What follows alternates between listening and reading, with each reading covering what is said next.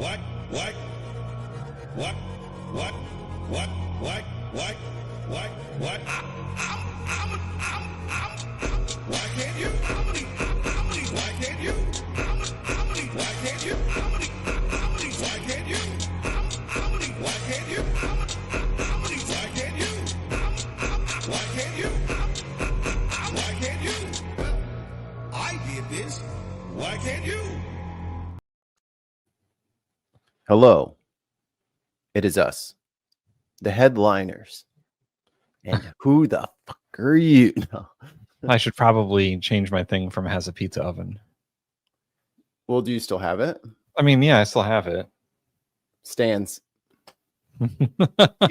Pizza oven. The ruling on the field holds. First down. Billy. Hi, Gina. Hey, Russell. Obama. We're talking about Obama today, amongst other things. I'm sleepy. Obama. I kept falling asleep, trying to stay up so I could send my wife off to work. And then, I was like, all right, I'm going right to bed.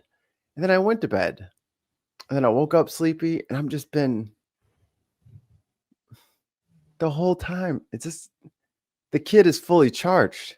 Her little green light's blinking, like she's good to go. I suppose I have a similar tale. Like I went to bed a little early last night, but I woke up when my wife woke up, and she wakes up at like 5:30. And I tried to go back to sleep, but it didn't happen. So I was just up. We're restless souls. Now I'm traveling in the night. I would like to sleep again. I miss sleep. I remember some days I would just on my days off, just sleep till 1. Oh, yes. What the? I don't even know what I would do to be in bed from 2 a.m. to 1 p.m. What? Yeah. I don't know. I wouldn't be able to do that no more. No. I can't even lay in my own bed now. It's too soft. I think I'm gonna start doing some more core exercises. I think I'm getting old and getting doughboy. I gotta get carved out of wood again. Yeah, and for the revolution. So yeah, you're gonna have to be in shape for the revolution. Shape. I'm trying to get in shape for the revolution. I've been doing some workouts, but I also have to do more lower back stuff, because sometimes when I wake up in the morning, my lower back is not good. Yeah. Are you a side sleeper? Yeah. You got a pillow between your knees? Not often. You got to put the pillow between your knees. And even if you have thick legs, you might even need one between your ankles. Because when you go to sleep and then your legs kind of do like that. Yeah. You pinch all that shit. Oh. Mm-hmm. We're supposed to sleep on our backs, but that makes me think spiders are going to kill me. Ooh, yeah. That's why I don't like sleeping on my back. What if someone just antiques me? I don't know. Jeez. I can't. It's trauma inducing. I can't sleep like that.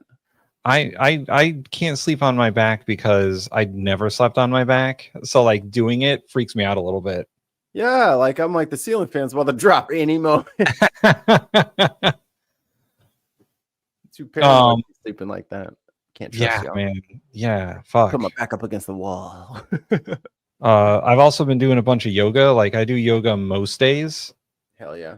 And that fixes my back when it hurts. Right. It's just stretching. Yes, because our rubber bands are losing their elasticity. Yeah. And I've been working on remaining flexible, because the few sports I enjoy, or the few physical activities I enjoy, revolve around me being somewhat flexible.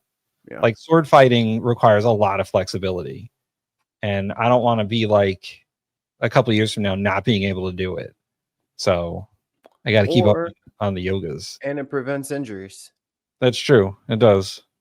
When all your shit works to its correct parameters, yes, it is safer in general.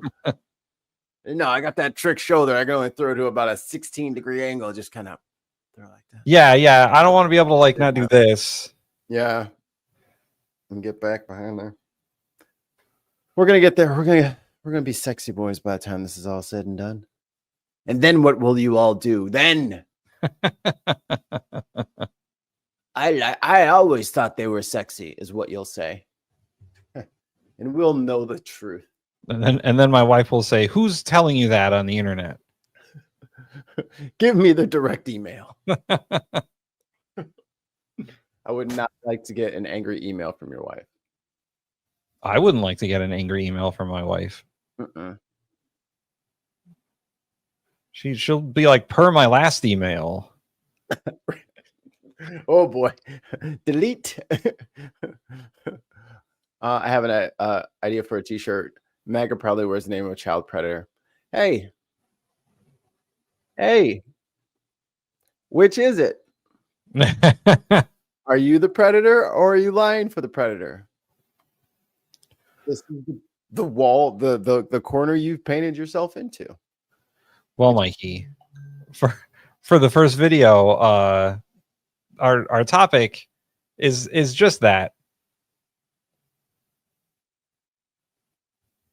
I already got rid of the thing. See, I hit the hide button early. I thank you. Good evening from New York. I'm Chris Hayes. Attorney General Pam Bondi privately told Donald Trump Prep school he tie. appeared in the Epstein files multiple times. And she told him this before her Department of Justice declared the Jeffrey Epstein case essentially closed. Nothing to see here, and declined to release any more files to the public, despite all kinds of promises to the contrary. Now, that's the top line of an incredible new piece of reporting from the Wall Street Journal today detailing... Pause. No, Rupert Murdoch, he's going to be scared of Trump. He's really going to be. He said, yo, get every reporter we got. He was like, "Oh, you're gonna sue me, huh? Well, fuck you too. How about that?" I also have a pair of nuts. Allow me to demonstrate. I mean, Rupert Murdoch's not this like benevolent little lamb. He's still a cutthroat asshole. That's why we've all hated him for 1,000 decades, because he refuses to decay into dust.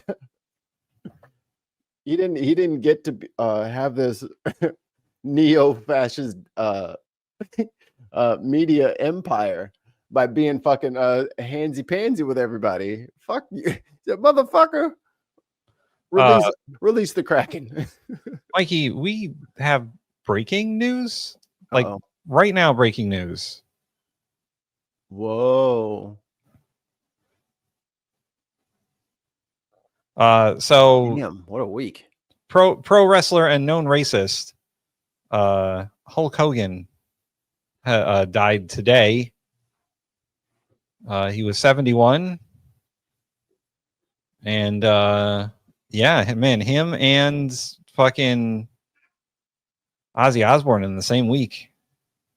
And Theo. And yeah. It comes in threes, they say. So I had heard through some of like the wrestling news that that Hulk Hogan wasn't doing well physically, like he was having some issues.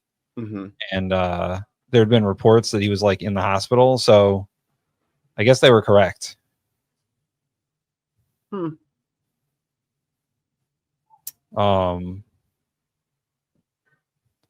As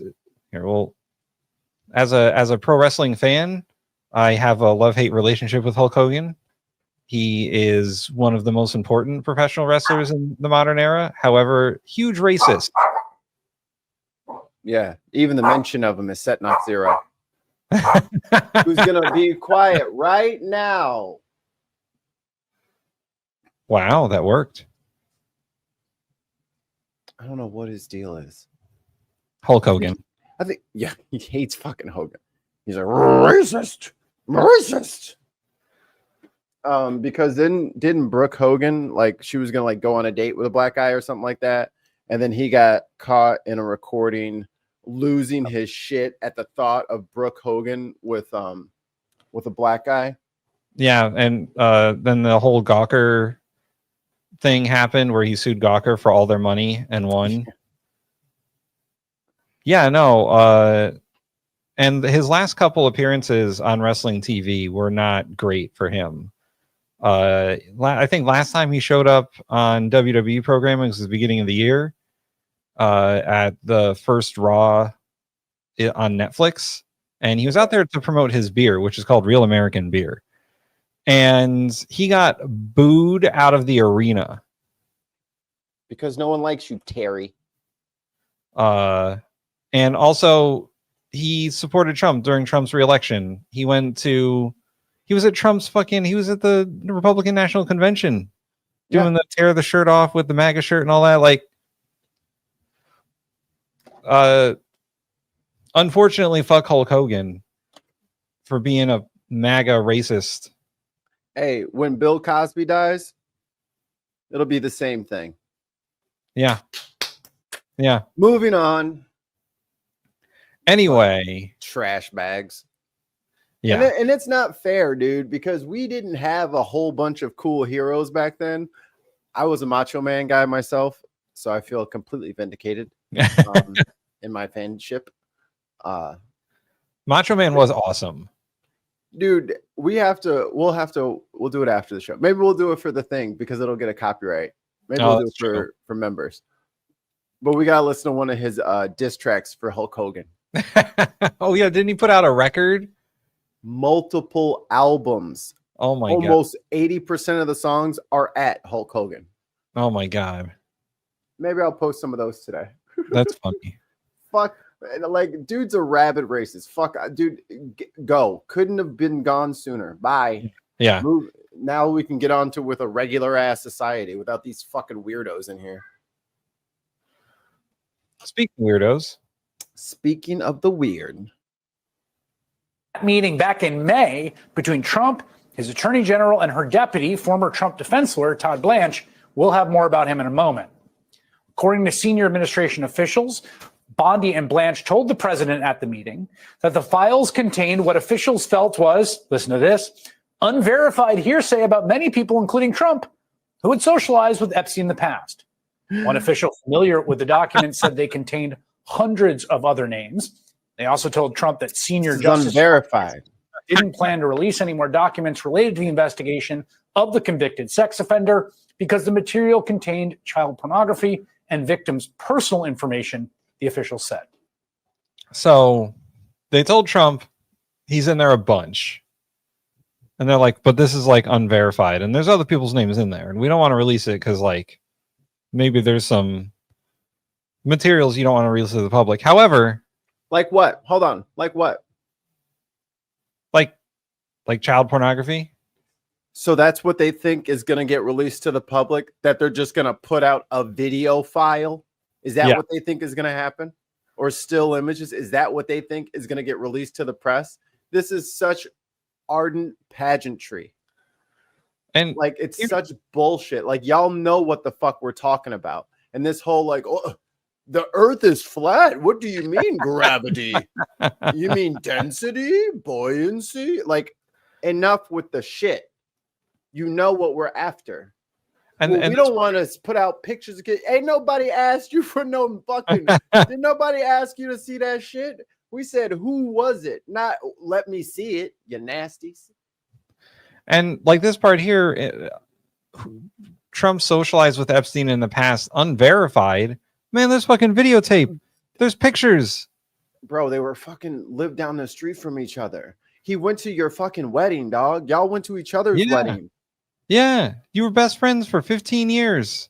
So what the like, bro, stop with the gaslighting already. You're caught. Either you did it or you're covering it up. Seriously. So that's where we're at. Yeah. Fuck off. Oh, we don't want to. You guys are gonna look at kid and stop calling it fucking child pornography. It's CSAM. That is not porn. Yeah. Now, I should be clear here. NBC News has not independently verified this reporting, which appeared just hours ago in the Wall Street Journal.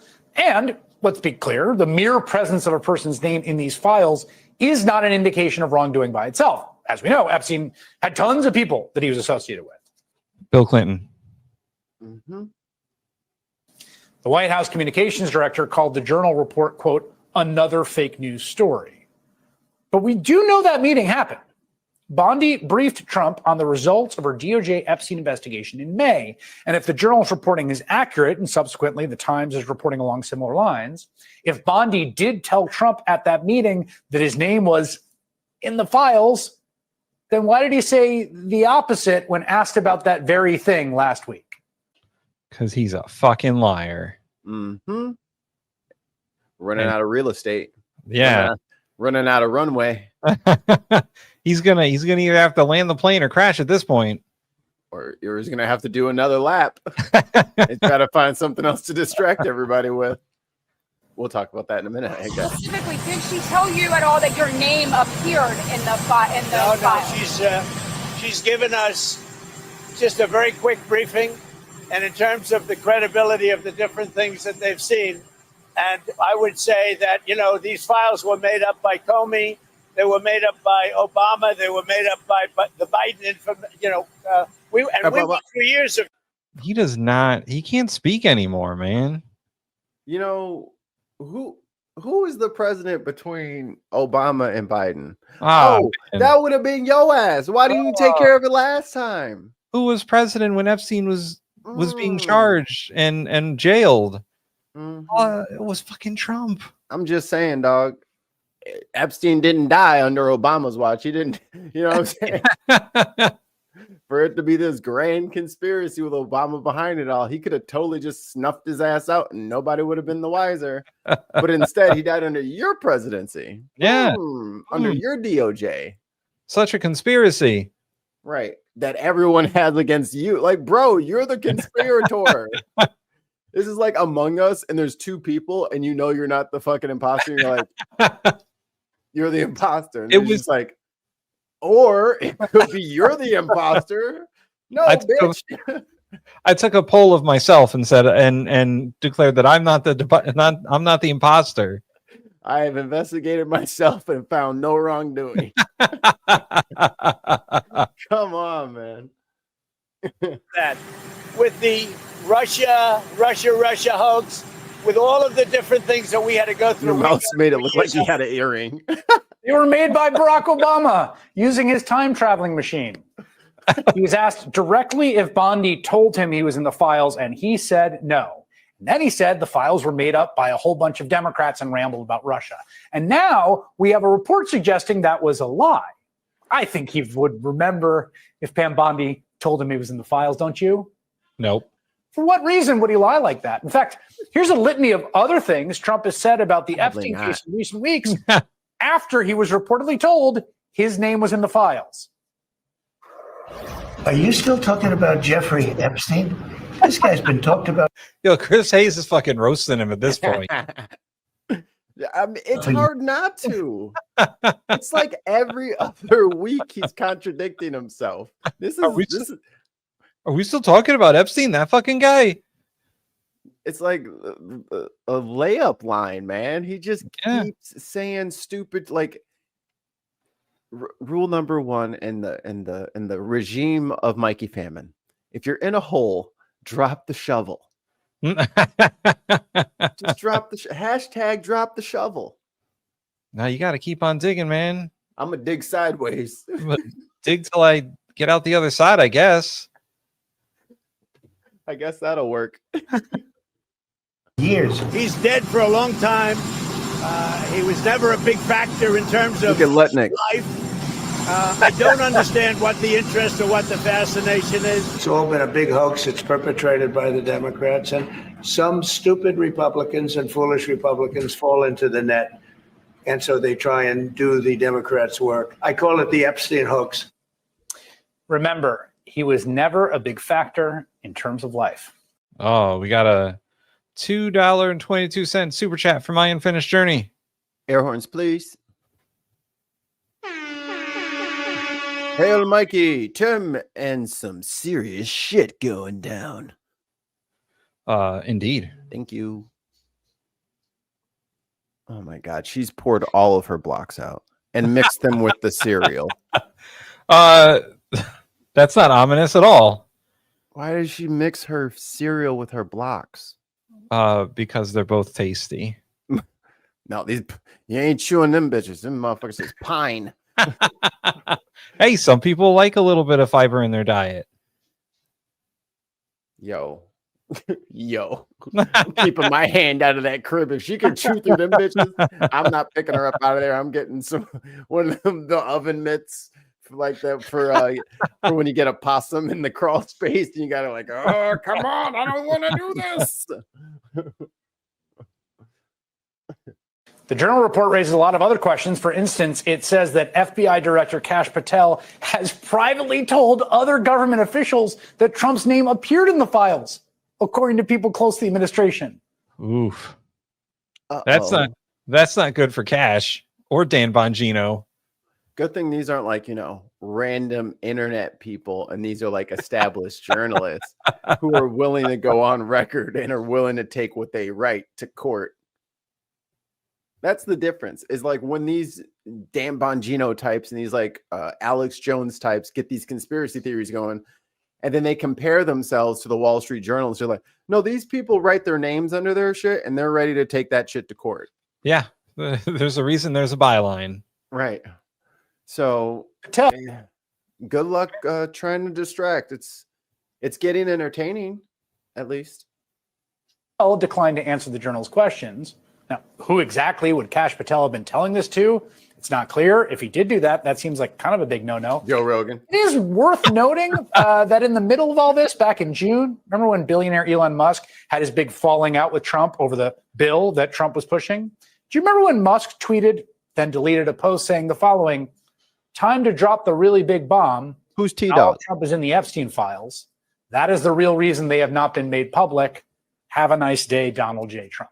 Yo, did someone tell Elon? And then he was like, oh, man, I can't wait to use this.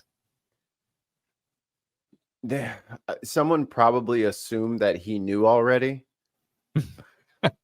And just kind of says, like, oh, what? Oh, USA. Oh, boy.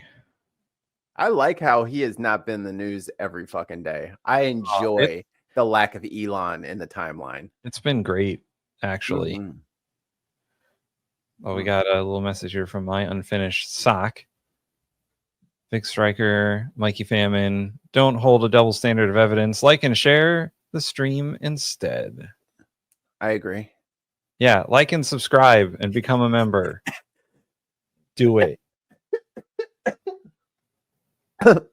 I like that Diz calls him Flump. Lump.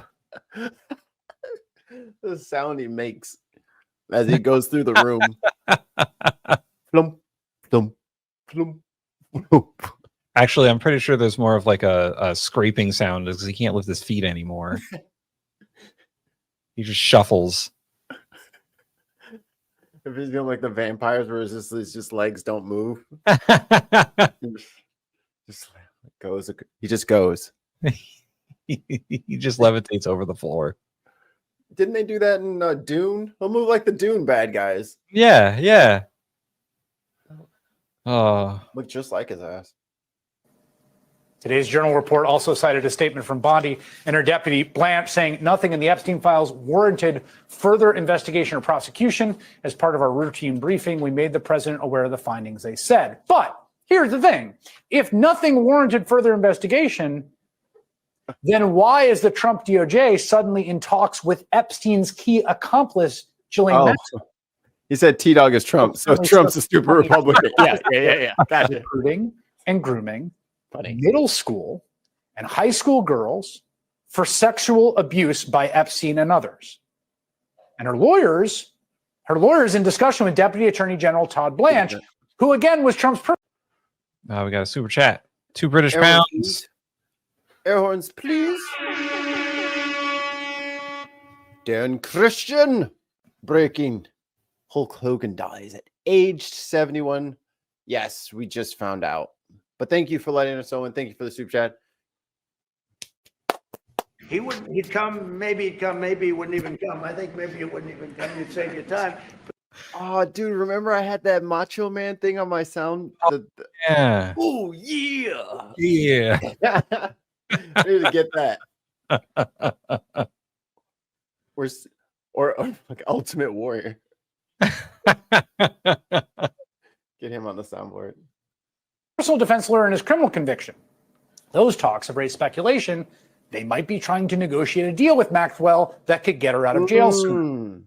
All of this comes after the Journal's bombshell report late last week describing a letter that Trump reportedly wrote the late child sex trafficker for his 50th birthday. Letter written inside a line drawing of a naked woman with Donald Trump signed where her pubic hair would be. That's gross. It's just gross. I feel like that was a thing for a while. Like, I feel like that was like in Playboy or something like that. Like, I feel like that was like a fad back then. I feel like I've seen stuff like that. You know what I'm talking about? Yeah. But like, I don't know, or like a hustler thing or something. Because, you know, like dirty magazines used to actually be a thing. So I feel like that's something that would be in there. And I feel like that's something that he would get done for his birth. You know what I mean? Like, I feel like that's 1000% in his wheelhouse. And he totally would do that thinking it was so cool to do. Do you think Trump submitted like letters to like Penthouse? I'm sure they interviewed him. Because that's what, you know what I mean? Like, that's what they used to do. Like, he's the perfect type of dude to go hang out with Hugh. And for sure. You know what I mean? Like, that was a whole, like, that genre of dude is gone now. Yeah. Thankfully. But, you know, they all wanted to be Hugh Hefners. All of them did. Well, they all wanted a bunny ranch. Trump's still around, so they're not all gone yet. Not yet. But on the day it finally happens. Oh my God. Oh. Boo doo doo doo boo boo doo boo. Woohoo. It's a celebration.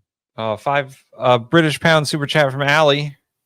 Well, let me get the button. You read it. The Two Davies Show just put out a new name for Trump. It's Tumshi. That's the top of a carrot. So say it Tumshi. Tumshi. That's oh, the fucking little the little grass part that sticks out.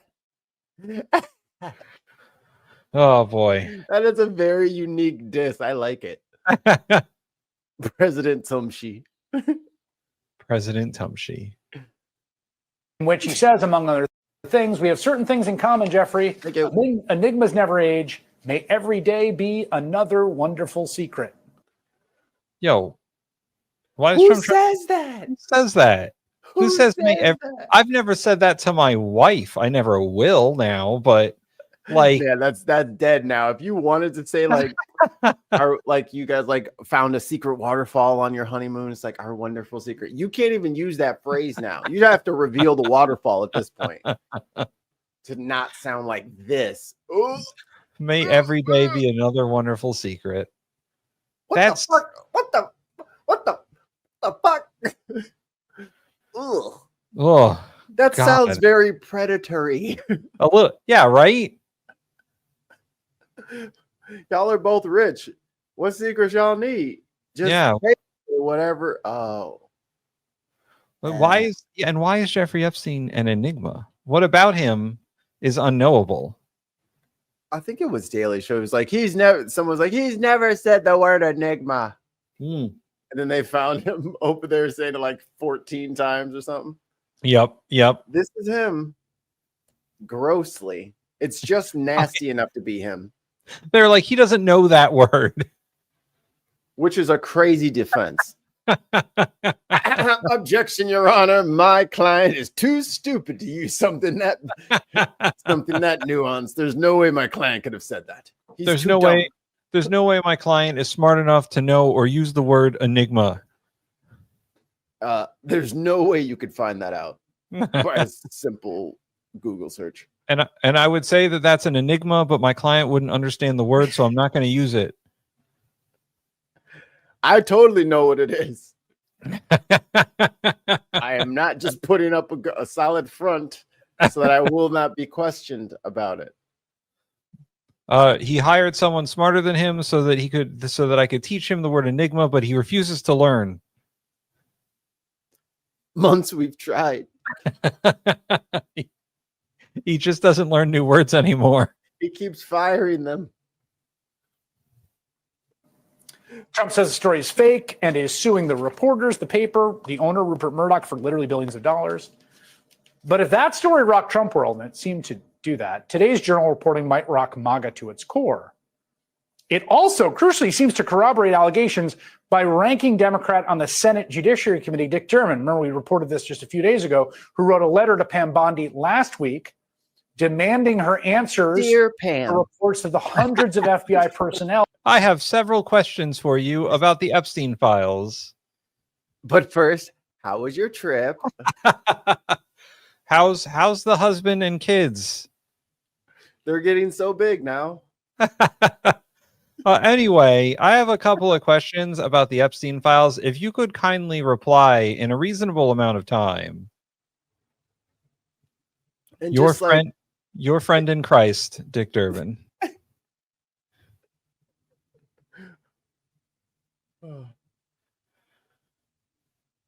Who reviewed the Epstein files were instructed to flag any records in which President Trump was mentioned. That's not suspicious. Question: where is the Attorney General all this? Trump appointee who months ago. Here's where the Attorney General is on all this. She tried to say something. Trump tried to stop her. She kept saying it, and he was like, please don't. And now it's too late. You shouldn't have picked someone so stupid.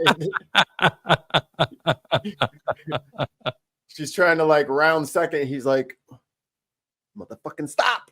She's like, run through. Got it. I can do this. Just take the hit, Bondi. Like, fucking don't say anything. No, we're gonna go all the way to the end of the line. Yes, yes, we will.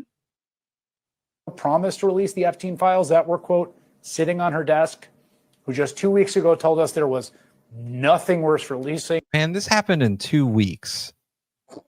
All this shit happened in 2 weeks. We got 3 more years. God, it's like, it feels like the news is accelerating at an exponential rate because of Trump. It's like the expansion of the universe. It feels like news is slowly approaching the speed of light, and everything else just slows down because of it.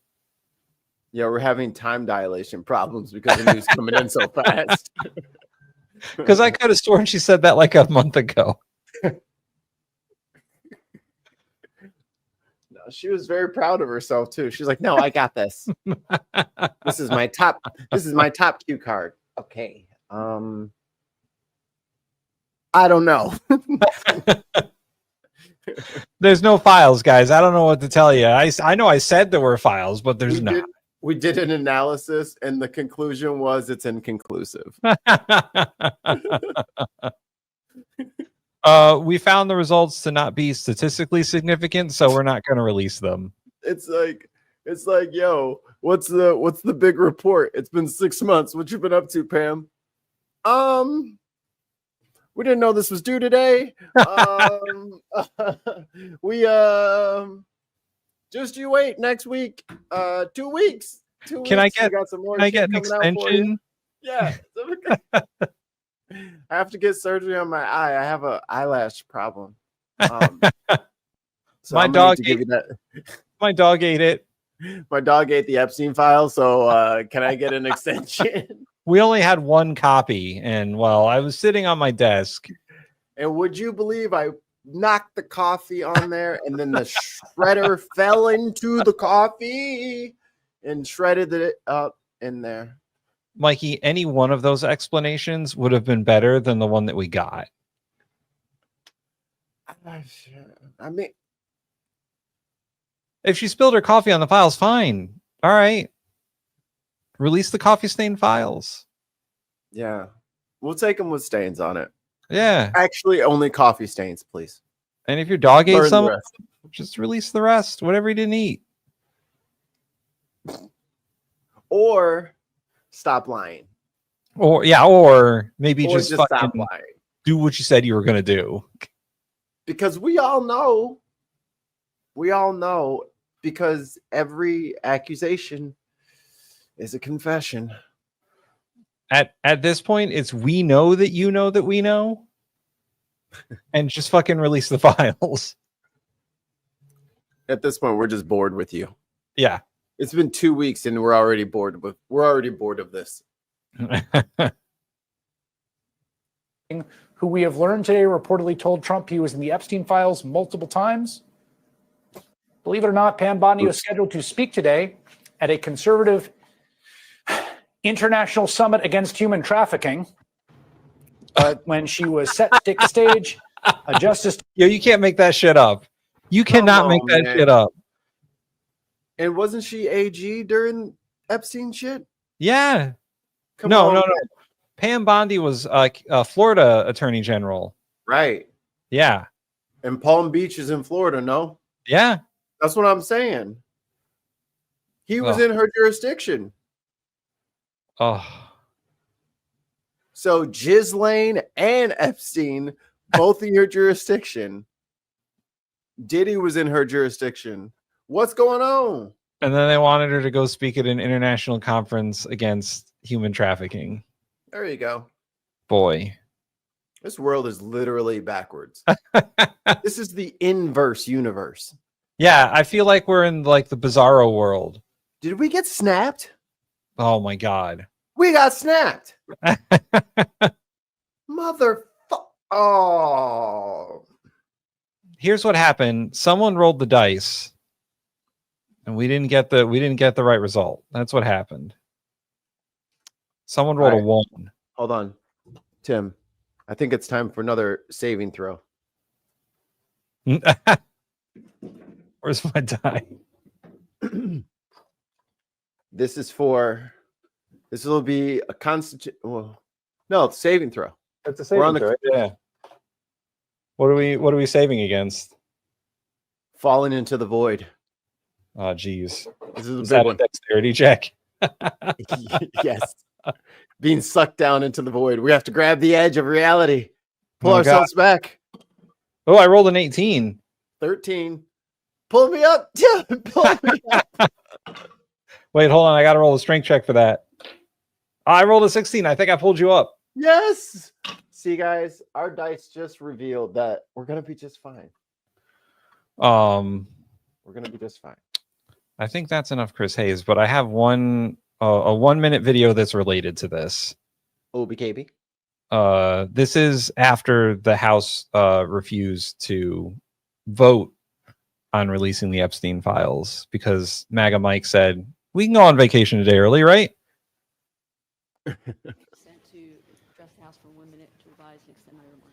Without objection, the gentlewoman is recognized for 1 minute.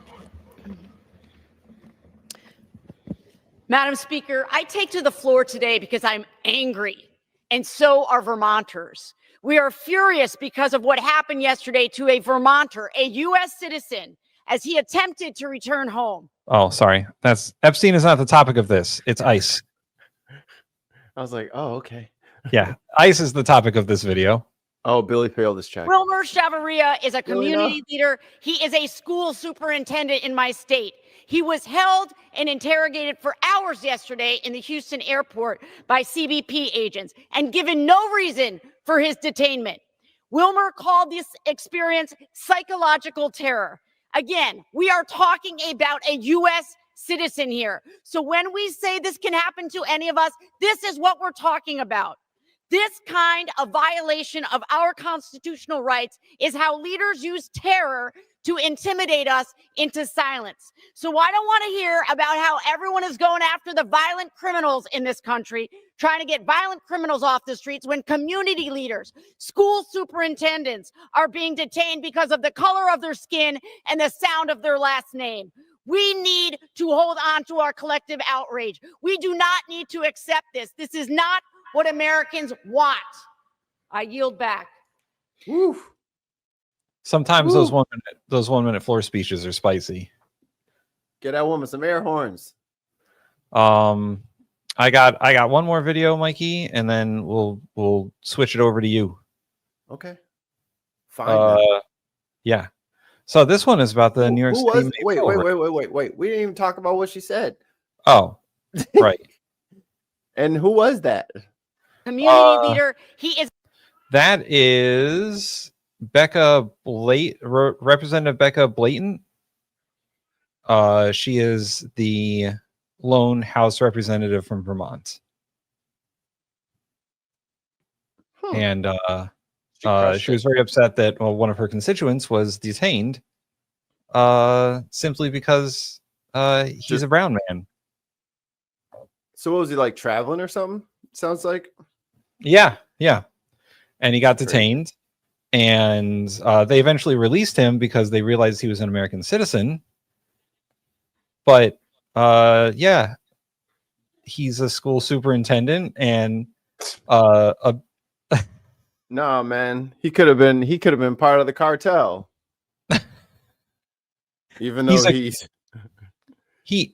mean, it may be political because he's like a community organizer too. So maybe like they were like, oh man, he's on the list, so we got to get him. But that too much fuss was made. Maybe. I'm glad she came out there and said something. Yeah, maybe and more Congress people will get their asses in gear. And I think that's, Vermont is not a state where there's a lot of excitement. People. There's more trees, really. Yeah. Most trees. And a Bernie Sanders. Like her and Bernie Sanders probably make up the majority of the population of Vermont. So why is ICE going all the way up into fucking Vermont to arrest school administrators? Who else is from Vermont? Ben and Jerry. And Bernie, right? And Bernie, yeah. Yeah. So they're going to go terrorize their rivals and their constituents. Like, come on, guys. They're not even like pretending. No. Like I know the figurative mask is off, not the literal one, because they all fucking don't want to show their faces because they're cowards. But I forget which state it is, but they're pushing it through the courts to mandate that they demask, and that's California. That's just part of the job. Like that's part of the risk that you assume. Like you don't have a right to anonymity. Right. Like you don't get to just be a maskless nobody. There's nothing in the Constitution that says that they're entitled to that. Right. And it's not something that police officers do. It's not something that FBI agents do. Right. It's not something that any law enforcement does on any sort of big scale. Even the military has patches. Yeah. Like you're supposed to wear your badge or your name or both. And you're supposed to be like identifiable because you're in an official capacity, correct? Yeah. You're doing things that are completely legal, which you could be held accountable for without any retribution, correct? Right. But they mask and don't have any identifiers. How do we know who that is? And like I said a couple of months ago, somebody's not going to believe them. Yeah. Or there's going to be another, like I think there's Tizzy Ent and all them are hunting down people with fake fucking cop lights in these SUVs, pretending to be cops trying to pull women over. Oh, yeah. They are catching them left and right. So they're going to be pretending with all this fucking shit that they can kit up their cars from Amazon, buy all their fake uniforms and shit like that. Ain't nobody finna start to... There's going to be a couple of more incidents and no one is going to trust these squads of motherfuckers coming in there. They're going to be seen as literal like gang rapists, which is possibly what they could be because no one knows who the fuck they are. Right. Yeah. Nobody. And when Holman's out, like, oh, they got to protect their identities because we don't want anyone to get like retribution on them. Retribution for what? What are you doing that you think this retribution is going to happen? He's like they were doxing our people. You're a public fucking figure, dog. Yeah. You work in the public. You do not have anonymity. Your paycheck, all of that shit is public record. If you take fucking taxpayer money, you are absolved with some of your privacy. That's how it has always worked. Yeah. Sorry, don't nobody give a fuck. Y'all sit there with fucking cameras all day and you track everybody else and you're mad that somebody's tracking your ass back? Shit, you better get used to it. Yeah. Tracking is as tracking does, dog. Have you heard? They can join the military then if they want, they can go live on a military base if they don't want nobody bothering them. Have you heard about the tow truck drivers in LA going around picking up ICE vehicles as they park and leave their cars? Tim, what if a child on a scooter was going down the street and ran into this illegally parked vehicle? The child might get hurt. We must tow this illegally parked vehicle immediately off the roads. It's for public safety, Tim. It is. It's for public safety. There's no, you can't just park your cars illegally. It's just wrong. And it will bankrupt the government with them trying to get their shit out of that lot. You got $275 tow, and then they had to use the winch, so that's another $100. And then oh yeah, well, I mean, first there's the impoundment fee, and then there's the tow fee. It's like $75 plus like $25 for every mile over 50. Administration fee. Yeah. And then there's the actual like fine for parking your car illegally. Yeah. You know, that's a court date. Yeah. Yeah. And then, you got to pay legal fees if you want representation, and it's another $250. Yeah. So yeah, when she says this is not what Americans want, it's what they're getting. It's what they're getting. I will be right back. Mikey's gonna leave us. Well, he's gone. Let's talk about him. How's it going in the chat? How's everyone today? We didn't do our let's see who's in the chat. We got Sarah Davies, Diz, Kate Smith, Person Impersonator, Cole, Dave W, Billy, Cortez is in there somewhere, Allie, Chris C, Gina. Just going in like the last couple ones we got here. Let's see. I think that's everybody. Oh yeah, My Unfinished Journey, My Unfinished Sock, Trip. There we go. That's okay. If they left, they left. We'll still give them a shout out. Oh yeah, and Poll. Right? Poll? I already said Poll. But more for Poll. Maybe Mikey will be back. Maybe he won't. Hey, like and subscribe. I'm trying to get us to 1,000 subscribers by the end of August. So let's set that goal. 1,000. We're close. We're like 110-ish away. So let's see if we can get there. Let's see if we can get to Mikey. Yeah. I was saying shit about you while you were gone. Okay. I think that we should set a goal for getting to 1,000 subscribers by the end of August. Okay. We're only like 100 away. I think that's doable. Yeah. So, Greg in the chat. I was doing shout outs in the horns in the chat. So like, I don't know, maybe if we get to 1,000 subscribers by the end of August, we'll do some sort of like live Q&A or something. Yes. I would do this. Yes. So she poured all of her fucking blocks all over her like blankets and pillows and stuff, and I was like, you can't get comfortable, can you? Let me clean your blocks up for you. Jesus. Well, I'm like, lay down. She's sleepy. So we got New York City. Yes. Subscribe and share if you dare. New York City mayoral race. There's a bit of a problem for some of the candidates. Turning now to a major development in the race for New York City mayor. Coming just 3 weeks after 33-year-old Democratic Socialist Zoran Mamdani stunned his party with a convincing 13-point primary victory over former Governor Andrew Cuomo. But Cuomo is not backing down, announcing his race as an independent. In a video announcement, Cuomo took a clear shot at his opponent while leaning into the same issue that drove Mamdani's success: affordability. Only 13% of New Yorkers voted in the June primary.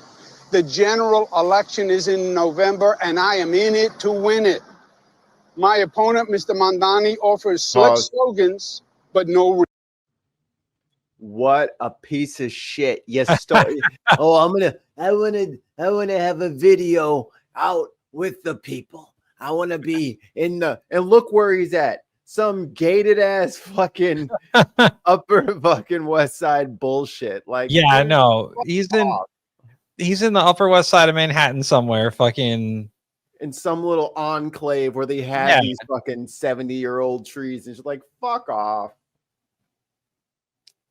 And You're it's not a man on the street. Real solutions. We need a city with lower rent, safer streets, where buying your first home is once again possible. Oh, I found a black friend. That's such an actor. What is he showing that man? Like how to work his phone? No, this is my website. I made it. No. You can always tell when it's bullshit. How often do you walk up to people who don't have a logo or something on their clothes? That is true. Just completely, and then there's no one in the background that has any like jerseys. You know, no one's wearing a sports jersey. True. You can't take any picture anywhere in public and not get 17 brands blasted at your face. Yeah. That's the point of modern advertising, is it's intrusive. It's everywhere, but nothing here. For example, I'm wearing pajamas from the movie Elf. And this is well, y'all already know. Oh, Streamlabs, yeah. Diamond member, you know. It's the diamond. Anyway, continuing on with this nonsense. Fake ass. Your child care won't bankrupt you. That's the New York City we know.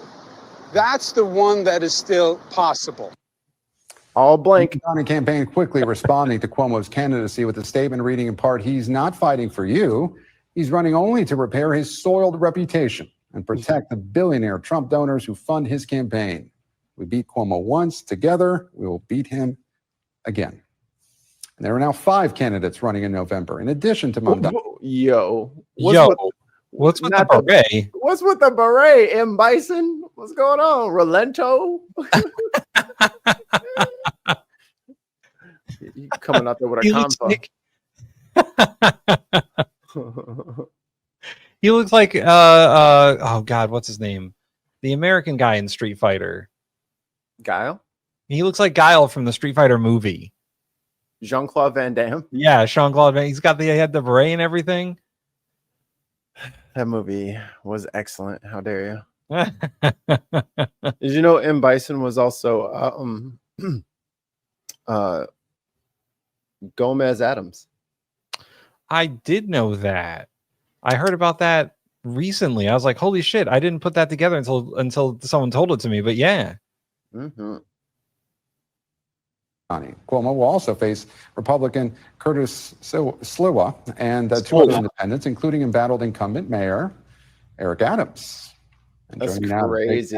His top candidates is national political reporter Steve Kornacki. Steve Kornacki, the big boy. Oh, he's back. We have a crowded field. Everyone says they're staying in until November, but what are the candidates looking at to make that decision? Yeah, Gabe. So it's interesting. Here are the 3 major, as you say, the 3 major general election opponents for Mamdani right now: Andrew Cuomo, Eric Adams, the current mayor, Curtis Sliwa, the Republican nominee. And this is what they're saying to each other.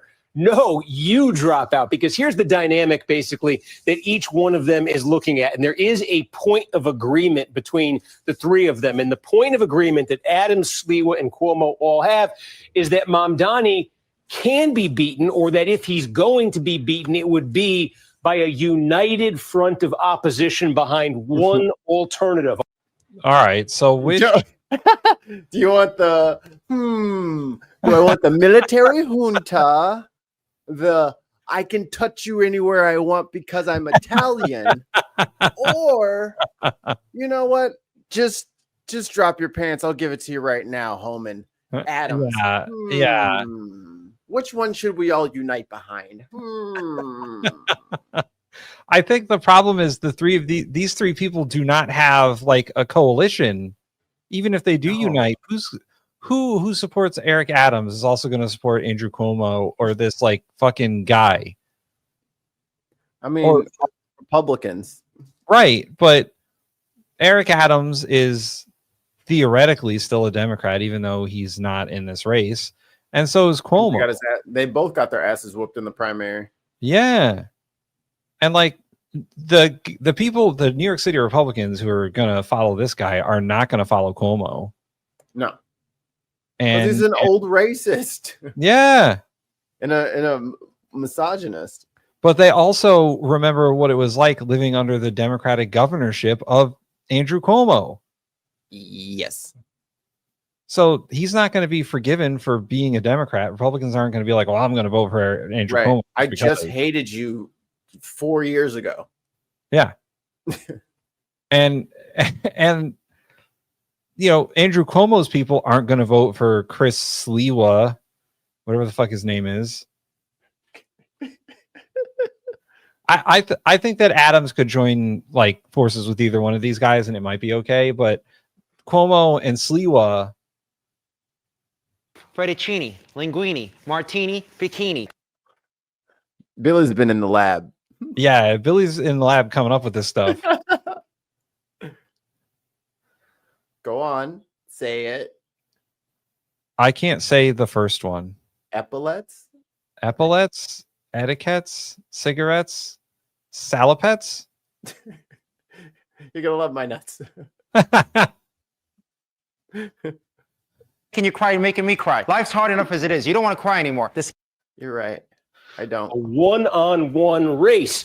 And they agree that if it's a splintered, fractured field, that's going to benefit Mamdani. Where they disagree is on who that one candidate should be, because they each look at each other and they say they're too weak to beat Mamdani. So, for instance, Cuomo, who says, as you say, he's staying in the race. Now, Cuomo, what his opponents see, what Adams and Sliwa see when they look at him, is a candidate who just got beat by Mamdani in the Democratic primary after starting that race as the overwhelming favorite. They see somebody with the baggage of scandal, resigned as governor 4 years ago amidst controversy. They see somebody who's still unpopular with New York City voters. The most recent public poll on this had Cuomo's unfavorable rating at 47% with New York City voters. His favorable rating lower than that, just 41%. So if you're Adams and you're Sliwa and you're looking at Cuomo saying he's staying in this race, they're looking at him saying, hey, you had your shot at Mamdani. You proved you couldn't get it done. So then shift here from Cuomo to Eric Adams. What does a Cuomo, what does Sliwa see when they look at Eric Adams? They look at the incumbent mayor, somebody who got elected to this job 4 years ago, who says, hey, there's some stats last week showing violent crime coming down. He thinks he's got a record to run on. But if you're Cuomo and you're Sliwa, here's what you see. The most recent public poll, favorable, unfavorable for Adams, 68 unfavorable. His favorable just 19%. 68 unfavorable is fucking like George Bush in the last year of his term unfavorables. Like, damn. I mean, I guess it's good that he's running because he will drain some of that would be like if you don't want to vote, if you're a Republican in New York and you don't want to vote for Sliwa, like you would go for an Adams, right? Yeah. Because he's already capitulating to the Trump administration, and it'll be like a Democrat we can control. Cuomo, like, you know, I don't know, like he's so sad. Like I'm glad he's running because he'll pull like 15 people, and that's perfect. Keep them separated. Here's the problem. I don't know what this is the first time I've ever heard of Curtis Sliwa. So I don't know what his like finances for his campaign are, but Cuomo and Adams, they got money. They could stay in no matter what. Like they could run a campaign Legally gained money, some would say. Some would say. But either one of these guys, finances isn't a problem. They could run a campaign in New York City and not worry about it. If they all stay in the race, Mamdani's going to win. Yo. He's a talk show host? Which one? Sliwa? Yeah. Oh my God. Let me finish this and we bring up this talk show. Remember the indictment on federal corruption charges, then the Trump DOJ saying they're dropping the case. Enormous political baggage for Eric Adams. So your Sliwa, your Cuomo, you're saying, well, that guy can't beat Mamdani. And then the action shifts over here to Curtis Sliwa. Now, Curtis Sliwa was a familiar figure to New Yorkers. He started the Guardian Angels group in the high crime 1980s. He's been a ubiquitous figure in media in New York City for 4 decades now. But Sliwa's got a track record here. He was the Republican nominee 4 years ago, just like he's the Republican nominee now. He ran against Adams 4 years ago. How did he do? He got 28% of the vote. He lost to Eric Adams by more than 40 points. So Adams and Cuomo are looking at Sliwa and saying Republicans, they almost never win in New York City. And this guy already tried and got trounced. So why would I, Andrew Cuomo, why would I, Eric Adams, defer to Curtis Sliwa? That's it. Each one of them brings a That's pretty crazy. He lost by so much to Eric Adams. Let me find a show. So it looks like the only thing this Sliwa guy had going for him was he was like part of the like subway guardians during the 70s. Yeah. The crime wave. Yeah, the Guardian Angels or whatever they're called. Yeah. Let's see. I voted for Trump. Therefore, everything that I want to happen needs to happen. You bitch. I figured I'd get that in before I gave up control of the sounds. Let's give him a listen, shall we? Tide goes in, tide goes out. You can't explain that. Have a seat, pup. Have a seat. So I honestly don't see any of these guys actually. Maybe Cuomo if he realizes he's definitely not going to win, but Adams is in it for the long run. And the Sliwa is the fucking Republican nominee. He's not going to drop out. Yeah, he might as well stay. He's not getting pushed from his side, so yeah, I might as well stay. Get some recognition for myself. Let's hear what keeping socialism out of the city. A major campaign issue is crime. You can't wear a beret all the time and like no socialism. Come on, man. You're European headwear. And safety, especially after Mamdani called for defunding the police, ending cash bail, and decarcerating criminals. Countering these policies is a huge part of, and I will now correct myself, Curtis Sliwa's platform, founded the nonprofit volunteer organization, the Guardian Angels. It focused. Oh, what's that hand signal there, bud? Oh. Why'd they put that one on Fox News? 1987, though? Was that really a thing in 1987? Sure. Focused on crime prevention all the way back to 1979. Curtis Sliwa joins me now. Curtis, that's how a lot of people know you. And you've been running over and over for mayor. What? He's still wearing a beret. But why this time? Well, I've only run one other time, 2021. And I warned everybody that Eric Adams would be corrupt and there would be chaos. And that's his problem. He's cloaked in corruption. And as you mentioned, my name, Andrew. Call me Andrew Giuliani, not Andrew Cuomo. Oh, my goodness. But Andrew Cuomo. What? What the fuck is he talking about? Call me Andrew Giuliani? What the fuck?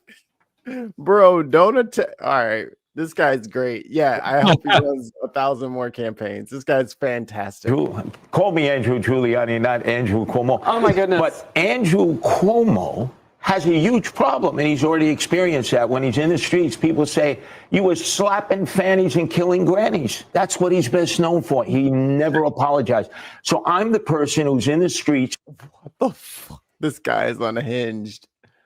In the subways, taking on Zoran Mandami on the issues of which there are many to compete with him. And remember, I'm the only one in the subways. I'm the only one backing the blue-collar working class people. The rest of them, they all spend time with their billionaire friends.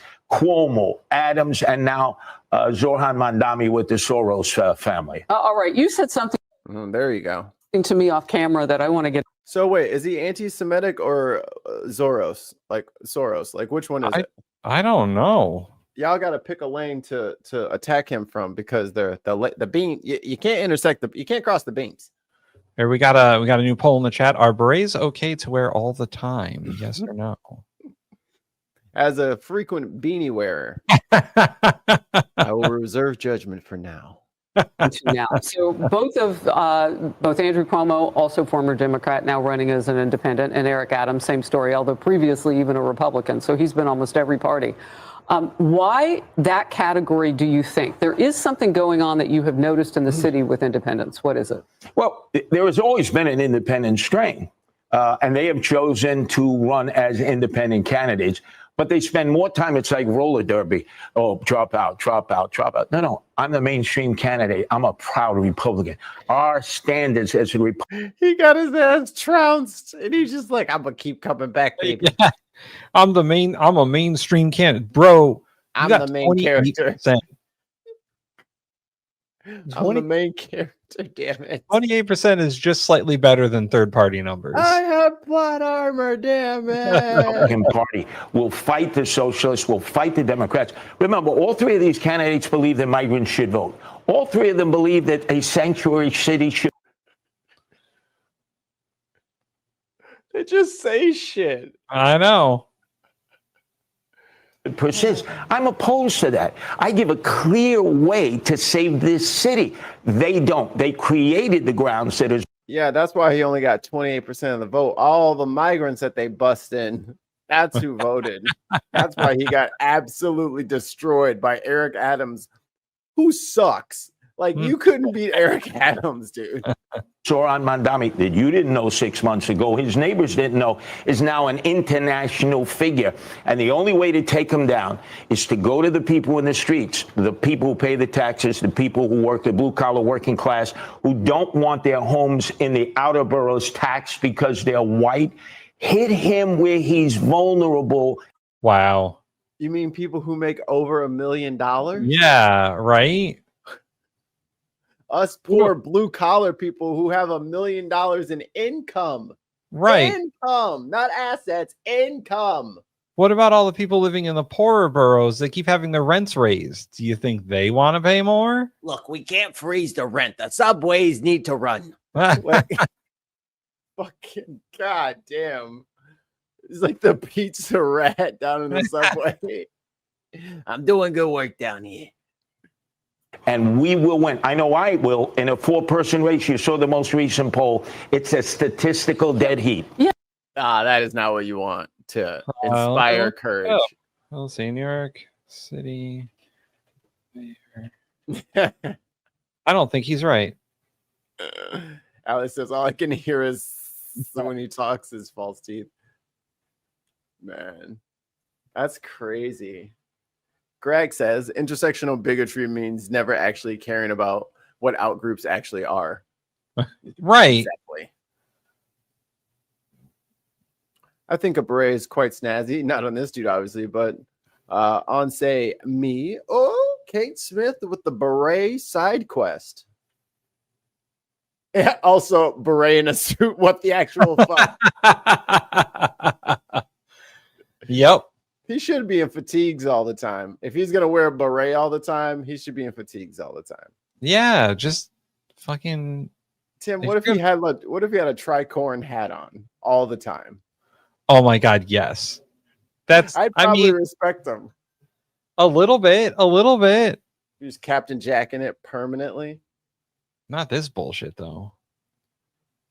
I mean, there's nothing even on it. It's just red. Yeah, it's just a red beret. He's fucking Jean-Claude Van Damme.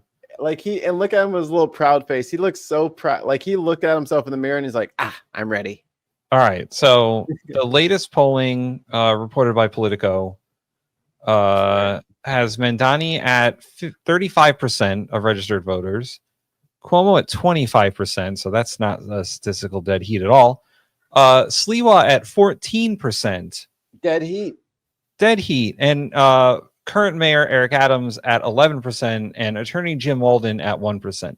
So a dead heat. That's statistical noise. And by the way, I like to report this with polling too because it makes a difference. This was a survey done of 1,036 New Yorkers, likely voters between July 2nd and 6th, and the margin of error is 4.2%. So even with a margin of error, still not a dead heat. Why do you think that is? Seriously, I mean, the name recognition for they got his hand right there. When you see Cuomo, just think hands. Hands. He's telling you to stop. He's saying, "Hey." No, he's saying, "I'm going to touch your body with this hand." Oh, this one. That looks like an old man hand. I don't want that touching me. It's stumpy and strong. New Yorkers, and I've never lived in the city, but people know your name primarily because of the guardian angels, and so they see you doing this. That means he's a liar. Is on crime. He wants to defund police. Yet we should also know Eric Adams, a former cop. I mean, why are you still in there? Do you think? Well, because we live in a city where we lock up toothpaste and not criminals. Cuomo was the governor, Eric Adams the mayor, Zohar Mandami in the assembly. I've been fighting against that. I am a Republican. So you've done nothing since the 70s. Right. Like literally nothing. Cool. At all. He seems like a real winner. Yeah, I mean, if everyone stays in the race, he's going to lose by more than he lost last time. Yeah. Good job, dude. You're doing it. You're doing it. FEMA.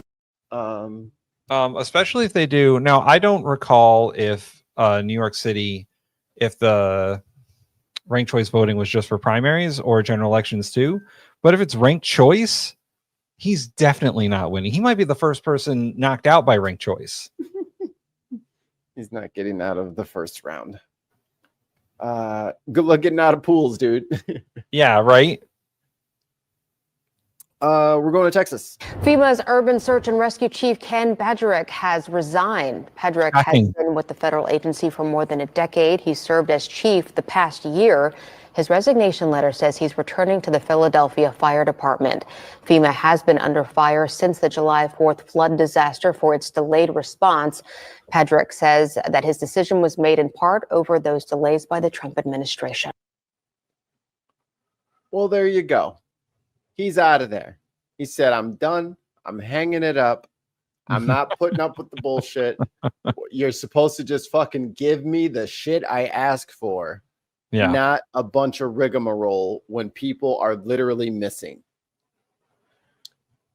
Hundreds of people missing.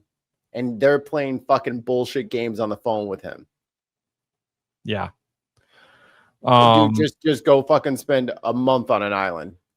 Just get the fuck out of here. His brain, I can't imagine the trauma for him having to deal with all that. And the guy they put in charge of FEMA is a goddamn lunatic. Like, not this guy, the guy who's like in charge of, like, at the federal level, he's the secretary of FEMA. And there is no.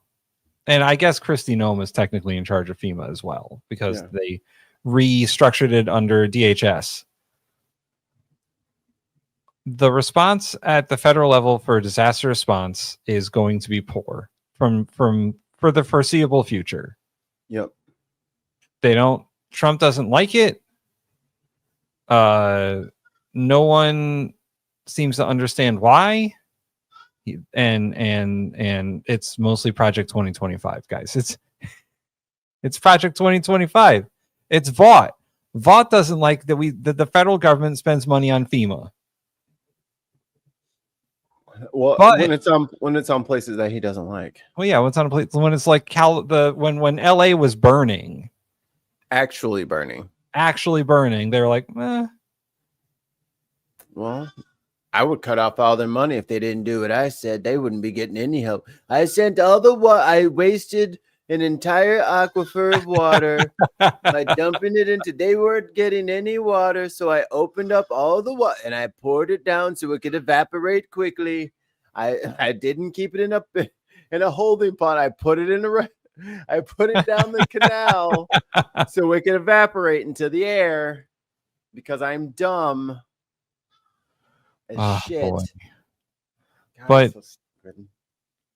FEMA exists for a reason. It's because states can't do disaster response and coordinate it effectively. It costs more for states to do it than the federal government. Because if it's the federal government, the president can just declare an emergency and then things just happen. Like FEMA has the authority to just do things. Yep. But if it's a state response, the governor can only declare so much. And states only have so much money. Right. And they only have people. so many resources. Yeah. Like if it's like sometimes when they have like blizzards and shit like that, and the Midwestern cities will have to send trucks over and send salt over and stuff like that. And we just get on the highways and we'll bulldoze away over there and we'll come help. So if you just don't have that connection or no one's going to show up to help, what are you going to, I mean, yeah, if Miami or something gets hit with a hurricane and they're all buried under sand, like it was the last time, and like there was like dunes in the middle of the street, and they don't have the money to help get rid of all that shit, it just stays there. Right. One very important thing that the federal government can do that the states cannot is call upon the Army Corps of Engineers. Didn't they defund most of them? Or I thought something happened with them. But I mean, the Army Corps of Engineers still exists. But in most cases, like, hey, if you need an emergency bridge built because your bridge got washed away, guess who can do that? The Army Corps of Engineers. If you need to get a lot of sand off your streets because of a hurricane that blew in, guess who can do that? The Army Corps of Engineers. Like, states don't have that. They just don't. They have a National Guard, but they're not trained in disaster response like the Army Corps of Engineers is. Well, that's why we set it up, right? So that they can be the people to take care of these things. Yeah. That they can be the people to like, a bridge got washed away because of flooding. Well, we have the equipment to build a temporary bridge, right, to help out. But if you're just going to get rid of FEMA and you're going to get rid of that authority, then fuck. I mean, FEMA doesn't have a perfect record. Right. They weren't great under George Bush. Like the whole Katrina thing, not great. But like they learned to put actual people in charge instead of just political appointees. And their disaster response, like Hurricane Sandy, for example, was a lot different and a lot better. And the responses to hurricanes in Florida recently have been very good. And in North Carolina, even though Trump said when the Carolinas got hit. Yeah. And everybody rushed out and helped because that's the right thing to do. Yeah. That's why we put it into law, because it's the right thing to do. I understand this guy's frustration is the moral of the story. Him out of there. And that once again, that's their loss, because all these people who are trained in administration and disaster relief and how to like do logistics, those people leaving is a problem. Yeah. Because that knowledge is not just, immediately transferable. Right. Those people probably learned that stuff over a long period of time, and now it's just gone. It's more like government brain drain. Yeah. The dry rot continues. So last night I found this. So there's a lot of good. If this was like a law, like this would be like a law procedural, but this is like council wide. So let me know when to pause it, Tim. Okay. I think we should all see this. Okay. And I believe Mr. Biggs has a motion for amendment of Ms. Lee's motion. Yes, thank you, Mr. Chair. I move to amend Ms. Lee's motion to include the release of all communications between President Joe Biden and or the Biden administration officials and the Department of Justice related to Jeffrey Epstein. Motion is offered. All those in favor signify by saying aye. Aye. All opposed? Prior to vote? Yep. Thank you, sir. You have an amendment to the amendment? I do, Mr. Chair. Mr. Garcia is recognized for the amendment to the amendment that Mr. Biggs has offered. Thank you. To Ms. Lee's motion. I moved to We're getting wonky, baby. An amendment to, I love that shit. add a second amendment to the amendment to Mr. Oh, wait, real quick. Christy has one thing about the floods. Do you think there will be prosecutions surrounding the deaths of those summer camp girls who were placed into harm's way? No. Because the government will say they don't have that responsibility. Correct. There might be prosecutions on like the local level and the state level, but not at the federal level. I don't think anybody's going to be found liable for it. They're going to say it was an act of God, and because you got to remember, this is Texas. Yeah, they don't want regulations. They don't want all the shit. They allow people to build in floodplains. Like, yeah, this is a consequence of their hands-off, laissez-faire style of government. It's dangerous for people. There's a reason why you have surveyors and people declare places unlivable. Yeah, it's not because you want to be a dick. I mean, rewild the place. There's plenty of fucking space in Texas. Not want for fucking land. And it's not like when it got too cold in Texas and like the power stopped working because the power industry there was deregulated to such a degree that like they didn't care about anything anymore. Like, yep. Their power plants weren't producing any power and they jacked up people's rates because of it. Like, it's not like there's someone to blame there, right? There's no utility company to blame. There's no like third party here. It's the government fucked up and you're going to sue the government? Who was it? Kansas or Nebraska? Who was it? Who they got rid of all their taxes on the corporations and shit like that, and then it took about 18 months, and like, oh my god, we gotta raise taxes. We made a mistake.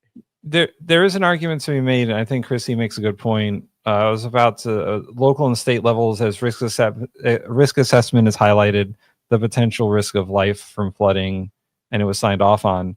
There are people who are accountable for voting against early warning systems, voting against spending money on flood prevention, voting against spending more money on meteorological research. Those people, yes, are to blame. Will they get sued? Probably not. They just won't win their next election. Yeah. And that'll be it. Yeah, like it's not like they're gonna start suing town councilors or county government people because they voted against an early flood warning system. Right. We're gonna do more walking paths. Yeah. Carving into the ground. Poor kids. Now back to the amendment about the amendment. Yes. But this is also a comment, or we're already 3 into it now. So this is like it started on number 2. It's like Robert's Rules of Order's Inception over here. Yes, Garcia is the third iteration. Biggs to strike President Joe Biden and or Biden administration officials and replace with, quote, any president or executive branch official, end quote. We will dispense with Mr. Garcia's motion to amend the amendment of Mr. Biggs before we vote by voice on Mr. Biggs' amendment to Ms. Lee's motion. All those in favor of Mr. Garcia? So it's Ms. Lee's motion that's been amended by Biggs, which is being amended by Garcia.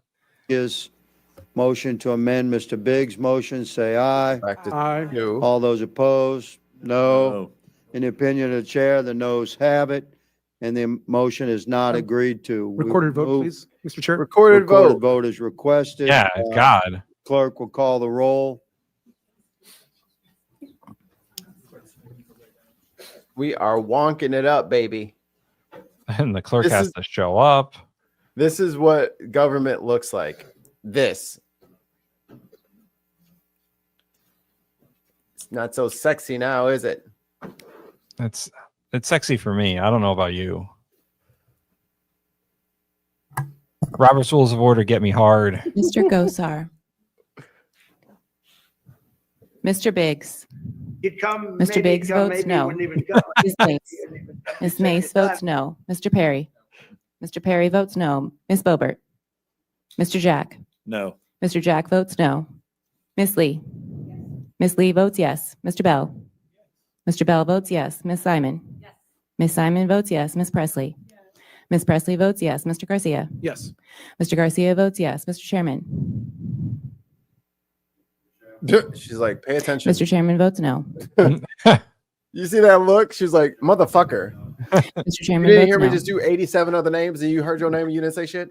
You're the chairman. Pay attention. Quit sad talking. Mr. Chairman, on this vote, the ayes are 5, the nays are 5. Ooh, 5-5. The vote is a tie. The motion fails.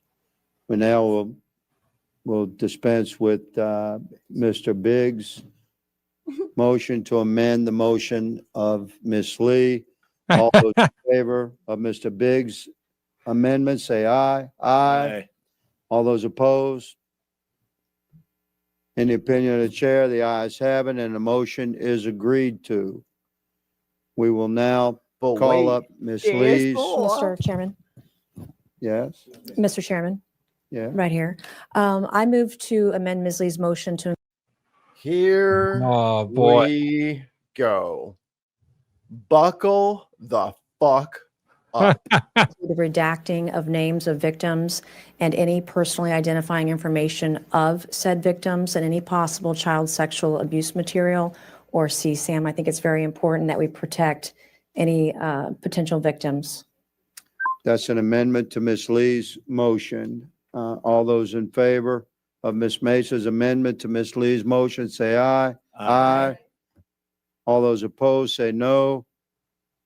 In the opinion of the chair, the ayes have it, and the motion is agreed to. Mr. Chairman, Ms. Mays? I move to amend Ms. Lee's motion to add the word credible before the word complete. Ms. We got baby food delivered, so I got to go get it off the porch. I'll be right back. Mays has further amendment to Ms. Lee's motion. All those in favor, say aye. Aye. We'd like that. We just want that in writing. We just want to make sure we have the exact change to the motion, please. I believe she said she's added one word to, can we dispense? Credible, the word credible. credible after the word complete. Sorry. We respect the gentleman's query. I'm asking to move forward. We're going to give that to them. Okay.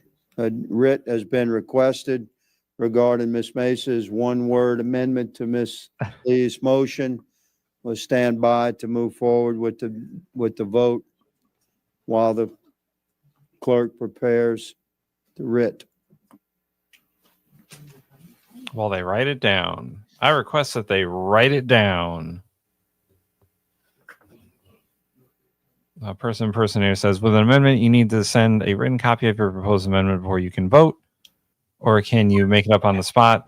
It is apparently both in the House of Representatives. You can request it to be written down, like Representative Garcia did, or you can just go with verbal, whatever the clerk and the what's the person who does all the secretary, whatever they write down. So it can be either or. You can request it to be written down, like it's being done right now. We're keeping our elbows up, bud. It's Ollie. Hi, Ollie. Hi, Ollie. You're not. Mr. Chair, is there an opportunity to comment on the motion? Not during the, not at this time. You're asking to be recognized for comment Yes. after we. While we're doing nothing. dispense with this. Yeah, while we're doing nothing.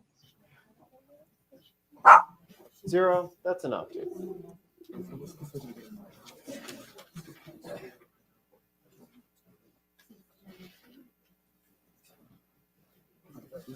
And usually when it's like a small committee, they'd probably, I don't think they write down all the amendments before they do them. But when it's like bigger stuff on the House floor, when they're presenting amendments for one of those vote-a-thon things, then it's probably written down just so they can get through them. Mr. Garcia, you recognize the writ of Ms. Mace's amendment to Ms. Lee's motion has been distributed. Mr. Garcia, you recognized for comment. Yeah, my question, and perhaps the question to Ms. Order. Thank you. I think adding the word credible, who makes the decision on what is credible? And I'm wondering, Ms. Here you go. Sounds like it weakens the proposal a lot. By adding credible, it means they can just deem anything they want to omit as non-credible. Yep. I think that's what Garcia is trying to make the point of. Smartest audience in the land. Mace, does the DOJ get an opportunity to make that decision? I believe in the bipartisan bill by Representatives Massey and Khanna, they use language credible. Also, I think it's important that this doesn't need to be a witch hunt. We all want transparency on this committee, and you're seeing that process in play in real time right now. And I think it's really important that this is not a witch hunt, that we're talking about credible information, credible files, et cetera. And I believe it models the language that's in the Massey-Khanna bill or discharge petition. I mean, we'll definitely take a look at that. I think that obviously we want to make sure, I think like all of you, that we have a full release of the Epstein files and that all pertinent information is released. I don't doubt that all of you also want that same thing. I just think it's important that the word credible, I think, adds a concern that who's making the decision of what is actually credible within the actual file. May I? Please. I think it's important that we ensure that we're not releasing unverified documents, that the documents that we are subpoenaing to have released are actually verified. So I've worked on many issues with women and children. I happen to be a victim of a similar thing that I uncovered about 1 year, 9 months ago. I discovered possible child sexual abuse material in a device from someone in my district. And I reported it to the feds. I reported it to the state law enforcement division, where there is an open and active investigation right now based on that information. And I understand when we are doing an investigation, because of the experience that I've just been through the last 1 year, 9 months, one, protecting victims, which we just did and my previous motion. But now I want to make sure that the information that we do release is verified and is credible. And I think that's fair. And you're watching us. This is democracy in motion. This is a Republican motion. You're seeing us work together to make sure that we're putting verified information, verified documents forward. That is, in my Boy. Oh. We got a comment from Kate Smith I want to address. I don't understand how the U.S. system has the government party leaders as leaders of committees. Also, is there not an imbalance in the number in favor of the government? So, quick U.S. House of Representatives and I guess Senate civics lesson. Whoever is the majority party in the House or the Senate, their committees are made up of usually a majority of one more than the minority. So let's say that the Republicans own this committee. They have one more vote than the Democrats do. That is how most committees work, except for oversight, where it's the opposite, where the Democrats have one more vote than Republicans. That's just the way that Congress is set up. The committee chairs have a lot of power depending on what committee it is, and if you're in the majority, you get to make all the rules too. So the Senate has more rules that are carried over year to year or session to session, but the House makes their own rules. Yeah, and the Senate works a bit differently than the House because the Senate has the filibuster and therefore they have like a 60% vote threshold for most things. But the House is where all spending bills originate from. So they each have their own like unique nonsense. Each bullshit.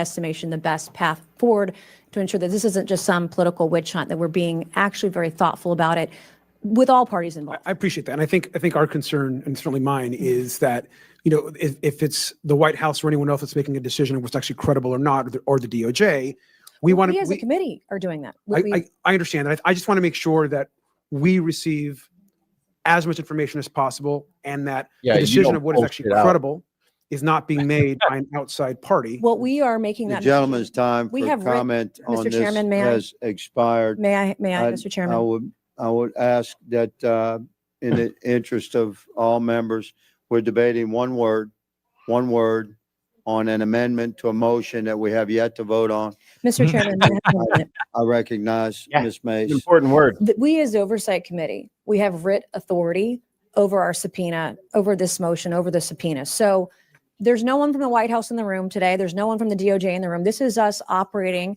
as our own legislative vehicle. If only they had a representative. Yeah. Doing this independently of anybody. And I think we want to be sure that this is structured in a way that is taken seriously, is real, and that it's verified. And we as a committee have that writ authority, Mr. Chairman, as you know. Thank you, and I yield back. The gentlelady yields. Let me say again, we're debating one word. If you oppose, I would suggest that we move forward with a vote. If you oppose a motion, oppose a motion. Mr. Chair, may I be recognized? The good lady's recognized. Thank you, sir. I would like to yield my time to Ranking Member Garcia. Thank you. And I appreciate the back and forth. We're gonna vote procedure. I'm back, baby. We're scanning the resolution. We don't see right now the word credible in there. Maybe it's there. We haven't seen it yet, but it's not something that we're seeing in the master resolution. Okay. And so I'm a co-sponsor. I thought that was in there. So my apologies to the committee. And so I think your initial motion, I think is So she lied. She said, hey, remember that bipartisan thing we signed the other day? This is the same language that we used the other day. It's not different. Oh, it is different? Oh, I'm sorry. I thought it was one that we obviously supported with the redacting of those names and information. I think we can just move on from that credible word and allow the files to be released as they've intended. I think the motion as is was appropriate. May I? So you're okay with having unverified, undocumented files released to the public? I mean, but they're being released to the committee. They'll be released to us. But you want unverified, undocumented. Let's take all the information, Ms. Nace, and then at that point, this committee can make those decisions. Because to me, it sounds like whatever she was going to get, she was going to put into her fucking Twitter feed. Yeah. That's what it sounds like. Yeah. It sounds like she was not going to, but at some point, that's not transparency. That's leaking. Transparency is giving a summary of what happened, not I'm going to put out everybody's names, addresses, and all that of all the victims. No one's saying do all that stuff. They're saying look at who is responsible. Yeah. There's a difference between giving everyone's fucking name and phone number out versus investigating it.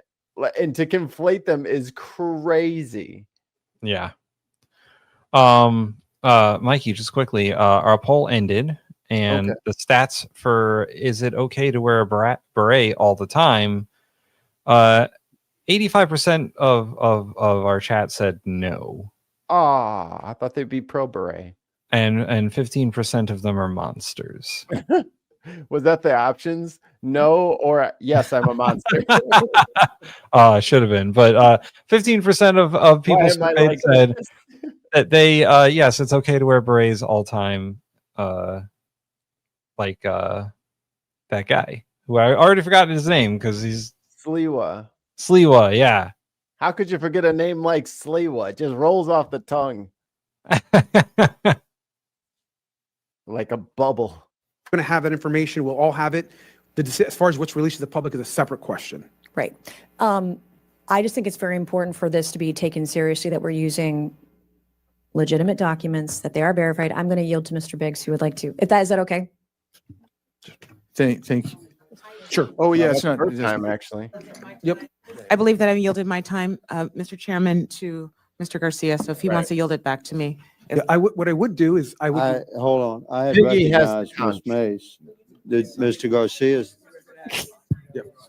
I'm on my time. How do these people not fucking know how to run their own committees? What the fuck is going on, man? Why is this guy so confused? Because he needs to just open it up for discussion and give it 5 minutes of discussion. But he refuses to do it because he doesn't want to have them talk about it. They need to talk about it. He looks like he's so far down the rabbit hole he doesn't know what the fuck is going on. And he's got fucking his henchmen back there. Just his aide is constantly reminding him of shit. And it's like, dude, just take a minute and collect yourself. A lot of recognition here. Thank you, sir. Last piece. I think, look, if you want to adopt the language that's actually in the Massey resolution as it relates to the information and what information we want to get back, I think we'd be okay with that. Well, let's do that. Let's do that. We're happy. We're happy to do that. Yeah. Okay. There's language in the Massey resolution. He said, fine, since you said we all agreed on the stuff from before, we'll just do what we did from before, right? Right. None of this credible bullshit where you just pull out whatever the fuck you want. That we'll have to write it out, so you'll need to give us some time, but we're happy to do that with our two teams.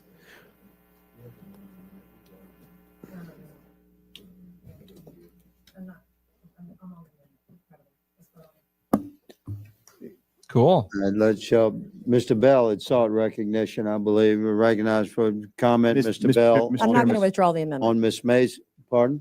I'm not withdrawing the amendment. I want to vote on it. understand. On Ms. Mace's amendment, Ms. Lee's motion, Ms. Mace's amendment being adding the word credible to Ms. Lee's motion. Mr. Bell is recognized, and let us move forward.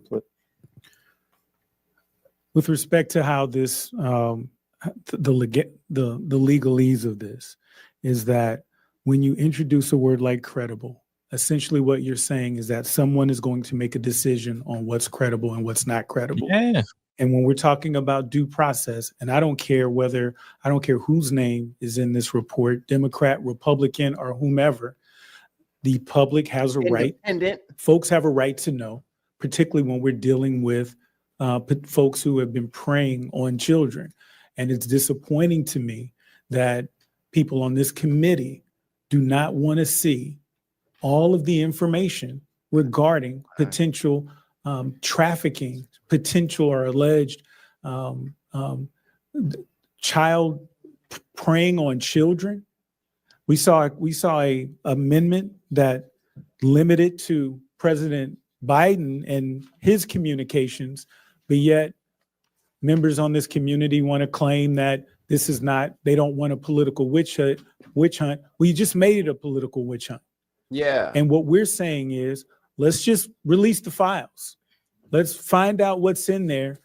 The president, whoever is in there, they should let's find out what's in there. Let's get to the bottom of it. That's what justice is about. And so it disappoints me, and I'm glad that we're not doing this vote in the middle of the night as some of these other controversial votes have been brought up. This is in broad daylight, and whoever votes, how you vote is right here and for everyone to see. And so if you want to add language that could potentially protect predators, just know you're going to be held accountable for that, and we're not going to forget about it, because I don't care if my mother's name was in there. I'm sorry, Mom, for throwing you in there. We need to find out what the information is in that document, because keep in mind, there might be other victims. There might be other victims out there who may not feel empowered to stand up because they don't feel that we're supporting them. And so, Mr. Chairman. All right, I'll yield my time. I'll yield my time back to the ranking. I think we're ready to vote, and then we'll move forward. Mr. Chairman. Chrissy says, but surely the integrity of any potential prosecution needs to be protected. By releasing all the details within the files to the public will jeopardize those potential prosecutions. I mean, I think the argument being made is it's up to the committee after they get all the material to do that. Right.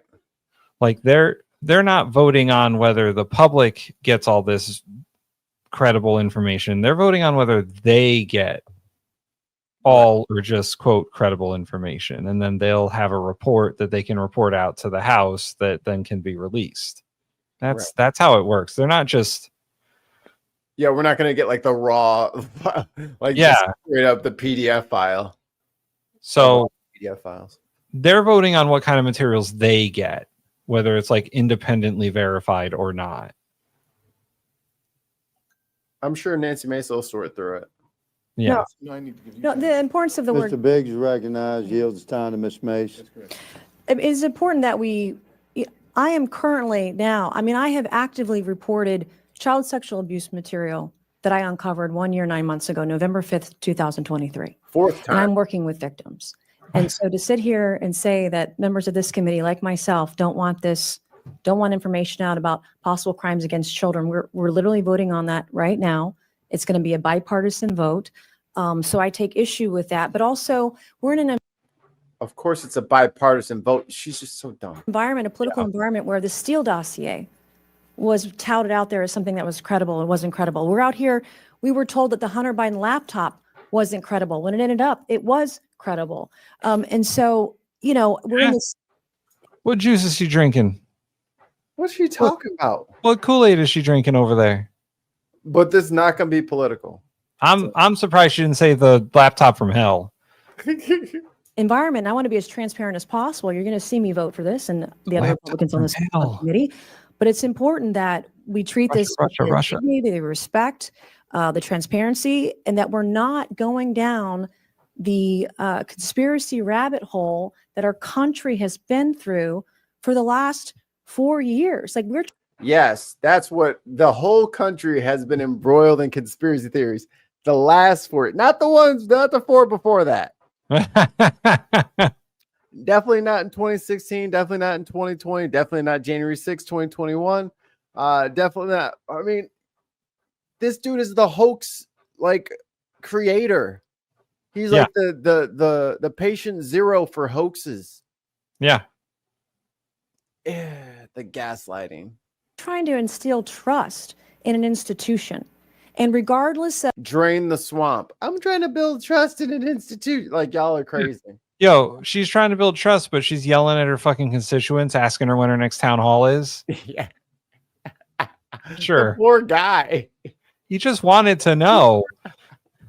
who's in the files, all of that. We want to, I think, as a body, this body on this zero, get her zero, this subcommittee, show that we can be trusted and that we're not going to play these games. And I think it's just really important that we're talking about verified documents. That's why I want the word credible in there. I am living this nightmare in real time with some of my constituents because of evidence that I personally uncovered. And I'm fighting like hell, tooth and nail for those victims. And I can't tell you when you see. And by adding the word credible, this helps the victims. How? Fill in the blank yourself. Like, it has nothing to do with what you're talking about. Oh, it's so weird. Like, legally, credible changes a lot of things. Yes. Like that, then it means that you have to get all the documents verified, and then who's going to verify? It implies an arbitrator. Right. It implies an arbitrator. If you just said what the original text is supposed to be, then you're getting all of the documents, and then it's up to you, the oversight committee, the House Oversight Committee, to verify those documents. Then your teams have to do the research instead of whoever the chair appoints, right? Right. And everyone gets to see all the documents, and then they get to agree on what they're going to release. Right. Which is not going to be everything. It's just not. That's not how those committees work. They pick and choose. Like, I don't know if y'all remember, like, the 9/11 Commission. Like, they didn't release everything, although they put out like a 900-page book. But there was stuff that they didn't. Yeah. But like any big investigation, like the January 6th committee, they released the book too. I doubt it had everything. They didn't even. I mean, that one pisses me off because it's all fucking right there. Right. And then the report has, I mean, the digital part of it, they have the video of all of it, of people running and people calling and a homegirl climbing up there to stick her face in the window to get blasted. All that shit. It's all in the report. But there's no way that all of the materials are going to get released by the committee anyway. So why not have the committee see all the materials and then vote on what's going to be released, which is their job. Right. But she's saying, let's just cut out whatever is inconvenient off rip because I can just try to discredit it. Yeah, let's add a middleman. Look, I found CSAM in my own district. So therefore, we don't want to actually look at all the evidence. Right, right. Shit I've ever heard. Possible child sexual abuse material, what it does to your soul and how awful. And you're right there with me, shaking your head. And now she's the victim.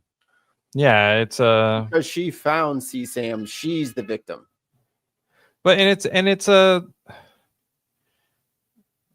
one of those things that doesn't make it's one of those things that she's like appealing to someone's like empathy, right, as like a logic trap, like it's saying, it's emotional hostaging.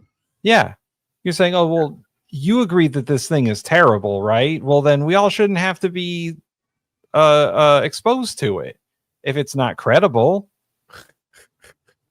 I can't tell you how devastating it is, how devastating it's been to me, the trauma that I've endured, the trauma, vicarious trauma that I've endured dealing with victims. So I take this issue very seriously.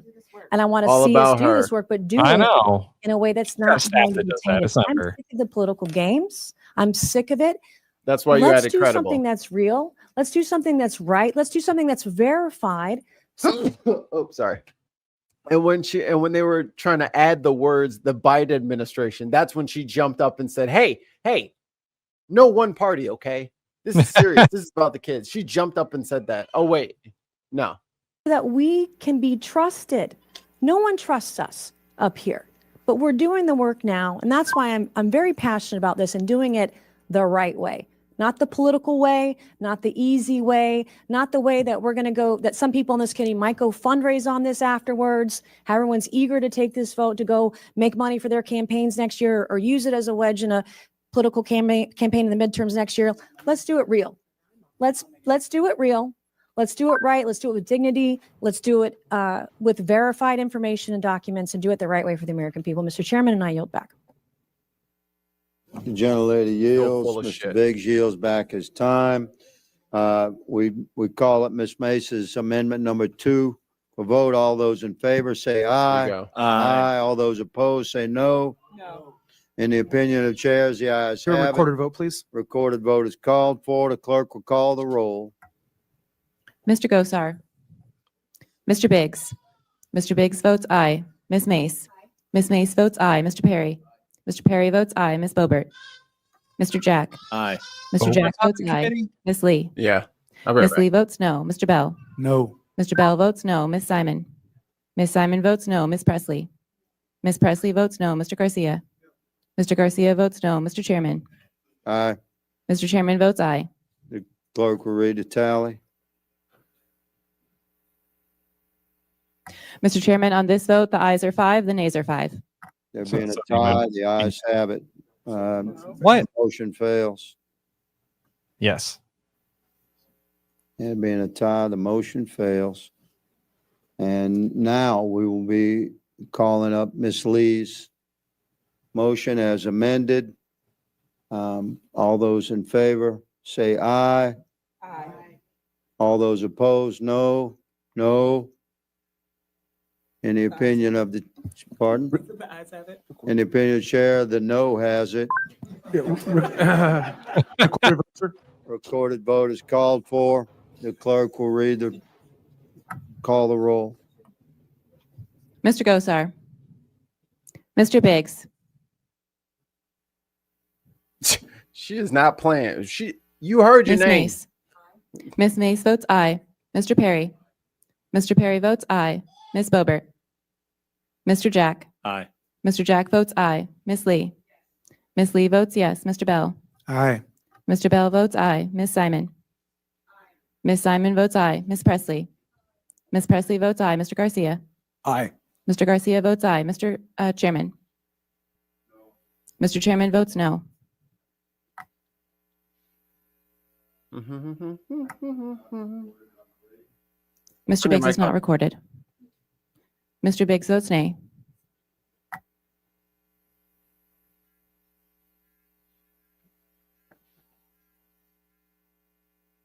Those uppity women now. Mr. Chairman, on this vote, the ayes are 8, the nays are 2. That's what it looks like. Boy, That's that the was a bureaucratic dark rooms that that was a rabbit hole they went down. Obvious shit is being obfuscated by these fucking children pretending to be politicians. She's putting in little bullshit like that. And then there's a bunch of lawyers on the other side that are like, excuse the fuck out of you. What do you think you're doing? Yeah. No, you may not just put in a little clause to save your friends later. No. At least her amendment got defeated. Yep.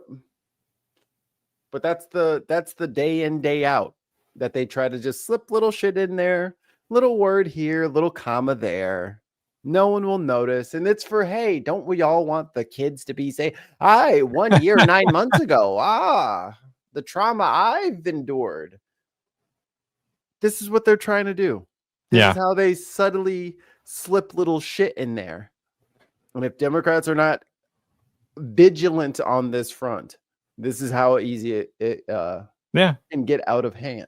Well, especially when it comes to like all the nonsense committee rules and all the games that are played. Like the Democrats are playing games there too, and every time there was a voice vote, they're like, "Oh, we need a roll call vote," and it obviously slows down the process. And then asking for time, and then giving your time to other people, and blah blah blah. Like there's a lot of games to be recognized. I want to be recognized, and I give my time to Tim.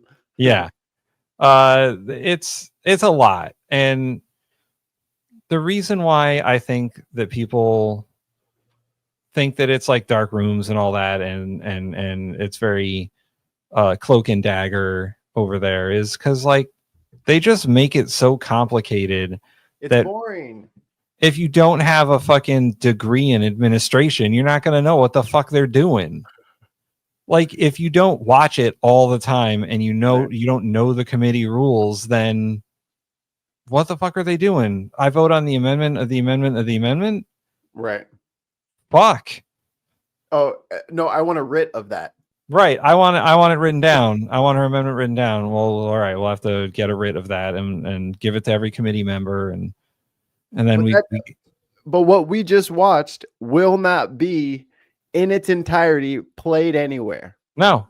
That I don't even know how many views that got. C-SPAN doesn't have historically high viewership. His motion rather than I believe. So that's from 20 hours ago. It's got 119,000 views. Man, that's got 100 and we don't. What the fuck? What the fuck, guys? Watch it more. Watch harder. Watch. Make multiple accounts. And now like of Mice does, and watch with all of your accounts. But it's shit like that doesn't get talked about. And then Nancy Mace will take that clip and she'll send it to her people and she'll say, see, they don't want credible information. They want bullshit information in there. So be careful, guys. It's going to be a bullshit report that's coming out. Yeah. You know, so that's the other part of the gamesmanship that the Democrats are not paying attention to, because even if that didn't get in, she now has the clip saying that she tried to make sure that only valid real things would get in. And now who knows what's coming in now? Who knows if we can believe any of the information we have now? It's the perfect little smokescreen. So instead of getting out in front of this, I mean, Garcia did his best to make sure that it stayed out of the actual thing. But it's one of those moves where whether it's defeated or passes, it scores the points either way. Right. Play the fucking game as the rules are written, Democrats. Stop fucking. Oh my God, the fucking backseating that they're trying to do. Stop listening to James fucking Carville. I know. I think Garcia has been a pretty good advocate for the Democrats actually like doing things. Like every time there's a committee or whatever he's involved in that he's trying to like do, like that one right there, like he brought up the question, he asked for time for it, and then They basically debated it until it was ultimately defeated. Yeah. So, like, I think Shut her down. Garcia is one of the better Democrats in that regard, and so is like Jasmine Crockett and a Bernie Sanders or an AOC, who are just out there, being vocal in committee hearings and not just like sitting back and watching. Yep.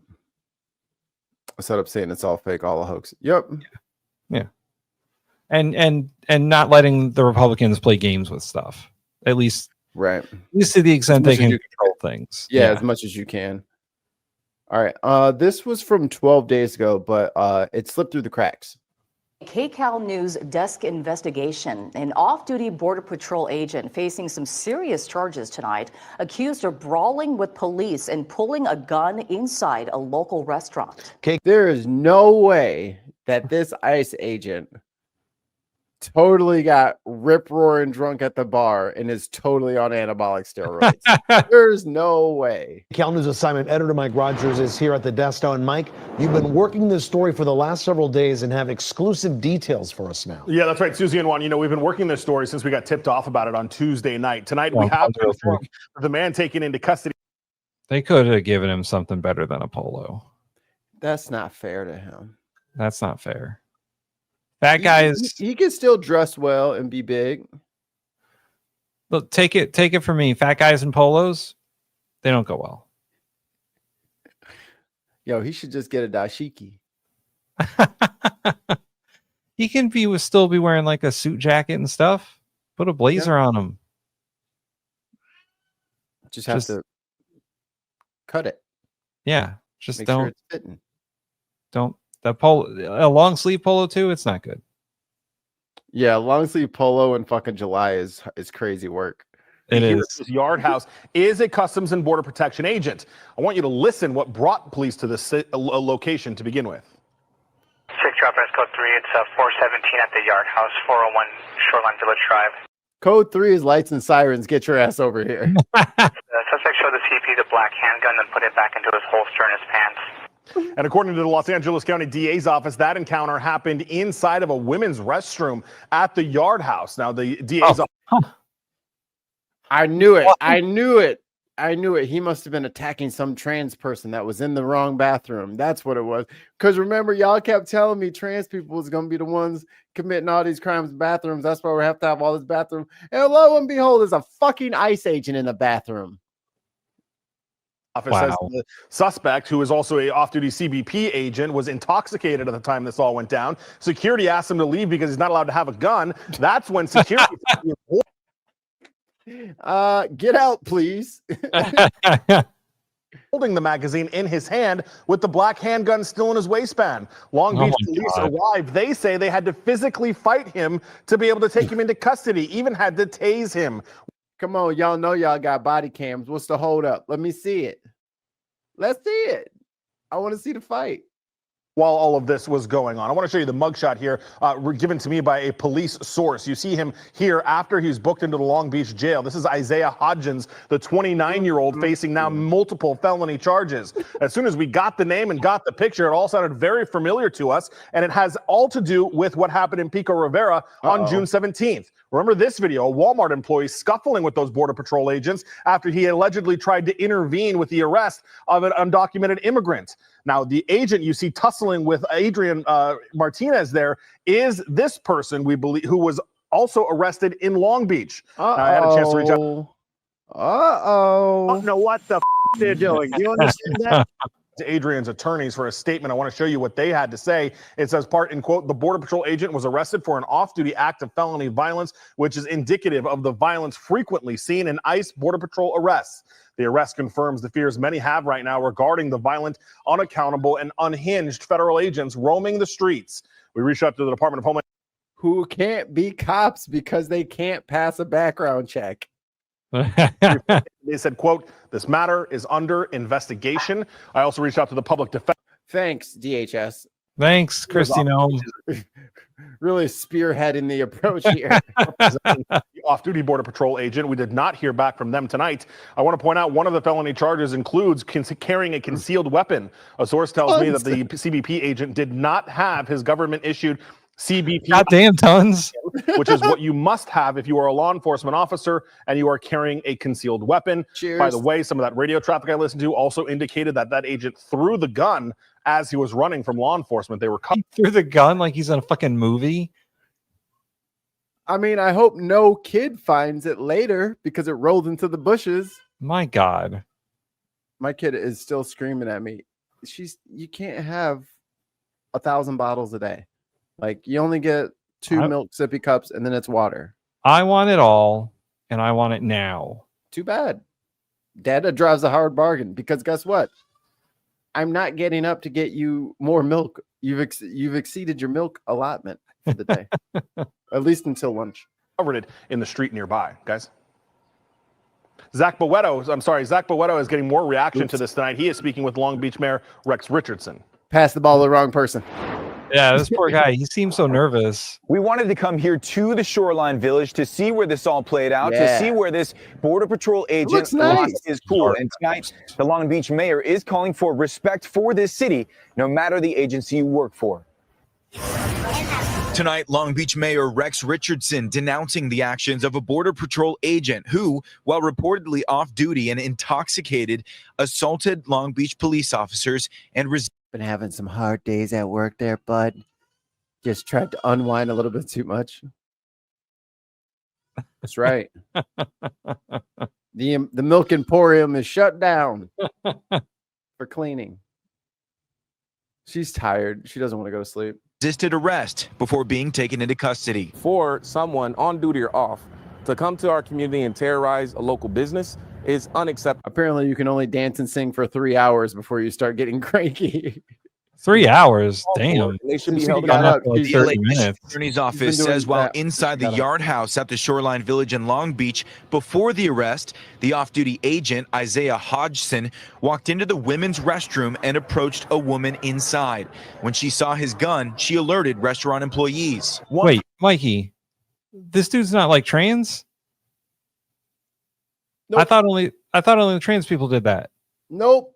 Just a random fucking drunk dude. Just drunk white guys? Walking into the fucking women's room, pulling guns, showing off weapons to people.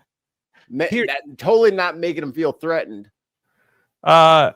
Maybe, and this is just me, we should just not allow dudes with guns in bathrooms. Is there a law against that?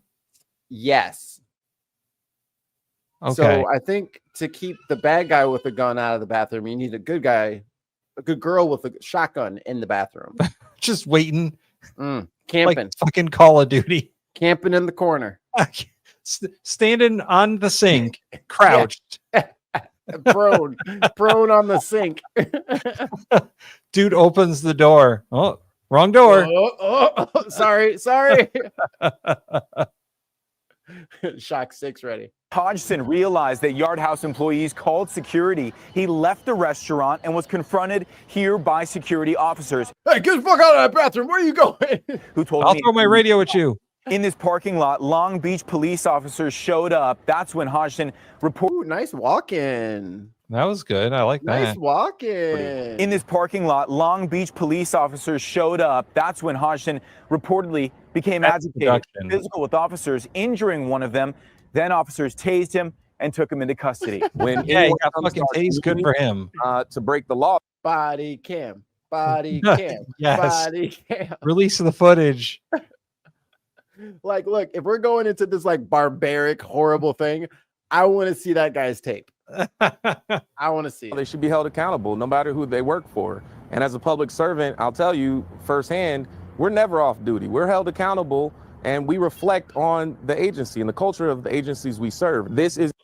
And if you don't want that added responsibility of being a government worker and seemingly having to be a role model 24/7, then don't take the job. Yeah. That's unfortunately the way it is. You have the public trust. You cannot abuse it. I assume if you didn't take the job, you wouldn't have to have a. Well, I mean, what state is this in? LA. California. They probably wouldn't have to be allowed to have a gun all the time then. Like just out and about in his waistband, which is fucking wild. Who's still putting guns in their waistband? People who like their butthole with an extra hole in it. Dude, you do not want to fucking shoot yourself. Like, I do not understand how these guys are just like rocking it in their pants. Like, dude, like the ass shot is bad.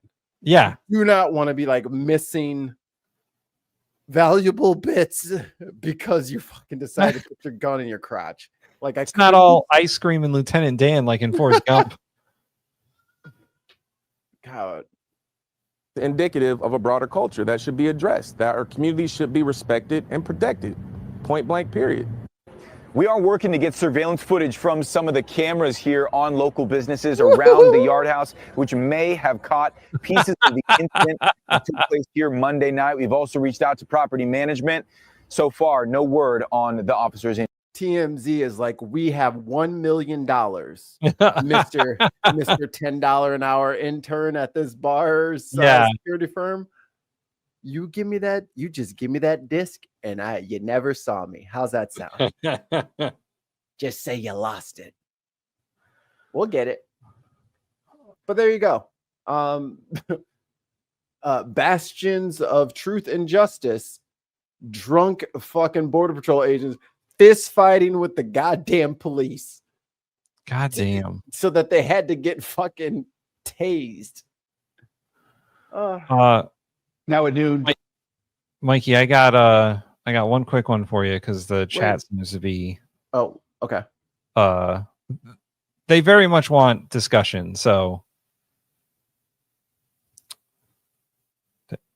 there we go. All right. Like a quick minute on Hulk Hogan reporting on what actually happened to him and why he's currently no longer alive. Hello there, my very good friends. Andy here for What Culture Wrestling to report that Hulk Hogan has passed away at 71 years old. The news just broke. Oh, the hide thing, yes. Thank you. Broke within the past half hour or so.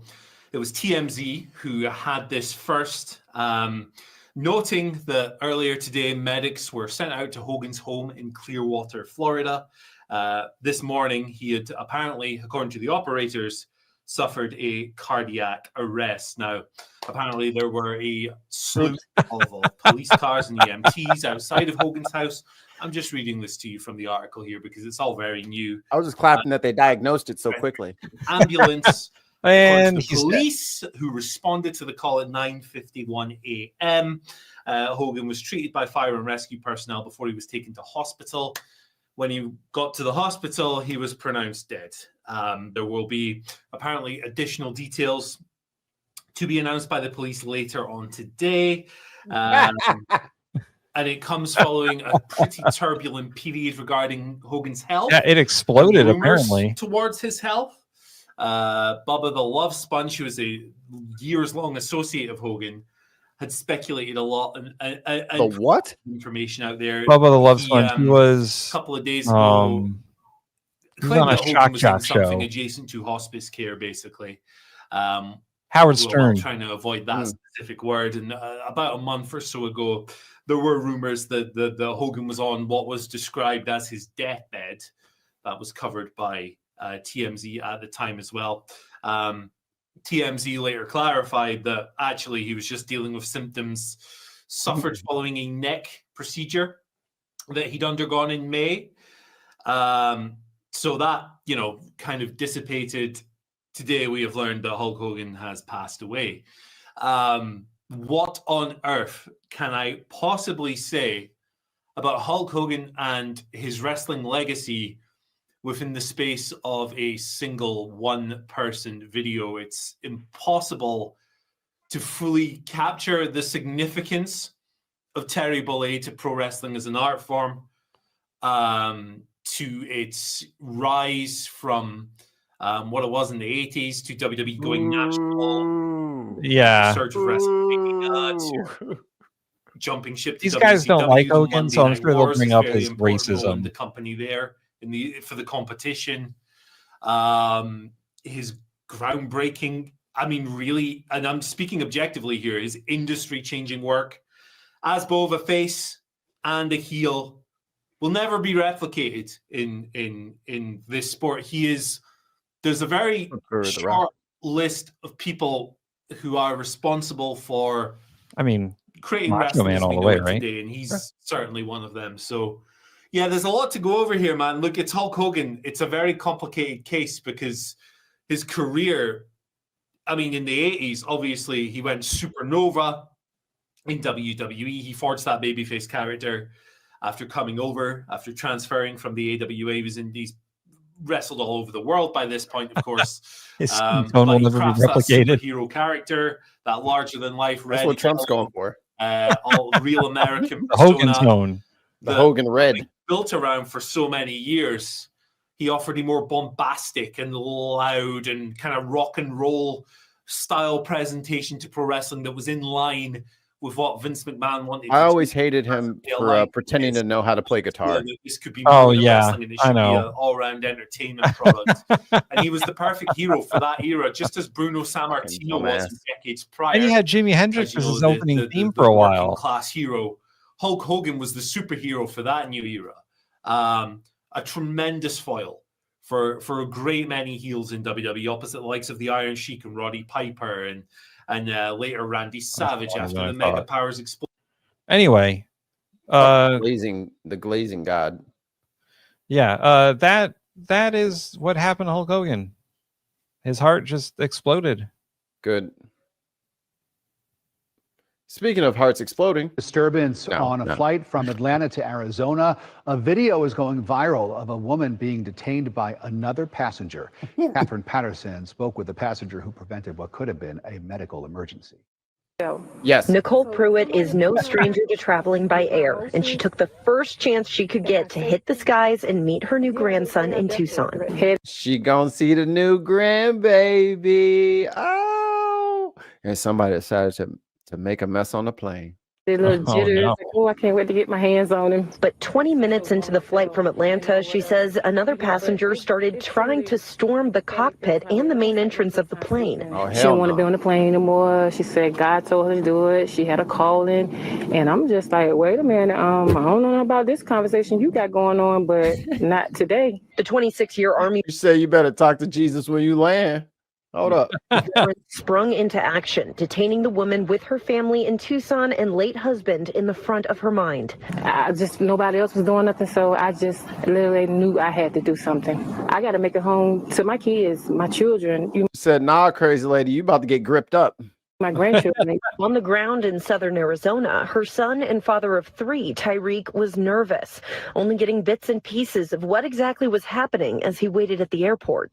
Those are kids on that plane that have a whole life to live. Those are grandparents on that plane. Those are parents on that plane. Those are just people full of life and potential. So when he finally found out how his mom stepped in, he said that that's just the kind of person she is. Not surprised. Sometimes it's just a natural instinct and you got to get it. She was not to let some little crazy blonde lady crash this plane. Either if it comes down to like beating the shit out of her or dying in a plane crash, she made that. It was easy. It was an easy equation. Easy. He wanted to share with the rest of the world his mom's courage in those crucial moments. So I had no idea that I was what I was getting myself into when I did that. Millions of views and comments started pouring in, full of love and support for Nicole. I need Mama Nikki on my flight. I fly next week. Family and friends I know, it's like, girl, I seen the video. I'm so proud of you. We reached out to Delta Airlines and they told us, quote, Delta sincerely appreciates the actions of our crew and customers for de-escalating this situation. We apologize to our customers for the delay and thank them for their understanding.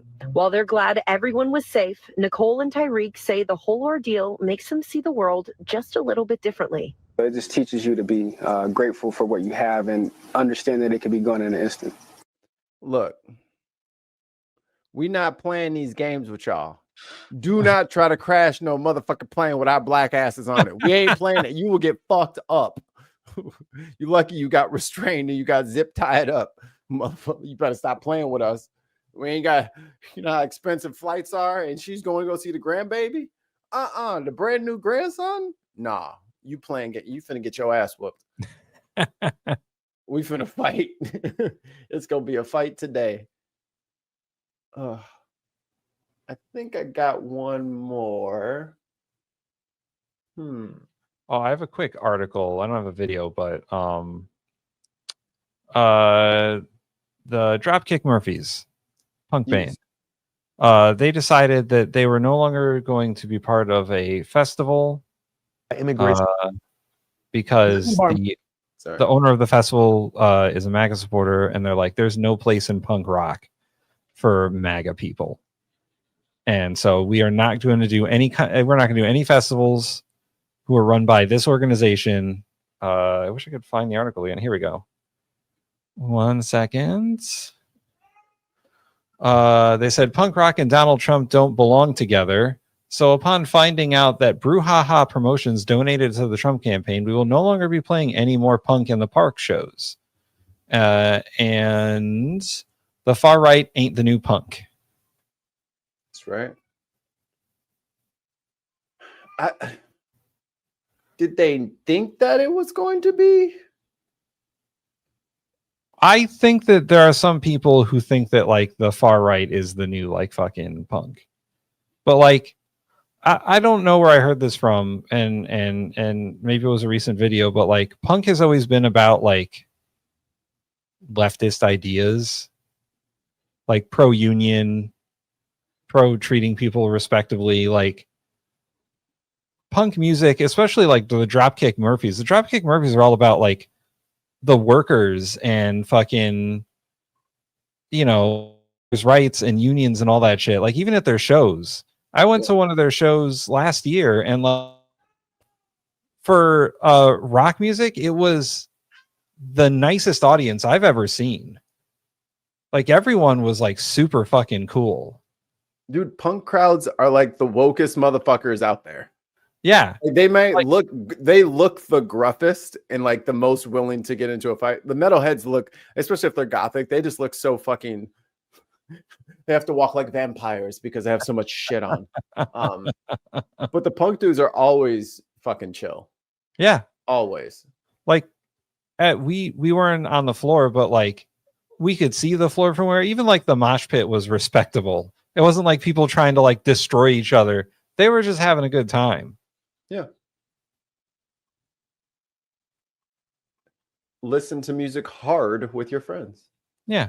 And we made friends with the people that we were sitting next to. And like, we're all just there to listen to punk music and have a good time. Oh, I don't know if we covered did we cover the guy who got arrested for not having his fucking wipers or his lights on? No, but I've seen that several times on my Instagram now. I think we might have. Prosecutors in Jacksonville, Florida have decided not to file charges against the cops who repeatedly punched a black man during an arrest. Nobody is shocked by that. In February, in a traffic stop, William McNeil Jr. refused to exit his vehicle after requesting a supervisor multiple times. In response, the officers broke McNeil's window and struck him several times in the head. Following the announcement that no charges would be pursued, McNeil and his family held a news conference with their attorneys, Harry Daniels, as well as Ben Crump. He's my firstborn. He's also my only son. I have 4 children. He is the only boy. I have 3 girls. The day I seen that video, I couldn't finish it past the window breaking. It wasn't until maybe a few months ago I finally finished the whole video.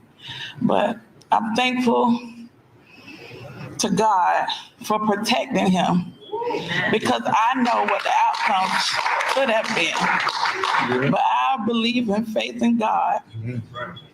Well, I mean, God would have stopped the cop from fucking punching him in the goddamn face. Yeah. Let's see. Here we go. And to see all my kids not being able to wake up in the morning and get a phone call saying your child is gone. That's a hurting feeling, but I thank God. Yes. Because God got him. First of all, I want to thank God for bringing everybody here together. And thank y'all for. So you can see his tooth is severely chipped. Damn, they took the tooth on him? Yeah. And his tooth punctured his lip. Dude, he was like complying. Yes. Like the cops were being assholes and he was still complying all the way up until where they beat the shit out of him for no reason. Literally. And he kept saying, please, can I see a supervisor? And I'm saying, you're a black, all these people talk about, well, just comply. We have done way too many of these stories, Scott, where a black man complies on a routine traffic stop and the family is then having a funeral. Yeah, and this kid survived. So let me tell you, whenever we do these videos, I like to take your listeners and viewers into the video, because what you don't see here, and this gets back to police training, this is a problem with police training. There is not one cop there who is trying to de-escalate the situation. Nope. What's the rush? He's in the car. He's not going anywhere. He wants to see a supervisor. In most jurisdictions, once you ask for a supervisor, all police conduct stops unless he is a threat to himself or a threat to the officer or to the community. So you wait there until the supervisor. And this is where local politics comes in. Because if this happens in your city, and then the next city council meeting comes up and the chief of police, his fat ass better fucking be there, and you have your opportunity to redress him. And if he doesn't have an answer for it, then you advocate to get rid of his punk ass and put somebody in there that will fucking be accountable. Yeah, and I know that there are different jurisdictions among different levels of law enforcement. Like there's, local police and there's sheriffs, and they all have different training. Highway patrol, state highway patrols, state police. But when you're pulled over and you're complying with the police officers and you ask for the supervisor, then like Roland said, that's kind of the next logical step. Yeah. Go get your supervisor, because you're not listening to what I'm saying. Clearly things are out of control, and the supervisor is there to hopefully de-escalate the situation. But they say, oh, you want a supervisor? Oh, you're going to try and get me in trouble? I'll get you in trouble. And they just get all defensive about it. It's like, if you would have acted rationally, perhaps the person wouldn't have asked for a supervisor. Right. Or, ask them, hey, can I have your name and your badge number? Like, so since you're harassing me.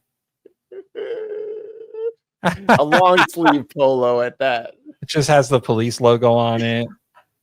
Come. Now, technically, he's got to obey a police order.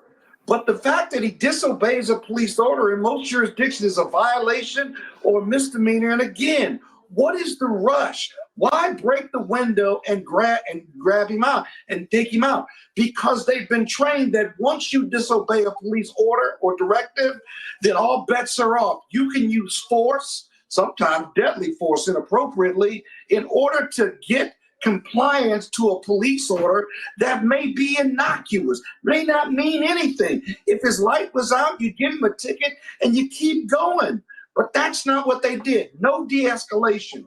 And so the training in police departments across this country have got to have a de-escalation factor in there, where you may not like him disagreeing with you or not agreeing with your order, but he's exercising his constitutional right. He's not threatening you. He doesn't have a gun. But this is the small government that everybody's asking for. Yeah. Right? Cops with complete impunity to just harass people all the time. And this is unfortunately another one of those things. I mean, the First Amendment auditors, I haven't seen them on any ICE raids. They haven't been following around the ICE people. The people have rights and due process in my Fourth and Fifth Amendment. Yeah, where the fuck y'all been? Yeah. Dead quiet. Not a peep from any of the auditors, any of the First Amendment auditors out there. None of them are documenting any of this. None of them are looking at the tyranny all over the country, all of people's civil rights being trampled on. Nothing from them. But I'm sure they'll find another something to make themselves the center of attention about. Speaking of which,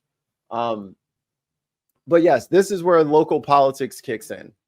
Like local police, like a city's police department, like the Chicago Chicago PD is huge, but like, I don't know, your local town, you can have an impact on that. And if the people around your neighborhood don't know that something happened, use social media to your fucking advantage. Tell us, tell me, send it in.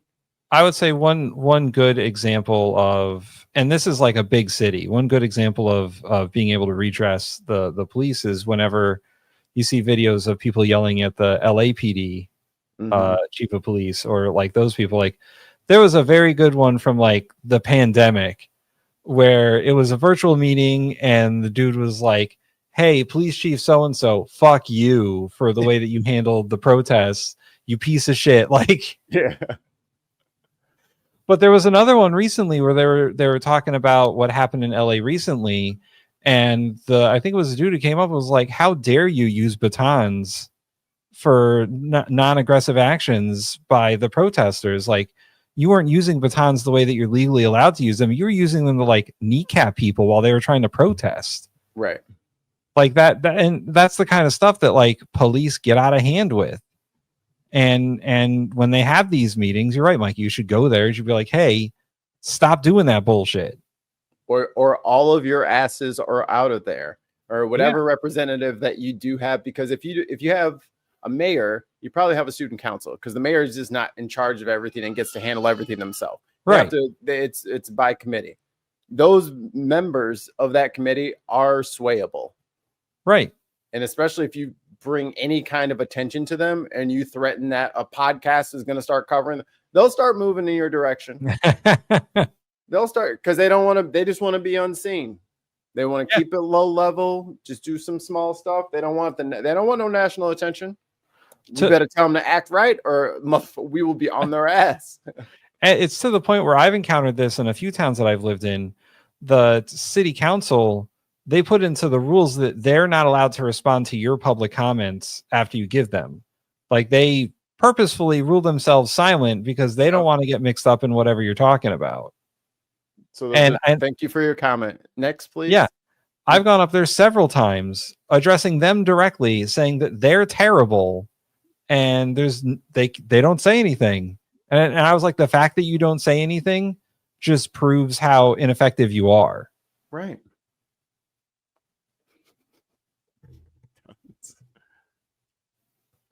Mikey Sim, exactly. Where are they not reporting that? Everywhere. And I need people to like really understand, especially in the States, we are the self-correcting mechanism for our government. So if you abdicate your duty and if you don't give a shit, then it is easier for dumbasses with spray tan to take over shit. Like you have to be part of it. Like you're a grown up now. You're officially a grown up. You can no longer just that's for somebody else to take. No, it's you now. It's all of us now. If you can watch football every week and you have 57 different fantasy teams, you know every team's lineup, you can know what fucking district you are and who your representatives are. Right. It's like 6 people that you'll have to learn for who represents you in Congress. It's not so bad. And I'm going to put a link in the chat if you do live in the States and you want to know who your reps are and you don't know. Well, there's this handy website called USA.gov. You can look them up all the way down to like your city council members. If you don't live in the States, I'm sure there's a website for you for that. I don't know, maybe. But I mean, I think the what's it called? The principles translate. Yeah.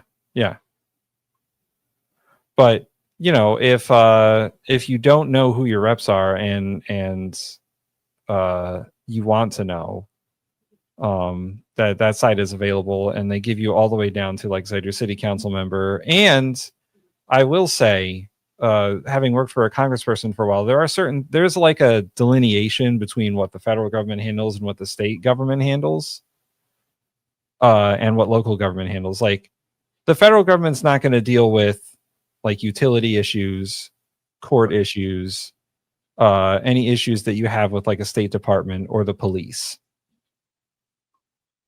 The state government deals with all that. So if you do have an issue with the police, contact your attorney general. Yeah. That's a good place to start. Contact your governor.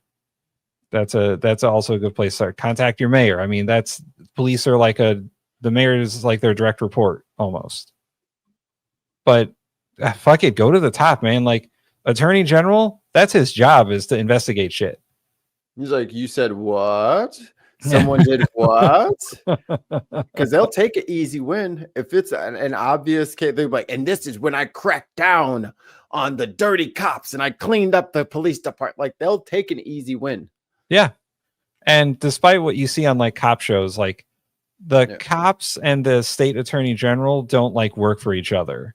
They're separate things. So if you're contacting the attorney general about a police department that is corrupt or they're doing things they shouldn't be doing, they're going to get investigated.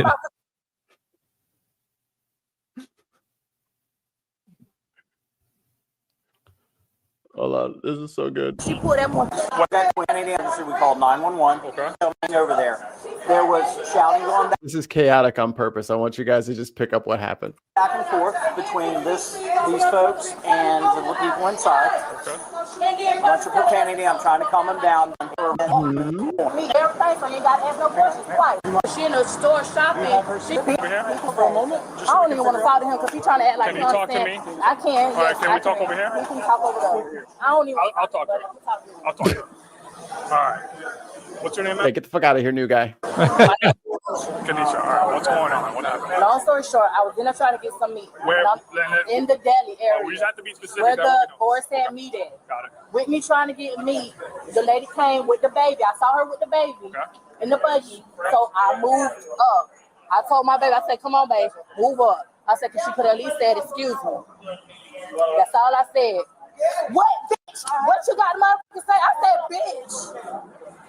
The fuck you mean? I said you could have said, excuse me. I ain't have to get the fuck out your way. Oh, you don't know, because people be packing. People be packing. Oh, what you trying to say?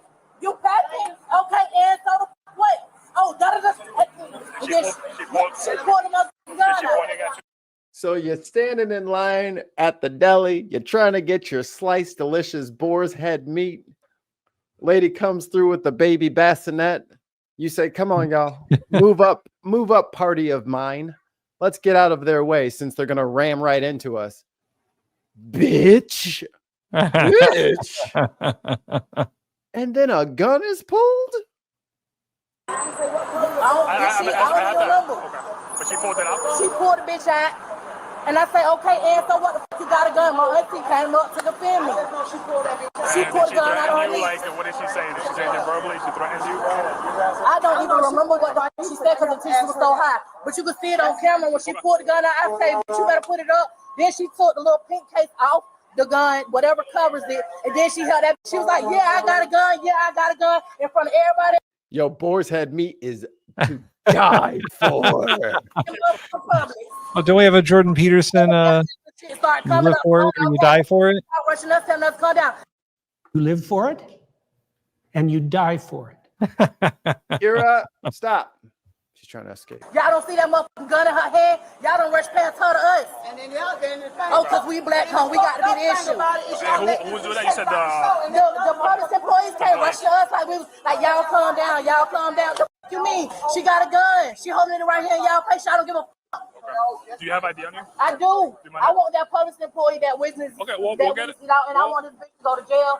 Have it at Publix. On that hoe, I don't give a fuck that she got a 2-week-old baby and going through postpartum depression because I told that bitch I got a 1-year-old and I had a set of twins. My son died, but bitch, you don't see me in here trying to jump on mother. So I don't give a fuck about that weekend postpartum shit. Take a deep breath. Now this bitch going to jail. She better breastfeed her mother baby from county.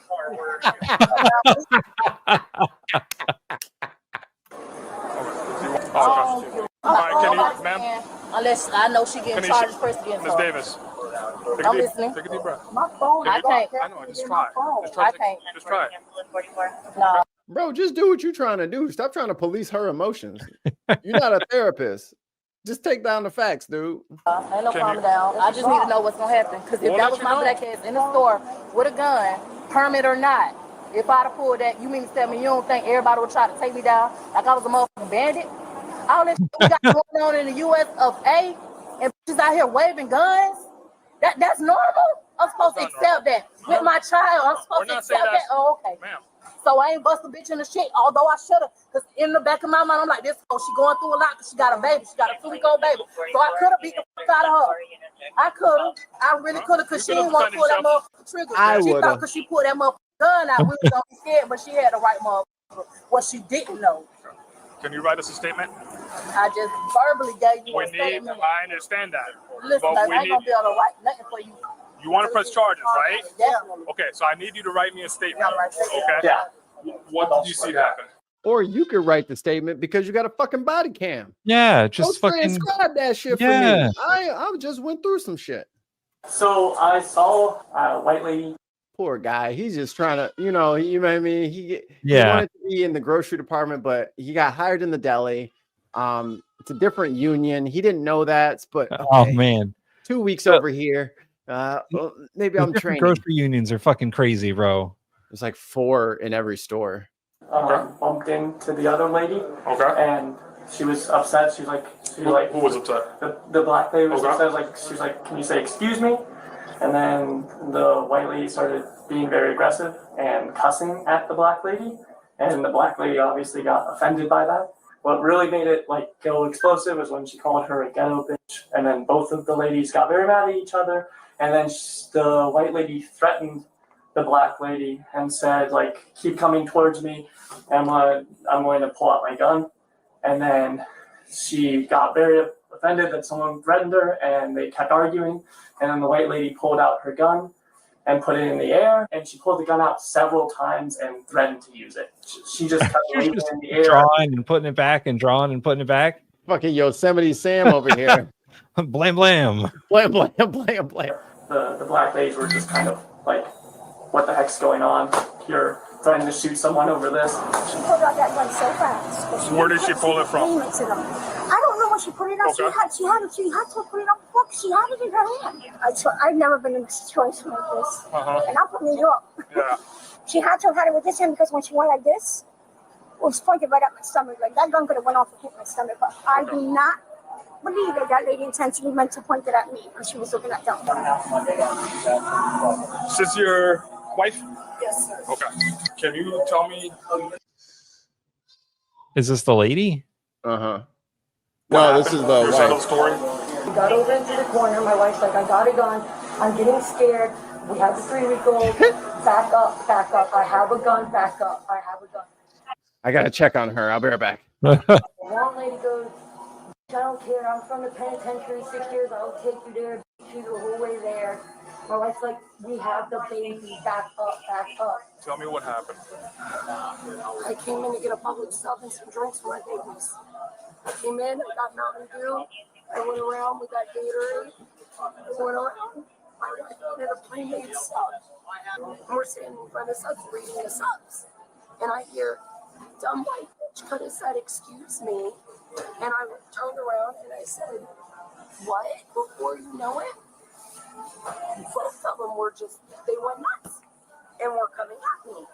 So then I'm telling them I have a 2-week-old baby, back off. Like, what is wrong with you? Like, stop. Like, what? I said, excuse me, it's not that big of a deal. At this point, yelling and screaming that they'll freaking whip my ass. The big girl and the other girl's yelling, you don't know her. You don't know her. She'll whoop you, da-da-da-da. At this point, I'm so scared for me, my wife, the baby, the public employees. They're acting nuts. I pulled my gun out of my purse with my pink holster on it.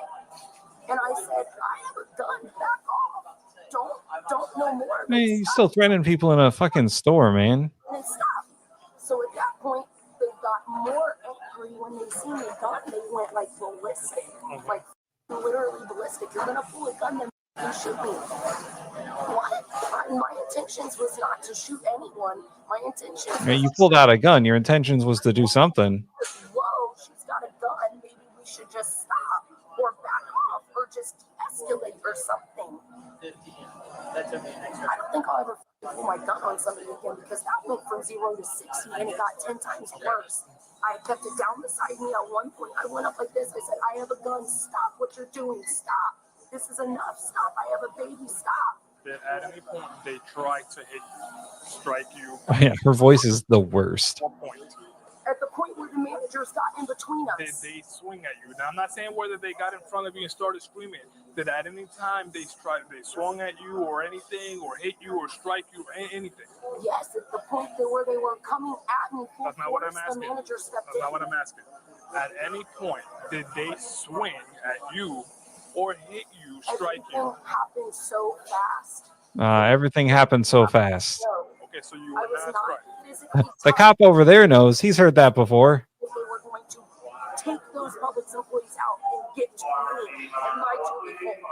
And if you look at all the stuff on the news and all these crazy people snatching babies, throwing them up without things, and people are nuts these days. Did they try to snatch your baby? They were coming at me full force, yelling, screaming they were gonna whoop me and hurt me. Did they whoop you? No, they didn't get a chance. If you look in the camera, my back is 100%. Who goes to the store with a fucking gun in your handbag? in my fucking baby. They're coming at me too like this, coming at me right up on me. I'm Sit down, calm down. my heart. What was I supposed to do? Let them grab me. Let them grab her. Take the chance. I understand you say you were Then I back, wouldn't have been able to grab my gun. I wouldn't have been able to even get to it how they got me. If they would have got their hands on me, how would I have got to my gun? Man, this lady is out of her goddamn mind. Try to hit you or Yes, they were coming at me to hit me. Yes, sir, they were. Okay, did they have their hand? I did look at the camera. That's why I'm asking you. Yes. Okay. It was literally like those managers could not stop them. Those women looked like they were about to beat those Publix managers. That's why I pulled my gun. I didn't pull my gun just for myself and my daughter and my wife. I pulled my gun for those Publix employees as well because those women were going nuts. Okay. So once you pulled That's the gun, why your Publix manager in the blue came up and said, I don't feel safe with you leaving with them going out there. When they left, there must have been 5, 6, 7, 8, 9 of them that came out that door. A fleet of them went out that door. Fleet of who? The people that were angry. I'm still gonna yell that. It wasn't just 3 women. At first, 3 women, when they came running out that door, and me and my wife was coming out this door, they went going out that door, still screaming their insanities. Coming to the So I pulled my gun for the cashiers. won't make it out the parking lot is what they're screaming at me. Once you pulled the gun and you stated that you had a gun, what did you do with it? I held it beside my side like this. Hang tight for a second, okay? I mean, she had plenty. She could have kept walking. She could have kept walking. She wasn't being surrounded. You can see my. Yeah, but there's a manager in there. She could have kept walking. She could have kept. There was. I'm not saying that you couldn't. I'm just saying you can see we're trying to keep. I get it. Yeah. Do me a favor, stand up. Yes, Ooh, right she's now. getting arrested. Thank you for your cooperation. I'll let you see your baby before we leave. I made it back just in time. She getting arrested because she lied her ass off. Give me a second. Am I going to that big Orlando jail? You'll have a bond. Jersey, don't leave me there. You have a bond. So, I don't either. Oh my God. They'll help you at the jail. They'll explain the process. They'll give you. Can I get out tonight? I don't ever want that gun. No, dumb bitch. You No. pull a gun on people. You're not going home tonight. Yo, her explanation for why she pulled the gun is fucking wild. What is it? Tons of Mice put it up. Where is it? He said, Tons of Mice said, I pulled the gun for the cashiers. I was protecting everybody else I was protecting the Publix people. by flashing guns at people. The cop kept giving her like ways to get out. Like the cop asked Aston, did they try to swing at you? Were they trying to hurt you or your baby? And she kept saying, well, they were coming at me. So I thought they were. But the cop was like, okay, but did they actually hit you? No. Of course No. not. Because And they're like, little Karen. and they're like, what going to threaten somebody? They're like, what'd you do after you pulled your gun? She's like, well, I held it at my side. And then they showed the clip of them looking at the video, obviously. And then they were talking to the manager and they're like, yeah, that's not what happened. She lied. I'm taking him front. Well, it's evidence now. So I don't want it. Okay, Can come I on. please have 2 minutes to talk to my wife and kiss in my there, baby? and over there, not right now. Okay. You have a bond. Can I kiss my baby goodbye? Not right now, please, ma'am. please? No. Now you all about kisses. Yeah. Yeah. I got a gun. I got a gun. Can I just kiss my baby? Are you the victim or the predator? Which is it? Will be calm. I promise everyone can hold me. I just want to give my 2-week-old a kiss. She was charged with aggravated assault with a firearm and improper exhibition of a weapon. That's why you can't just do whatever the fuck you want in this country. We might have a lot of guns. We got a lot of rules too. You can't just do whatever you want with them. Oh man. So I think I need to go make lunch for somebody who is losing her cool, but she's very sleepy. Oh, Mrs. Famine, no. No, I always have like half a PB&J and a cup of coffee ready for her for when she gets home. Yes, I have to make dinner by a certain time. Otherwise, my wife gets unruly. Yeah. They get very cranky if they don't eat. Yeah. Maybe. Who knows? Of course she did. Of course she did. She also like greatly exaggerated the number of people that like were there. She was like 9 of them left together. Like they were a fucking horde of people. This gang. Yeah. It's always a gang. We're always in a gang. It's not just them shopping with their kids. Right. So yeah, like and subscribe. We're getting to 1,000 by the end of August. September 1st, we will have 1,000. We will. Or else. Also become a member because there's cool member videos. I'm going to put up the pizza making video, and I also recorded me making food yesterday. I made braised beef bolognese. Ooh. Yeah. With pappardelle pasta. We forgot to talk about Candace Owens getting sued by the French president. Oh yes, we did forget that. Prime Minister. Prime Minister or president? Prime Minister. President. I think it's president. President Macron. Yeah.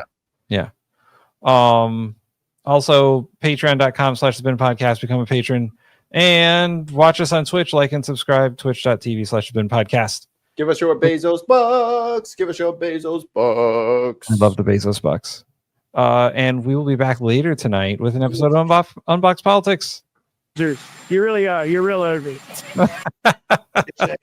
It's death. Death. Oh, that's good. No, it's a good show. It's not death. It isn't death. We'll be joined by Ali and Mark, and we'll make fun of some stuff. And the girls are fighting, aren't they? Oh, there's gonna be some fancy editing in this next food video because it took a while, so I gotta make some fancy edits. You want some help? Maybe, yeah. I gotta put all it's. We'll talk about it later, but it's several videos that have to be smushed together. Okay, we're out of here. We'll see you guys later. Bye. Bye.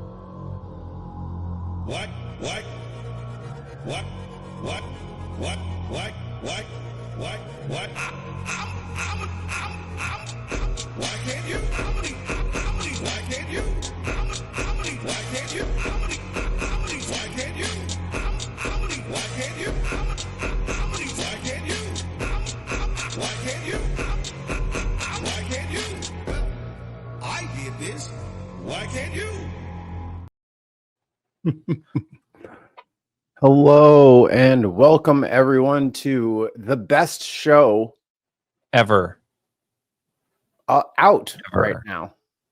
I mean, name me one show better. I'll wait. You know what? Name me 7,000 shows better. I'll wait. We're the best goddamn show ever. We wouldn't have people. We wouldn't have a studio audience ready to rip this place to shreds if we weren't the best show on the internet. My name is Mikey Famine. I'm Tim. I'm Mikey's white friend. Yes, he has been cookout certified. Ooh, am I cookout certified? Yeah, you'd be all right in some cookouts. I could take you. And it wouldn't be a thing. They might be serving a heater. You never know. My cookouts have all kinds of people at them. All kinds. He'd come, maybe he'd come, maybe he wouldn't even come. I think maybe he wouldn't even come. You'd say, but we have a full docket. Who's here today? Oh, I have to change the title on what's it called? Twitch. Oh, why? They don't like what I'm Oh, I see the title. Yes, I can see why Twitch doesn't like it. I bleeped it. They're still like, oh, we know what those symbols mean. We know what that word means. What if I say EFF? Tim Ballum says evening flaps. Evening flaps. I imagine that's how he sounds. Is that going to become a thing? Are we going to be like flaps now? Flappers? The flaps. Maybe we should change the name of the network to the Flap Network. The Big Flap Network. The Big Flap Network. Biggest Flaps Network. Longest flaps. Only flaps? Roundest flaps. Roundest, God. Stickiest flaps. Adjectives are fun. We have a full show. Hello, Chris C. Russell. Tim Ballum. What's up, y'all? It's just the three of us, four of us, five of us today. Well, until everyone else shows up. No, we're just talking to them. The people who are here right at the start. That's the only people I'm responding to. These three gentlemen are the only people I'm responding to for the whole show. I was proactive this morning. Ooh. And actually got us a newsletter. So all of the links that we use in today's show, I will have in a community post that will go up as soon as we're done. Because I don't think, I guess I could do it now, huh? You can probably do it now. It's done. Control A, Control C. Are waiting for the. Didn't mean to push that. Shall we begin? Sure. Let us begin. What is a flap in this context? I don't know. We're still waiting for the answer, but we're laughing anyway. You know, a while ago, Mikey and I were playing Halo, and we discovered a new word. Yes. And the word was slunge. And it did mean something at one point.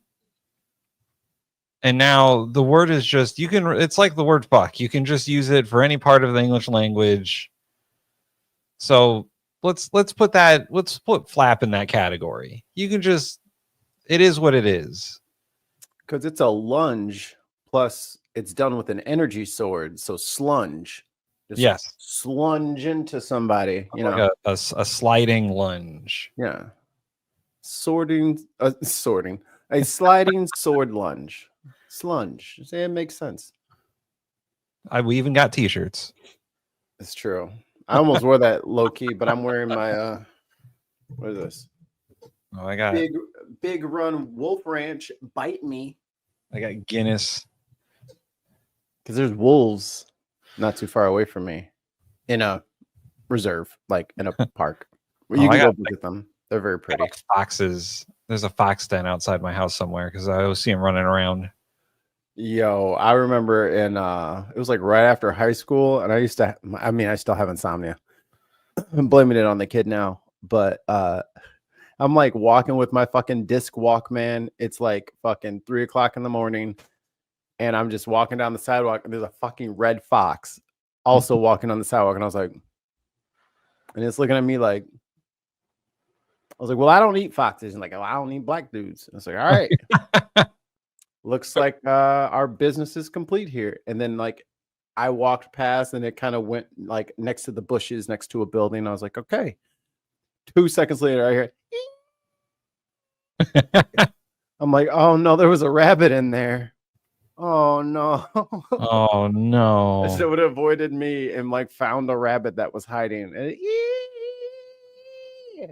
I was like, at my previous house, I also encountered a fox or two. And the last time I encountered a fox, it was like late at night. I was letting out Zeus to do his business. And I heard this. It sounded like a child screaming in the distance. Mm-hmm. And I was like, what the fuck is that?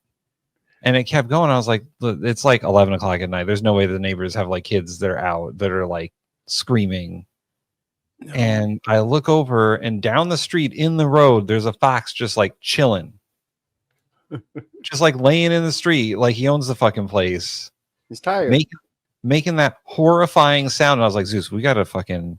I know that it's a fox and like it's not going to get us, but we got to go inside right now. It might be a haunted fox. I mean, it's not like you had a mastiff out for a walk. Right. No, he's a little pug and he's blind, so he doesn't know what's going on. But I was like, we got to go inside right now. Are you on TikTok ever? I don't have a TikTok because I don't understand it. Okay. But I see TikTok reels on Instagram. There's a guy, I don't know what his name is. Crazy Steven, maybe. And he kind of talks like this, kind of like a mix between what was that? Triumph theme, so comic dog, and just a general stupid voice. Yeah. And he does like dog breeds. And Purgs are one of my favorite dogs. The Purg is the larva stage of a sea lion. And I'm like, yes. Yeah. They're little seals just condensed. It's like I always thought you put it in the water and it grows overnight. Like that's a pug. You put a pug in a kiddie pool, you'll have a full ass sea lion in the morning. I always thought that pugs were like the first, like if pugs were Pokemon, they'd be the first stage of what would eventually become, what's that really like wrinkly dog? Sharpei. The Sharpei, yeah. Like pugs poke evolve into Sharpeis. Like that's how I see them. Pug to pit bull to Sharpei. But then you can go the Boston route, which goes Bosty to Rottweiler to Doberman. It's got the cup, like the branch. I want to give him like a rare candy, be like, God damn it, fucking evolve already. Look, man, sometimes you're just stuck with Pikachu. Just refuses to evolve into Raichu. He didn't want to. He wanted to be himself, damn it. I don't care about your badges. And also, there's a theory going around in the Poke universe that Pikachu was Giovanni's, the leader of Team Rocket and the Sylph Corporation. That's why he's so fucking strong. Because he's a level 100 Pikachu when Ash got him. Which is why he doesn't listen to him.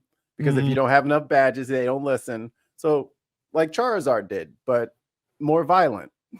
Yeah. Yeah. All right, that's enough bluster. You guys have been thoroughly warmed up. Now it's time for the main course. And for that, we're going to Lamarck City. The city's now former city manager to turn himself in on charges of arson and falsifying his job application. 5 warrants have been issued for J.B. Pritchett. The city announced he resigned from his role last week, but it is unclear when he will be arrested or turn himself into police. KPRC2 reporter Corley Peel joins us live outside Lamarck City Hall. And she actually spoke with Pritchett today. Corley. Keith, I spoke with J.B. Pritchett briefly on the phone this afternoon. He didn't tell me where he is, but he did say as of right now, he's not commenting against The him. first He question. did So what's your exact GPS coordinates right now? I'm not going to tell the cops. I just want to know for the story. Can you tell me exactly where you are? What's across the street from you? He does hope to eventually share his side of the story.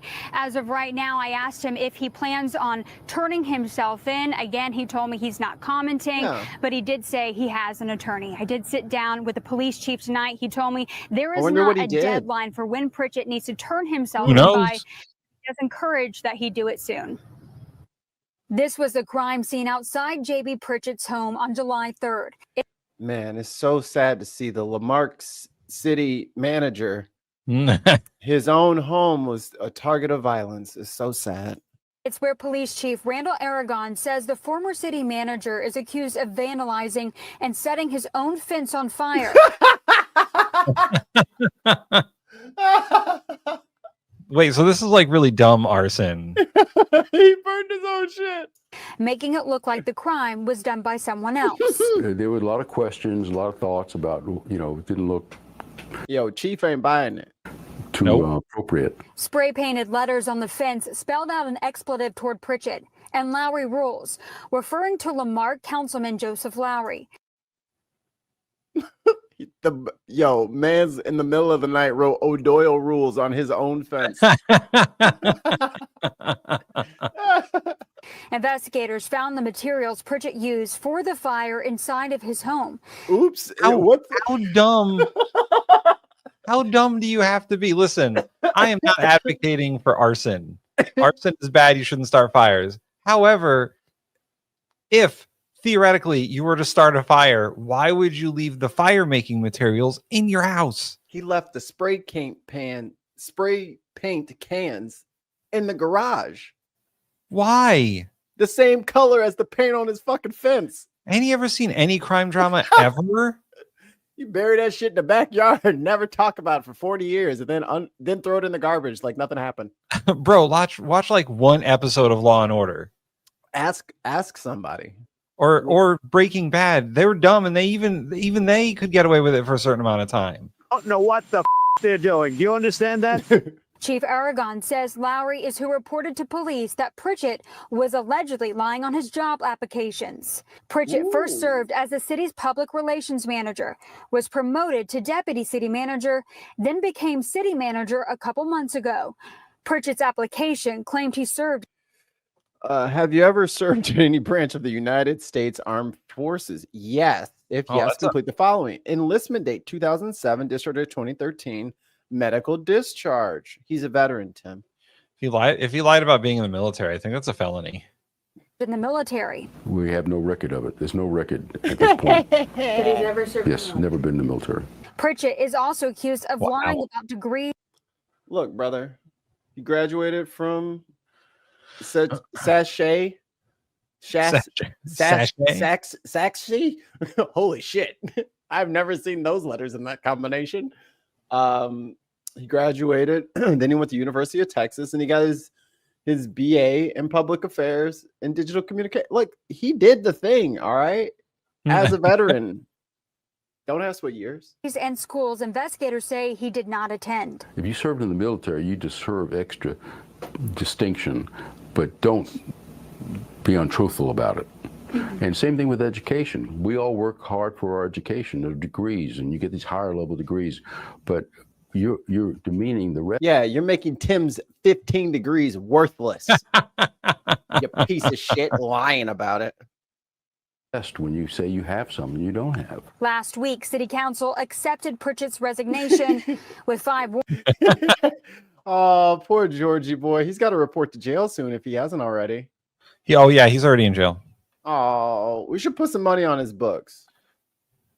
George was instant entertainment from top to bottom. He was.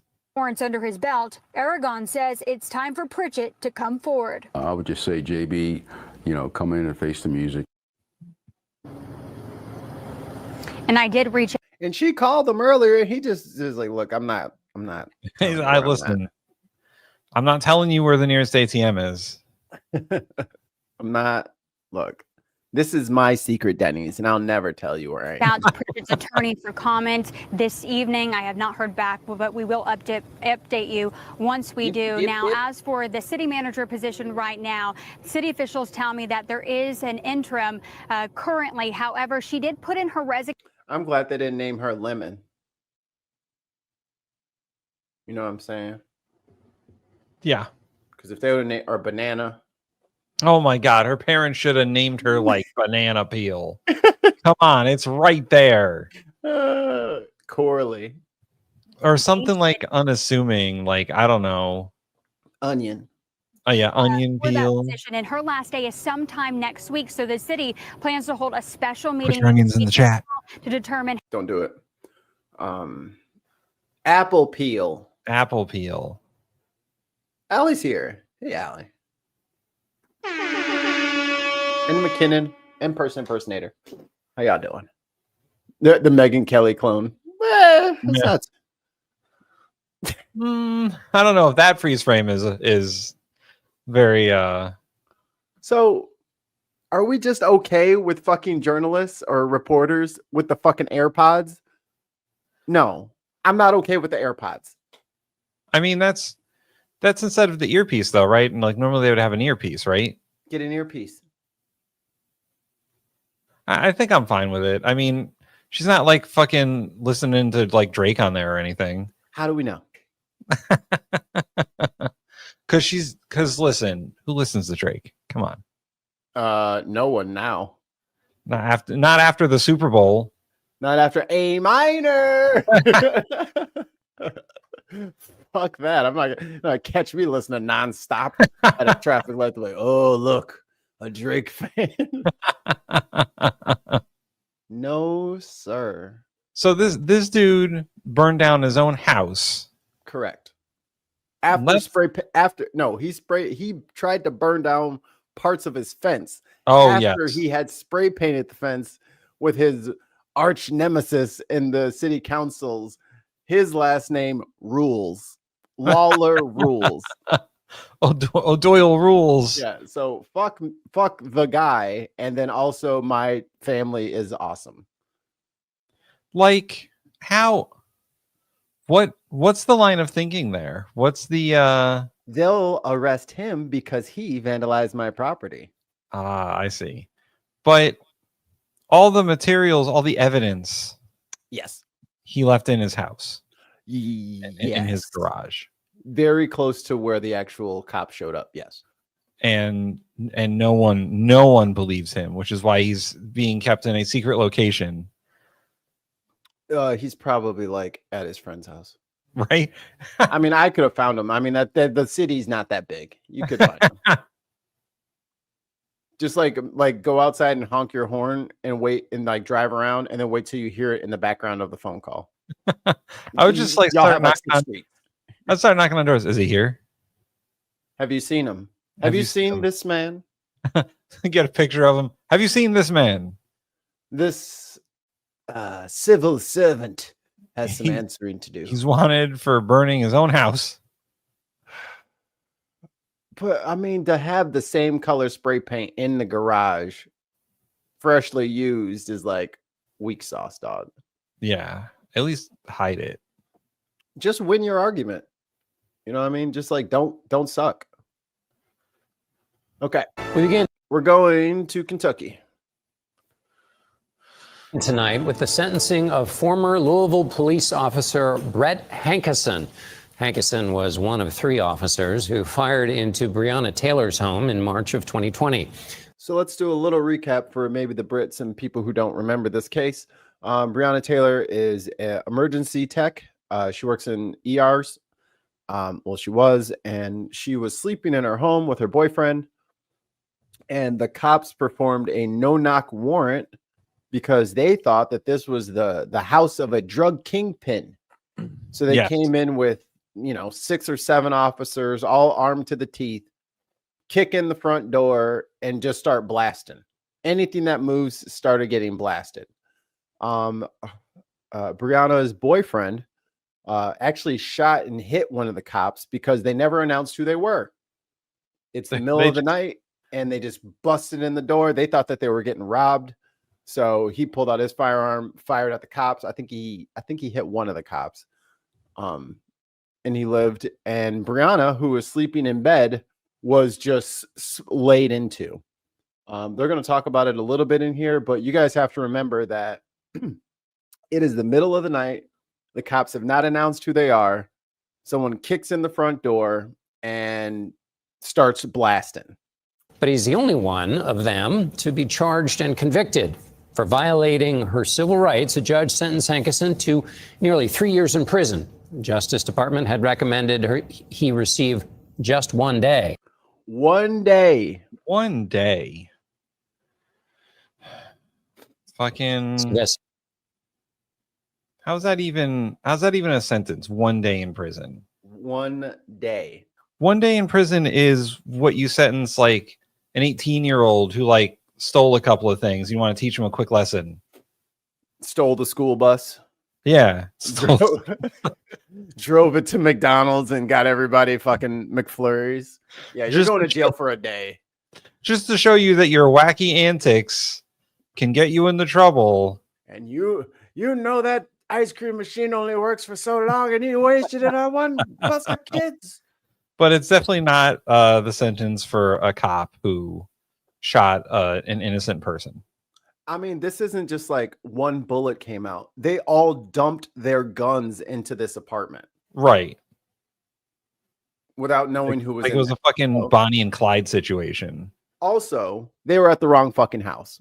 Yeah. Old address, wrong thing. They never surveilled the place. They never made sure that the target that they were looking for was actually inside the building.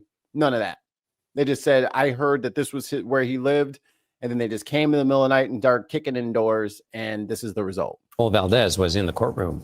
Say her name.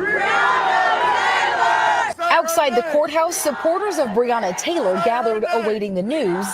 Inside, after more than 4 hours, a federal judge sentenced former Louisville police officer Brett Hankerson to 33 months in prison. Hankerson addressed the court, including members of Taylor's family, saying, if I knew the facts I know now, I would have never fired my gun. Great. 20 years.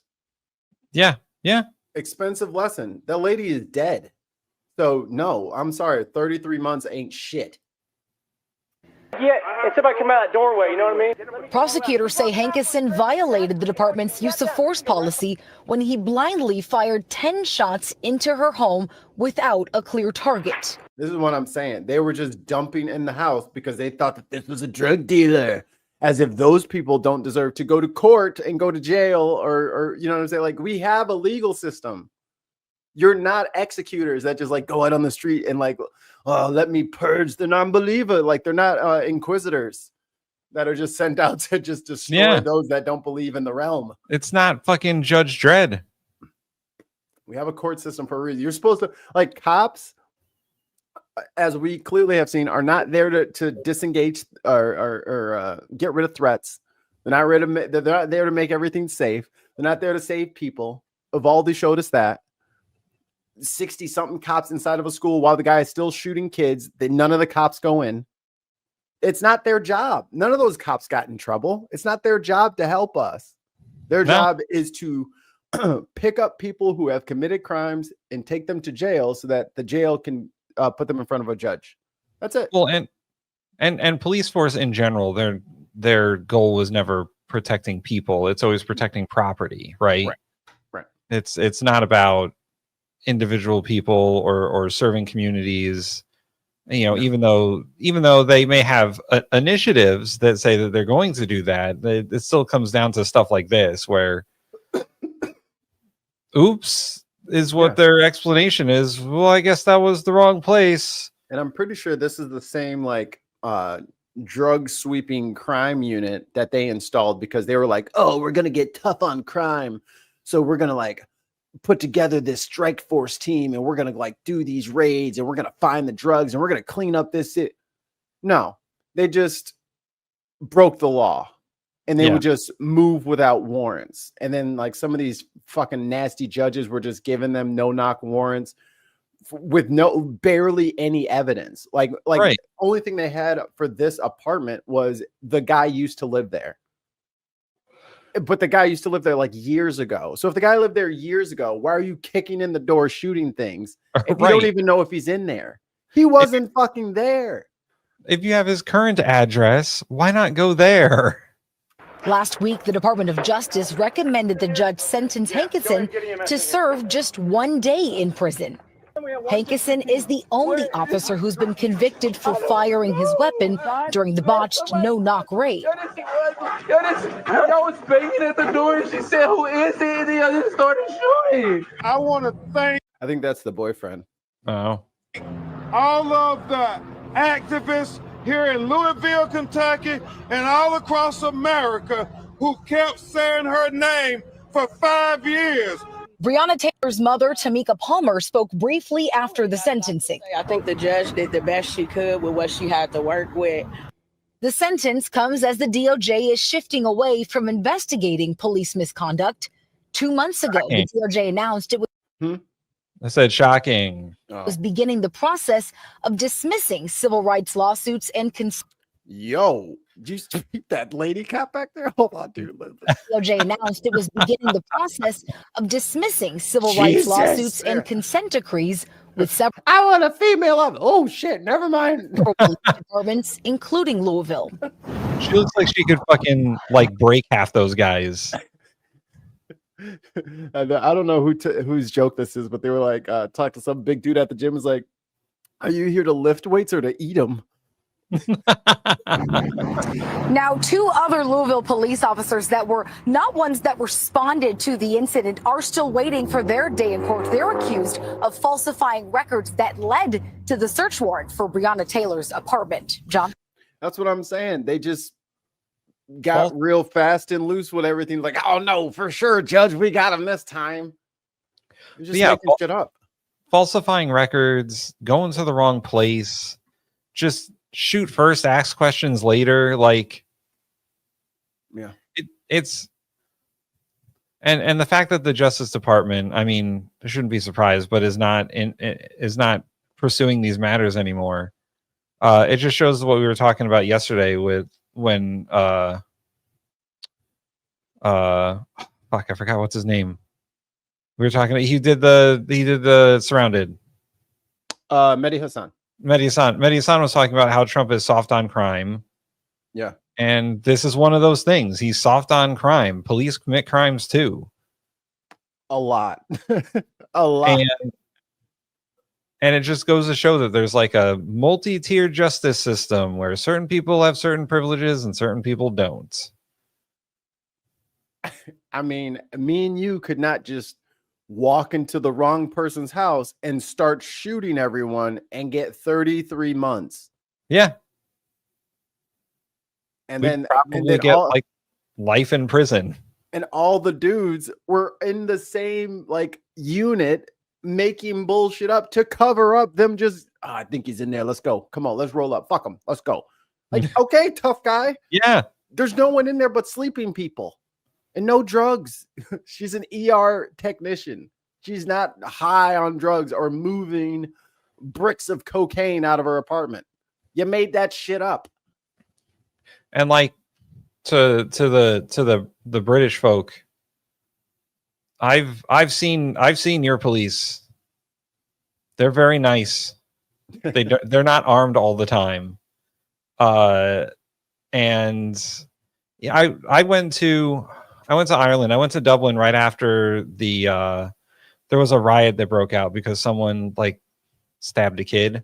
Mm-hmm. And some like far right people came out and they burned a couple of buses and you're talking about the Farage riots? I don't a couple years ago. Yeah, a couple years ago. We were there maybe 2 weeks after that happened, and the Gardaí were very much out, and there was a big presence of police in like Dublin city center. Even that, they were barely armed. Yeah. Like there were police on every street corner, but they didn't seem imposing. You saw how our cops look. We were talking about they look officer friendly. What are you talking about? Every one of them is dressed like they're in fucking SWAT. No, man, that's community outreach. Like who would want to approach that police officer, that lady cop? Who would want to approach that lady cop? I locked my keys in my never mind. I'll just break the window. Please don't hurt me. I'll just break it with my own face. But like, So you don't have to. I think there's a big difference between like the philosophy of like Irish police forces and let's say American police forces, where American police forces are heavily militarized. Some of them have fucking armored personnel carriers and fucking tanks. Yeah. Which they don't know how to use. And they all have fucking assault rifles and shit. Like they're armed to the fucking teeth. There's an AR and a shotgun in all their trunks. Yeah. And you know, nowadays some of the cops are wearing fucking face masks and shit, so you don't know who they are because they're Those aren't fucking cops. working with ICE. Well, Yeah, yeah, those are just the ICE people. Which well, a lot of them. I think it's California. They're suing about that. Yeah. Well, a lot of them are cops that have washed out of police forces, and then they're like, "Hey, do you want to be a bully for ICE?" You know, they can't get work anywhere else because they've lied on the stand or gotten fired for any number of malfeasance. Right. And you know, a lot of these cops, when they get in trouble, they move from department to department because they're allowed to, because they're very protected by the police unions, and they can just move from place to place regardless of what's on their record, and just show up in another department and be abusive there. And then when they get fired from that department, just move on. Yeah. There's no accountability. There's actually a name for those disgraced officers, and those officers are on the Brady list. And officers on the Brady list cannot be brought forth for testimony because they've been deemed liars already. Right. So if they get in any trouble, they're not going to listen to any testimony that they put out. It's automatically assumed to be fraudulent. Because this is what they do. They just kind of lie and cover shit up. And I mean, it shouldn't take 5 years for this guy to get 3 years. Right. Why did it take so long? It's just the police need accountability. That's what it comes down to. They need to be accountable for their actions. And when they fuck up like they did, they should be held accountable criminally. Yeah. They're not above the law. And if it's certain teams that are allowed to like do all this extrajudicial action and just roll around with no knock warrants and do all that shit, city council, you're still in charge of the police. Yeah. For Louisville. So if you need to get more training in there, if you need to shut, I think it was like, I forget, it was some task force that they named themselves. One of the earlier, maybe 2019, 2017, there was a clip of like a 16-year-old on his like day off of work or something like that. And he was driving his mom's car and he turned wide, you know, instead of turning into his own left lane, he turned into the right lane.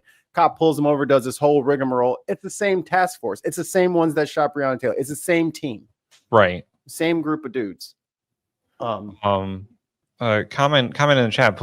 American police don't know how to de-escalate situations. They go trigger happy, and then once they shoot the suspect died, they continue to unload. And it's not that they don't know how to de-escalate a situation, is they're not trained to de-escalate situations. Like, no, they're trained to be afraid of every single person that they run into while they're wearing a uniform. And they're also trained to be fucking warriors. The whole warrior training thing. Yeah, it's also them against us. Yeah, they're trained to see us all as possible murderers, whatever. Yeah. Potential criminals, every one of us. And like you're right, Mikey, they're trained to be afraid of everything all the time, so their only response is to shoot. That's why neighborhood policing is so much better, because I'm not sure what it's like in Louisville, but I know in Chicago and St. Louis, the people have a huge complaint when people don't live like in St. Louis proper. They live like across the river on the Illinois side, 25, 30 minutes away. But then they want to come in over here and then just act like with complete impunity. If you have to like go to the grocery store and your kids play t-ball together and all that, you're part of the community, and you won't jump up to the escalation that these guys jump up to every single time.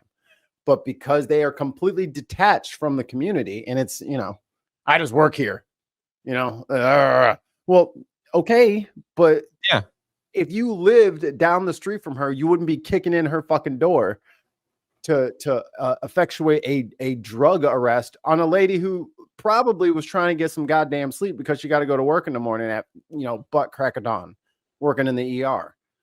So community policing is what needs to happen. And Zoran is 100% right. Get rid of regular cops doing all the jobs. Have specialized units for different things.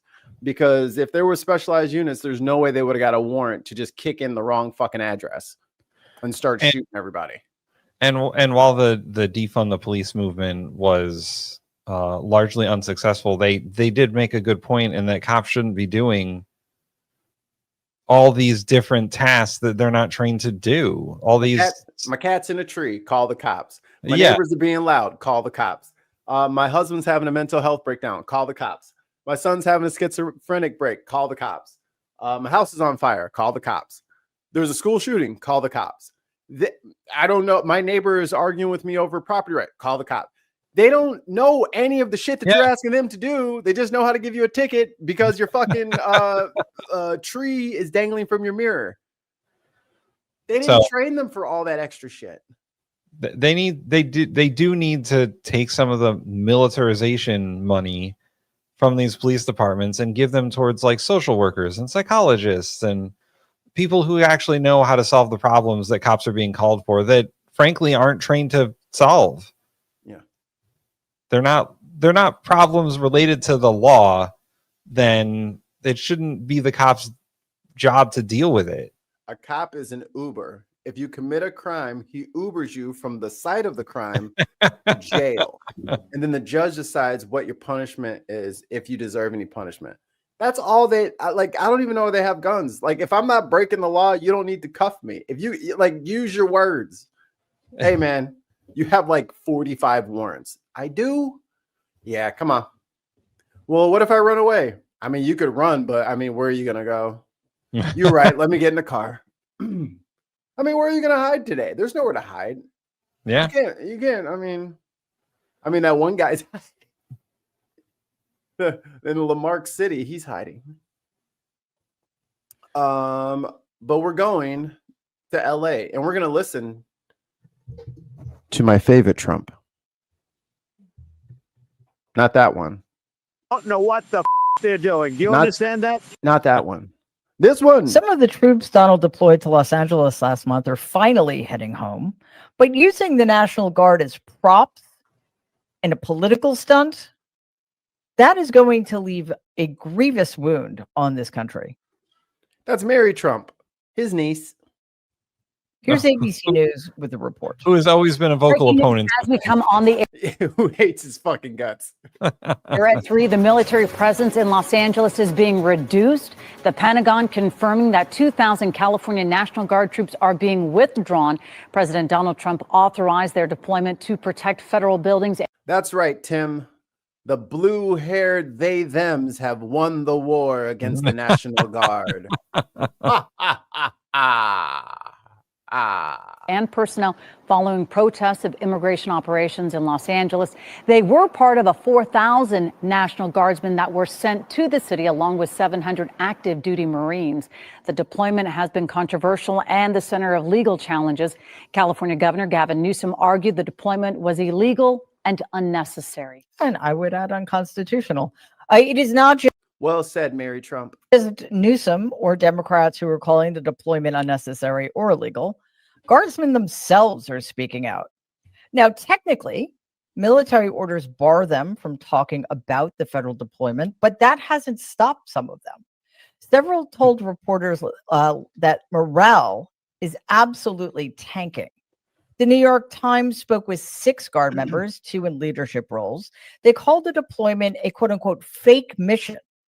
And when leaders raised objections, they were ignored. The mental strain has been not inconsiderable. It's been reported that at least 105 soldiers sought mental health counseling during the deployment. No, this is totally normal and fine. These soldiers will just do whatever Trump says, is what I keep getting told. Oh, yeah, there's a certain person who's like, oh, yeah, they'll just do whatever he says without question, ever.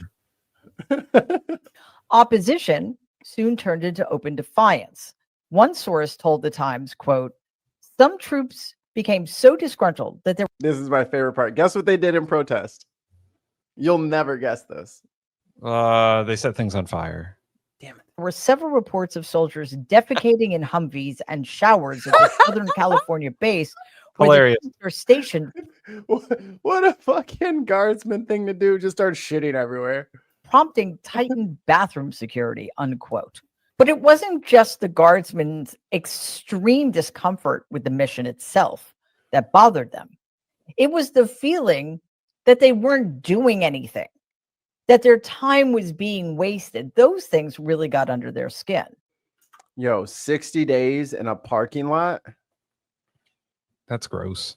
or in a parking garage, like sleeping in the parking garage underneath the federal building for 60 fucking days. Well, if you remember at the beginning of this, they were sleeping on the floor with Right, nothing. that's where they're gonna be for 2 months. Because none of this was actually planned out, or the resources were never allocated, or the president doesn't know what the fuck he's doing. I mean, what did you want them to do? Like, that's the thing. Like, when people say, oh, the such and such are deployed, a deployment is like a function of a contract. It has a length of time, it has a mission, it has a, you know what I'm saying? Like, it's a setup thing. You just launch people into a city and they don't have anything to do. They can't just go home when they see that there's nothing to do. They've been deployed. They have to stay here for the mission of 2 Right, months yeah. in a parking garage, sleeping on my fucking rolled up jacket. This is bullshit. To put it bluntly, they were bored out of their minds. And I'm pretty sure this is not what they signed up for. A source. All right, guys, we're going to train running in the desert for about 45 minutes. We're going to put 700 pounds of shit on your back to simulate all of your team dead. And we're going to do that until I get tired of watching you do it. All right, guys, you've passed basic training. Now go sit in that parking lot for 2 months. Fuck you. Fuck this. Told the LA Times that only 3% of the 4,000 troops were involved in daily missions, saying they were mostly just, quote, sitting around, unquote. I mean, money well spent. Yep. I guess that makes sense considering the function of the National Guard is respond to actual emergencies. And this was a fake emergency that Donald made up out of whole cloth just to make a point. So I understand the National Guard's frustration when they showed up believing that they were there to do something important, and it turns out there was nothing for them to do at all. The Intercept because LA was not on fire, as someone keeps claiming from on the opposite side of the country. It's burning down. It's just all flames. Well, you should call the fucking firefighters because there ain't no fucking war to have here. confirmed a startling data point. Over 40 days of deployment, the National Guard detained one person. I think I have music for this.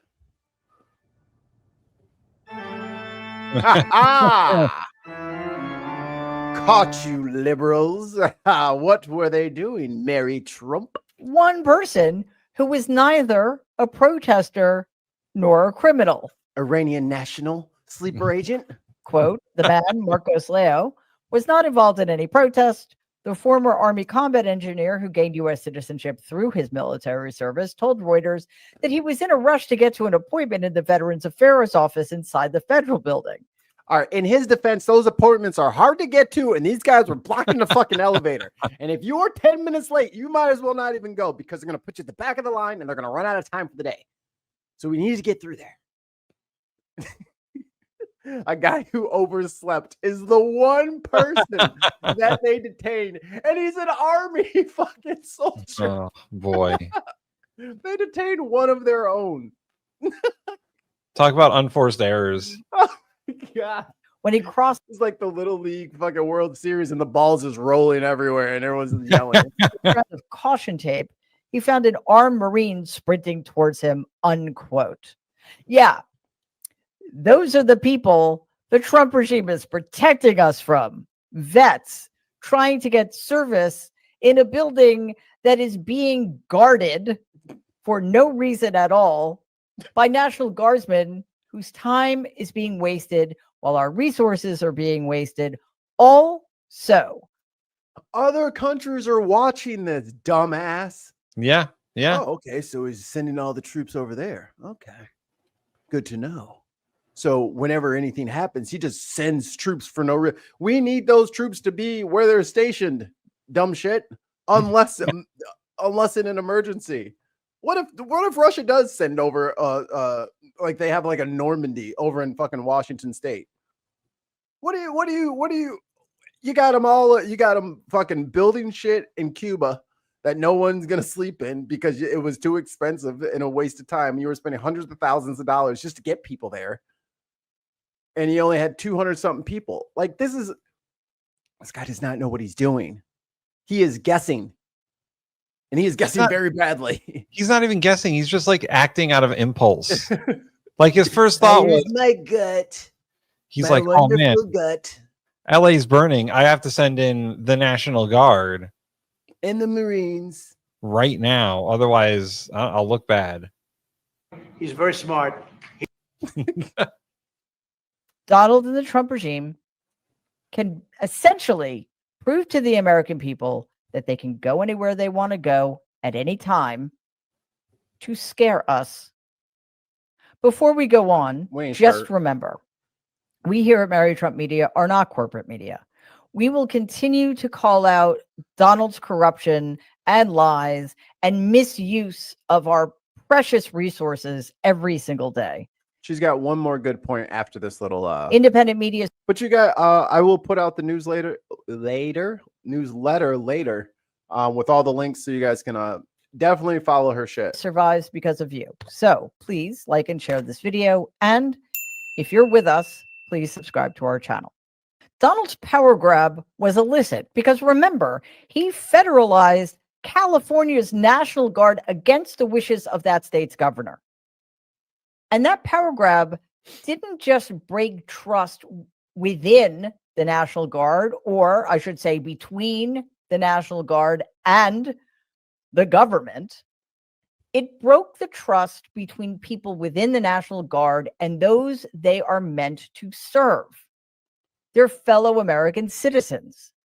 Being political pawns is not why people sign up to join the National Guard.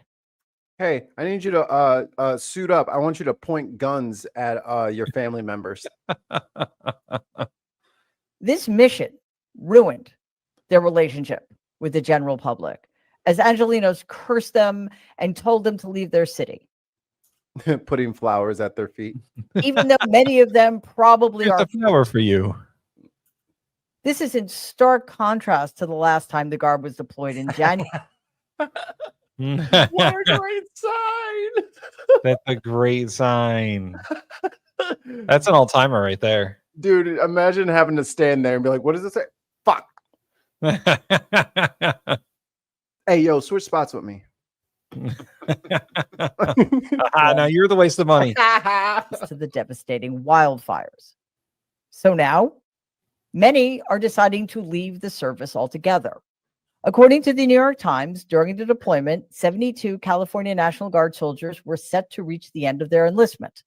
But according to Governor Newsom's office, at least 2 have already left, and 55 more have said they are not re-upping their enlistment. It should be noted that the National Guard has the highest Hispanic population of any other military service, with 40% of California's National Guard being Hispanic. They'll just do whatever Trump says. Oh, yeah. Or they'll be like, fuck this. Imagine how relying on I'll pay for my own college. Fuck this. defending Can you imagine someone saying that in a British accent? turmoil within the Guard, ultimately deterring enlistment from the very community it relies on. As it is, members fear that Donald's illegal deployment will, quote, hurt recruitment for the state-based military force for years to come, unquote. Well said, Mary Trump. A heater. What, wrong one? You're really you're real ugly. Mikey, that is still my favorite bit, is that you Heater. either accidentally or on purpose hit the wrong button. I can't tell. Most of these are legit wrong buttons. Sometimes I'm like, oh, wait, that's not what I meant to do. But a lot of times it's just like, and press. Oh, that wasn't right. I am equally as shocked. Great point, Mary Trump. Fajita.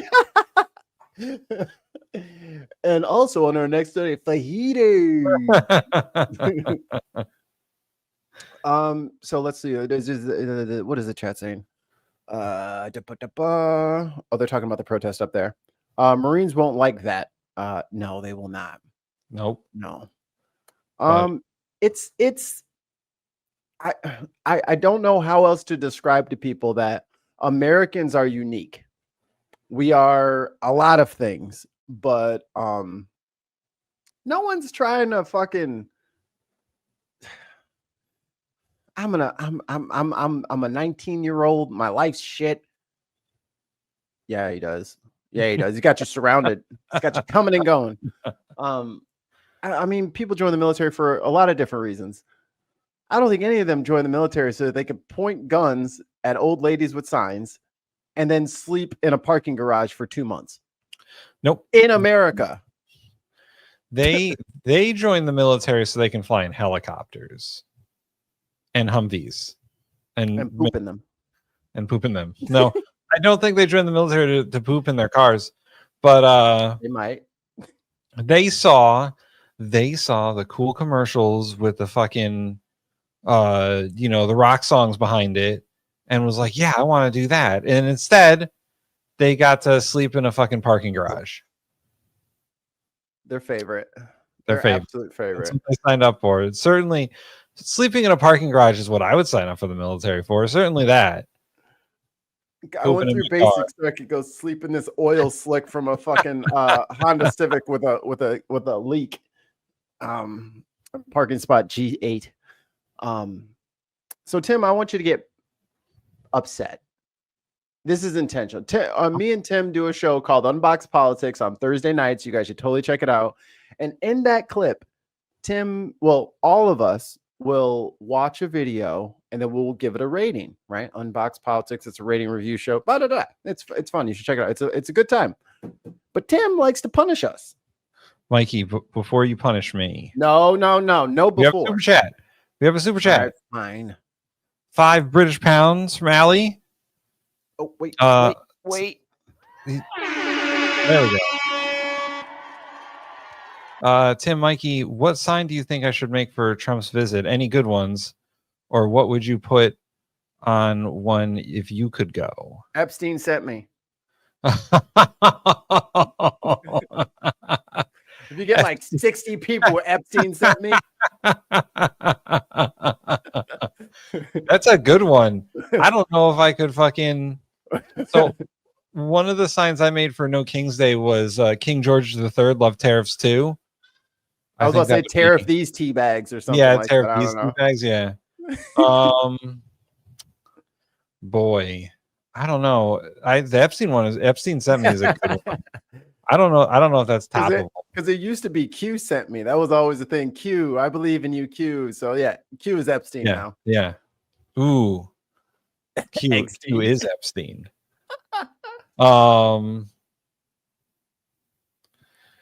Yeah, that's okay. Yeah, I think that's the winner. Epstein sent me. You ready to get mad? Yeah. So normally we cover people's oh my god, we're so excited. We can't wait for the midterms because we're gonna have so much unboxing to do. Oh my god. Everyone's like campaign videos and stuff like that. That's truly what our show was designed for, was like campaign videos where we can really break it apart and really criticize it. But Tim, I mean, you and your leftist people, I mean, people of America all over have been trying to tell you that you don't know what I know. I know everything. I'm Barack Obama. We don't think about boys and just assume they're going to be okay because they've been running the world and they've got all the advantages relative to the girls, and all of which has historically been true in all kinds of ways. But precisely because of that, if you're not thinking about what's happening to boys and how are they being raised, then that can actually hurt women. And I would argue that some of the broad political trends we've seen, not just in this country, but around the world, have to do with this sense of, boys, men not feeling as if they are seen, feeling as if they count. Mm-hmm. And that then makes them more interested in appeals by folks who say, you know what, the reason you don't feel respected is because women have been doing this, or this group has been doing this, or that group's been doing this. And that is not that's not a healthy place to be. That's halfway through. Thoughts so far, Mr. Tim? I think that Barack Obama, who is probably, in all reality, one of the more moderate presidents that we've had, he both has a point and is missing the point at the same time. What point has he grasped? He has grasped that there's something wrong with men in this country. Correct. The point that he's missing is it's not the problem of the left. It's a problem of the right and the whole manosphere nonsense. It's men are not okay, but it's not the fault of women. It's not the fault of how they were raised. Well, it could be the fault of how they were raised if, some right-wing nut job raised them. Exactly. Yeah.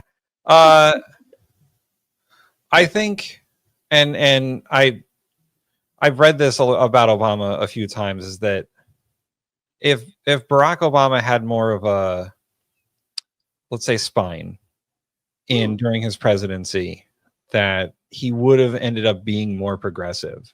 But because he made so many concessions throughout his presidency to Republicans in Congress and specifically, I think that's what he's doing here too. He's making concessions, and he's a nice guy, and he's very affable, but he's always giving out concessions, unless it's specifically Donald Trump. He fucking hates Donald Trump and will do anything to tear that dude down. But he's just trying to be moderate and trying to be conciliatory, and that's where he always misses the point. He doesn't want to push his own ideas. He wants to be the guy who gets everyone together and we all talk about it and we'll meet in the middle somewhere. But that's not always what happens. Activated my trap card. Oh, damn it. We'll say, as quote unquote progressives, Democrats, progressive parents, enlightened ones, we've made that mistake sometimes in terms of our rhetoric, where it's like we're constantly talking about it, what's wrong with the boys instead of what's right with them. We rightly have tried to invest in girls to make sure that there's a level playing field, and then they're not barred from opportunities. But we haven't been as willing, I think, to be intentional about investing in the boys, and that's been a mistake. And I think people are starting to recognize that. So going back to your optimism, I think there's a healthier conversation taking place now, both among this new generation of young women and men, but also among the public at large, that's starting to see hey, we got to do better by our boys. And if we do better by our boys and we're producing stronger, more confident men, that's going to be good for our girls and our women as well. So Barack Obama is wrong, is what I'll say. Let me jump in here. What problem did he describe? I don't know what problem he described. He didn't describe it. There's not enough context in this video. Women have jobs. Women go to school. Well, what about the men? Are you fucking daft? Do you think that the colleges are 80% women and 20% men? Do you think the fucking CEOs of all these top 500 companies are just all women and they're just driving down the wages? And they're the ones that are enhancing or investing in all of this AI to replace people, other men's jobs. Women are doing this. Fuck you, Barack. You're fucking dumb ass fucking, like you were saying, this kumbaya, let's all sit at the table. No, your billionaire fucking friends are robbing young people of their youth. Everything costs too much. That's the problem with men. Men in this country, unfortunately, tie their mental health to their bank account. And you have fostered and helped ensure an environment where no motherfucker will ever get ahead. Yeah. Good fucking job. Thanks for bailing out the banks instead of letting them fucking crash. I would refer everyone to a very specific episode of Somewhere News called "Are Men Okay?" Yeah, where they talk about this very issue that men are too wrapped up in how much money they make, how they dress, what kind of cars do they own, who is their social circle, how high up can they climb, how they treat women, and reciprocally how women treat them. Right. And they don't understand empathy. They don't understand that you shouldn't have your whole personality wrapped up in how much money you make. You shouldn't have your whole personality wrapped up in what kind of car you own. Or how tall you are. How much time you spend in the gym. Yeah, like it's cool to have those things, but it shouldn't be your entire fucking like identity. Like grow a personality. There's more to it than that. And I think that's the problem. It's like, well, we got to do something for the boy. What are you going to do? What else could you give them at this point? We live in a fucking patriarchy. They have all the fucking necessary advantages that they would ever need. They're lazy. And the girls are expecting more out of them. You need to not be a dickhead. You can't get drunk every night and scream at me and me stay in a relationship with you. I make enough money to get my own apartment and I don't have to take this shit. You know, the boys are we really got to do something for the. How about get rid of no-fault divorce, Barack, since you want to help the men so much? Get rid of all these women educators and professionals. Get rid of them. Yeah, if you really want to do something for the boys, get them a fucking therapist. How about mental health? How about some free mental health for all men? And that'll be our one thing that we get that women don't get is we get mental health checkups for free. Because there's so many fucking broken toys out there. It looks like fucking Sid's room from Toy Story. It's just all mishmash and fucked up. Yeah, like I understand what Brock is trying to do. He's just doing it wrong. If you want to do something for the boys, fucking get them some mental health checkups. Like go and like say that what's going on with men is it's a mental health issue and they just need some help. He hasn't even offered anything. Yeah. He just said it's the girls' fault, really. And then at the end of the day, if you want the girls to get better, you got to take care of the boys. And some of these men, you got to tell them to like not treat women like fucking objects, like treat women like they're human beings. And I love the fact that he brought up, let me see if I can find it again. I think it's like right around here. We're talking about this thing. Boys, and that's been a mistake. And be intentional about investing in the boys. But we haven't been as willing, I think, to be essentially saying that like the previous generation failed this generation of men by looking out for the women. No, you're dead ass wrong. And for somebody with two of the, I hate to say it, two of the most spoiled girls that will ever exist, you got a lot of nerve. And I can promise you this. getting up here and saying, look, there is something wrong with you. You do need help. Yeah, that's what every fucking man needs. You know what being a man is? Your life's sucking and you don't care. That's being a man. Yeah. I don't care if my life sucks. I have responsibilities and I take care of them. Yeah. It's not important whether or not I'm happy or not. I'll get my happiness one way or another. I am still a little boy at heart, and I can find a rubber band and a paperclip and entertain myself for 15 minutes if I need to and have a little joy that way. Life is supposed to suck if you're a guy. That's just what I've accepted it. But that's okay. Life sucks and girls and ladies feel the exact same way. Their life sucks. But we're both supposed to think our life sucks, but we make the suck sacrifice for the other side. Hey, and like me and Mikey have been saying this, when it eventually happens, when the women all put us in cages, because they outnumber us. Yeah. We're 49% of the population. They're 51%. When they eventually put us all in cages, I don't know, some of us might have it better than others, you know? It really depends on how you treated the ladies. I'm going to have a water bottle with a marble. Ooh. I want one of those automatic water things that's just like a little fountain.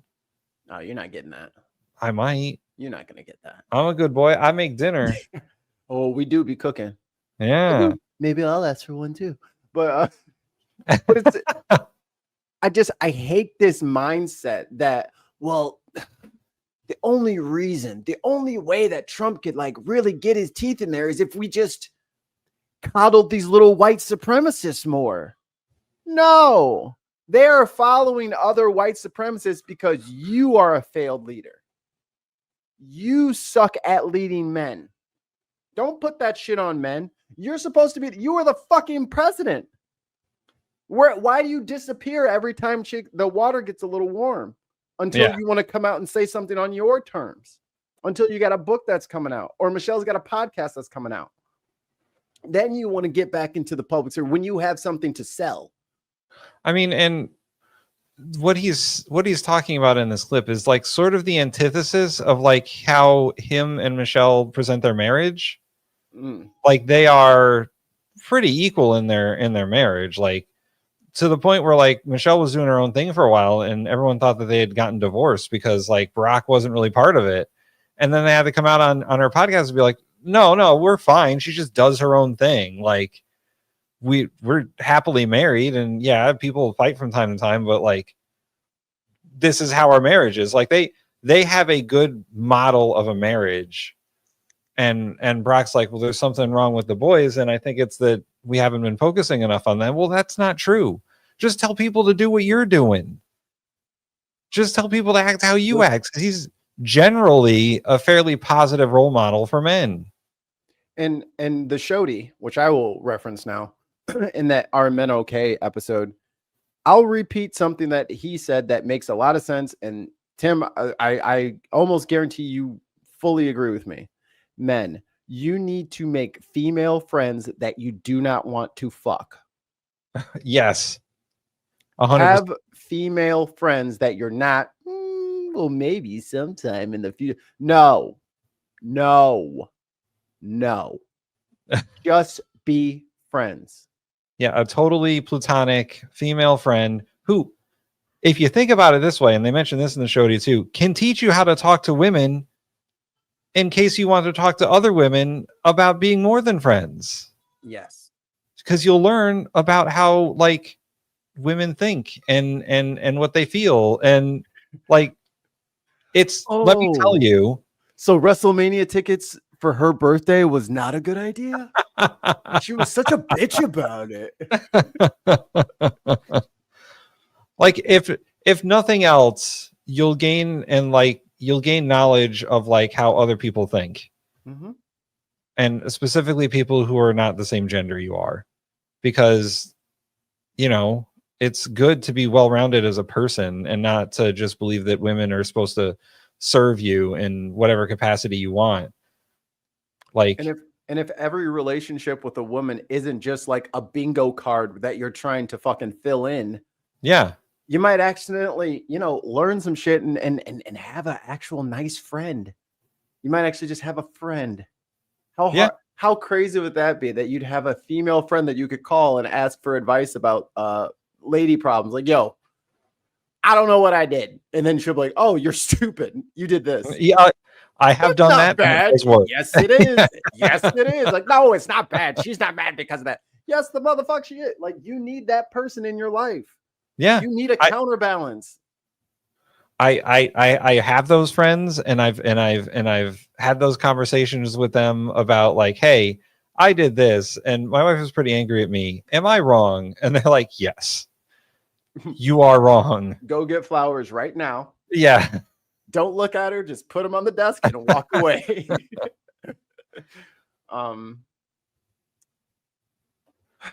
It frustrates me to no end because I feel like the message could have been said in a way that's actually meaningful. Hey, guys, you're having trouble making connections with women. Stop listening to guys that are telling you to sleep with all of them. Because those guys are lying to you. Number one, they don't sleep with all these women. And let me tell you something. Well, my wife is watching. Never mind. But I have a checkered past, and I was a DJ, and I did some things. And I didn't have to lie or be a dickhead or fucking, abuse the situation and take advantage of people and keep multiple narratives going at the same time. You just be weird and goofy. That's it. Yeah. Stop trying so hard. They can smell your desperation. It turns their stomach. You thirsty ass. And stop watching so much porn. 5 British pound super chat from Tim Ballum. Being best friends with exes confuses the fuck out of people. Yeah. I'm friends with most of my exes, except for the last couple. I am also friends with some of my exes.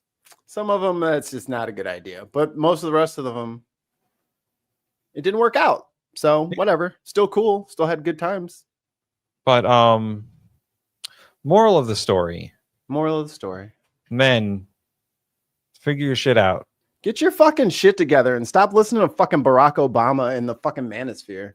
Yeah, don't listen to Barack Obama or Andrew Tate, even though those guys are wildly different people. Don't listen to either of them. They're just wrong. Or Jordan Peterson. He's part of that weird shit too.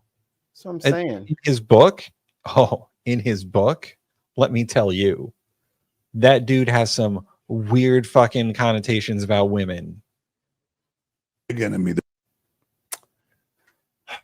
Okay. He is not particularly fond of them. Not particularly. We'll just put it that way. He has a whole section in his book about how men are order and women are chaos. I love me some chaos. Let's go to zero. Shut your ass up. The wife is going out to the front probably to water the plants. He's like, someone's coming into the garage. Intruder. Yeah, with the fucking garage door opener. Here, I'm going to put, since we both mentioned it, I'm going to put the episode of the show in the chat. For people who don't know, go watch it later after our show. Not right now. Don't watch it now. Watch it after our show. I'm not friends with mine before it was all my fault. Yeah, well, sometimes we do make mistakes because Jeebus I hate it when I do that, and then I fuck up the correction. I'm just like, fucking throw the phone. I don't fucking care. This is a waste. What am I doing here? Tim, do you know who the Full Send podcast is? I'm sorry, what? The Full Send podcast. Have you ever heard of it? No. Me neither. But I learned of who they were because they had a very controversial guest in the White House. Can you guess who it was? Trump. Worse. Oh, geez. So these, all right, we're at 11:23. These Oh, were these the guys that Trump invited on his fucking plane? Yes. Oh my God, we're on Trump's plane. It's so awesome. So this nerd and this nerd who admittedly know nothing of politics, know nothing of foreign policy, know nothing of the Gaza-Israel genocide. They know Literally nothing. Yet, when offered an interview with Netanyahu, they said, "Oh, we can't turn this down." Not knowing anything about who it is. What were we at? 11:24. I forgot what I said. Yeah, these guys are just fucking idiots. Philly Netanyahu has been elbow deep in politics since probably before they were born. They're probably all like early 30s. So he's been prime minister for like 20 something years. And then he was in the Knesset before that. They have no idea what a Knesset is. But this is I'm not going to play the whole thing. I could not watch the whole thing. I was getting too sleepy. It was already like 5:30 in the morning. But I got about halfway through. I hear their comment section rip them. I knew, we're getting there. We're getting there. But we're gonna watch a few minutes of this. I think I screwed up my timestamp a little bit, so we'll let it rock for like maybe a minute or two. These boys are completely ill-equipped to deal with the situation. Let's listen. In fact, the reason we have civilian casualties in Gaza is because Hamas, who are basically horrible murderers and killers, okay, committed to our destruction and your destruction. They say so openly. I mean, he's sounding a bit older. A little bit. He's fucking old, right? To the big enemy, the real enemy, the great Satan is America. And Israel is the small Satan. But it's a small Satan that is standing in their way. I think he's older than Israel. Of conquering other Iranian proxies, conquering the Middle East, and then we move on to you. So America is the great Satan, and America, needs to disappear. And we stand in their way. But one of the things you have to understand is Gaza is the densest urban environment you can find, and Hamas embeds itself in the civilian population of Gaza, the Palestinian. And I'm not a body language expert, but if you watch he's reading them and playing them like a rented fiddle. Yeah. He's not just like talking extemporaneously and and then he looks back up at them. Every sentence, he waits for the hammer to stroke, and then he looks to see if he hit the right spot. And he hits the hammer, and then he looks. And he hits the hammer, and he looks. These kids are they are being propagandized, and they are completely unarmed in this fight. Okay. We tell the Palestinians, hey, leave. Because after they butchered us and raped our women and beheaded our men and burned our babies, we have to remove this threat. So we come in to take care of the Hamas terrorists. But the Hamas terrorists don't leave the civilian neighborhoods. And we say to the civilians, we call them up because we have their telephone numbers. We say, leave. Please. How do you have their telephone numbers? Please leave. We send them leaflets, millions of leaflets. Please leave. We're going to kill your family if you don't run now is what is on some of the pamphlets dropped from drones.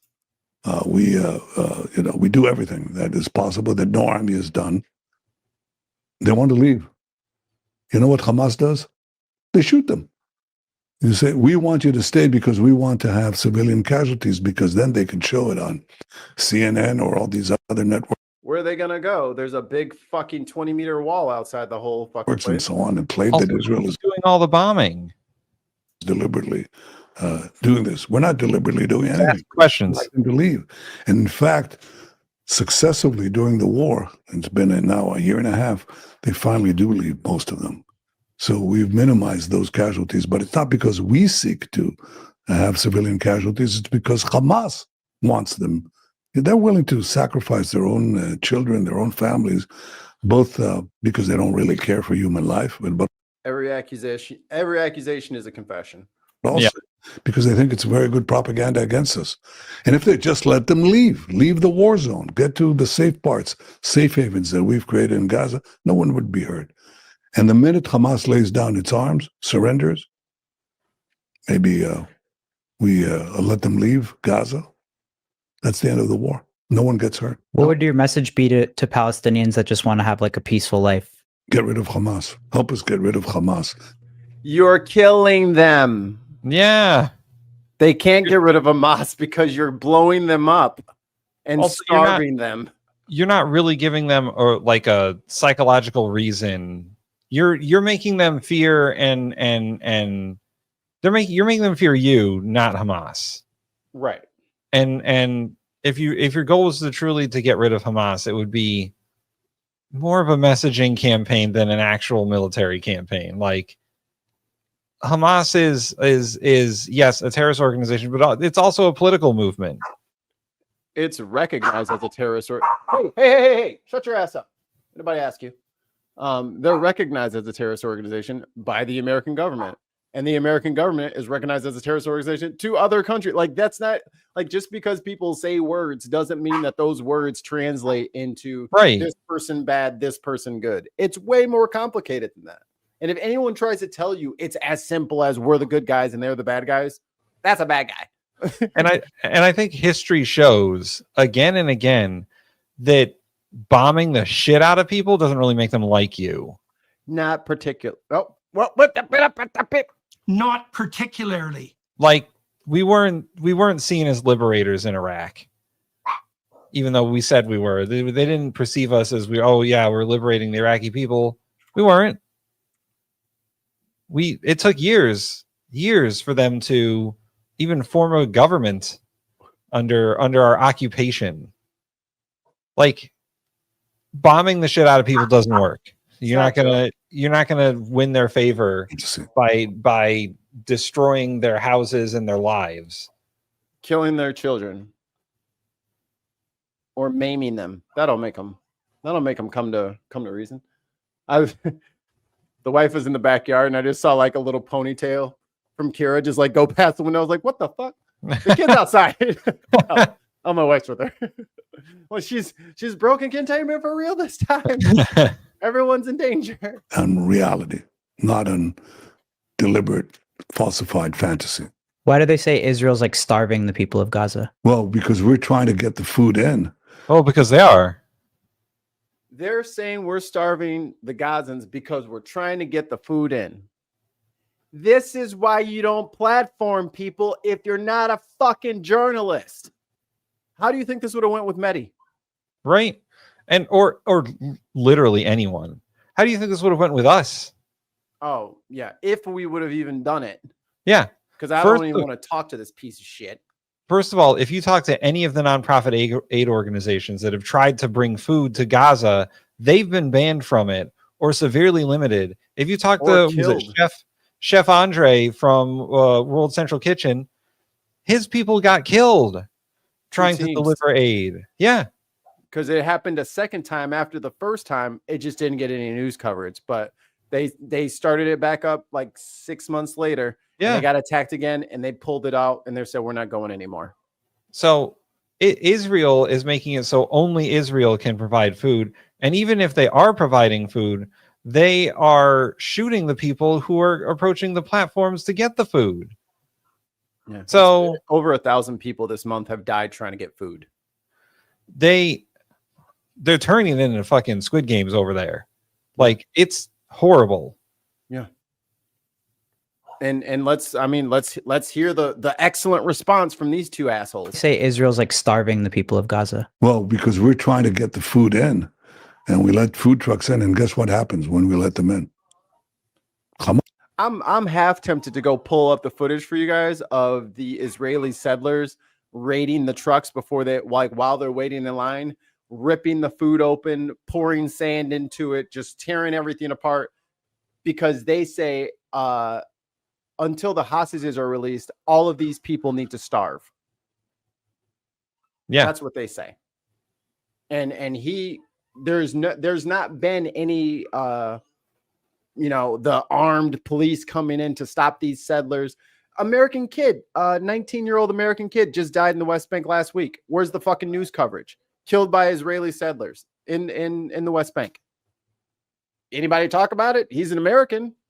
Did it matter? No. Hamas steals the food, takes the good chunk for itself, then sells at inflated prices. They jack up the prices, and then how the hell does Gaza have an economy with money? Right. What's left of Gaza? Who are they charging? They sell the food to its population, to its hungry They population. even have money. Like, is currency even a concern over there at this point? No, money is useless At all. And then use the money that they take from their own people to recruit more killers into their terror machine. That's what happens. Why are more Palestinians not siding with Israel against Hamas then? Well, up to now, they've been terrorized. But guess what's happened? Since we're beating Hamas, all of a sudden we see Palestinians rising. You have to see this to believe this, okay? And they say to Hamas, hey, you're not coming into my building. You know, you can't use my school or this hospital as your command post. We're not letting you. And anyway, the Knesset has we're gonna get into the comment section here. I'm done listening to his stupid ass. Anyway, the Knesset has decided that Israel needs to move all of its military facilities out of Tel Aviv, out of the fucking residential areas, by the way. But let's take a look at the comment section. Oh boy. Comment section on YouTube is in general spicy, so I can only imagine. Well, one unsubscribe. This was pitched to Netanyahu like, don't worry, these guys are idiots. You can use their platform to push whatever propaganda you want, and they won't push back on anything. 24,000 thumbs up. Yeah. I miss when YouTube used to show dislikes. 27,000 thumbs up. The bar was already so low for you guys, but it's genuinely in hell with this one. Coincidentally, that's also where Netanyahu is headed. You guys didn't question him once. This is great. Like, this goes on for 90 minutes, a full 90 minutes of everybody's bad. 110,000. Oh, go ahead. Oh, it's just, it's 90 minutes of being propagandized that, right? That's just letting Netanyahu say whatever he wants, not questioning what he says. Like, I would be upset. Zero pushback. You literally let a war criminal talk freely for an hour to millions of fans. Just horrible, horrible. You guys are truly. You guys are truly. Oh, this was the big question Zero. I'm not in the mood, dude. The big question that they had in the interview was like asking him if he prefers Burger King or McDonald's while people are starving. This is insane. Oh my God. Yeah, that was their big thing. It's like, do you like McDonald's or Burger King? He's like, I look at the Burger King more. Okay. Good job. You really nailed him on that one. Whoa. Now we all know. We are not qualified for this. We should not be doing this. Maybe listen to yourself next time. That's what they said at the very intro of the thing. Like, yeah, we're really not supposed to, like, we don't really know what's going on. And just unreal. And this unreal. is like, this is the kind of shit that people get away with. This is just having a friendly interview with a war criminal. And this person says, the comments brought tears to my eyes. Humanity is still alive. I mean, this just goes on and on. Yeah, discussing despicable, complicit in genocide. I'm just happy to see all the negative comments. That's probably the only positive thing about this idiotic video. And going back to yesterday, we were talking about the Surrounded video. You know, some of these people were like, well, the one guy who was like, didn't know the difference between a genocide and an ethnic cleansing. Right. Like, that's these guys. Yeah. They don't know what the fuck they're talking about. So they let him like talk whatever he wants without questioning because they're too dumb to know. You see this?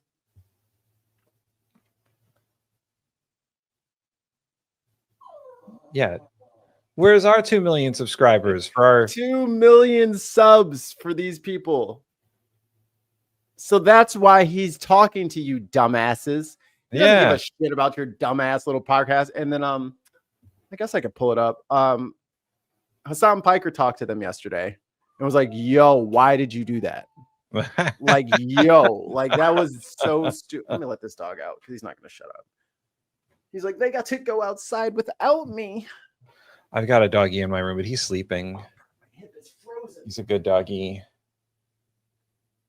There he is, sleeping. He's that black lump of fur right there. He's doing he's got a fuzzy blanket and he's sleeping. He's doing the what's it called though? trying to run out of the door because it's on tile. Oh my goodness. But it's people get these platforms and then these people abuse the platform. You should not talk to people who have bad intentions if you cannot combat them. You know what their big brain theory is? Well, we're going to be talking to the other side in a couple weeks. Yeah, I'm sure. Who's the other side? A dead kid? Who's the other side? Yeah, how do you even get in touch with the other side at this point? You're going to talk to Hamas, you'll go to fucking jail. Go and ahead. there's a media blackout in Gaza. Like, they're not letting any reporters in there. You get it's all like whatever you can get out of local reporters. Yeah. I wouldn't mind if we had a million bots as subscribers. Just putting that out there. No, I don't want the bots. Give me the 1,000 real people over 1 million bots. Yeah. Like and subscribe if you're a real person.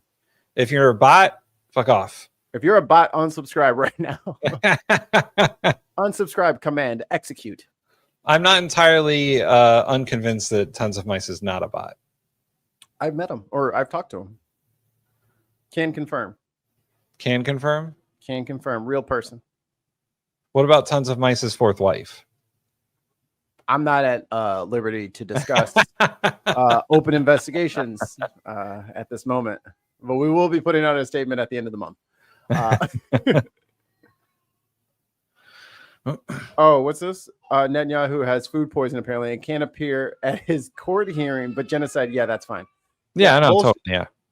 And that's the thing, like these guys are so stupid that they don't know that there's an ICC arrest warrant out for this man. And then when Hassan's like trying to get them to like understand the gravity, the gravity of who they had on the show, they're just like downplay. Let me just find it because now I'm talking about it. Now I want to just show you guys.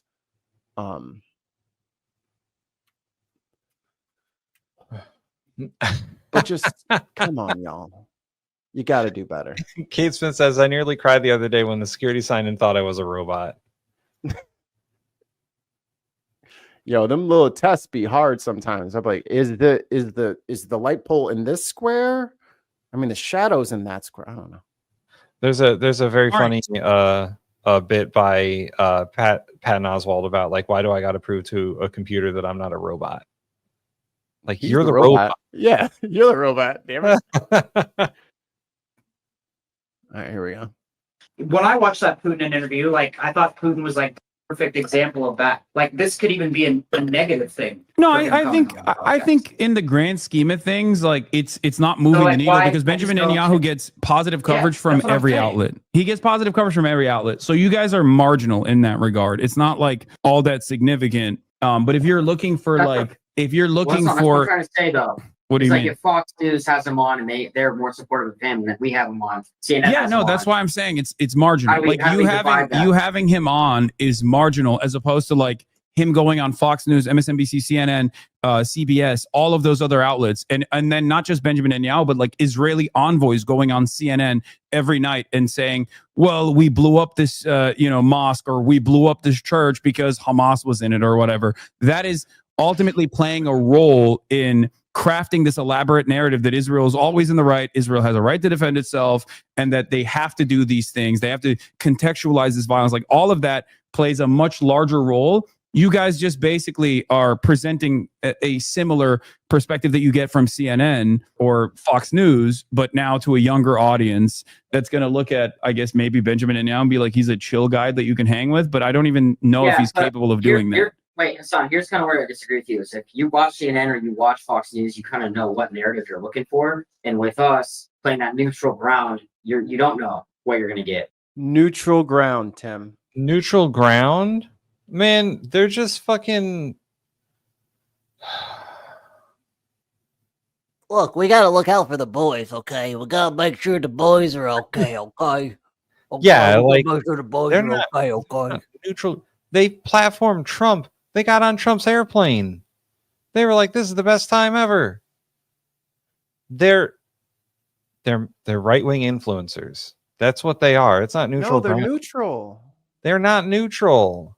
Like they had Sneeko, who was a Holocaust denier, and But Sneeko's part of the fucking manosphere, though. And Nick Fuentes, who's an he's definitely not a Nazi. And Trump and Netanyahu, and they're neutral. Tim, they're just neutral. They're just listen, guys, listen. They are just two dudes. Neutral. They're neutral observers of the world, and they just want to share their point of view with you, and they want to share their view of Sneeko with you. And Nick Fuentes, dude who's definitely not a fascist or a Nazi. But this is winning with young men, unfortunately, to the tune of 2 million of them. Yeah, I mean, there's a lot of ladies over there just like, oh my god, they're so smart. I think this helps me understand a little bit of what Barack Obama was trying to say with like, maybe we're not paying enough attention to men when it comes to this kind of shit. When it comes to like, who is influencing them? Right. Who is Sneeko influencing? Who is Nick Fuentes influencing? We saw it on Jubilee yesterday. Yeah. Like, what kind of men are watching these people and thinking, there it is for me. There it is. That's what I was looking for. Yeah, that's what I'm looking for. Andrew Tate, that guy is definitely not a sex trafficker. Right. He's on the up and up. I'm gonna be just like him. Yeah. And once again, going back to that episode of the show, they showed it to Sneeko.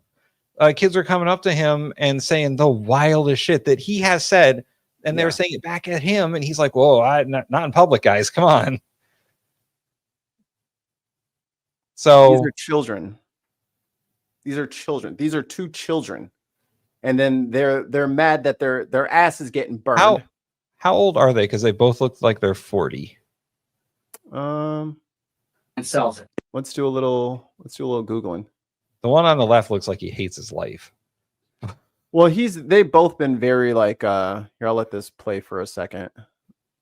Let's start at the beginning. All right, so you guys interviewed the Adolf Hitler incarnate, Benjamin Netanyahu, and right off the bat, I assume, right? Is that what's going on? Yes, we're getting definitely some yells. Yeah. Okay. So first and foremost, who the set that up? Was it Miriam Adelson? Well, we actually toured the White House right before, and he was in DC. So it's kind of like a someone must have. Benjamin Netanyahu wasn't like, I love the Nelk boys. I'm a big consumer of Happy Dad, and then was like, let's do this. Well, we've had Trump on a few times. Some communications team at the White House hit us up, connected us with their communications team, and presented us the opportunity to do it. Okay. All right. Yeah. And you guys were like, let's do it.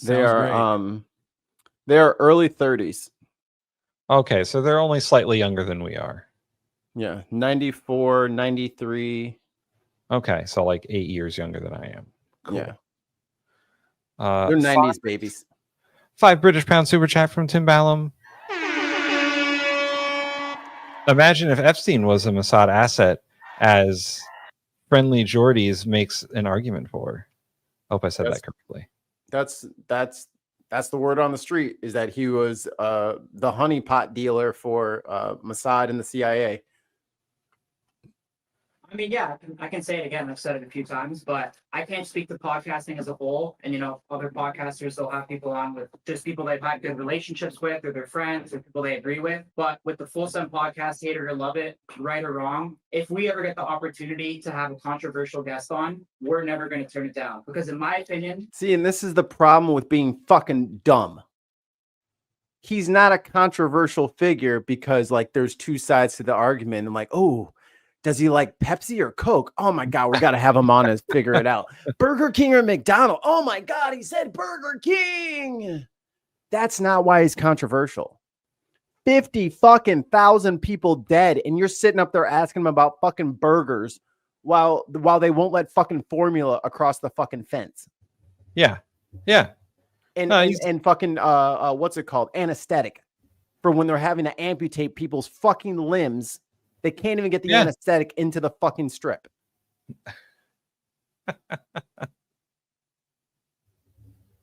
1 million bots says I'm now subscribed. Happy? We didn't really specify, did we? No, we didn't. We want 1 million bots to subscribe 1 million times, not 1 million bots to subscribe once. Well, we'll just keep getting and losing and getting and losing and getting. And Yeah, losing. yeah. We didn't. If you want a controversial. Hold on. If you want a controversial figure, like I don't know, Marjorie Taylor Greene, Ted Cruz. He's controversial, right?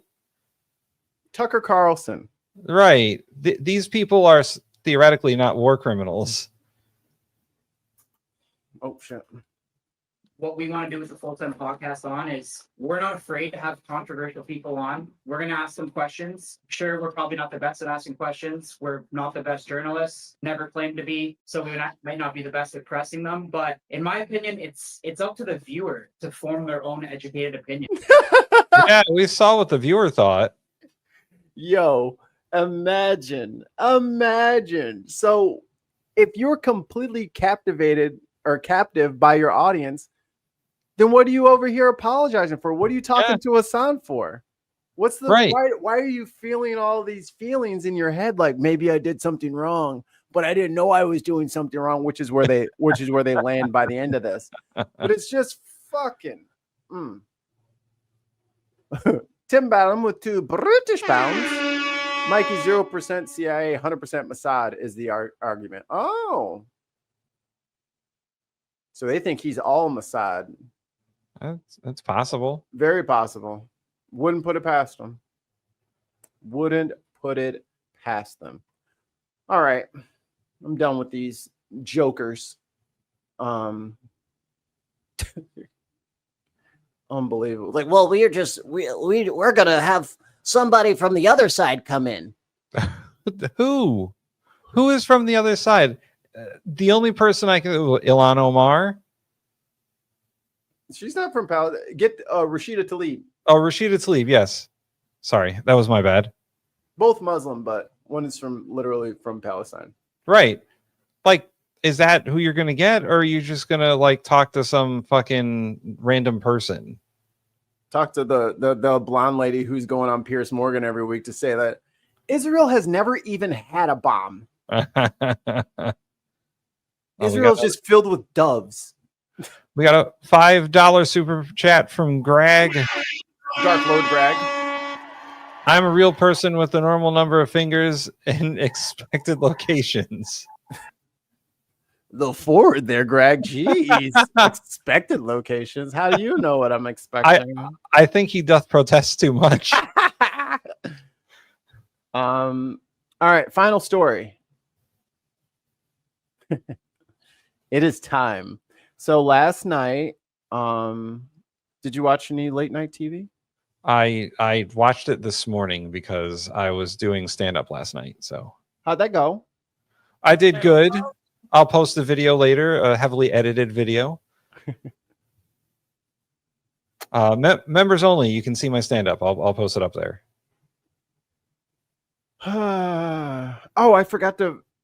I didn't even put it in the newsletter, so I'm not doing it. It's not in the newsletter. I'm not doing it. If I wanted to do it, I should have put it in the newsletter. But your boy Mike Johnson, MAGA Mike. What did MAGA Mike do? He flipped again. Oh my God! Reflipped. Right. He canceled all the votes. I saw that this morning. He's like, everybody gets a day off before summer break. Actually, never mind. Never mind. It's cool, guys. Just kidding. Stephen Colbert is hitting back now at President Trump and see, they got to put "go fuck yourself," and I tried to put that as our title, and Twitch yelled at me. They didn't. Yeah, they're not posting it on Twitch. It's their news channel. They can do whatever they want, Mikey. Twitch says the title is invalid. Try changing it a bit. I did. I said, "Go f yourself." Greg's out there quoting Hamilton. I said EFF. Whatever. I'm not changing it. Your title is invalid. I changed it. It might be. You can't try to say fuck words on Twitch. I said F. EFF. Go F yourself is too explicit. When you own your own media organization, you can say fuck whenever you want. Remember well, I don't think I have the screenshots anymore, but I took screenshots. There's a girl on Twitch. I know everyone's going to go find her now. She's literally got her fucking tit out, like out. She's got no top on. She's got 2 pasties on, and she's got her tit in her hand, and she's painting it to look like a Pokeball. And I'm like, and I can't say fuck? Oh, come on, dude.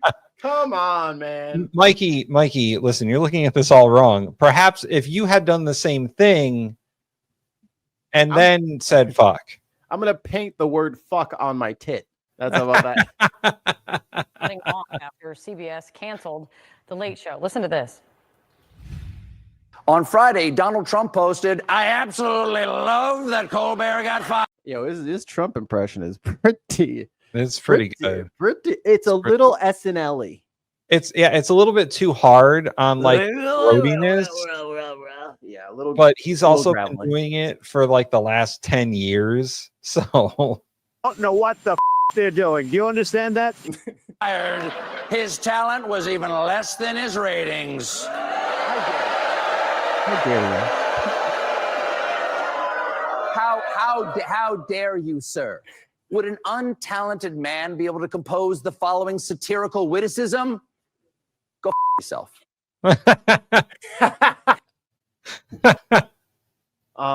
Not to be outdone.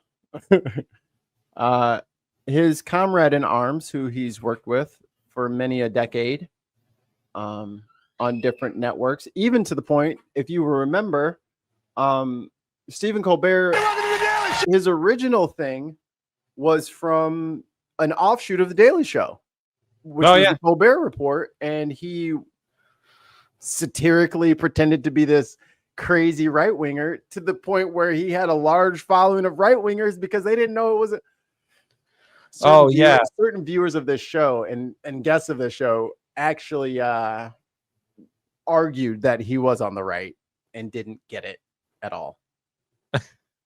He's got a shotgun under his desk. I'm like, he's mocking you. He's playing it. He's mocking you. Does his name start with a G and end in a Ram? No. Oh, okay. No, this is a stateside person. Ah. I think this might have been before you joined the network. This was early Ben. This is the early Ben days. No, before Dutch. Before Dutch. Yeah. Wow. Yeah. Is it Wayne or is Wayne? No. Was Wayne before Dutch? I'm just saying, man. It was a guest. It's not. Oh, it was a guest. Yeah. Oh, okay. Yeah, that's what I was like. How are you still trying to guess this? Listen, I would 100% believe Dutch would think that the Stephen Colbert character was actually Stephen Colbert.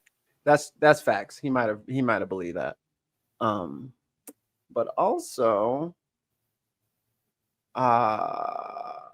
ooh, how much of this are you allowed to play, Mikey? We're gonna get brave. Time to rise up. Not too fast, you're old. Not too fast, you're old.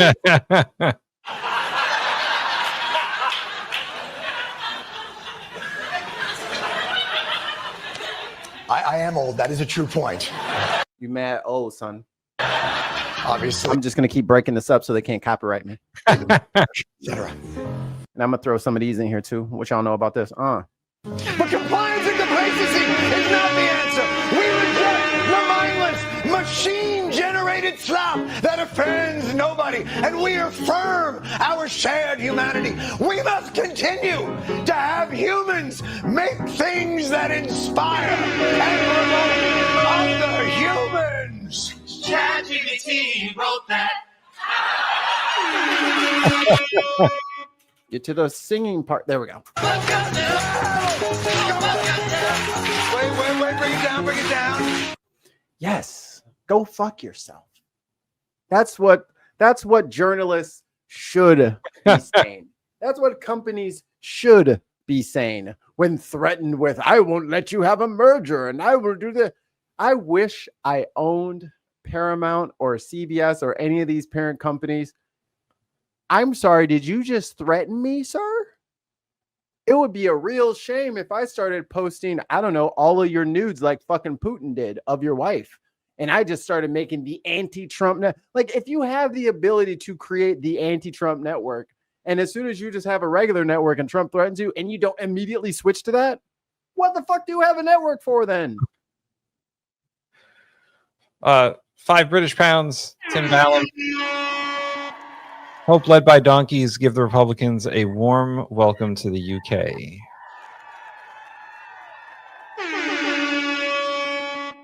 Motherfucker. Gotta love Led by Donkeys.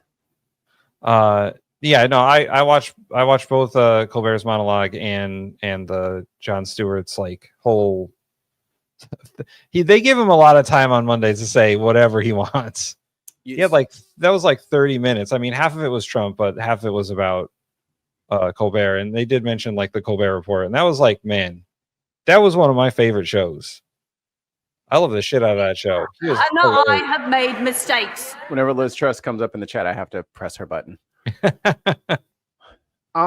So overall, what do you think about both of their messages? About Colbert being his show being canceled, not just his part on the show or him fired from that show. The show will not be there anymore. Yeah. I think there are a couple of factors, at least for why this decision was made. One of them is obviously pressure from the parent company, from Donald Trump, because Stephen Colbert has been nonstop critical of Donald Trump. Yep. To the point where I remember he was doing a running bit where he would have his like audience send in alternative names for Donald Trump whenever he spoke his name in a monologue. And he would just put those names up, and instead of saying Trump, which he refused to say for a while, he would say those names. Like, right. The other thing is that, and Jon Stewart acknowledges too, is that the late night model has become difficult. It is hard to produce these shows. It is expensive to produce these shows, The Daily Show included. There's a lot of people that goes into the production of those shows: writers, staff, talent, producers. Everything. It is expensive. However, Stephen Colbert was not like at the bottom of the ratings. No, he was number one in network late night TV. So Paramount saying that it was purely a financial decision is kind of bullshit. And they know that. And listen, the parent company of CBS has a shit ton of money. Yeah. They have a fuck ton of money. They could fund The Late Show forever and not worry about making profit from it, because like Jon Stewart said, that show and the other late night shows have been making money for those networks forever. And it's not just their contribution. They lead into other shows which make other monies. Like the advertisers like those shows. That's what it's all about at the end of the day. Diz says my new name for the orange is Flump. Flump. And Jon Stewart even talked not on The Daily Show, but to other people about like, you know, it's possible that they could try and cancel The Daily Show. Yeah. For similar reasons, because Trump hates it. And he's very critical of Trump. And that is, boy, that leads us down a road to like authoritarian fascist stuff where like, do you remember the movie V for Vendetta? Remember the 5th of November.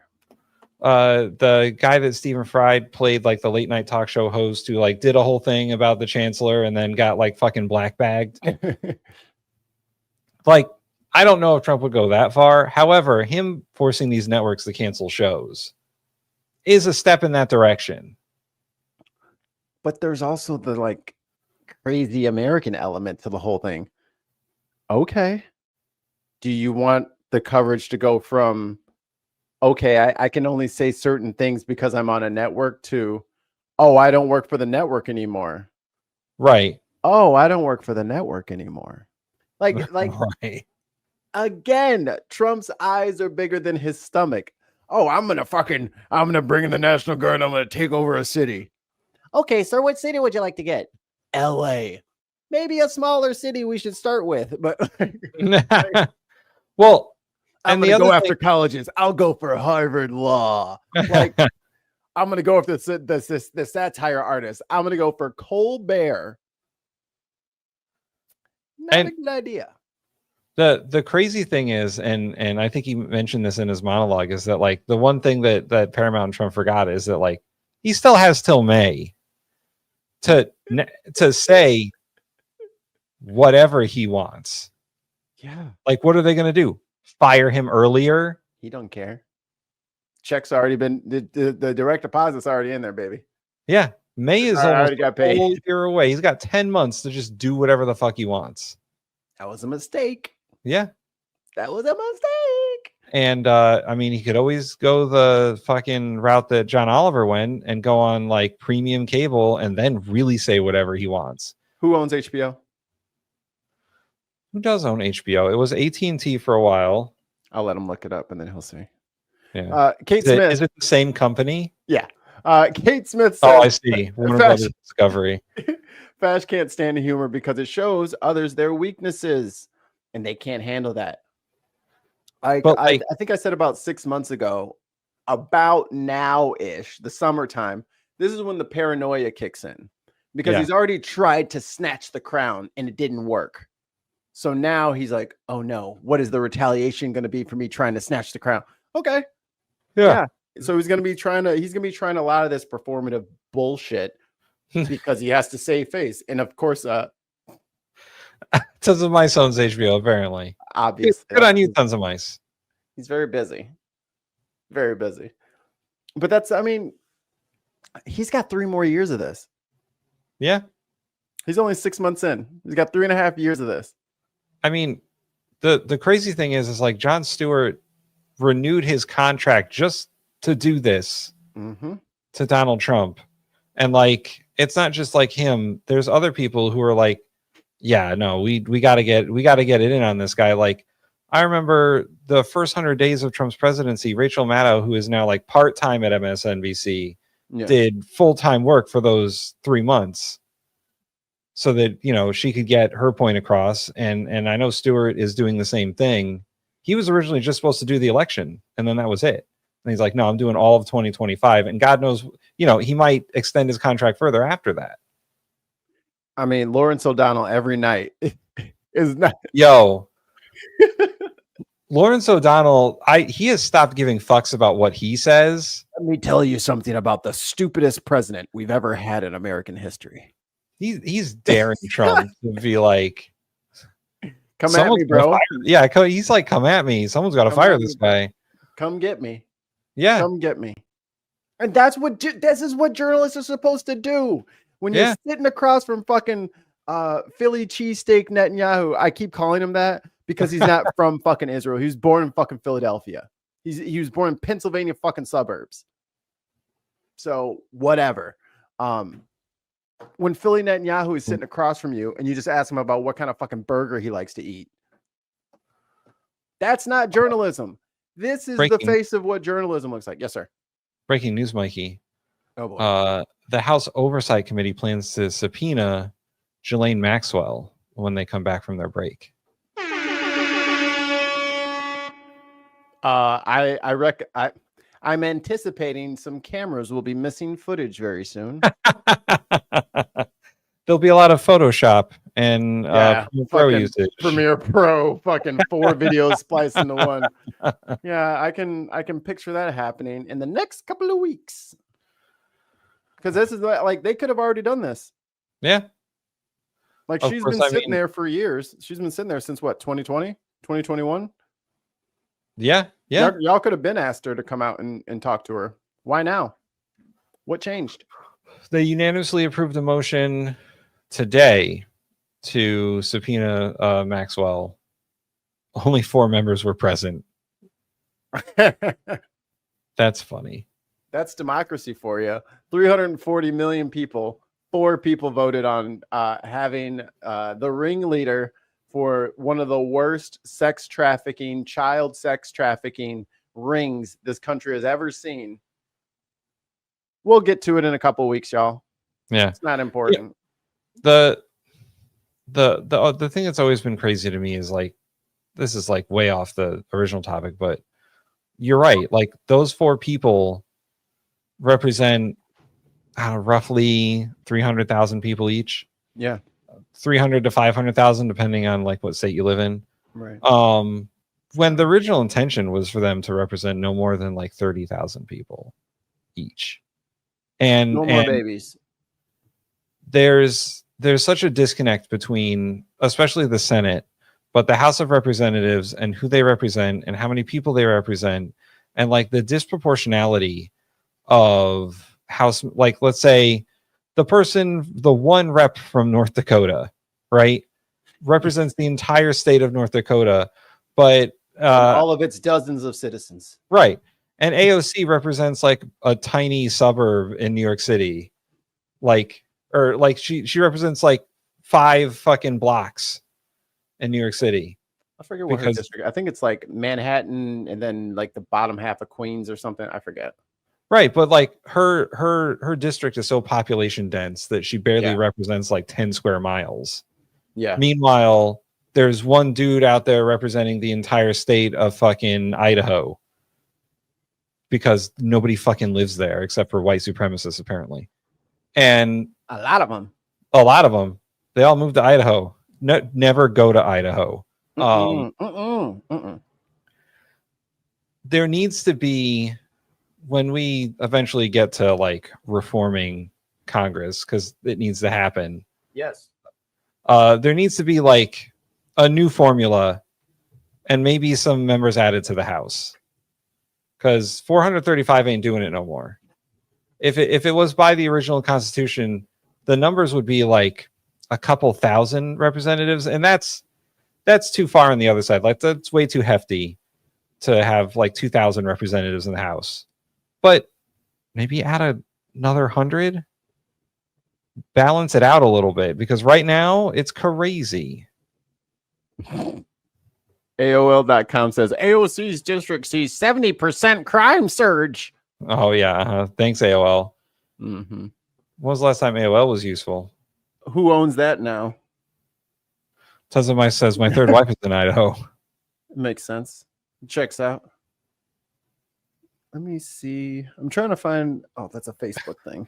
Billy says Ghislaine Maxwell. Yeah, Ghislaine. That's her name. Ali says 1,000 sounds about right by population. 1,000 would be, I think 1,000 would be probably the most I would consider. It would definitely bring down the number of people that they represent. And I think it would make them more representative of their districts then. There wouldn't be so much gerrymandering. Like, look how small that is. This is the 14th district. Half of it is water. So this is covering College Point, Steinway, Melrose, Parkchester. Yep. Throngs Neck. I've been there. I've been to that place. So this is it. Look at how much of her district is fucking water. She better be out there in a boat. Goddamn paddle boat. Getting them votes. Oh, she represents City Island. How many people live on City Island? Like a handful? When I was in New York, I lived here. And near Brookhaven? I lived near Bellport. Oh. You lived in New York? Yeah. When? For about 7 months. Why am I just now hearing about this? I probably told you, but y'all don't listen to me a lot. Y'all just be doing whatever. Well, I knew you lived in Missouri. See, this is the disrespect I got to deal with on a daily basis. Y'all see this?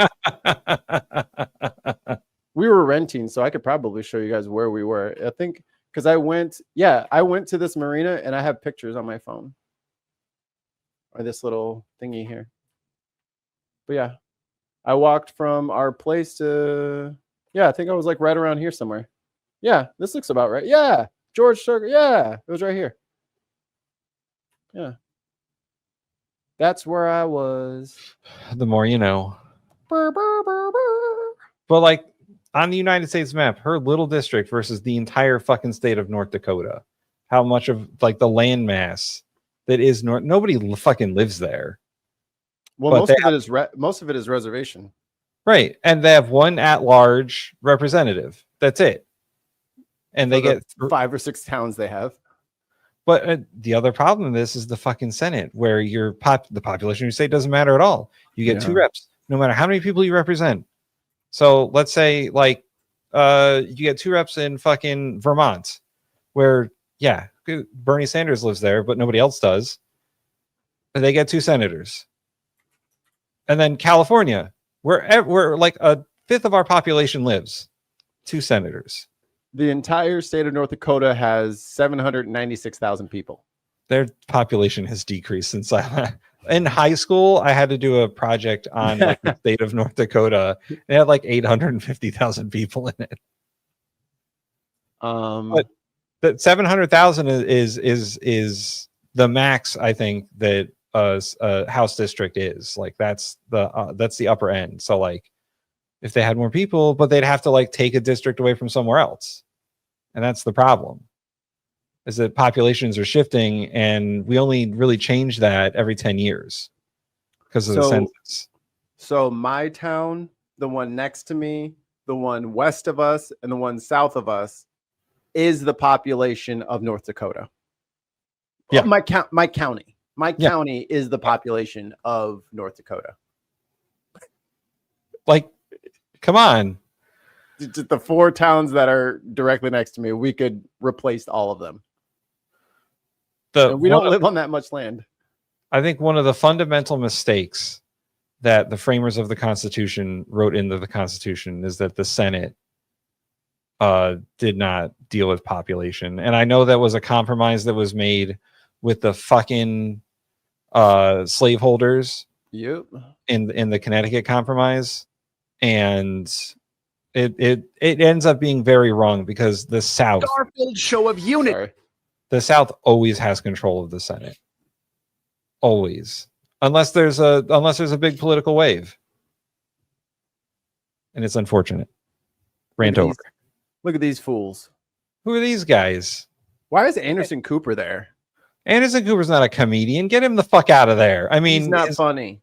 His journalism is comedic, but he's not a fucking he's not a comedian, man. He looks like Sam the Eagle from the Muppet Show. He ain't doing comedy at the stand-up cellar. Like, get him out of there. No. And I mean, like, and this is unfortunately, this is my cynical take about the whole thing. Thanks, Tom. You kicked out 100,000 motherfuckers. Catching strays over here. Yeah. Here's the one thing I'm not super jazzed about with this whole Colbert situation. Why couldn't you get fired over Gaza? What do you mean? Why did you just keep your job and not talk about God? Like, why didn't you lose your job over like an important issue? Oh, I see. Like why didn't you stick your stake in the ground and stand for something as opposed to I'll just be whimsical and oh no, I'm getting fired. He's gonna be just fine. For everybody who's like, oh my god, that show. He's already got way more money than he'll ever know what to do with. He'll be just fine. But for all of these other comedians to like just rally around him, it's like, but why don't you rally around people? Groups of people. You like whether these comedians like it or not, you are the cutting edge of political discourse. Who's the guy next to Anderson Cooper? I don't know. I don't know if I've seen him. Chat, help us. Identify man number 1, 2, 3, 4, 5. Man number 5, please identify.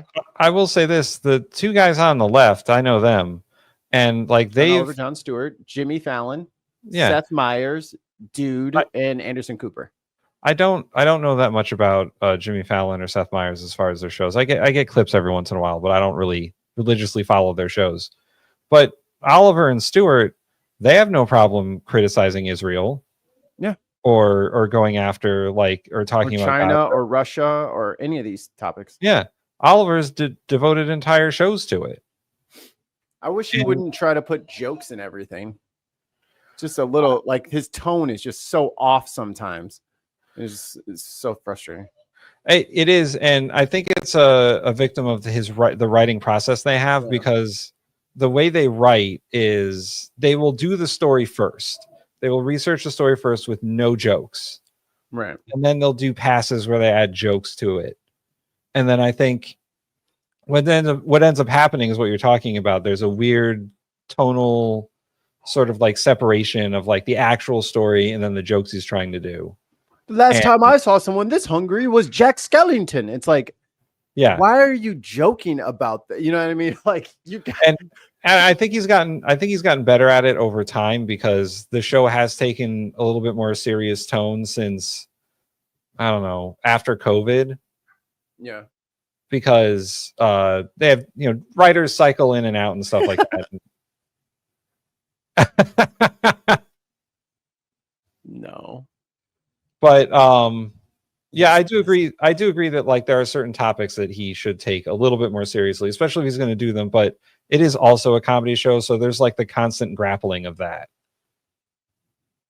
And it would be one thing if like there was like always like an awkward joke, just like, I don't know, they made me read that.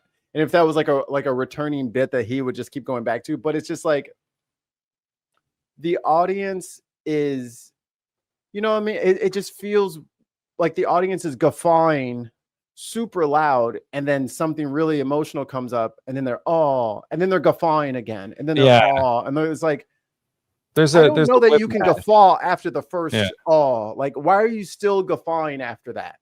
Yeah, there's definitely a whiplash effect that I think sometimes John Oliver. I think it was Breonna Taylor. His coverage of Breonna Taylor that kind of like turned my stomach, and I was like, I'm fucking done with this shit. Like everything's not fucking funny.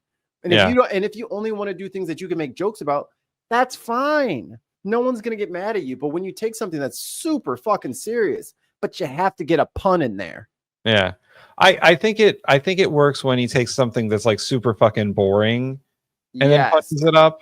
Like healthcare or Social security. Yeah. But weird examples displaying how outlandish one of these politics. That's great journalism. That's great reporting. I love that kind of shit. Making puns and slights and double entendres about death and people losing their freedom, or like that's not funny. Yeah, I don't want to laugh with you, and it makes me think differently about you that you think that this is funny. You know what I mean? Well, while we're criticizing John Oliver, my big problem with the show is that he rarely, if ever, follows up on something. Yeah, and it's a lot to do with the format of the show, but he will talk about a topic and then that's it. Like that's for big example. Something he got criticized for a lot was a few years back. He did a show about WWE and how Vince McMahon doesn't pay his wrestlers like their employees. He treats them like contractors and they don't have health insurance. Right. And when nothing changed, he never like followed up. And I think that's like a trend that happens a lot is he'll talk about something like, let's say healthcare, nothing changes. And then like maybe even a year from the original episode, he's not like, oh, we're revisiting this because it didn't change. But like Jon Stewart, when he was talking about the burn pits and like the first responders and stuff like that, he went to Congress, and that was that's what cemented Jon Stewart as like the GOAT. Is like he actually got off of Comedy Central, went down to Congress and testified in front of Congress saying we need this money for these first responders and these and even David Hogg went out there and got some legislation passed for the burn pit victims. For soldiers that were deployed because they just burned their garbage and then they would put fucking privates and shit over there, or PFCs, private first class, and make them shove everything. Oh, there you go. Shove everything into the burn pit, and they breathe that shit in, and they have very serious medical conditions. Yeah. The comedian shouldn't be the guy that has to go up there and get fucking attention on these issues. But John Oliver doesn't do that. None of them do that. And it's like you got the strike perfect. Now leverage that into something that actually helps people. And they're like, no, I have to do my next episode. That's you guys' job. Yeah. It's like, but you're the one with the megaphone, dog. And I will say that like back in the day, Colbert used to do that too. He'd gone to Congress a couple of times during when he was filming the Colbert Report. And he would be very actively involved in whatever it is that he was, going to Congress about. And it's so weird because there is a difference between being a comedian and being a journalist, right? Yes. And Jon Stewart gets criticized for both siding it all the time, saying that, oh, I'm a comedian first and a journalist second, depending on what he's talking about. It's less that these days, I think. Yeah. But I think that maybe Oliver thinks of himself more as a comedian that's presenting topics than an actual like journalist who's like a comedian second. Because I think the show would be different if he saw things through the lens of a journalist first. I hate to toot your horn here, but like the Shody does. Yeah. The Shody is hilarious.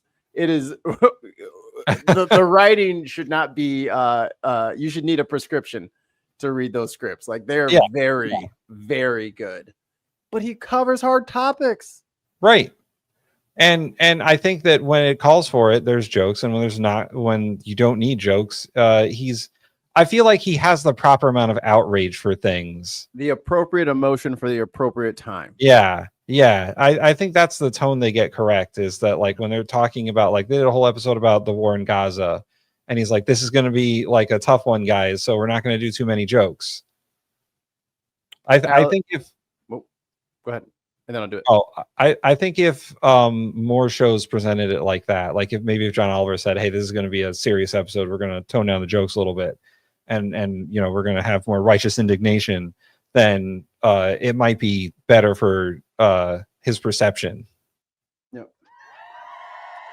2 British pounds from Allie. TBH. To be honest, Oliver may be scared to get his green card removed. But he is an American citizen now, so no green card to remove. Just like Mehdi Hassan, they're naturalized. Yeah, he got naturalized. They're taxpayers. They're business owners. Yeah. 2022, I think Oliver got naturalized. So listen, he may be scared that Trump is just going to think he's a foreigner and deport him anyway. Like some of those dudes in that fucking thing with Mehdi, like, oh, you should get out of here. Even though he's just British, like, you know, can't have too many Brits in this country. They'll start buying red coats, Tim.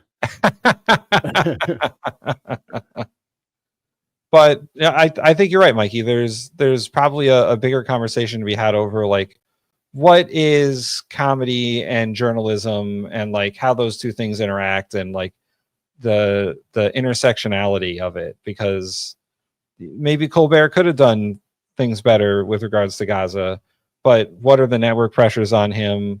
What is CBS telling him about what he can and can't say? He has more restraints on him than John Oliver or Jon Stewart because they're on cable. Right. So yeah, he could get fired for saying that shit, like straight up. But maybe Jon Stewart has more freedom to do it. And I know John Oliver has a lot more freedom to do it because HBO doesn't care what he says. Nope. They're deliberately not watching the episodes. Because like he's badmouthed his parent companies over and over and over for being shitty. And he gets carte blanche for the most part. I'm sure there's certain things he can't say, but they're very few. It is confirmed. The Prince of Darkness has passed away. What? Yeah.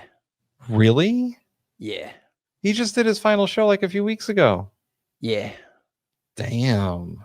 I saw it in the chat, so I went and confirmed it. Yep. He is gone.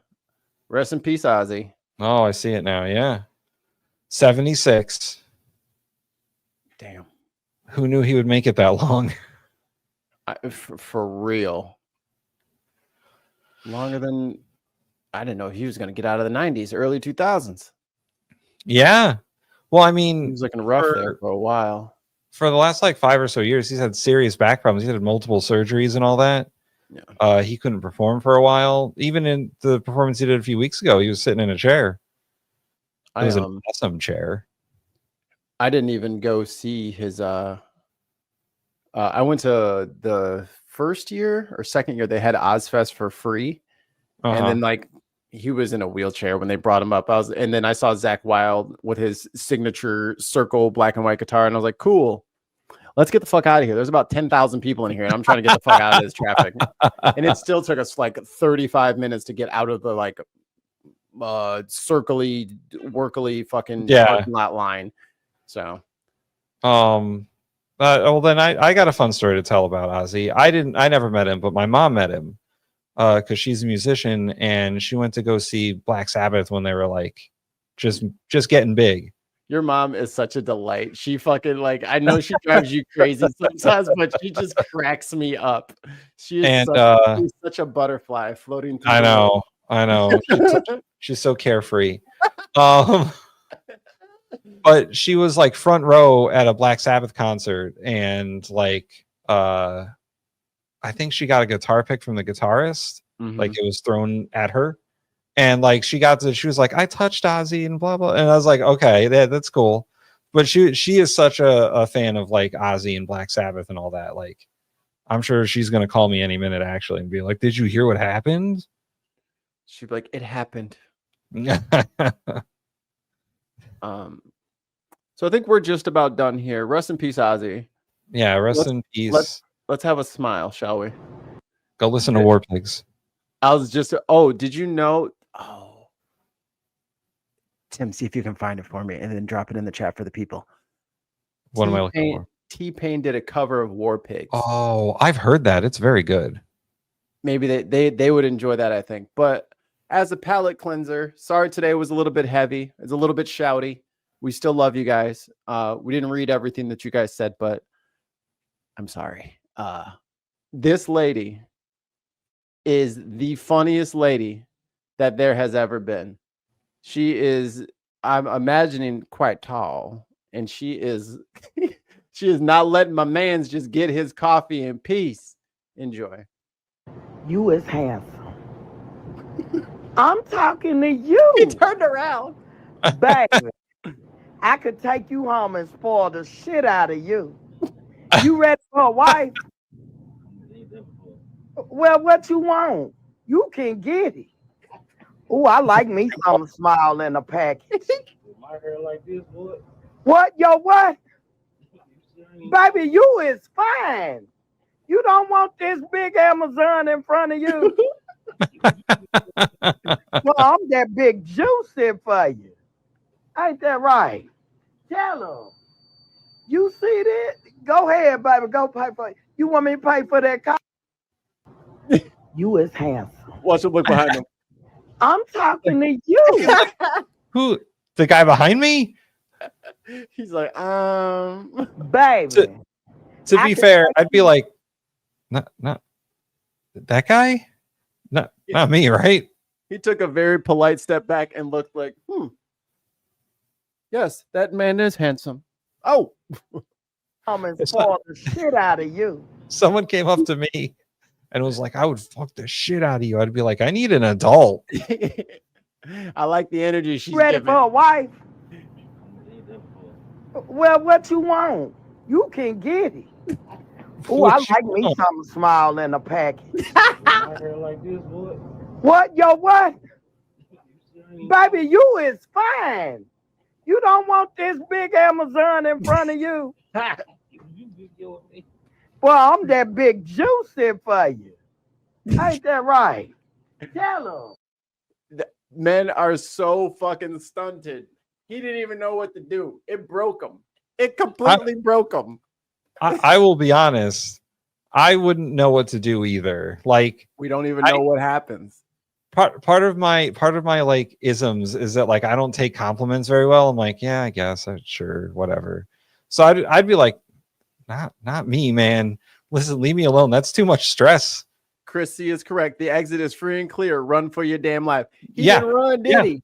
He didn't run, did he? He was like, I don't know how I would do that.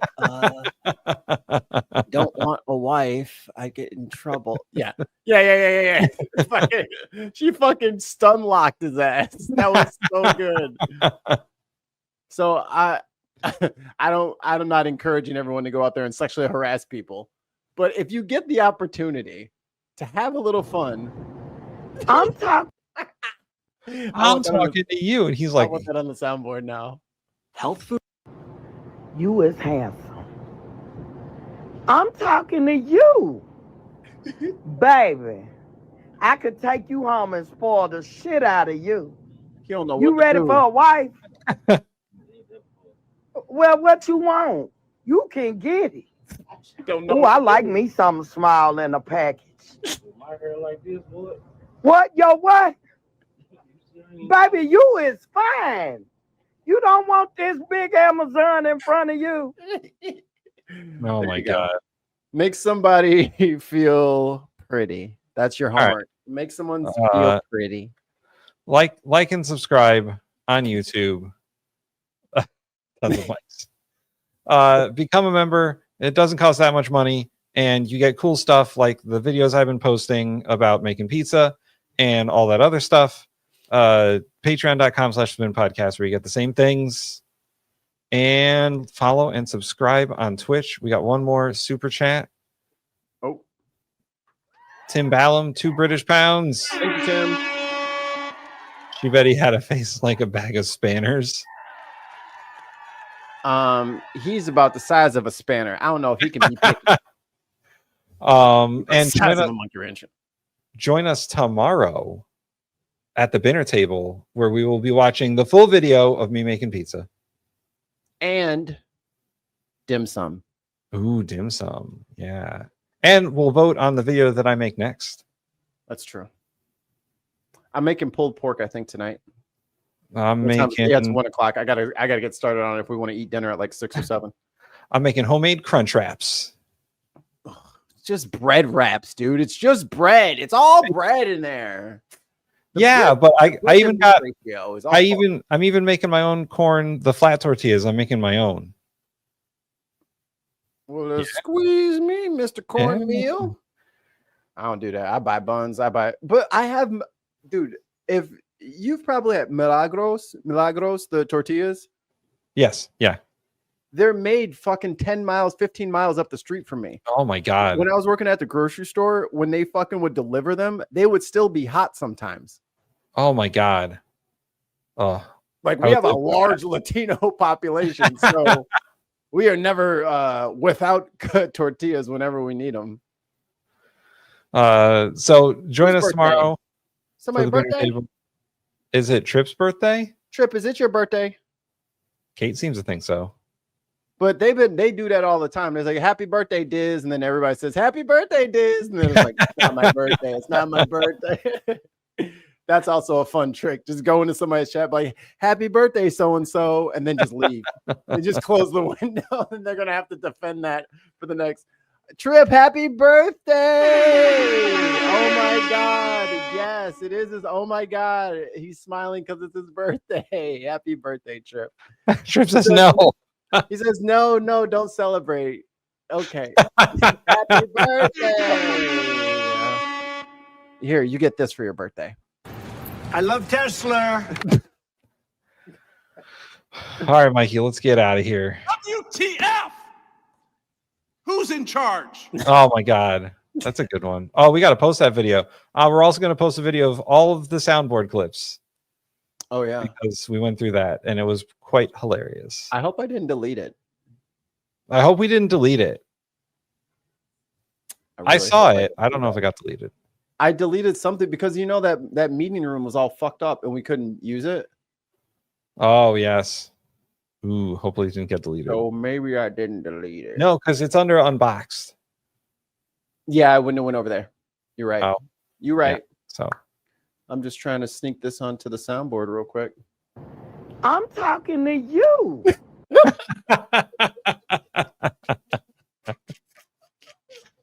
Oh my god. Oh my god. Happy birthday, Tripp. I'm talking to you. She's so sweet. All right. We love y'all. We really do. We'll see you later. Bye. See you tomorrow. Bye.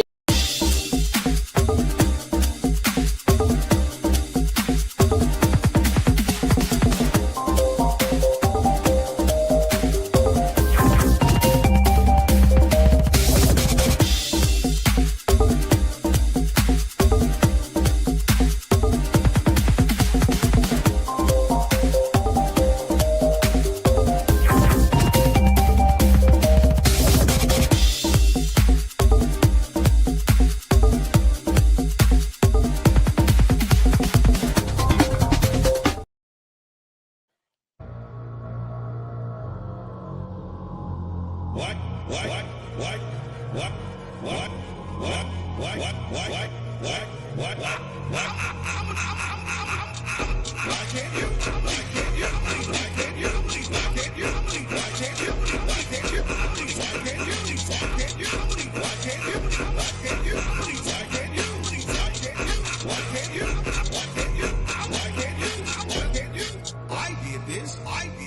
heater.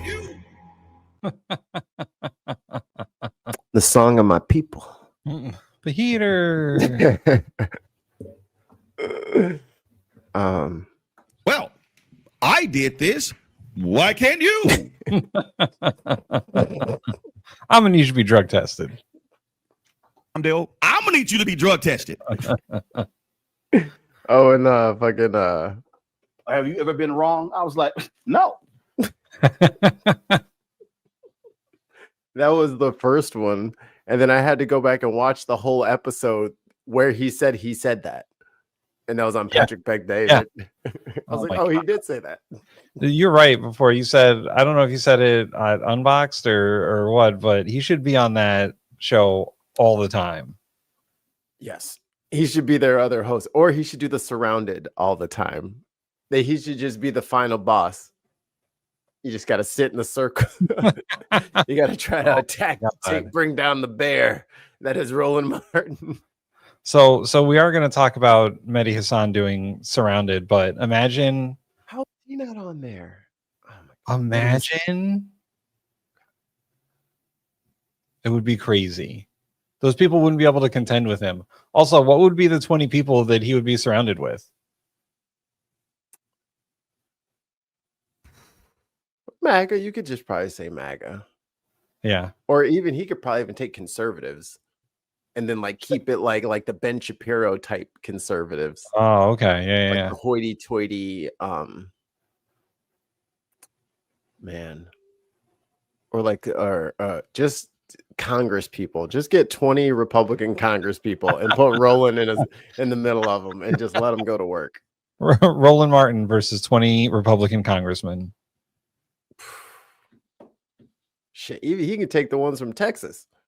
Oh my God. Just 20 conservative Texans. Yes, there it is. 20 Texans versus Roland Martin. Man, that'd be a bloodbath. It would be. It would be. But what brings us here on this unexpected occasion? Well, I woke up this morning and I watched one of those Surrounded videos. And then after I watched it, I was like, hey, Mikey, holy shit. Yeah. Our worst fears are confirmed. I watched Mehdi Hassan versus 20. Let's call them conservatives for now. No. Michael Steele would never. That's your data, dumbass. And at least one man outright admitted that he was indeed a fascist and an authoritarian. He believed in autocracy. He thought democracy was stupid. The question he was answering was, why doesn't Donald Trump adhere to the Constitution? And he said, I wish he didn't. I wish he did more stuff against the Constitution to destroy the Constitution. And he's like, well, what happens when the authoritarian regime goes after you and your family? Yeah. Well, they wouldn't do that because I wouldn't be part of the class that they go after. And then they went to have a whole conversation about whether or not that dude enjoys the Nazis. And I love that there was a couple of brown people in there. Yeah. Like the one little econ nerd who thought he had it all figured out because he was like, I don't know how many Adderall he had before that fucking shooting, but my man was twitchy. Or maybe he was nervous. We'll just say he was he had a lot of nervous before he got in there, and his nervousness was apparent. And he thought he had all these great economic arguments, and he's trying to debate the economic facts with them. And then at the end of the conversation about the economy and about how is the immigrants thing, immigrants as overall are a net positive for the United States. And the man is just sitting there like, just minding his own business, and the guy gets up and walks away, and he's like, "Well, you should get out of here, bro. You're still gonna have to get out of here, bro." And Like, he's like, I should get out of here. You still gotta go, bro, or something like that. Yeah. Well, was he the same guy that was like, it was an earlier question, but it might have been the same dude where he said that he was a Native American, like this white guy was Here, like, I think we'll do it this way. We'll pull up the Jubilee video, but we won't. Okay. And then we'll just talk about them and the freeze. Okay. frame. That way they can't get us. Fuckers. Fuckers. But can you he say was- hello to the chat while I find out? Oh yeah, I don't have the air horn, so you're gonna have to. The ready. Here, you know what? I'll do it. I got it. I'll do it. I got it. I got it. I got it. I got it. But I got it. I mean, Oh, I see. All right, whatever. We now got it's Trip. backwards. We got Trip in the chat. Give me this shit back. You know what, Mikey? Give me this shit. Put it on there. Now do the air horn. Ready. Trip. We got Billy in the chat. Oh wait, I got one for Billy. I'm gonna do a random one for each person. What you said, Billy? Billy. This is Billy right here. I don't like Elon Musk. I'm gonna say it 50,000 times. Ellie. I love Tesla. SG. Good night and good luck. Greg. All them black people are getting the jobs that we white people used to have. Sarah Davies. Oh, I'll bet you would. And Kay in the chat. K. Let me see. Let me find something for K. Don't know. I have to respond by saying again, I have brilliant lawyers. And person impersonator. He's very smart. Got lucky on the roulette there. What's this one? Dude, you really are. You're real ugly. Oh yeah, right. I don't know what the f- you're doing. Do you understand? And a Vic Striker in the chat. I got you. Sucking us dry and There you go, Vic Striker. If that is your real name. Okay. So what was this? So I think the first question was Donald Trump is pro crime and pro criminal, and boy, they were like, "Why is Donald Trump pro crime and pro criminal?" And he was like, "Well, because he pardoned 1,600 criminals, and then he went out and committed crimes, so that's why he's pro crime and pro criminal." And they're like, "Just because he committed crimes doesn't mean that Donald Trump is pro crime." Well, yeah, that's exactly what that means. It's kind of what it means. And just because he pardoned people doesn't mean he's pro crime. Joe Biden pardoned Hunter Biden. Does that make him a criminal? Does that make him pro crime? Yes. It's not. And Mehdi was like, yeah, I didn't like when Joe Biden did that either. Like, I'm not for he is against the presidential pardon largely. I don't really see a need. I think if you actually spent an administration tightening up your criminal justice system, actually funding things that need to be funded, removing problematic people, maybe we wouldn't need pardons. And also there are other ways through the current criminal justice system to undo like a conviction or jail time. Like, it's Joe Biden pardoned Hunter Biden for purely Joe Biden reasons. Yep. Donald Trump pardoned all the Jan 6ers for very Donald Trump reasons. And I'm sure that like Barack Obama pardoned some people because Barack Obama wanted to pardon some people. Stop locking everybody up. Just maybe, perhaps the president shouldn't have that power. If it wasn't specifically like a power of the president, it would be extra, like it would be like unconstitutional. I'm pretty sure if it wasn't already in there, it would just be like, wow, you can just pardon whoever you want. If that's the case, then I feel like all federal crimes need to be mirrored by a state. Yeah. Prosecutors on the state level need to also prosecute you on a state, because then there is no law. You know what I mean? Because as soon as you have a pardon thing, just because you write it into law, I mean, like assuming that you add this bullshit cheat code into your code in the first place, it is extrajudicial. Your justice system should not account for errors in a way that is completely discriminatory. That is not how we fix things that go badly. And like there should be a proper appeals process and no goddamn presidential pardon. Stop locking motherfuckers up. I think the problem is that it's like the president can largely do whatever they want with the pardon. It's not like, well, you can pardon for this specific reason or that specific reason. It's like, oh, well, Joe Biden pardoned Hunter for current and future crimes. Like he's like, here you go. He can't be held accountable for anything that he does ever. And the same with he cares about America. Yeah. Bullshit. Like it's a flaw in the system. It's definitely a flaw in the system, and it always has been. It's just Donald Trump has really ratcheted up the abuse of the pardon system.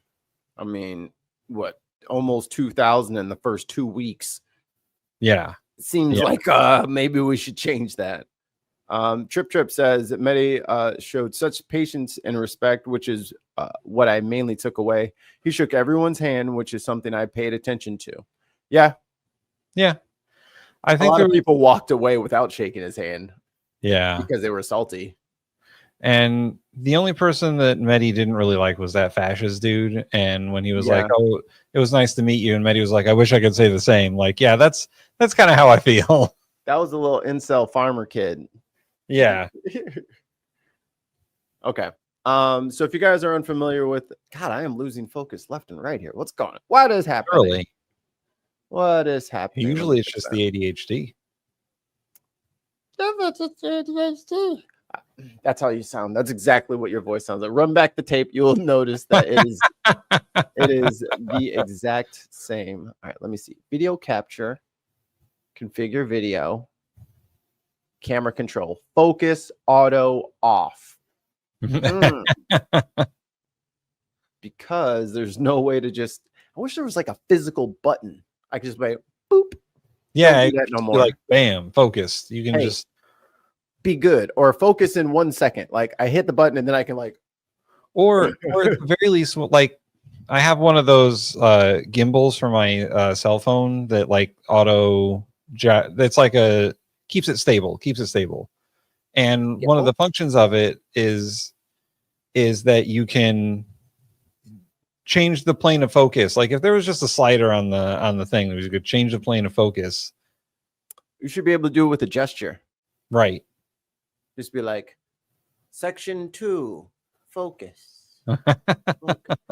Did you know you have a Samsung, right? Or you have like a weird, don't you have something like a fuck? I got a Pixel. There, Tim's always got to be different. Tim's always going to be different. It's an Android phone. I have an Android phone. I didn't know on my wife's Galaxy territory. I don't know what they're called. The baby was taking pictures of herself because we'll like put the phone up and she uses it like a mirror and she's like dancing. And then she would like put her arm down and would like snap a picture. And I was like, you don't have that on your iPhone? You don't have the hand gesture thing in your iPhone? I don't have space in my phone to like send people like codes for the back of like my phone is completely useless as a camera right now. It is completely filled with kid pictures. I have nothing. I'm like, look, she's sleeping. Well, I didn't ask about the tiny space on your phone, on your iPhone, because I know they have like 8 gigs of hard drive.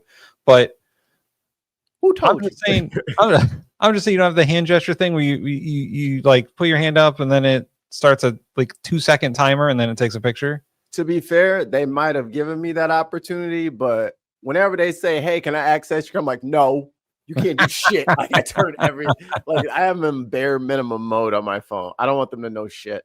I think you can don't download no extras. I think you can use that hand gesture also to start and stop videos, like the start and stop recording. Yeah, that's pretty cool. Yeah. Oh, we got a super chat.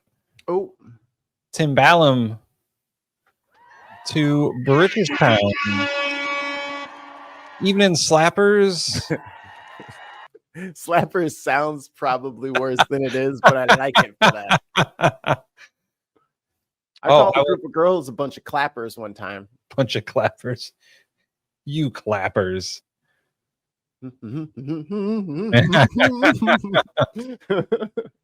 Oh, the 20s. just let everyone know, for Wednesday, I did record the pizza video, and there is a little taste up on the YouTube channel of a couple of like a 1 minute little clip. But I got a full video of me making pizzas. Pizza. Yeah. You ask and you shall receive. It's coming your way. Also, a heater. The heater. All right, let's roast these fools. You guys know the format. He puts up his premise, and then the dumbasses come and try to fight him. And it never goes well. So the first premise is Donald Trump is pro-crime and pro-criminal. Yeah, we talked about that. Like, their arguments against that is so dumb that none of it made any sense. The first question, Mehdi had like 100%. He left out, and I had a couple of criticisms for Mehdi, because he went to some of these more obscure cases when the big obvious cases, right? The Silk Road guy. Yes. He pardoned the Silk Road guy. And if you don't know what the Silk Road was, I'm pretty sure it's down. I don't know. I'm not in that circle. Government. I don't know if it's up or not. Shit. I don't know. But the Silk Road is like a website. It was like the Amazon for drugs and anything else. And people were buying and selling shit that is 1000% illegal. Like, you name it, like it was pretty much an app for the black market. And this kid made billions of fucking dollars over this shit. They finally caught him because he was trying to murder his partners and hired a federal agent to do it. So that's how we caught him, trying to murder his enemies. Trump let him out. Trump also pardoned former Connecticut Governor John Rowland, who is a criminal. He's been in jail 3 times. So, I mean, there was big, blatant cases Mehdi could have brought up, but he brought up like all of these obscure ones. Oh, there's your boy. Yeah. That's your Native American. Just to prove a point about how much of a criminal John Rowland was, we created an entire campaign finance system because he was such a criminal. That could have happened to anybody. He was so corrupt, we needed to create a new campaign finance system because of him. I thought of it more as an homage. Yeah, this guy wanted to argue the semantics of things. He was really unstable. Yeah, a lot of them in that room, just the energy was kind of, I don't know, like if you're looking at a power line and it looks fine, and then you look across the street and the other one's got a couple of sparks just jumping off that motherfucker randomly, just big 4-foot arcs, just that's kind of how the room was. And Mehdi is just sitting there like, you can electrocute me all you want, I'm gonna still tell you wrong. Like, it's like it was so tensious. Yeah. But yes, he what's this guy? Oh, this dude was talking about like liberals in California, like what is it, like reducing the number of years a sex criminal is on like a list or something like that. And Mehdi was like, I don't agree with that either. We can agree that like sex criminals are bad, right? And this dude was like, yeah. And then he's like, okay, so Epstein was a sex criminal. And he was Donald Trump's best friend. He said he was his best friend. And the dude was like, well, that's not what happened. So you think what's the over under on Trump pardoning Ghislaine Maxwell just to clear himself? I mean, one of the points Mehdi made was that when she was going through her trial, Trump was like, good luck. I hope everything works out for you. Yeah. And like, at this point, I don't think it's going to happen. Release the Eggstein file. The Eggstein. Oh, yes. if anyone has viewed, we put up a mini podcast called "This Is Might As Well Happen" up on the channel about. I said that, didn't I? Yeah, you did. I forgot I said that. I was like, that's really funny. We have another super chat. Timbaland for 2 British pounds. All right. Quiet crowd. Ross Ulbricht's mum paid off Trump. Who's Ross Ulbricht? Bricht. I will look. Google. Yeah. Tell me things. Trump also pardoned the Chrisleys, who were famous tax criminals. Yeah, the scammers. Yeah. Didn't they have like a reality? Didn't they have like a reality show? Yeah, they were going to get another one when they fucking went to prison. And then as soon as they got pardoned, they got a fucking like $1 million interview. I forget who it was with, but they were like, "Oh yeah, you know, we went to prison. Thanks, Trump, for letting us out." Yeah. Oh, okay.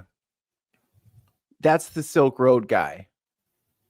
So yeah, his mom paid to do one of those dinner things, and then son's coming home. I remember that's this. the guy. I mean, that's how you do it. I mean, you want to talk about the fentanyl crisis? He's the fucking guy, dude. He was the Amazon of drugs. He was the guy. He set it all up, and Trump let him back out. Yep. So when the fucking kids are in the park, all zombified, well, they were able to fucking get back on the fucking Silk Road again. Oh, what am I doing? Push and play. Cool. Cool. They will take our stream off the air. Yeah, in real time. Look at this Nazi. Yeah. Well, this guy was the one like at the end when they do the wrap up. He's like, "Look, I didn't know what kind of. I thought everybody was gonna be maybe a little far past where I was, but damn." What was the next premise? The next premise was Trump is defying the Constitution. Oh, there's the little doughboy. That's the guy who was like, "Yeah, I'm a fascist." Yeah, straight up out of his mouth. Nervous fucking laughter. I'm just like, yo, bro's a sociopath. Get him out of here. Yeah, like dude. Yo, stop entertaining this motherfucker and get him on meds and get him away from the public. Like, he's fucked up, wide eyes and shit. He's a sociopath.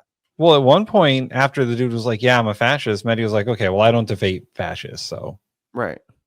And then he stopped engaging with the guy until the guy was like, "Well, all right, maybe I'll come back on it a little bit. You know, maybe what the Nazis did to the Jews in World War II was bad. Maybe." But yeah, that dude is fucking insane. Said Russ Over kept the price of fentanyl lower than the price of insulin per day. That's what I'm saying. Like, they just let out the fucking final boss of online drug sales. All right. I don't do none of that shit. So Trump's not soft on crime. So hey, don't buy no drugs off the internet. I'm telling you right now, you have no idea where that. Go to a dispensary. Shit, pay the tax. Is worth it. Peace of mind. Wake up in Tijuana with a scar in your chest and in a bathtub full of ice. But yeah, this guy was just completely.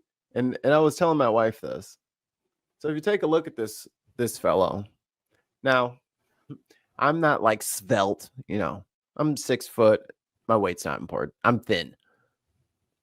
This dude acts like he's ready for like a complete upheaval of the entire American system. And a few of them, I swear, it looks like they would be like these weird, like bearded racist dudes, but they just kind of like cleaned them up Baby Huey style for like this thing. Like, right. This dude does not dress like this on a day-to-day. You can tell. He's very uncomfortable. His shit's all like, I can tell by how that lays on you. Someone else dressed you for this occasion. He normally looks like a sweatpants, gravy shirt wearing piece of shit. But like, dude, look at your stubby little arms. Who are you gonna fight, man? What are you going to war with, dog? You need 7,000 calories a day to sustain your bulk. Like, what are you talking about? It is always these doughboys who think that they are just going to turn into warriors overnight. Like, it's so funny. He's not doing the fighting, Mikey. Listen, he said it himself. Yeah. They're not going to come for him because he's a friend, but he doesn't have to do the fighting. They're going to vote for the dictator, and then, from what I understand, there won't be any more voting. It's just the dictator will just take control, and everything will be fine after that. It'll be fine. That man got childbearing hips. He need to stop. He need to stop. All you dudes who are over here talking about me and my buddies are gonna just take over America. No, you need to go to the gym. You need to do some cardio, and hopefully that will regulate the chemicals in your brain and get some of that toxicity. And you need to sweat that out. You need to sweat that out. If you're pushing 450 and you're thinking about like causing an insurrection, just work out, man. Just work out. You need to sweat that negativity out of you, man. You are not ready for this. Just do a couple of squats, some push-ups. Just follow the Saitama rules to success. 100 push-ups, 100 sit-ups, run 3K, and that's it. That's it. That's all you got to do, and then you will be One Punch fan. Yeah, you'll be an unstoppable.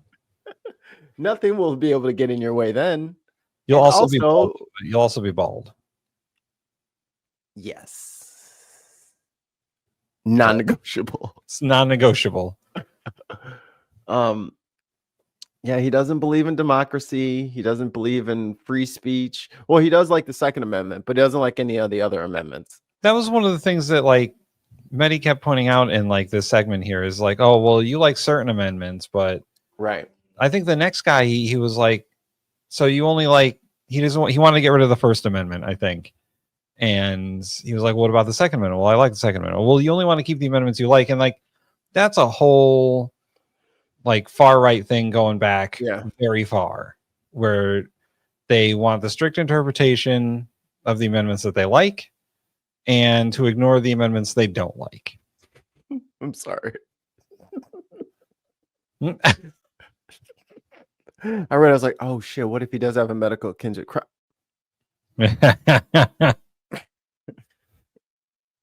But you can't, and it seemed like a lot of these dudes were very against the Constitution in general. They're like, what has the Constitution done for me lately?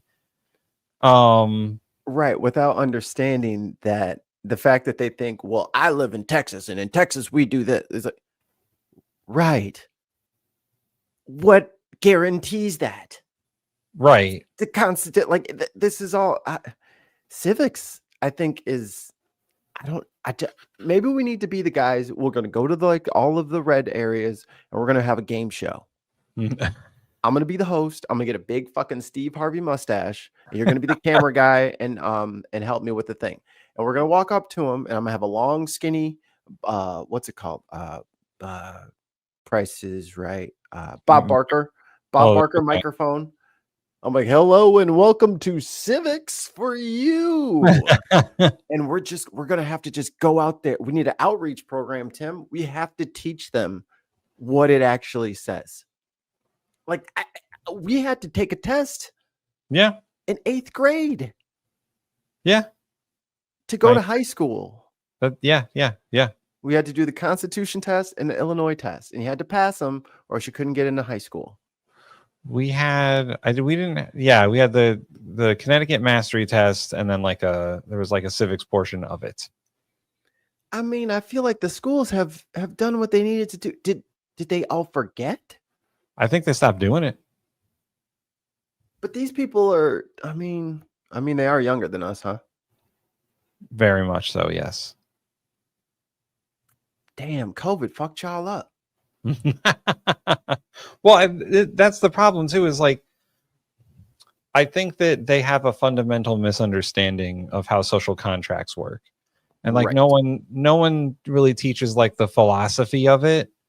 Like you're not out there learning about John Locke or fucking Rousseau or I know about John Locke and the Brown Rebellions and shit like we got taught some shit.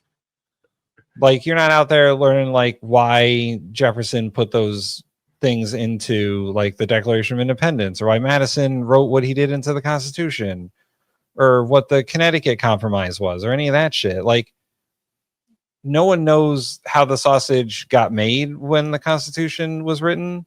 Right. So no one understands why things were the way they were. But they don't even know what they are. Right.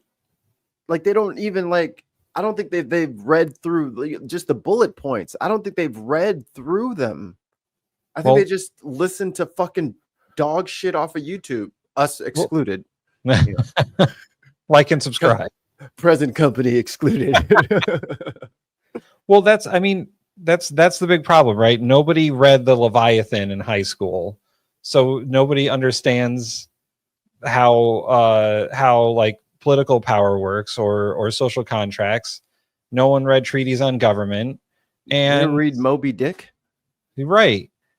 And so therefore they learned all of this from like fucking YouTube slop from people on the internet. What happened? Sad breaking news. Malcolm Jamal Warner just died. From the Theo from the Cosby Show, and from Malcolm and Eddie. He drowned on a family trip. Oh, that's unfortunate. That's sad. That is unfortunate. That was my guy. Thanks, wife. Why you do that? Mikey's wife delivering sad news. Yeah, you could have waited till after the show. Yeah. Oh, speaking of reading stuff, Mikey, and to change the topic slightly, that's one of my favorite books, by the way. Person here. Moby Dick is a good one. Mm-hmm. I've been reading through your favorite book. What the fuck is it called? 12 Ways to Ruin Your Life by Jordan Peterson. I've been reading that. I'm most of the way through that book. Boy, when I finish that book, I have lots of things to say. What the fuck is the name of the book now? Oh, I can't remember it. What's it about? And just talk about it, and then the name will come to you. It's that Ezra Klein book that you don't like. Abundance. Yes, I've been reading through it because I bought it a while ago. Yeah. I don't think it's as bad as you think it is. Look, okay, I'll let you finish your thing, and then I'll argue with you about it. Okay. I'm still reading that. That's my bathroom book, tons. Oh, the birds book. Oh yeah, that's right. We still got to do an episode of the book podcast about it. Let me know when you're finished with that. Oh, it's so good. We'll talk about that and the Jordan Peterson book at the same time. Dude, I swear they were gonna call the cops on me when I was getting my tires done, and I was just sitting in the parking lot, like getting some fresh air and smoking my vape and reading the book, and I am just cackling. I'm just a crazy dude in the grass cackling at the sky, like so crazy. Tons, did you read it? Have you read that book, or did you just send it to me? Because if you haven't read it, you need to get one for you, because that shit is it is tons. It is like if tons. Did you write that book? Could have been. It's very tons like. But going back to these fucking kids that don't know anything about how the Constitution works, it's their brains have been fucking distorted by the internet. Yeah. Like the fucking whoever they're listening to, I don't know, Dan Bongino, Ben Shapiro, whoever. Yeah. Those guys they're not good sources of information about why you should have a constitution. And this poor thing. Oh yeah. She didn't understand. She's like here's this is what I'm saying, Tim. I feel like they haven't actually read the amendments themselves. Like they're not that well, some of them are very long, but most of them are not that long. Right. A few sentences. The First Amendment allows for it's got like it's 5 different parts or whatever, but it's so that the government cannot curtail your speech. Like you can criticize the government without the government clamping down on you. Yeah. So when Mehdi tries to explain to her that he's punishing journalists for things that they said, that's a violation. She's like, well, he also has a First Amendment right. It's like, he is the government, dumbass.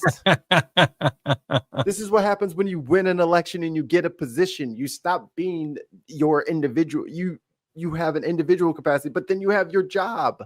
Right. It is a job. Right. He's at work. He doesn't just get to roll around fucking playing golf all day. And yeah, he does have a First Amendment right. And he has actually more freedoms than other people because he's above the law at this point.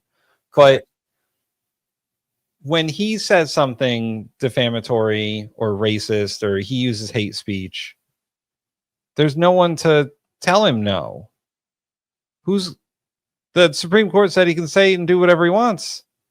Yep. But other people, we have to obey the law. Otherwise, YouTube will shut us down, or someone will say, oh, they committed a hate crime, or they're violating my First Amendment rights, and blah, blah, blah. And there's lawsuits and all that because of the First we don't Amendment. have anything. Right. I don't have any money. We're not gonna give you anything because we don't have anything to give. But when Donald Trump is like, we need to open up the libel laws, he doesn't mean, for a legal reason. He means that he wants to be able to shut down other people's free speech. Right. And if he's not by, I break all your typewriters. No, every time you say anything about me, I'll just sue you for $10 billion. And now that person's got to go to court and all this stuff. But or he'll sue it. He'll sue a network. Since we're talking about going to court and all that shit, yo, why would he want a court case? Dumbass. Oh, you're gonna have to get deposed too. You're gonna have to get deposed too. It's not one-sided. So you're gonna have to talk about all your Epstein shit, and it's gonna be recorded. Or commit perjury. Those are his options. Yo, if the Republicans ever needed an easier, here, step on this X, and then we pull the lever. Like, this is your moment. Get that motherfucker into a deposition. Get the deposition, 25th Amendment. Get him out of here. Impeach him. Get him out of here. And then we will fight you guys and JD Vance. We'll fight you guys, and we'll work this thing out. But first, I need you to get the AK-47 out of the chimpanzee's hand right now. Right now. Just go with us on this. Just trust me. Trust me. You guys are very trusting. Let's see. Can I do that? What was the next question? His next thing was immigrants overall are good for America. Oh my God, yeah. Oh, this girl face planted so hard.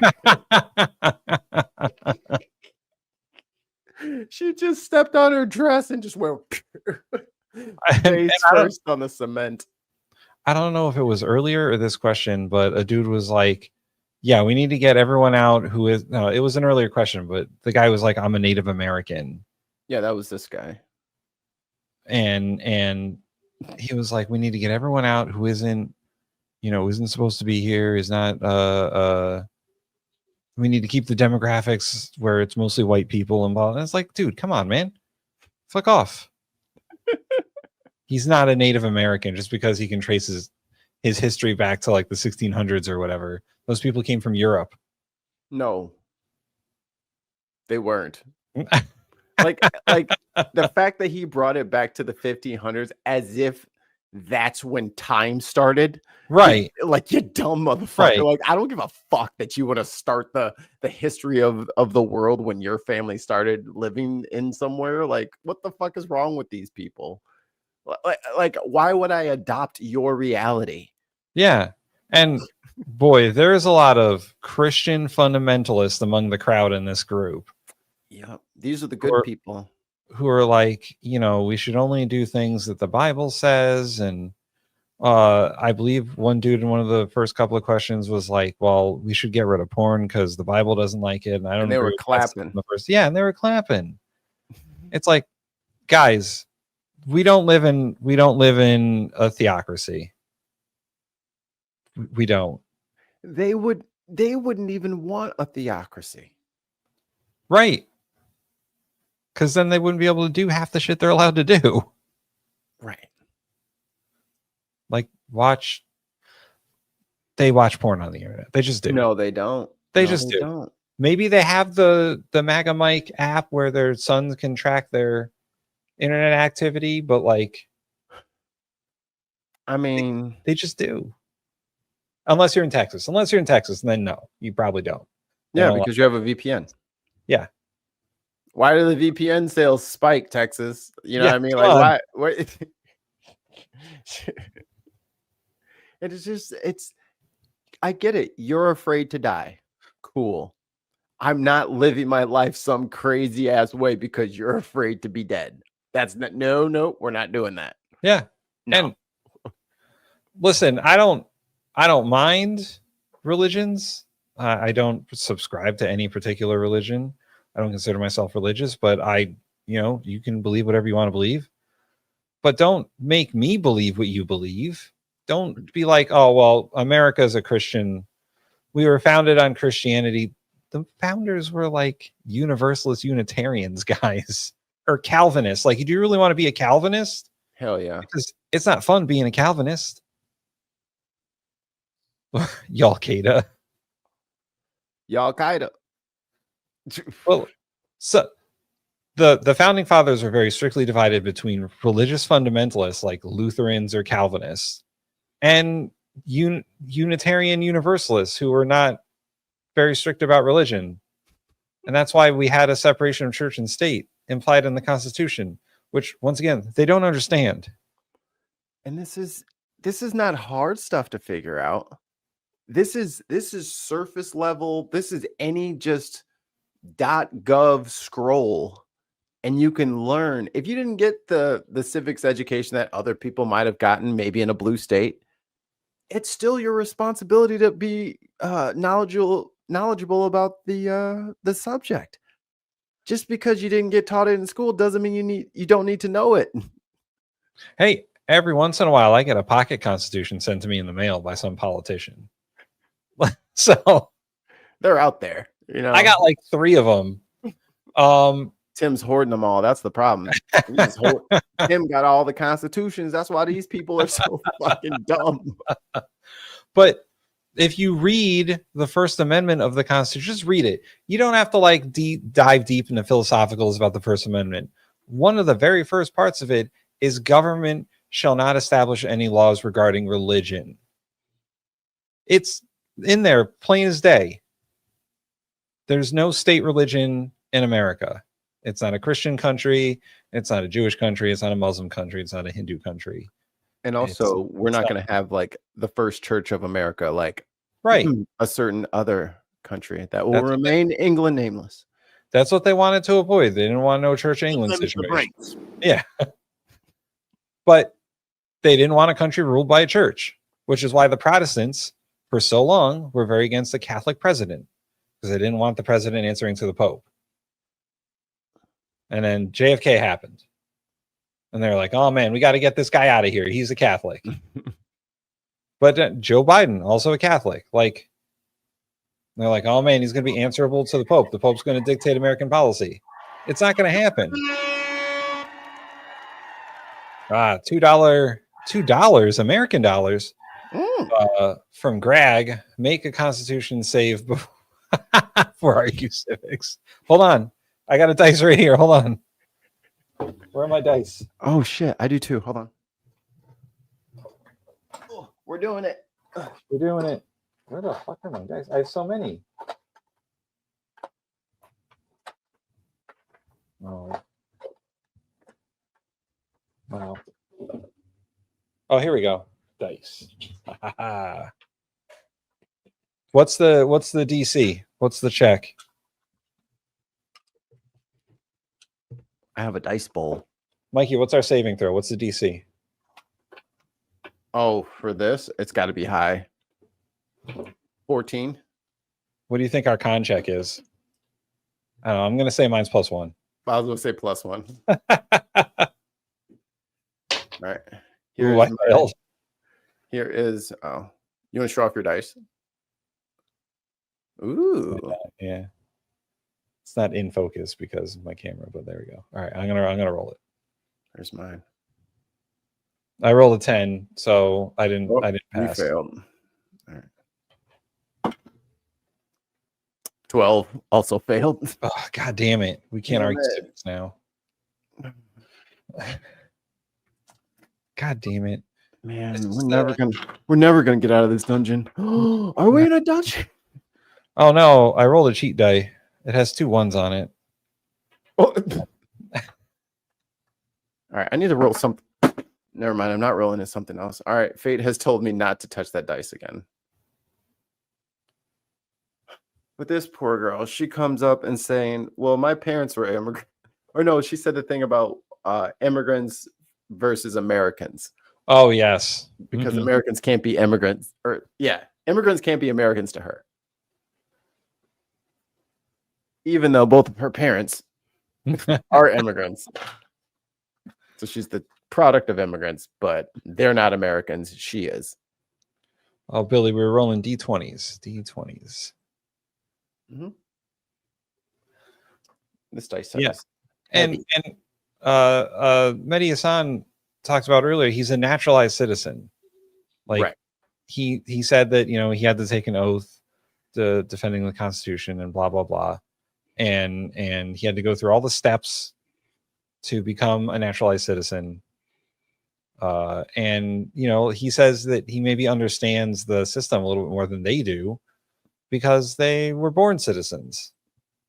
Right. They have no idea about the process because they haven't even begun to start trying to do it because they've never had to. And they don't have an appreciation for what it means to have like birthright citizenship and all that. Like, you were born in this country, so automatically you get to be a citizen. Oh, here's Adderall boy. Oh yeah, he looks like he's fucking strung out. He was. It's like, dude, slow down for 2 seconds. Just talk. He's not going anywhere. I know there's a time clock, but everyone seems to be letting everybody finish. I did like how every so often many commented about how they got like voted off, and he's like, well,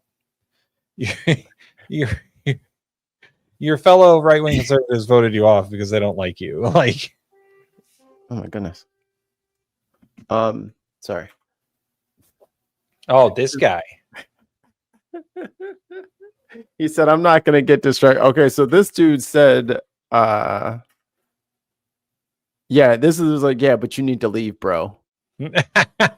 Oh yeah, he walked away. He's like, yeah, but you need to get out. And then he's like, oh, okay, you want me to leave? Whatever. So he's like, hey, he wants us to leave. How do you feel about that?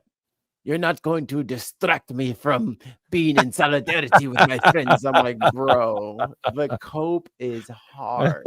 Like, that maybe happens to him 1 or 2 more times. He's like, you know what? God damn it.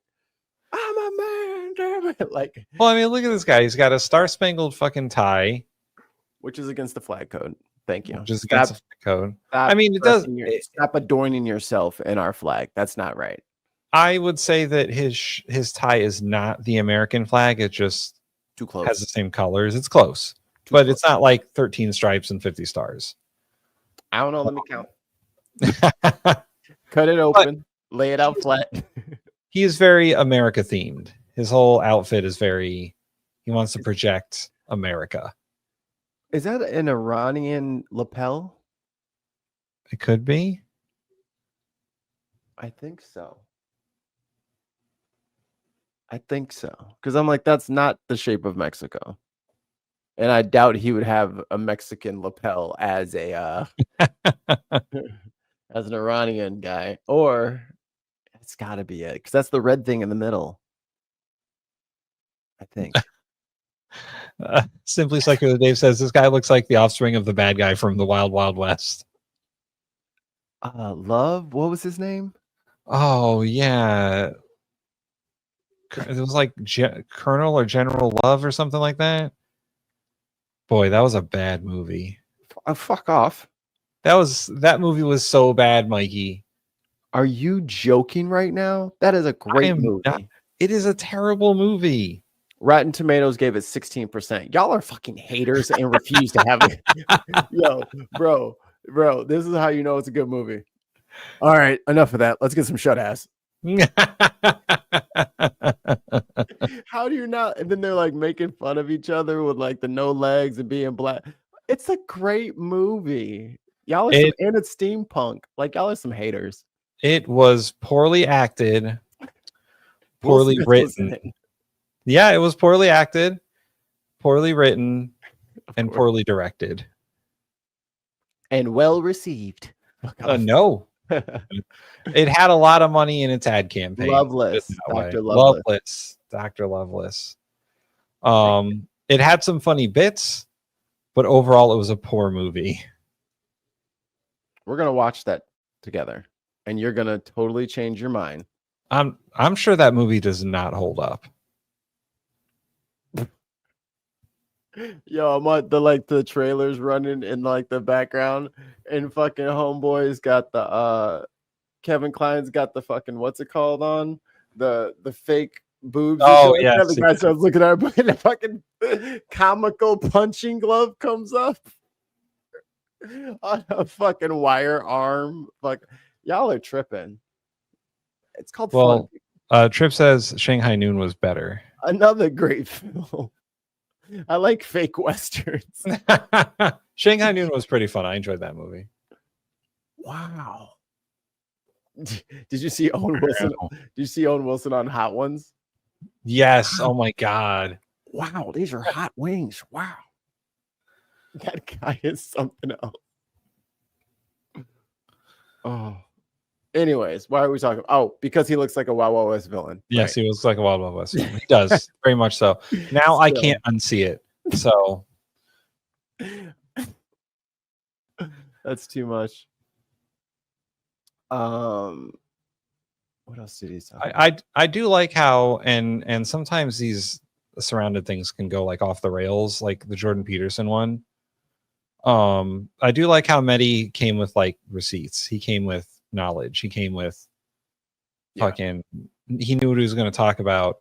And I feel like sometimes the show is designed to throw off the person who's the debator, the primary person.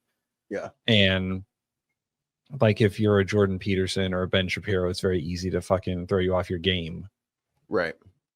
But like Sam Cedar and Mehdi Hassan came with the knowledge of what they were going to talk about. Like they came with, they prepped for the debate. And like Jordan Peterson just fucking showed up. Like, well, I don't like how you're talking to me, actually. So you need to not be so. Not particularly. Didn't I have another one? You live for it? Yeah.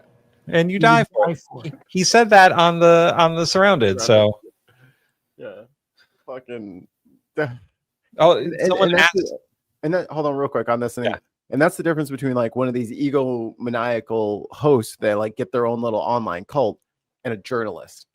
Right. Or someone who's dedicated to the news and who's an advocate for certain issues. Like there's a difference there where there's everything that I feel like we argue about and like we're passionate about. There's some policy behind it that we're in favor of or that we think needs to be bolstered more. Like there is a spot where the rubber actually hits the road. But when you're just talking all these platitudes and like this great replacement bullshit, like when you just have these nebulous ideas, you have no idea how to govern because you don't know how it actually works when it comes right down to it. And then you get these assholes listening to you, so they can't even defend your points because they also don't know how the mechanisms of all that shit actually works. Yeah. And where we got that clip from, the Jordan Peterson clip where he says, you live for it, you die for it. And you die for it. That was pretty good. Someone asked him what a belief was. Yeah, that was his answer. Okay, well then what is your definition of a belief? You live. Like how they're like, how would you define a belief? And he's like, it's something that you would like die for. And it's like, wait, really? Yo, the light is green. I'll die for it that it's red. Right. Yeah, like their Everything like logic that? is so like circular and impenetrable And because it performative. doesn't make any sense. Like to him, that sounds very eloquent. To the common person, that sounds it sounds like obfuscation. It sounds like you're trying to lead me on. It doesn't, it's too fancy for something that's so plain. I believe something I know. Like that's what a normal person would say, like a normal person answer, but he's got Live to for it, and you die for it. like he's some fucking wise turtle, Master Oogway up on the fucking mountain. Yeah. Yeah, Jordan Peterson is very profound, at least to Jordan Peterson. He likes the smell of his own farts. What's the last question on this thing? Oh, and this dude, well, he didn't shake his hand. They're disrespecting us by not speaking the language. Yeah, I can imagine why he didn't shake that fucking dude's hand. I wouldn't have touched him. He looks dirty. He does. He looked like he showered today, and that's it. I mean, he showered when he got there, but he ain't showered since. They hosed him down when he got there. I think I still smell good. The flies ain't bothering me none. This girl. This is Donald Trump's plan for Gaza is ethnic cleansing. I don't think I got to this part. She was like, no, this guy was like, which one is it? I can't remember which one of it. Oh, here he comes again. By the way, the dude on Adderall looks like such a fucking bro. Oh yeah. Yeah. Look at him. He looks like he's straight out of a fucking frat. That's what the ladies love, man. Rat Chad, bruh. I commend him for wearing salmon. Fine. Support the white supremacists, Tim. Do whatever you got to do. All right. Whatever you got to do to keep going to your meetings. At least he's secure enough in his own masculinity to wear pink. Okay. And Hitler did great art. I'm like, what are you doing right now?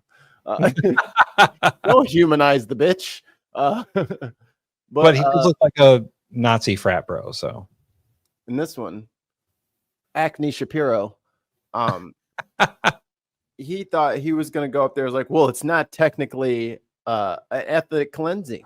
He's like, okay, well, what is it then? He's like, shit. Let me back up.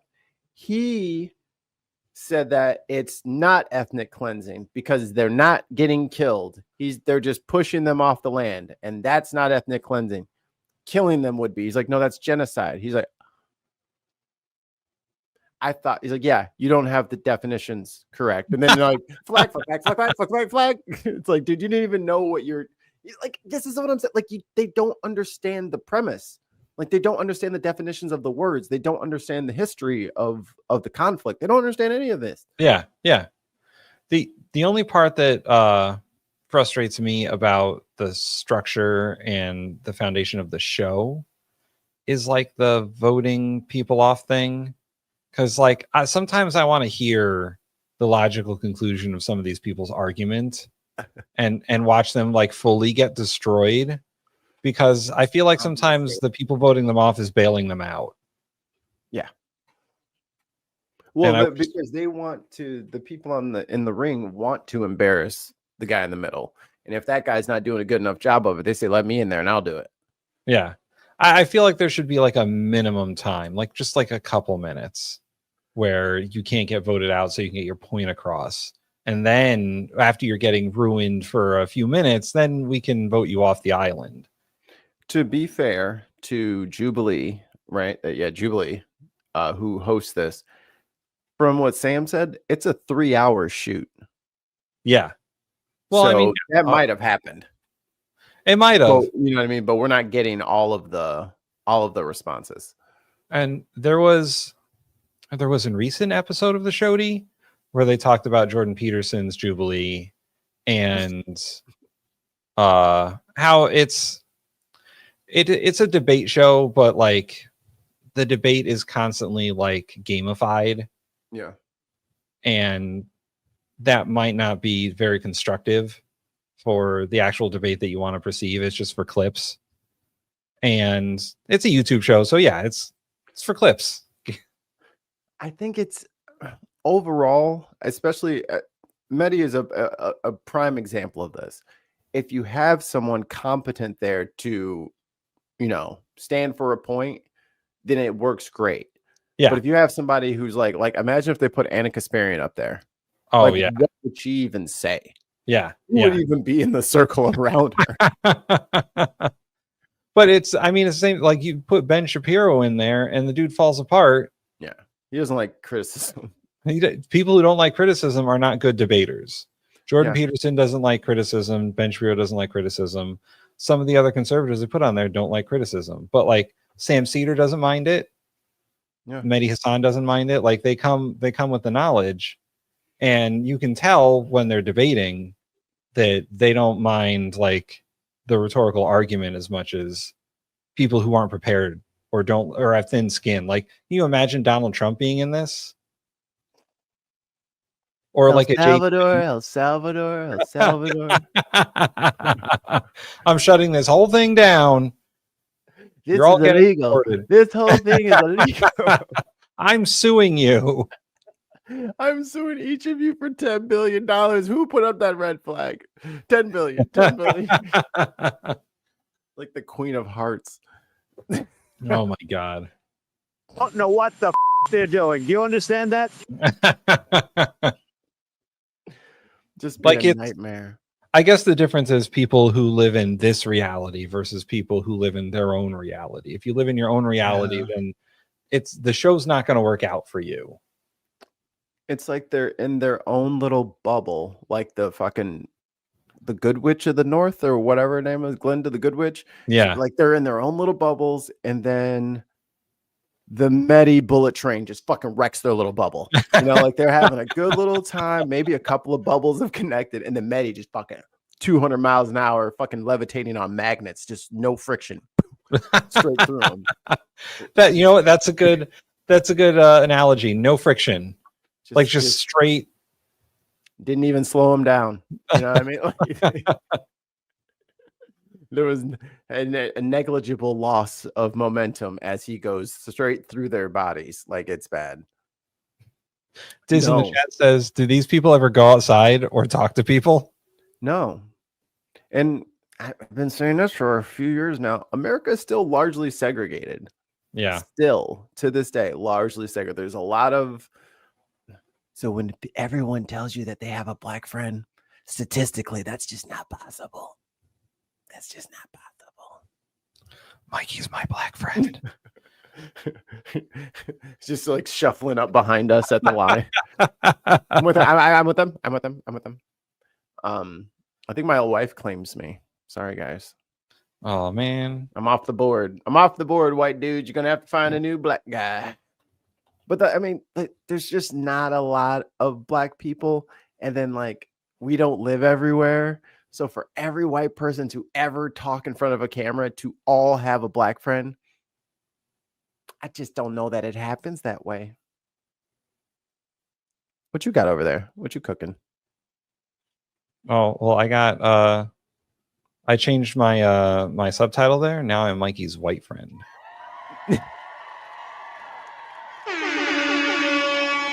Oh, go ahead. Oh, both pressed it. Tim Bellum with 5 British pounds. No friction. The reason you can't hear a Republican fart. Gross. Politicians. Well, that's about the only sin I've never committed. I mean, the one thing I've never done is sniff the tone of someone in power. I find that repulsive. I've never done it.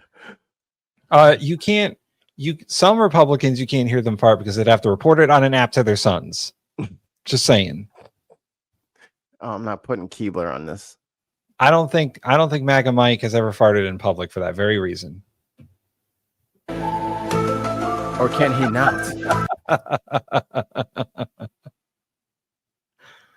Awfully curious, isn't it? Makes you wonder. Why not? And Donald Trump's body doesn't really work anymore, so that's. Yo, I ain't heard one person come up like, "Oh man, he was so healthy last week. What happened?" No one has said a word. No one's been like shocked or surprised. There's like, "Oh, that's what that's called." Okay. Oh, he's dying from that particular thing. All right, well, it makes sense. Didn't know that was first in line. Okay. Y'all better start praying. So I was sifting through the news a little bit this morning, and apparently the new conspiracy is that JD Vance is trying to undo Donald Trump. He's trying to take down Donald Trump with the Epstein stuff. Just like the Pope. Oh my God, don't put them in the same room together. He'll just assume the throne. Lord Joffrey assumes the throne. Guys, don't let Donald Trump and JD Vance in the same room together. It's not good for Donald Trump. Let's go to the opera, Mr. President. There's plenty of couches in here. I saw this joke. I forget who the comedian was. It might have been Shane Gillis, who I don't particularly like, but he's got a few funny Trump jokes. And he said that that Donald Trump and Abraham Lincoln could learn a lot from each other. You gotta keep a window open. Don't push out all the air otherwise. Apparently, what Donald Trump could learn from Abraham Lincoln is, the Constitution and all that. And what Abraham Lincoln could have learned from Donald Trump is how to turn your head at the right time. Yeah. You're braver than me. Yeah. Braver than me. Speaking of brave people, check out my man. Look. And in this week's segment of He wasn't doing shit for his job. You before. Like at least 10. And like I said, boss man, if he hopped out his car, I would ask him to get back in. And if he didn't, we haven't even started the oil change. I would not do his oil change because he didn't want to follow the policy and procedure we have here to make sure that the customer is safe, not to make sure we are safe. The customer. We don't want you to hurt yourself. So, I get that it's hot, sir. I get that it's hot. I get that. But I done did 45 oil changes today, and not once has somebody hopped out the car because it was hot. I get it. But we have rules and procedures that we must follow. So if I don't follow what I'm doing, I get in trouble. So he ain't getting fired. Yeah. You ain't firing him today. He said, I know the policy. You okay with me getting in trouble and not rules doing are rules. I'm trying to do is enforce my job. So do you talk to all your customers this way? Like what? I'm talking to you like this, boss man, because you didn't want to follow the instructions that I had. We asked you 3 to 4 times politely to get back in your car. And I told you. And you didn't. And you said it was hot. I get that, sir. I get that. Told you politely. That's not my problem, sir. You came at 4 o'clock to get your oil changed. I get that it's hot. He offered you a bottle of water. That wouldn't help me. Okay, that's not my problem, boss man. You still have to stay in your car. Just like this man right here is in his car, he's staying in his car. You're not open at 9 o'clock at night when it's cool out.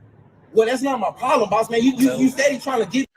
That's not my problem. He said, why don't you stay open until this, the sun is set? Because I don't have no AC in my car, and I don't want to wait when it's hot. He ain't doing nothing but his job. He wasn't doing shit for his job. Reasons why you're okay with getting out your car instead of respecting why you need to stay in your car. Law The and order. conversation could have went totally different if you just listened to what I was telling you. But you didn't want to follow instructions, so that's the next step. We all adults here. Mm-hmm. So if you understand where you went wrong, you can understand why I feel the way I feel. You were wrong because you didn't want to get back in your car. Can you agree to that? You were wrong for that. No, sir. You were wrong for that. It's a yes or no question. You were yes or motherfucking no. Do you understand? wrong for that. They asked you politely to get back in your car. You said, no, it is too hot. So you disobeying what they're asking you politely 3 or 4 times. So that's when I have to step in and tell you, you're going to get back in your car, we're not going to do your service. If I already drained your car. So since I already drained it, I was going to do the service anyway. But if I didn't drain your car, I wasn't going to do the oil change or inspection. Because you didn't want to listen. You got any medical certification? Are you trained in first aid? Are you trained in first aid? Take a look at this. It skipped over. But yeah, so if you guys can look here, I don't know if this is the same everywhere, Like some oil change places, instead of putting your car up on a lift, they just put a basement directly underneath where the lanes of cars will be. It is important for especially large people to not get out of the car once you drive over the top of it, because there is an open pit that drops down 2 or 3 stories directly beneath you. Don't get out of the car, it just stays.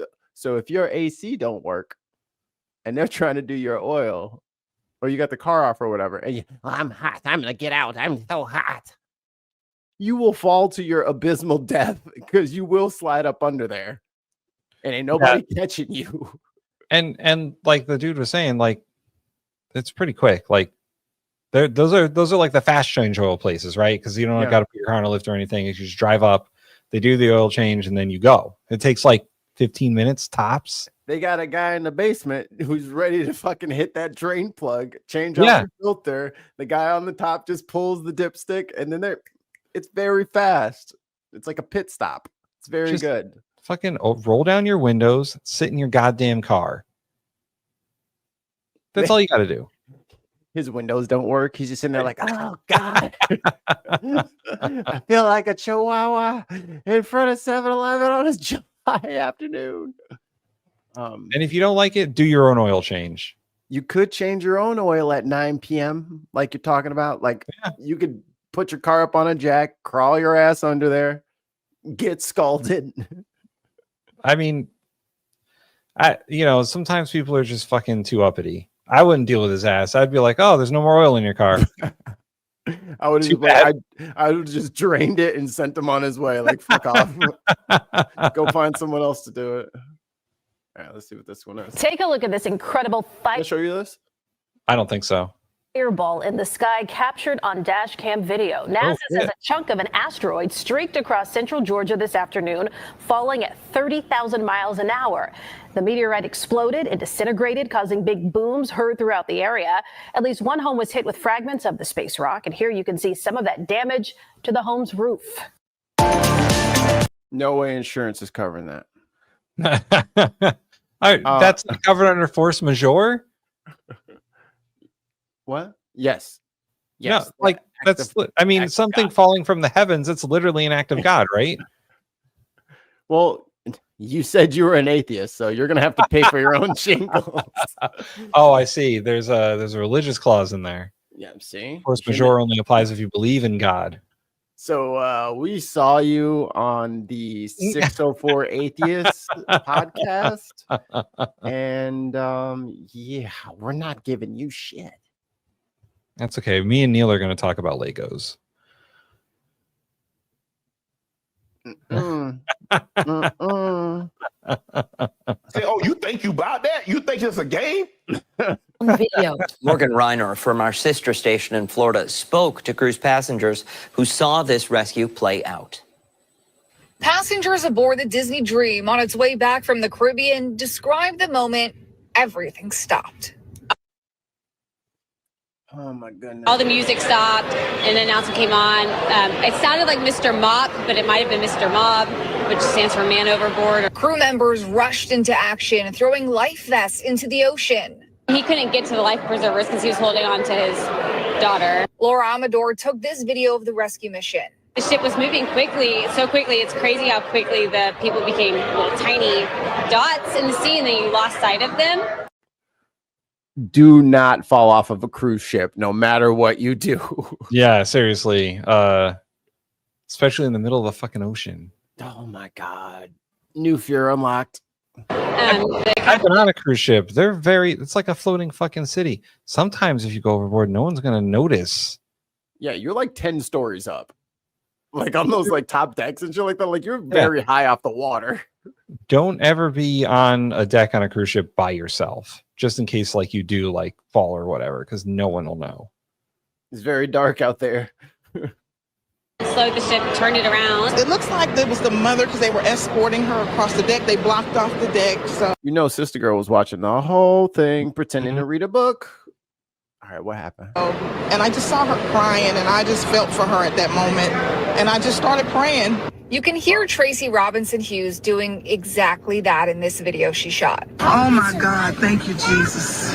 What a dad. Oh my God, that's a dad that needs a dad, a hero. He's a hero. Witnesses said the two were in the water for 20 minutes. I am not a swimmer. I don't know if I could do that or not. Probably not. I would drown. And praised the man for jumping in. That was a very heroic, thing that he did. My goodness. Melanie Rickman took this video. Oh, you could tell that he was really struggling. That he'd been treading water for 20 minutes, 20 minutes. Disney sent a statement saying, in part, the crew aboard the Disney Dream swiftly rescued 2 guests from the water. We commend our crew members for their exceptional skills and prompt actions. Treading water for fucking 20 minutes with a kid screaming. Simply Secular Dave says, people swim at a quarter of a knot per hour. Ships move at 18 knots per hour. So that is the difference between an average human swim speed and the speed of a cruise ship. Back in the day when I was in high school, I got certification to my boating certificate, to sail or whatever. Oh, okay. And part of that certification was proving that I could tread water for 10 minutes. Captain Tim. Captain. I almost went for my captain's license. Funny story. Except you have to have 10,000 hours of crew experience and officer experience to be a captain. And I was like, that's a lot. That's a long time. 40 hours a week. I had to prove that I could tread water for 10 minutes. And that was somewhat difficult in my late teens. I can imagine treading water for 20 minutes in the open ocean. Which is bumping you and pushing you and waves. And you got a kid that's freaking out. Yeah, that too. But yeah, that's harrowing. Whew. And for scale, I think 20 people, these are the size of minivans. Yes. These are all enormous. So you see these lined up along the deck. There's tons of space in those things. Yeah, unreal.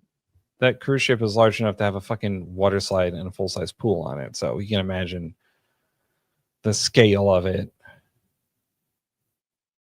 And it's got a pool on it, and it's not sloshing everywhere.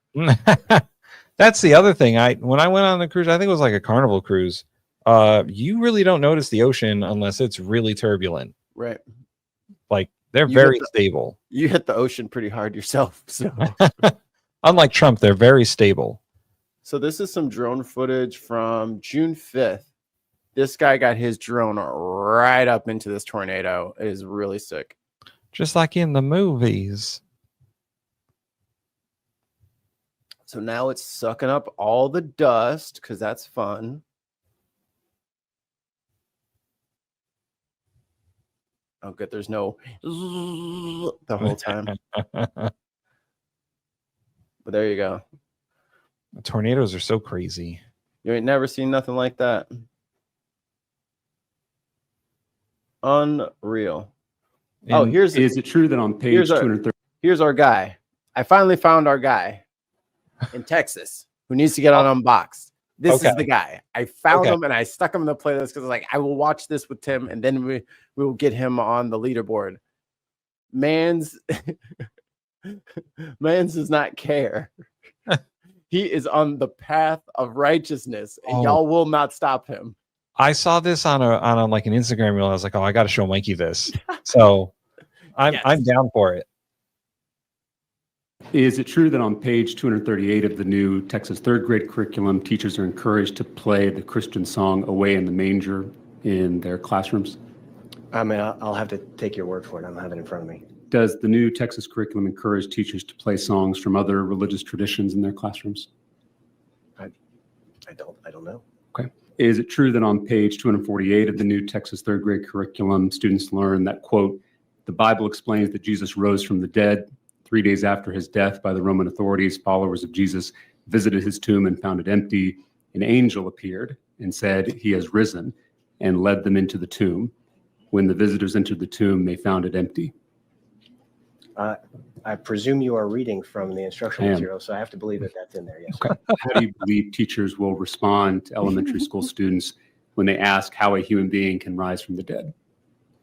What we attempt to do is provide training and support to teachers so that as kids ask questions on any subjects that emerge in the lesson, that they can be equipped to handle those conversations. Is it likely that a teacher, when asked about a religious question, now that we're teaching it in our curriculum, is it likely that the teacher will respond with their own religious beliefs simply because that's what they know? So would an atheist teacher tell their students that Jesus wasn't resurrected and that it's just a story? Or will a Catholic teacher respond based on their church teachings? Will a Presbyterian teacher respond based on their denomination? Uh-oh. Our religious trap card has been spent. Oh, we still got to get that soundboard clip. I don't know whether that's likely. Okay. Are you worried that if my track Texas public school teachers use this new state curriculum, those teachers will violate the Establishment Clause by teaching Bible stories in public schools? No. Then why does the bill at the bottom of page 5 explicitly give teachers who use this new curriculum immunity for violating the Establishment Clause of the United States Constitution? Yeah, so I think one would posit that there's a variety of things that cause folks to have hesitation, and this is essentially meant to take that off the table. I'm a former Texas public school teacher. I'm also a student at Austin Presbyterian Theological Seminary. And so I can tell you there is a difference between teaching and preaching. Under federal law, schools can teach the Bible as an academic text, but not in a devotional way. In other words, public schools are not Sunday schools. It's hard to be different as a kid. If you're a Jewish kid going to Texas public schools, if you're a Muslim kid going to Texas public schools, if you're a Hindu kid going to Texas public schools, it's hard enough. Now their teacher is teaching Bible stories at the front of the classroom because some politicians here in Austin are forcing them to do so. And with little to no representation for their faith traditions. I'm concerned with how that will. Well, they should believe in the one true God. Make them feel. How that will make their lives harder. I think if Jesus, who was Jewish himself, read this new curriculum, he would remind us to treat Jewish students as we would want to be treated. Treat Muslim students as we would want to be treated. Treat Hindu and Buddhist students the way we would want to be treated. And if I were them, I wouldn't want the government elevating one religion over my own or over my family's religion. As I said earlier, I believe public schools are not Sunday schools, or as Governor Abbott is fond of saying, schools are for education, not indoctrination. We are in the Michelin Guide. And then he had the Abbott quote on the end of it. Yeah, that's a good one. That's a good one. And he's this calm the whole time. I think he was like in seminary school and then like ran for state assembly or something like that. And then now he's like getting all these viral clips and stuff. They're in trouble because I think he has got a very high probability of going national.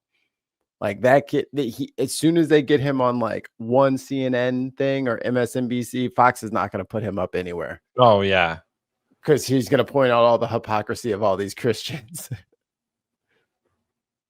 SG has a question in the chat. Aren't these the same people that don't want government to interfere with the lives of people all the time? Yeah, Tim. Yeah, these are that's the craziest thing. I have a problem like mentally squaring the circle, right?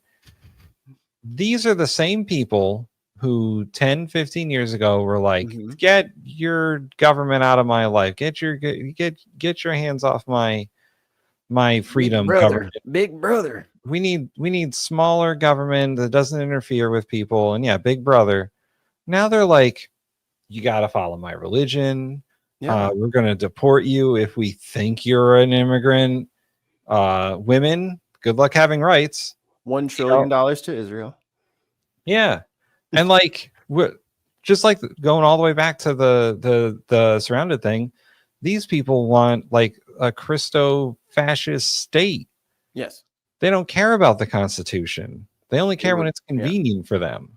They're trying to use it to put in an autocrat. And I think one guy even fucking said that shit. He Yeah. was like, oh, yeah, we're going to use it the way we want and then get rid of it when we have all the power, which is what they're doing. Someone read Project 2025, please. Someone else. Someone else. Not the same person who read it last time. Someone new read it. Just everyone take turns reading it, and eventually we'll all know. I have a note up here from the last time I made a note on June 5th, the day of that tornado. Strange. Hippomethapus, Ventigator Rex, the Kraken. I think, and Moose on the Juice. I think somewhere in on June 5th we went off the rails. I think that's our cocaine bear side story that we were coming up with. That is hilarious. Well, any final thoughts before we get out of here, Mikey? Yes. We got our regular show tomorrow. Yes. And the dinner table on Wednesday. I got like so many good things for that. Oh, this one. The guy's a former NFL player. It doesn't take 2 security guards. Give me a break, man. Napoleon Harris did not appear eager to talk to me. And how would you use your discretion to implement it within the current legal framework? We're back in Thornton Township, baby. In the now sleepy room where months earlier, a board meeting ended in a brawl. That's wild. The man who replaced Tiffany Henyard as Thornton Township supervisor has ditched the drama and much of the scrutiny. I thought maybe we have gotten rid of the storm. Jennifer and Paul Roberts are skeptical of Harris's leadership. A lot of people in Thornton Township fought for transparency, accountability, and responsiveness in government, and we haven't really seen that yet. Some of that skepticism centers on. So if you guys recall, Tiffany Henyard was the mayor of Dalton and then the supervisor of Thornton Township. She lost both of her elections, and this guy won the township supervisor role. I think he's a former Bears player. All right. And he's been doing like politics on the South Side for like since he retired. His salary. Napoleon Help Harris. me understand why you're still taking in Tiffany Henyard type money. There's a law on the books that we cannot change anybody's salary. How that law came to be is a lesson in political maneuvering. Tiffany.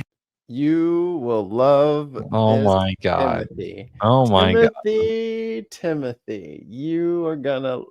The audio is kind of fucked up on here. Like, was it just going to like one side for you too?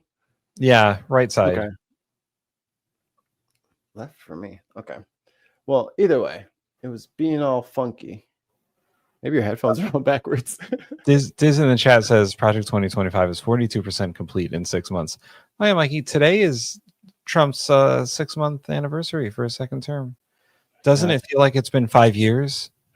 At least 3. All right, so dig this maneuver in here. Henyard made $202,000 a year plus other perks as a first term. Yes, for one of the broker, areas. Supervisor, the salary ordinance said Harris was to make $57,000. So Tiffany Henyard put in before she left, if she got removed, whoever would come in after her would only get 50. All right. So she wanted to make sure that whoever came in after her wouldn't get her salary.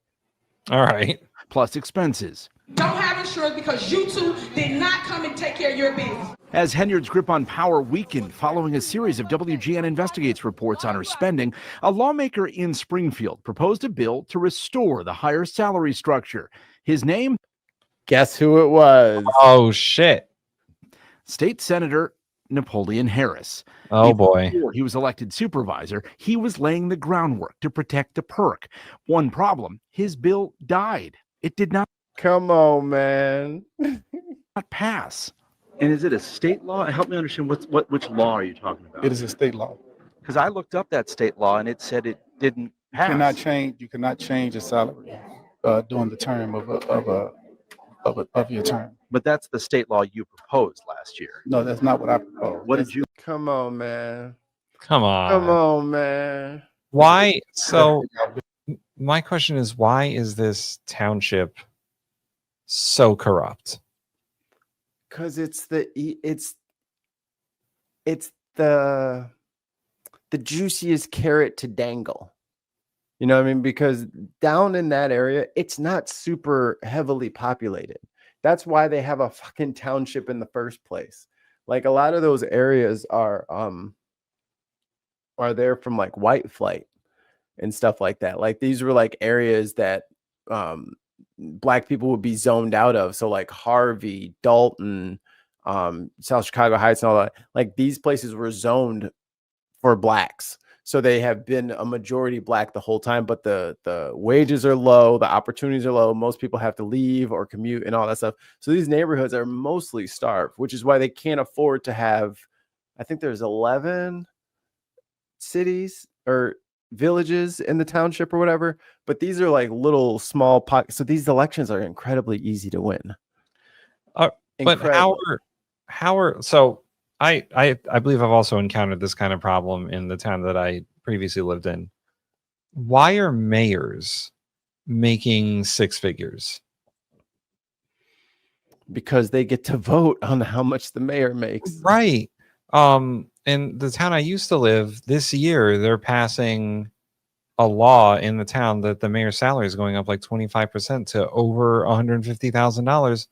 That's more than any of our state representatives make. Yeah. That's almost as much as Congress makes.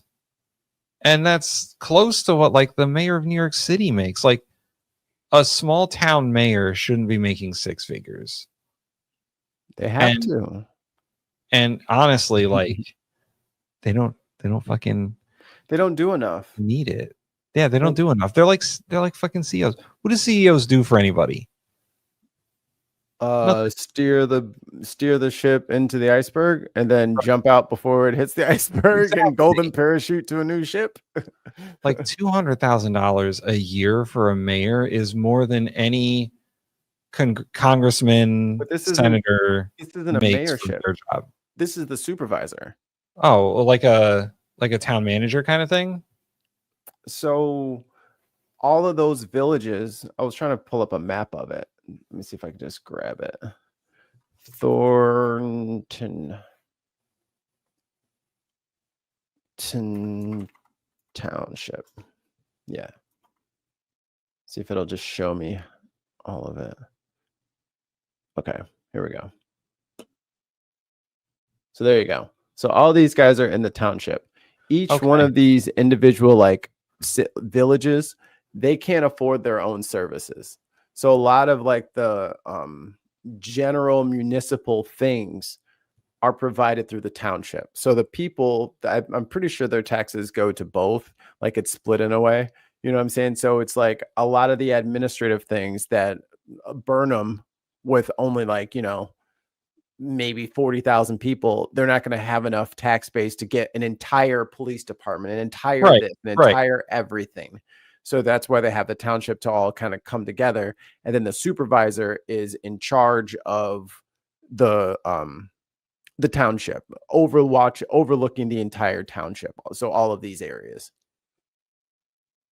Oh, we have a super chat. Tin Ballum, 5 British pounds.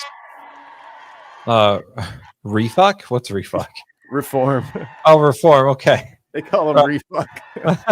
Refuck in the UK is doing the same thing. 600% increases in expenses. That's crazy. Now is not the time. So yeah, I get that. Like there's sort of like a regional government for like that area, right? That's what's going on. We have some of that going on in Connecticut too, but it's more like certain municipalities don't have enough people or money to have their own police department or their own fire department or their own health department. So they do like and a lot of their seniors, a lot of the stuff for seniors and stuff is done through the township because the city won't have the resources available.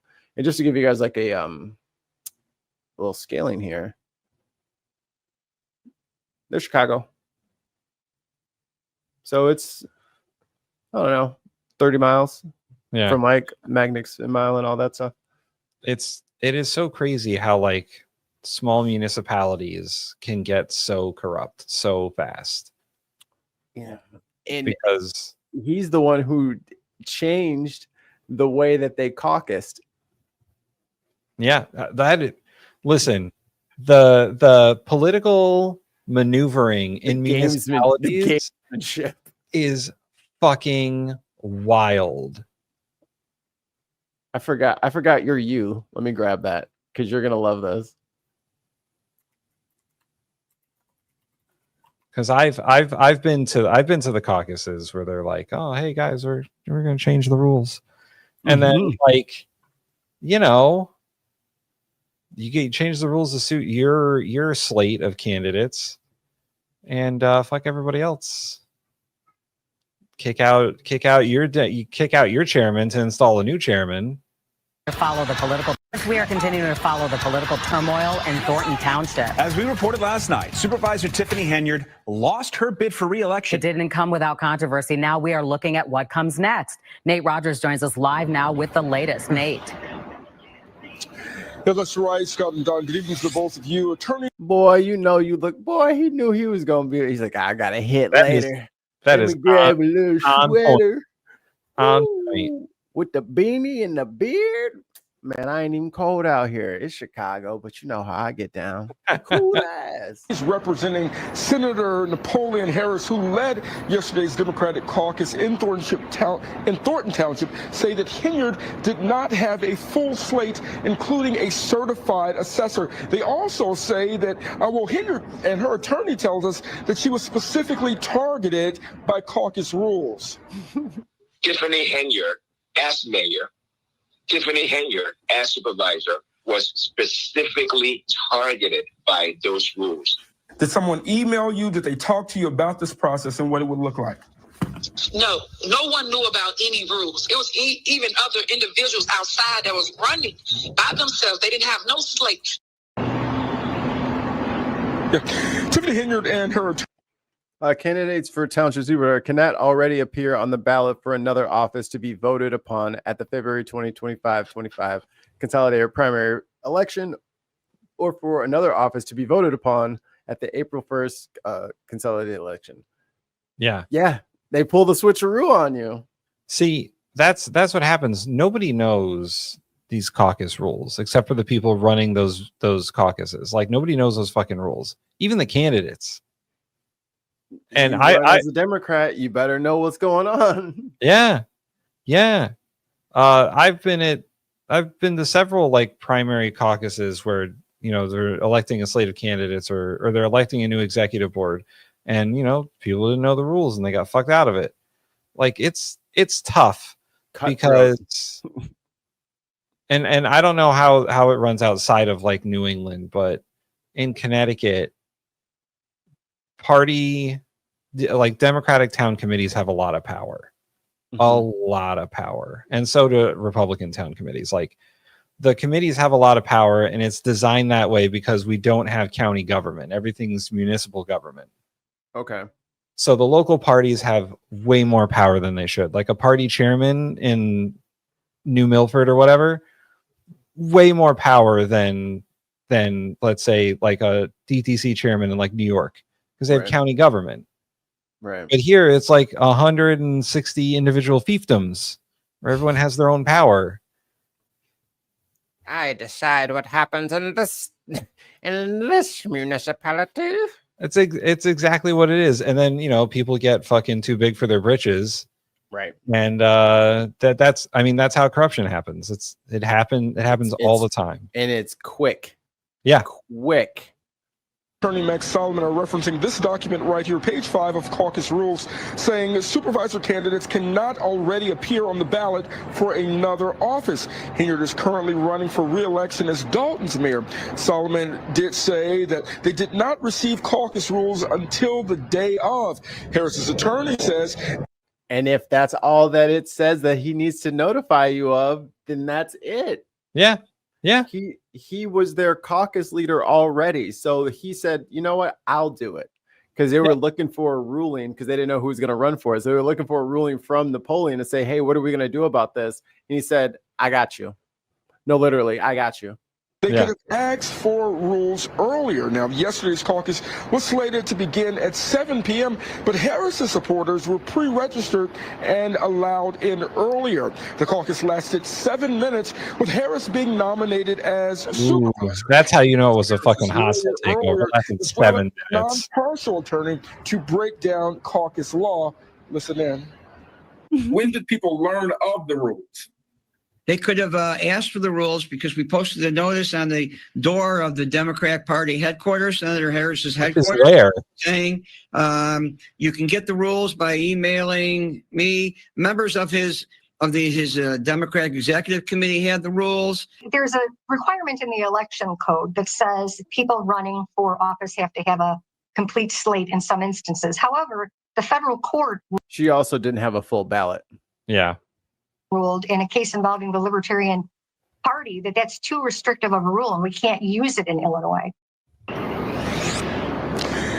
And Bert Olson went on to say that Hinyard used township buses illegally to support her at the caucus. So because she had fucked up the finances so bad, they had stopped paying the bills. So they lost their insurance. She didn't want to lose her caucus. So she went and got all the seniors that from Dalton that she's normally used to just placating to keep her in office. She went and loaded them up in the buses, but the buses got there too late because Napoleon had already fucking filled the place. Like it was a fucking nightmare that day. Yeah, when you know when a meeting ends in 7 minutes, you know that something fucking happened. Like something they changed something in the Matrix.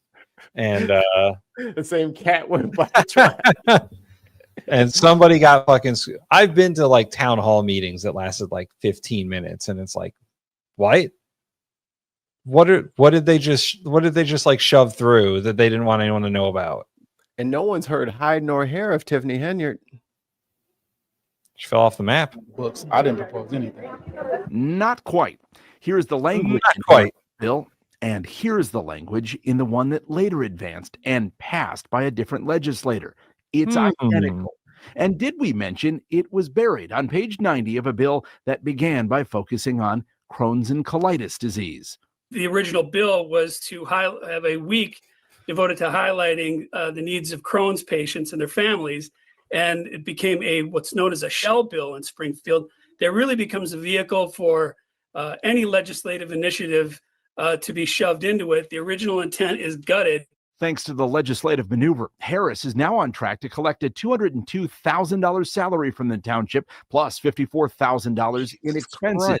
Add in his $123,000 state Senate salary, and it brings his total take from 2 elected positions to just under $380,000. You guys need to outlaw double dipping, man. You can't be a state senator and a mayor at the same time. That's some bullshit.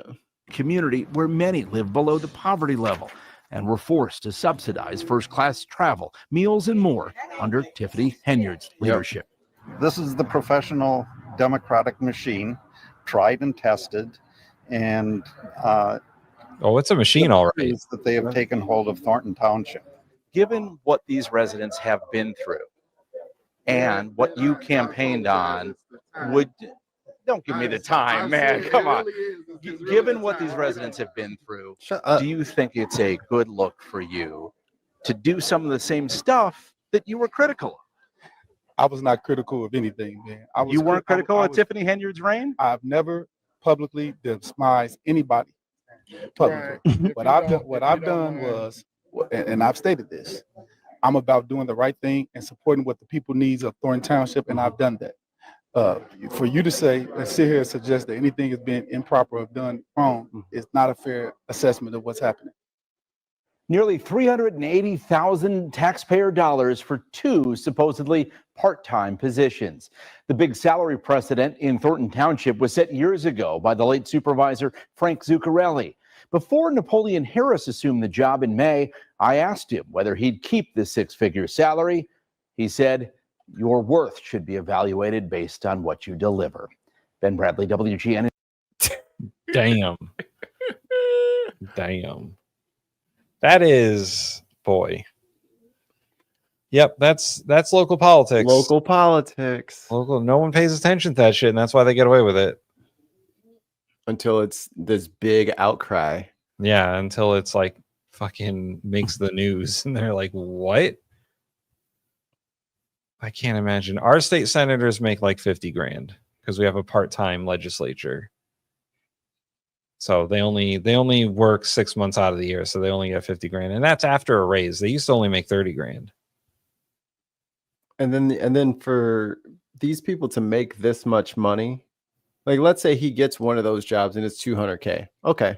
Like I understand some jobs, like especially in like the financial fields and stuff like that, you kind of want the people well compensated. It kind of insulates them from bribes.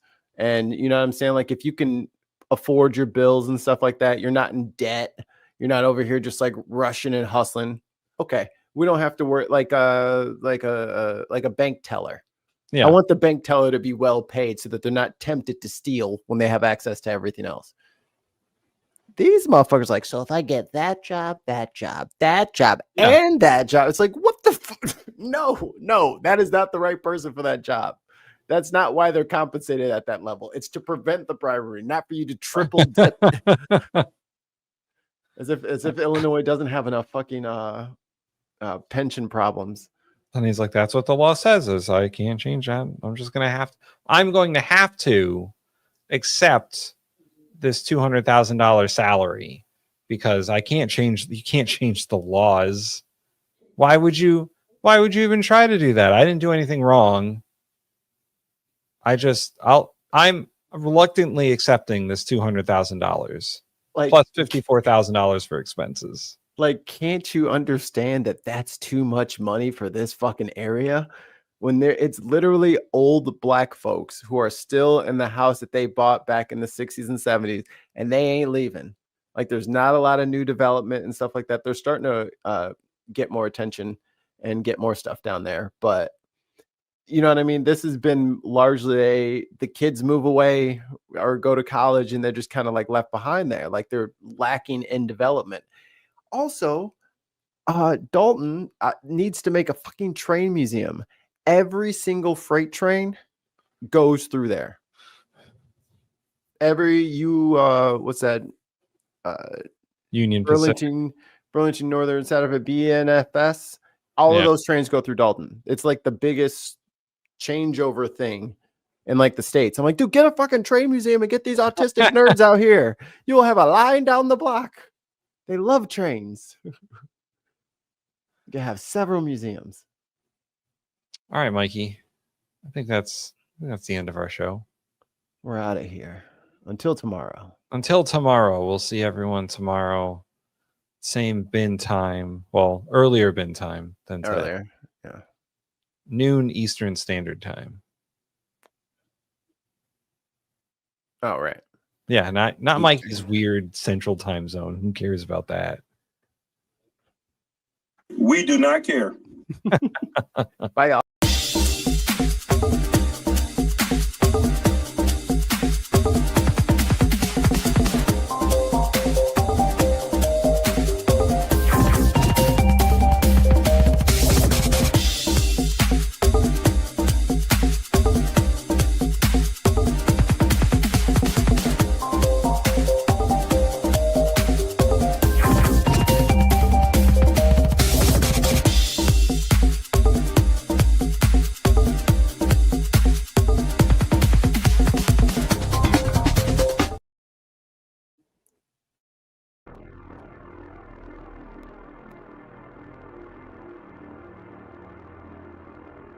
All them black people are getting the jobs that we white people used to have.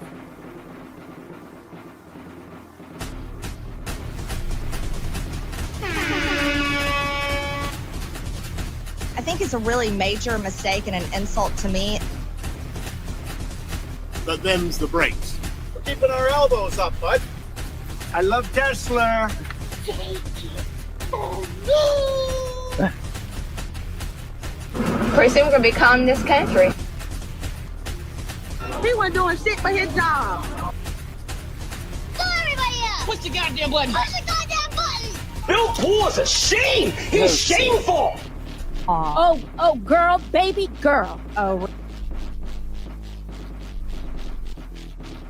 WTF? Who's in charge? He'd come, maybe he'd come, maybe he wouldn't even come. I think maybe it wouldn't even come. You'd save the time. Oh, Jesus Christ. Maybe he come, maybe he won't. Everyone's I think he will. He did already. Hi, and welcome to Jesus. Trump saying the word come. Hi, and welcome to the Unbox Politics. I'm your host, Tim. I'm joined by my panel of Trump. Wait. You're Tim. I'm Tim. Honka honka. We're all gonna die. Anyway, I was actually small side note. Before we came on the show, I was discussing with my wife how we're all going to die. So it's true. She is very concerned that there is no way out of this, and we're just kind of fucked in general. And I had to largely agree. So we're doomed. We're keeping our elbows up, bud. We're keeping our passports up, bud. Are we doomed? Are we doomed? Bye, everyone. So yes, this is the Unbox Politics Political Review Show, where we review just the best, stuff going on today. Is it though? I have definitely several co-hosts. They are various people. They are present. They are present. Hey, we're all here. I was the latest one. It was like 9:07. So we're all here relatively on time. Mm-hmm. Tim is our host. And was constantly late. Nah, I was late this time. And last time. No. I was 30 minutes early last time. Yeah, last week he was here early. I need you to be drug tested. Have you ever been wrong? I just want everyone to know it's not always me. I vote that it's always Tim. We have Bill Tool is a shame. He's shameful. I've got a $2 super chat from Greg. Dark Lord Greg. Hold on, here's this thing. Are we going locust or frog? Long live Greg. Long live Greg. Blood Greg, for the blood, can Greg. you see? Which Which of the biblical plagues would you prefer? The solar eclipse. Blood rain, I think. Famine. But no, what plague do you want, Mikey? Famine. Yeah, not one of the four horsemen of death. Oh, sorry. Thought you were talking about me. I mean, the eclipse was pretty sweet. I'd be going for that. Black out the sun. Get some gnarly photos. I forget. I'm not up to date on my biblical plagues. Is that eclipse? Oh, does it have to be long? biblical? Are we talking about like the plagues of Egypt? Yeah, the locusts and frogs. That was two of them. I was thinking bubonic myself, right? First, the blood of the first. No, let's not do that. Ollie would like everyone to die horribly. I don't want buboes. That might be actually an uplifting thing right now with what's going on, right? Ooh, buboes or this? Tough call. Yeah. Tough call. That's rough. How many buboes would I get? Yeah. Can I get a vaccine? Are we vaccinated against the bubonic plague? Probably not, right? No, because it hasn't. It's extinct, right? Also, I don't know if it's extinct. It is. I think it's in a jar somewhere. It's bacterial. You just need a regular booster to get rid of it if you get it. Oh, and they didn't have that back then. No. Now bubonic plague is not a thing anymore because it's bacterial. It's the viral shit that they don't know what to do with. What was the Stone Man plague called in Game of Thrones? Oh, or stone skin. Grayscale. Yeah, let's do that one. Oh. You know what? I want fiery hail. For everything that zombies needs to happen. You dirty.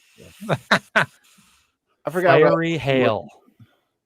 Oh yeah, the plagues from the Bible. Boils, hail, pestilence, flies. Exodus, 10 plagues of divine punishment, blah, blah, Damn. blah. There was 10? Really? Yeah. Water turns to blood. That's what I want. Frogs. Ooh, lice. Lice. Gross. Flies. Frogs might not be too bad. You could cook them. Flies? Frogs. Oh. Flies. I mean, if you think about it, I mean, the frogs could be eaten by the flies, or other way around. Yeah. One of these could take out the other one. Livestock pestilence, boils. Ooh, hail. no, I don't. Hail. That sounds like a fun one. Except it says mixed with fire. Fire hail. Fuck yeah. Fiery, icy hail. Gotcha. Dude, I'm going out there with a tennis racket and a GoPro. I'm about to go viral. AKA Air Force Warthogs. That's what fire hail is. I'm about to be looking like Hunter Sung Woo. Locusts, darkness, death of the firstborn. Maybe not that one. Yes. No, not that one. Skip. Well, wait. Skip on that one. Can it apply to just one person and was Trump first? No, he's not the oldest. Never mind. So give me the frogs. I want the fire hail, please. Fire hail. Well, if you think about it, darkness just means night, right? Fire hail sounds very metal. It says a thick, palpable darkness descended upon Egypt for 3 days, preventing anyone from seeing or moving. Oh wow! So it's like magical darkness. It's like D&D darkness. Yeah. Okay. And you have no. Ain't nobody's got dark vision. Yeah. I'm a walk. I can see through that shit. No, that's don't. Ollie, you ain't got true seeing. You ain't cut got it no. out right now. You don't have points in that bullshit. Well, get out your character sheet right now. You make a perception check at -10. No. -20. And he's got sunglasses on. Make it 15. Well, the whole thing is I need the sunglasses on because I can be so good in the dark. My vision is so bright in here. The whole eye patch theory, right? So yeah, frogs for me. Yeah. In conclusion, frogs. Yeah. Frog sounds like a good one too. Yeah, fire hail sounds pretty fucking metal, so I'm down for that. All right. Fire hail. Yeah, Mark's with me. Fire hail. Fire frogs. Fire frogs. Hey, no. Fire lice. Fire. Oh god. Oh, God, no. Wait, fire darkness. Fire darkness. Oh my god. Amaterasu just raining down from the sky. It's not to get too D&D, but that sounds like the plane of fire. Welcome to the fire plane. Invisible fire. That's just what that is. Just Ricky Bobby rolling around in the grass. Speaking of biblical plagues, what are you doing? Why is Mikey's thing up there? Because you're not paying attention. You're just clicking. There we go. Speaking of biblical plagues, you can't just pull the gut filled thing out of your hat every time. You asked me if I had videos. I said yes. Yeah, how many you got? Filled me. How many you got? I gave got 2. Enough. I got enough. But it's fine. We're gonna do your gut fill. But I'm just saying you pulled switcheroo on me here. Punched. I only have one video. This is the only video I got. Dishonorable mention. This dude doesn't need to be on the leaderboard anymore. I'm about to say I think he's accounted for. Not as much as others actually. He has some, but he's not our most viewed. I think Jasmine Crockett is most viewed. I blame y'all for that. She's my favorite. Here it comes. Here we go. Do I have any alcohol in the house? Gina showed up just in time. I was about to say Gina is gonna be mad if we Gina's there. I know.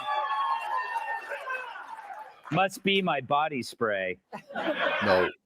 It's not. Everyone. All right. It was 1 year ago today that President Biden dropped out of the 2024 campaign. Yep. Time flies when you're dead. Ooh. Okay. Hunter unleashed on George Clooney and the Democrats for being disloyal to his father, adding, "I know about loyalty. When my brother died, I stepped up and banged his wife." That's rough. Feld. Over the weekend, WNBA Stars wore shirts that said, "Pay us what you owe us." And no, it wasn't aimed at the league. It was directed at their shift supervisor at Pep Boys. Oh. That's just Caitlin Clark had to miss the All-Star game due to an injury. Sports fans, though, say there's still plenty of good reasons to watch the WNBA. For instance, if someone has a gun to your head. I know that joke is controversial because a lot of people would choose the gun. That was a joke. Karen Bass claimed that ICE kidnapped an L.A. mother on her way to work, but prosecutors say it was a hoax. Karen swears by the story, saying she heard about it from her boyfriend in Chicago. Okay. And she was told to keep looking for the real culprit by her other ex-boyfriend. Wow. Wow, that's right. Katy Perry was left Same black guy you can find, huh? Butterfly after a prop malfunctioned during her concert. Attendees were very concerned that the concert would continue. And finally, after finding out Stephen Colbert was canceled, Stacey Abrams posted photos from her many appearances on the show. She alluded that those were happier times when she could still fit in a chair. Oh. Wow. Hey, I'm not making her eat Twinkies. Jesus Christ, Gutfeld. But I would. So apparently firing Stephen Colbert, who was paid You chose this while his show I didn't watch inflicted this on us. economics. It was fascism. That, according to all the Democrats currently white knighting for him. Because you recall from history class, the first thing Adolf Hitler did was cancel Late Night with Shecky von Bismarck. Wow, that was bad. Well, you know, the Nazis did get rid of media. The free market means Shocking. exactly They that. had the papers. Free back to then. fire someone who's stinking up a market. Like they took a dump in the produce section. I want to know how much your show makes. The dope who maxes out his credit card because he thinks the stripper really likes him. Sure. Ooh, you got two jokes for the price of one. But that's not fascism, that's math. But for the left, math is what happens to other people, which is why cretins like Chris Murphy are panicking like Hunter Biden when his dealer's phone. Hey, you fucking leave Chris Murphy alone. Oh, now Tim's toes are stepped on. Tim phone goes right to voicemail. But are we on the precipice of entering a censorship state? We are on the precipice of entering a censorship state in which Donald Trump is using the powers of the federal government in order to erase criticism from the airwaves. Stephen Colbert didn't get thrown off the air because he wasn't doing well. Why's he doing that on the toilet? Dude, you're a politician and you're taking a dump while doing this? That's not even close to funny. He's got to prove that he didn't. He's taking a dump. All right, so it's true. Colbert didn't cancel because he wasn't doing well, because he was doing horrendously. Just because you use diapers, Rosie got the news. does it mean? Times. What's going on with Stephen Colbert, right? One of the most brilliant minds we've ever had in comedy. CBS decided to give in to the blackmail that Donald Trump forced them to. Ugh. There's not enough Guinness in Dublin to turn her into a 3.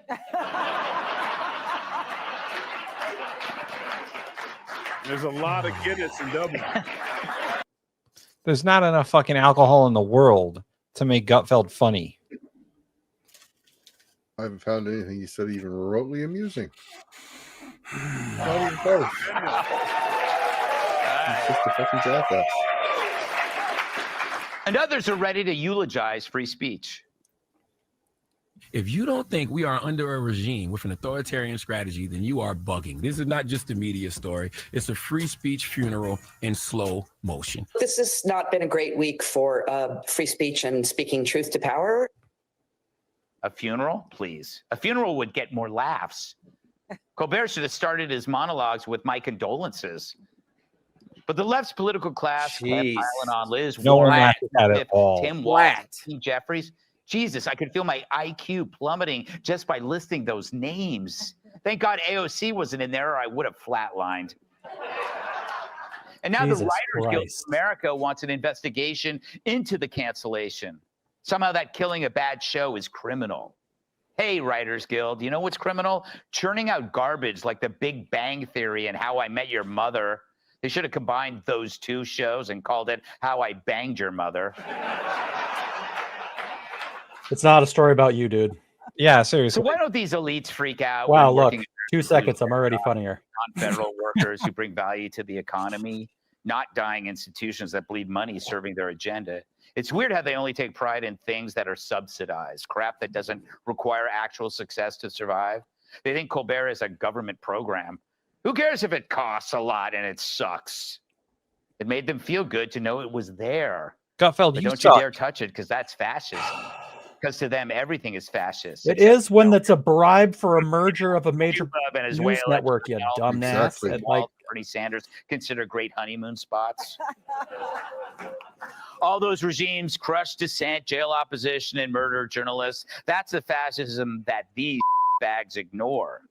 Trump's friends with all those dictators. Yeah. He loves them. Democracy. Hell, that He loves death cost more Bukele. than my whole staff. And we still He just said the desk costs more than his whole staff. Maybe you should pay your people. Maybe they'd write better jokes. Work for free, bitch. He's got like 5, I don't know, creative writing students in his staff. I don't even know. Look, you're getting paid in exposure. It's 5 interns. He gives them coffee money. keep beating them in the ratings.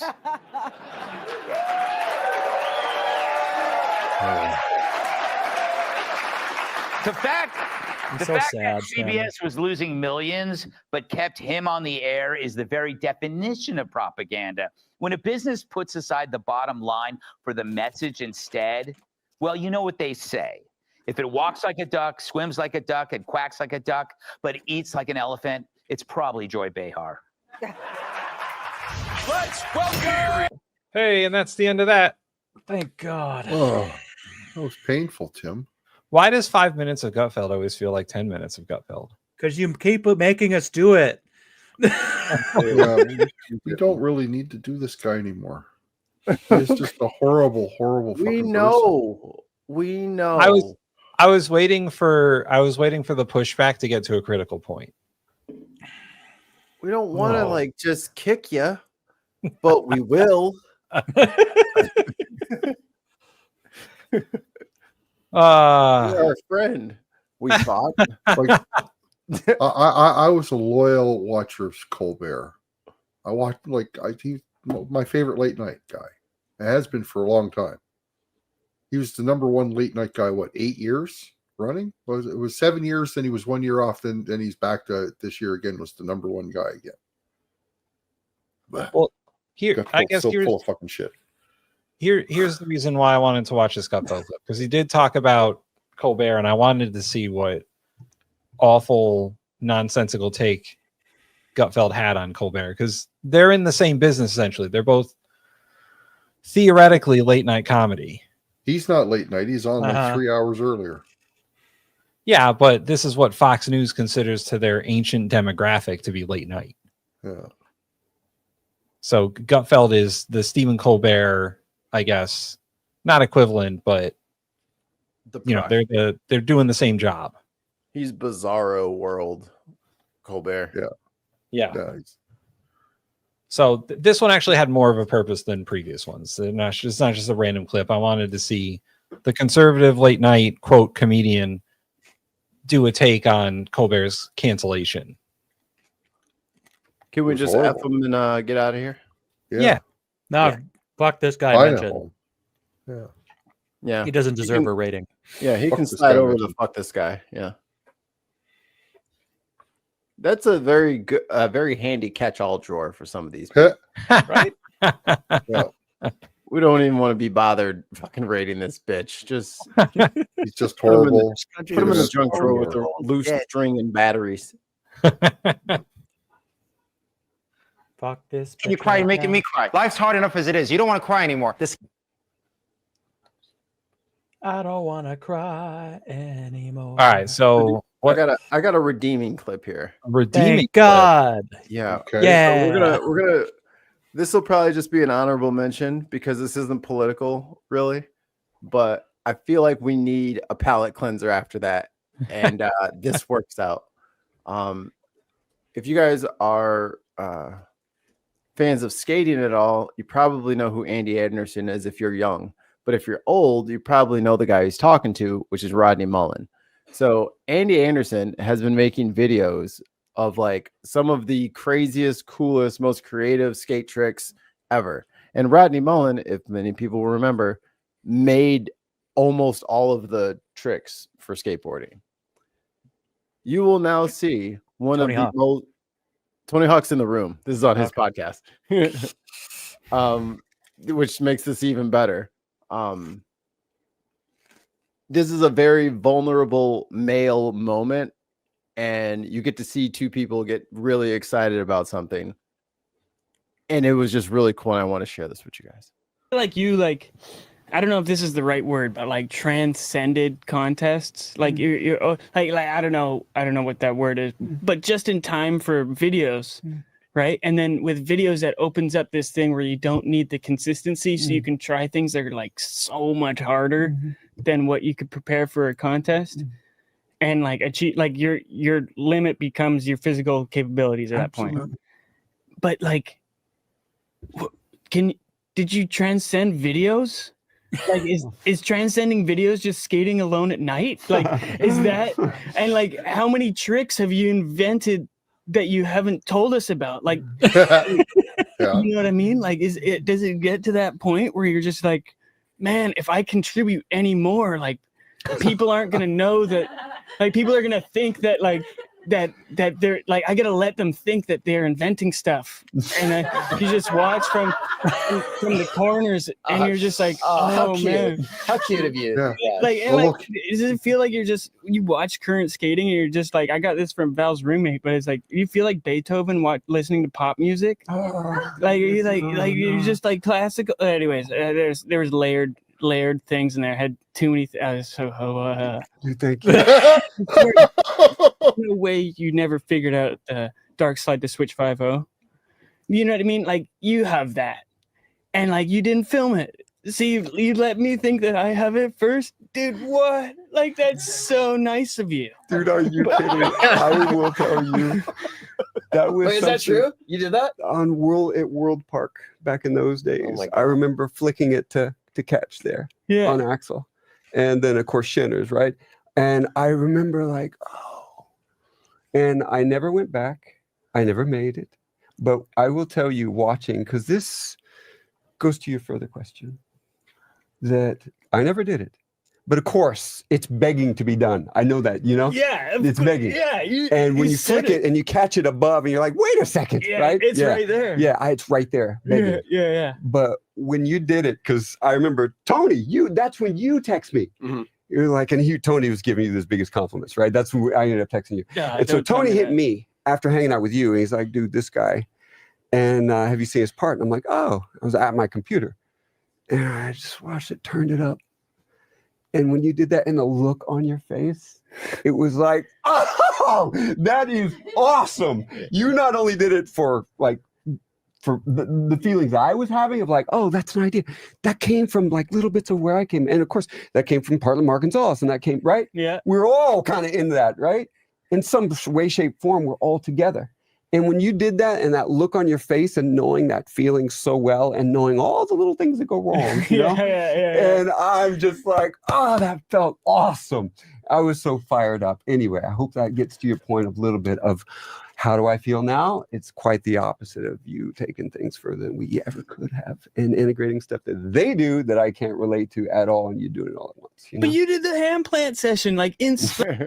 Well, that's pretty much the feel good. I don't know if we want to give a rating if that goes on the general thing, but that warmed my heart today to see some dudes just generally geeking out. Yeah, basking in the glory of the love of a common thing. It was cool. I think there's too many people to actually like give a rating for. Only 2 people talking. Yeah, I would say an honorable mention. Yeah. Plus, it's not really a political clip. Ollie, Right. you're really quiet. I'm really quiet. Can you hear me? No, that's better. Is it? You were too far away from the mic. I only moved it up another 3 inches. Well, it's too far. That's what she said. Is it true that on Okay. Tim, cue up James Tallarico. It is James. time. I have you a ready? James Tallarico on here already. We didn't do it yet. Am I? I don't have a link. No, I'm saying for the board. Oh yeah, he's on the board already. So yeah, he's there. Did we do this already? I don't know, but he's on there. He's got a rating. Oh, well, what's his Right. name? No, there's plenty of things. Well, I'm doing it anyway. Do it live. On page 238 of the new Texas third grade curriculum, teachers are James encouraged to Tallarico. play the Christian song "Away in the Manger" in their classrooms. Oh yes, we did do this last week. We did do this. We did. Yeah, we Not did on it. this show. We just watched it, Tim, and then I said we need to do it for Unbox. I think that was Tuesday. Well, he has a rating of a 4. For a B. He's got a B overall for something. Mark and Ollie, this is important. Have you watched this before? I No, don't let's remember play yet. it. Oh, he must have been on here for something else then. All right, cool. All right. What's From the his top, name? James Tallarico. This is the young Christian Texas state rep. Okay. Is it Yeah, true that we on did a page video with him a while 238 back. Okay. I don't think it was this one. New Texas third grade curriculum, teachers are encouraged to play the Christian song "Away in the Manger" in their classrooms? I mean, I'll have to take your word for it. I don't have it in front of me. Does the new Texas curriculum encourage teachers to play songs from other religious traditions in their classrooms?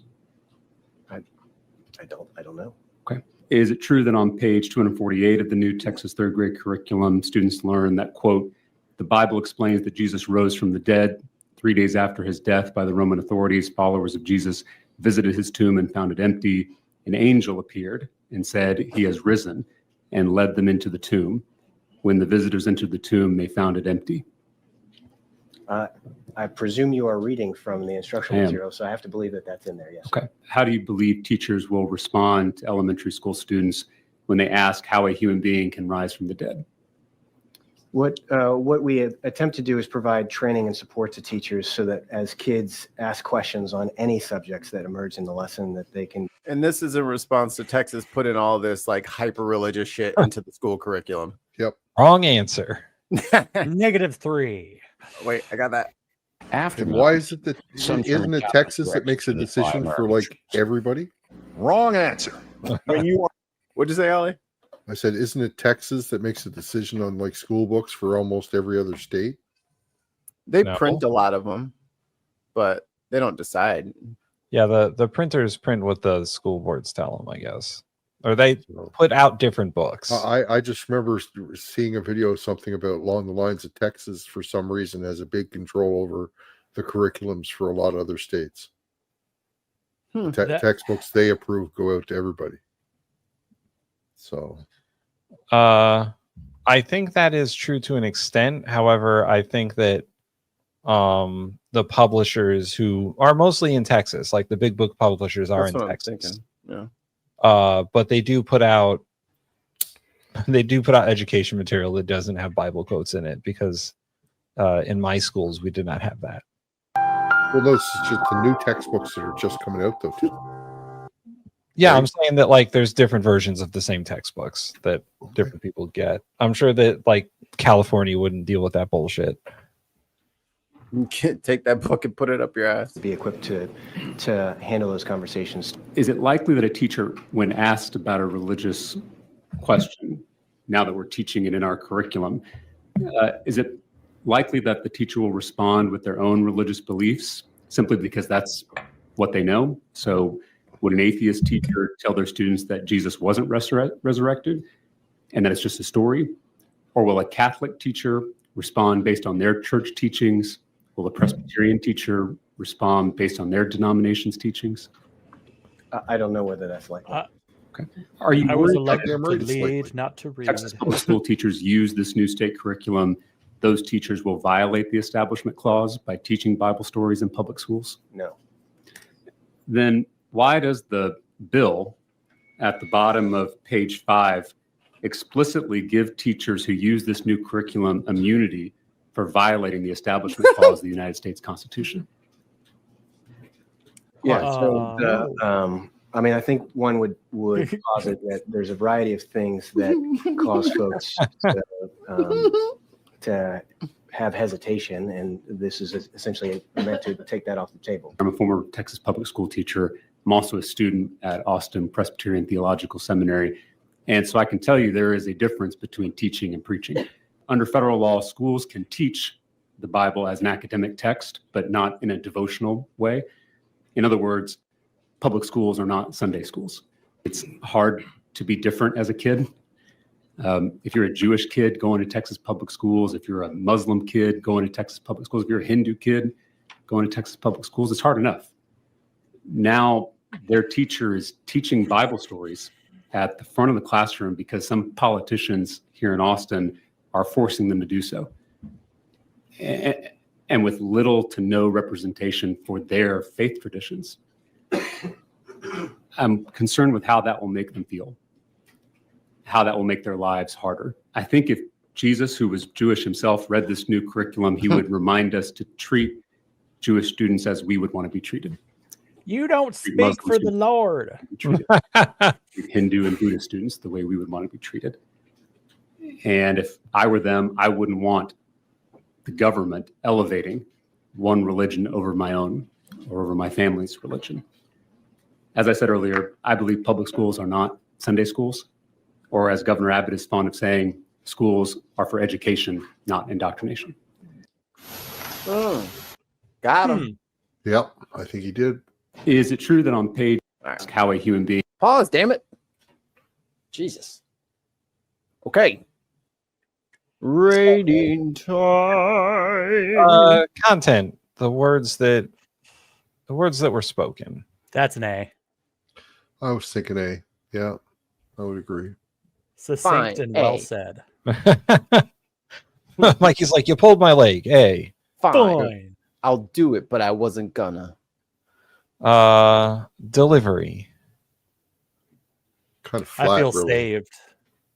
He always talks in the same really calm tone. He's very monotone.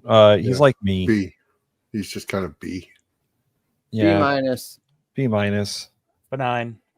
9.5.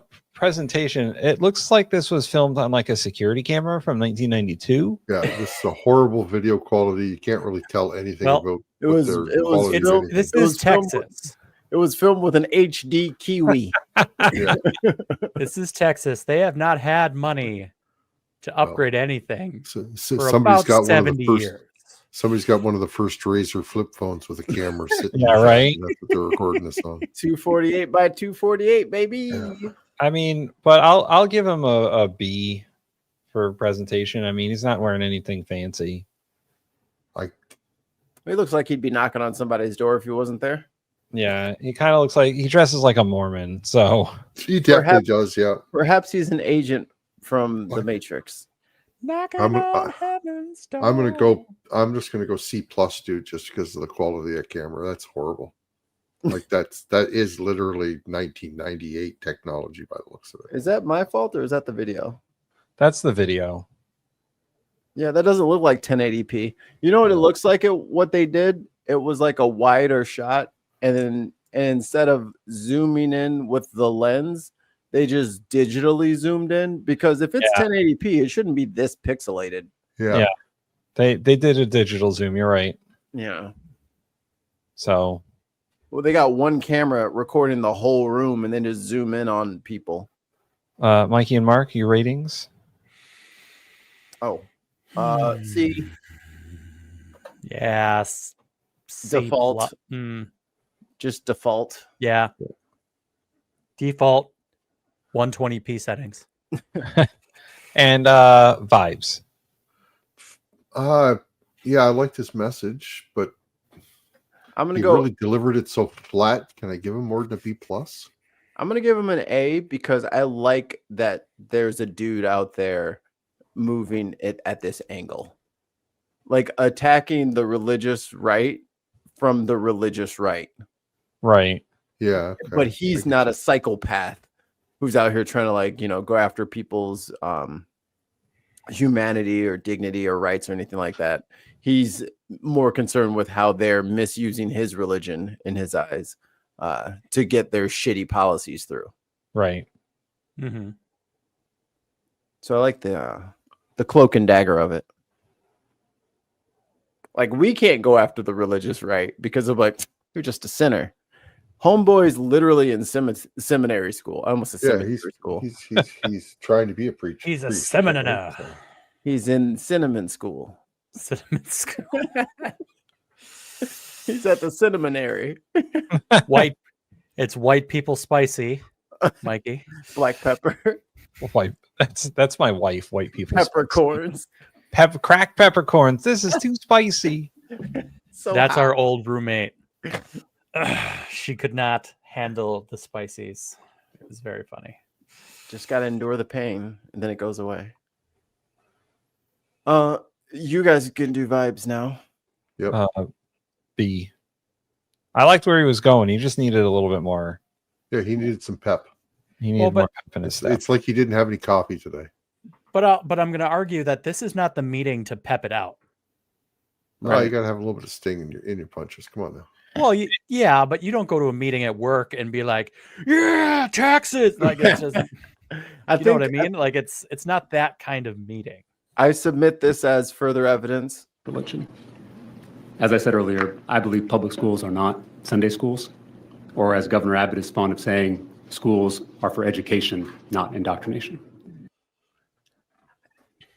He's a gentleman from Texas. That was a roast, you know, like he did just. It's just very tame. Needed a touch of sarcasm, maybe. Yeah, that's yeah. I think he did. It's just it's so flat. It's just it doesn't. Yeah, that's it doesn't the problem. move the It's needle so flat. much. Yeah, he's trying. Okay, he's trying to be a spicy. So here's the thing, and I might be a little biased here, but I'm rating him high because I want to cover more videos on him. He might run against Ted Cruz. And if he runs against Ted Cruz, I'm moving to Texas just to vote for him. Ted Cruz is fucked. I don't know, man. Everyone said that about Beto O'Rourke. And Beto almost won twice. Yeah. And then Allred screwed it up. He fucking didn't. Like, those very close calls there. Those very tight elections. Right. And everyone now, knows who Beto O'Rourke is. Nobody knows who this guy is. We do. We're sharing. We're pushing him out there. We're doing it. Make him known. Yeah. Also, Ted Cruz now has 2 actual emergencies in Texas where he's been on vacation and refused to come back. All right. Well, that's true. People might hate him for that. You can almost talk away one, but he did it again. He took off during the flood last week. Yeah, he was in Greece. Yeah, he was on vacation for, and refused to come back. And didn't end his vacation early and come back. Correct. No? Yeah, No, he did not leave. That's his job. That's what he needs to do in those situations. He should have been on the phone with whoever, getting them to. Why are we waiting until Monday for FEMA to act? What's going on, right? Christy funded him. Christy, no, you son of a bitch. You give me my support right now, or I will start looking more like Templeton the Rat from Charlotte's Web. Did you guys talk about in your other daily show that you do earlier how that The county headliners? that got hit by the flooding was literally given millions of dollars to upgrade their flood response Yes. system under, I think, Obama, and they refused to do it because it was communist money? No, it was They Biden. took the money and spent it on other shit. Yeah. It was Biden? All right. I couldn't remember which. I just knew it was a Democratic president that gave them the money. It was like 3 years ago. Yeah, it was Biden in 22. Yeah. Assholes. Mm-hmm. And then letting them people build in that floodplain, knowing damn well it was going to flood, and then put up no warning signs. Yeah. Yeah. But let's let kids camp right where it's the worst. That makes sense. They just said the Guadalupe is gonna flood again tonight. Well, at least they know this time, I suppose. Right. Well, they knew last time. They just didn't warn anybody. Right? They knew hours beforehand. They just didn't have anything in place to warn anybody. But their phones are actually going off this time, so yeah. Hopefully everybody will be okay. Anywho, what are we doing on vibes? Did we get a vibes? I think we did vibes. Yeah, we got like a B. I was a B plus. Mikey was an A, and I think everybody else was a B. Yeah, I'll stick you, around to B plus. I think B plus A. Okay, so B plus. I'm fighting for decimals over here. Every little bit counts. All right. Wait. Empty room. I got to do my thing. Hold on. What's the goddamn button? What's the goddamn button? You heard what she said. Pramila Jayapal. Chairman, thank you, Deputy Secretary Regas, for being here. Before coming for Congress, I worked for a Seattle-based nonprofit that was one of the largest implementing global health issues around Communism. the world. And in our state, Washington State, global health is a leading industry. It creates tens of thousands of jobs right there at home. It generates billions of dollars for our economy. And the destruction of USAID and the massive cuts that we've seen to research and science and global health, I believe, are really weakening our soft power abilities through global development. And I think they're leaving Americans vulnerable to the spread of disease that does not know any boundaries. Thousands of people in my district have worked for state or for programs that receive that funding, and they've devoted their lives to putting America first, but you fired them. You fired them, not based on merit, not based on skills, not based on work history, not by looking at if there was anywhere else in the State Department that these career civil servants could be. You just fired them because you had a 15% staff firing target. One of them speaks multiple languages, had an onward assignment to promote U.S. businesses and strengthen our critical mineral supply chain. Another one was sent back after spending her entire life devoted to humanitarian assistance work in Afghanistan, Sudan, the Middle East, some of the toughest regions in the world where we desperately will need translators, people with bilingual experience. Another one served in war zones in the Middle East and was fired 1 week away from qualifying for her pension after nearly 20 years of service. It is stunning to me to see how these career civil servants have been treated by your 1 week from administration. retirement? And on top of Oh, that, hell no. the administration's budget slashes global health spending by almost 2/3. And a recent study estimates that in 10 years, these cuts could cause 14 million preventable deaths. 14 million. I've worked all over the world, lived all over the world, and seen the power that the United States builds by the work that we do in other countries. I want to remind any public that may be watching that we spend less than a fraction of a percent of our budget on foreign assistance. In fact, sometimes I go out and people say, you spend too much money. And I say, great, you tell me what you think we spend. Where'd Ollie go? Around 20%. I say, you tell me what you think we should spend, and I will do that. I will do that number. And you're laughing because you know that what people say back to me is spend. As long as Ollie's not here. Oh, hey, buddy. Hey. But one of the random buttons on my mouse disconnects from the internet or from the. And 10%, if you just spend 10%, You want I back would a do page? that. I'm like, great, I'll take it. Yeah. because the work we do through these programs is so important, and the skills and the talent of our public servants is so incredible. The average taxpayer, Mr. Regas, spends 18 cents per day to fund USAID. That's funding that saved over 90 million lives and prevented outbreaks that would have threatened American lives. And so Illegal I immigrants. just want to know, do you understand how your cuts are going to make Americans less safe? So, as I noted earlier, the Secretary has exempted life-saving humanitarian assistance from the foreign aid review. So that kind of aid will continue. But as I also mentioned, we need to have a graduation strategy for countries for whom we're providing this kind of assistance, whether it's 1 year, 3 years, 5 years. Like when are they going to have the capacity to be able to administer these programs themselves? We've seen that with our FY26 budget request for PEPFAR, which is 85%. Let me stop you there just for a second to say that life-saving aid alone, first of all, it's not flowing the way that we thought it was going to flow when the Secretary said that. Secondly, you know it's not enough. If you listen to the experts, life-saving is very different than disease prevention. I've worked on disease prevention for a long time. When a disease breaks out, what you need to know is that there is a response immediately. And the work of USAID took disease prevention response times on outbreaks from 2 weeks to 2 days. That 2 weeks is a critical moment for us to be able to stop those diseases from spreading.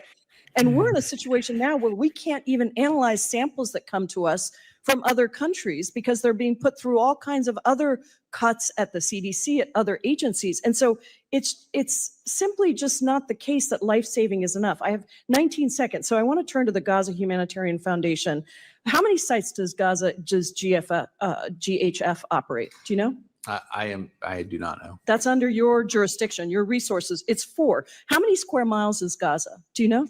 I do not. Guess what? It's over 140 square miles, 6 times the size of Manhattan. Do you know how often those sites are open? I do not. They are barely open, Mr. Regas. This is not the way to get aid to people in Gaza.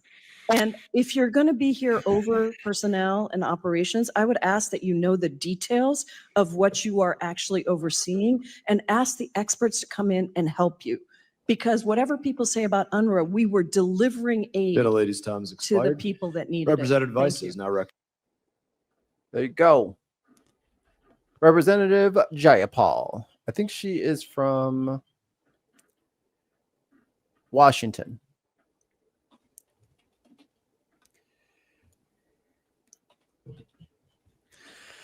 Okay. All right. What's her name? Content. I'm sad now. Why? We could watch more Gutfeld. Would that make you happier? Hey. Asshole. Stalin, calm down. Well, Ollie, it makes me sad because the amount of people that are going to die without USAID is going to be even worse than they estimate. Like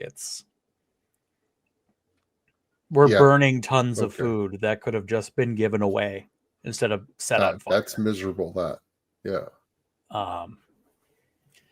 And the yes, response times. You could almost make an argument that having a graduation date on these programs is a good thing. These countries are stable; they can provide for their own citizens, and that should be the end goal. Cutting it off cold turkey and say, "Well, deal with it," is just going to kill millions and reignites the problem. And yeah, Trump is in this term of office is slated to kill hundreds of thousands to millions of people. Just with him cutting these programs and cutting aid. So he's going to be a mass murderer. Like and beyond prosecution for it because of the rulings of the Supreme Court. Well, yep. And he'll argue that I didn't actually kill them. So. Well, it doesn't just sit in his hands because Congress had every opportunity to stop him. Every opportunity, and they allowed it. So that blood's on their hands too. Mm-hmm. Mainly MAGA and Republicans, but Congress as a whole. Because they're in the majority. They could have stopped Trump at any point. You have a visitor, Tim. Oh, I do. Hello. BRB. All right, Mikey, it is you and me, man. Yeah, get these noobs the fuck out of here. Ah, finally. Ah. Got some friggin' space to stretch out in this bitch, you know what I'm saying? Battlefield. I guess we gotta wait for them anyway. Let me pull her back up. I like her. I've seen her come up on a couple of these different committees. But this is who's supposed to be like in these positions. Like she belongs in the House Foreign Affairs Committee because she's been working with UNRWA. That makes sense for her to be on this committee. But when they put fucking Marjorie Taylor Greene in charge of Doge, the Doge committee is run by Marjorie Taylor Greene. Like, what are we doing? Like, what are you doing right now? We are literally doing whatever Trump wants because he only rewards those that kiss his ass. Right. If you kiss his ass, you can be a secretary of blah blah. But she can't add. We've already established that you don't need to be smart to be in politics. But it's the government efficiency. It's about money. Yeah, and if we just don't have any money, we'll save it. I don't think they've ever had an actual committee hearing about government efficiency. They've just fired people and looked at other people's data. That's all they've done. Like she's refused to bring anyone that's actually in charge of efficiency to the committee for testimony. Yeah, no one can talk to anybody because the chairman of the committee refuses to acknowledge the request. And like, here's the thing, right? Marjorie Taylor Greene and Jasmine Crockett are probably two of the most reviewed people on the show. I don't like Elon Musk. I'm gonna say it 50,000 times. Because they're on that committee and they clash. And when they clash, it's hilarious because Marjorie Taylor Greene is way out of her depth. She just doesn't really understand it. But it's always because Marjorie Taylor Greene is running the committee like shit. She just bangs the gap. We should probably should we grab a Doge committee? I'll grab a random Doge committee after this. Gavel banger. Yeah, because she just smashes the gavel the entire time. Like, order. Like, there have been at least two that we've done on this show where she smashes the gavel and says order, and Jasmine Crockett's like, that's not how this works. You don't know how to do this. And there's one specifically where Jasmine Crockett asked a question, and I think she asked for a vote on subpoenaing Elon Musk, and they stopped the committee hearing so that other people could tell Marjorie Taylor Greene how to fix it. She don't know what to do. This is a very confusing time for her. She really thought she was going to make it into the cabinet, and that did not happen. Yeah, she's not capable of being chair of a committee. No, like she can't hold it together. And actually, Mikey and I were watching a different committee today on Headliners, and it seems like the Republicans have picked some very poor chairs for their committees. Shocking. People who are very confused by their own rules. And once you get into like the weeds of things, like they're just lost. They do not know what's going on anymore. The ball started going too fast for them. They can't track it anymore. When they get to amendments of bills, like there's just no way that some of these guys can keep up with it. We're not going to have discussion on this. Like if you don't know the rules. All right, come on, Ollie. Come on, Ollie. God. He's chasing his dog around or something. Sucking us dry and God damn it. Ew. Oh wait. He's very smart. Well, while we're waiting for Ollie, Mark, did you hear about Hulk Hogan? Yes, I disagree with your analysis. About what? About what? We will tend to miss him. Yeah, my socials have been blowing up about it, and like the media is like, "Oh my god, world famous wrestler Hulk Hogan legendary Hulk Hogan has died, and the people in the comments are like, Hogan has died. "Fuck that guy." He's a Nazi. Pretty close. Yeah. He was a famous racist, and he was a MAGA supporter. Yep. No, you guys don't remember his flame out. Don't think back to your memories. Not to mention, he's probably one of the worst things that's ever happened to pro wrestling. Yeah, he sucks. And back in the 80s, Jesse Ventura, governor of somebody's state previously. Yeah. That was a very Minnesota answer. Was trying to form a pro wrestlers union, and Hulk Hogan caught wind of it and told Vince McMahon, and it got killed. Squashed it.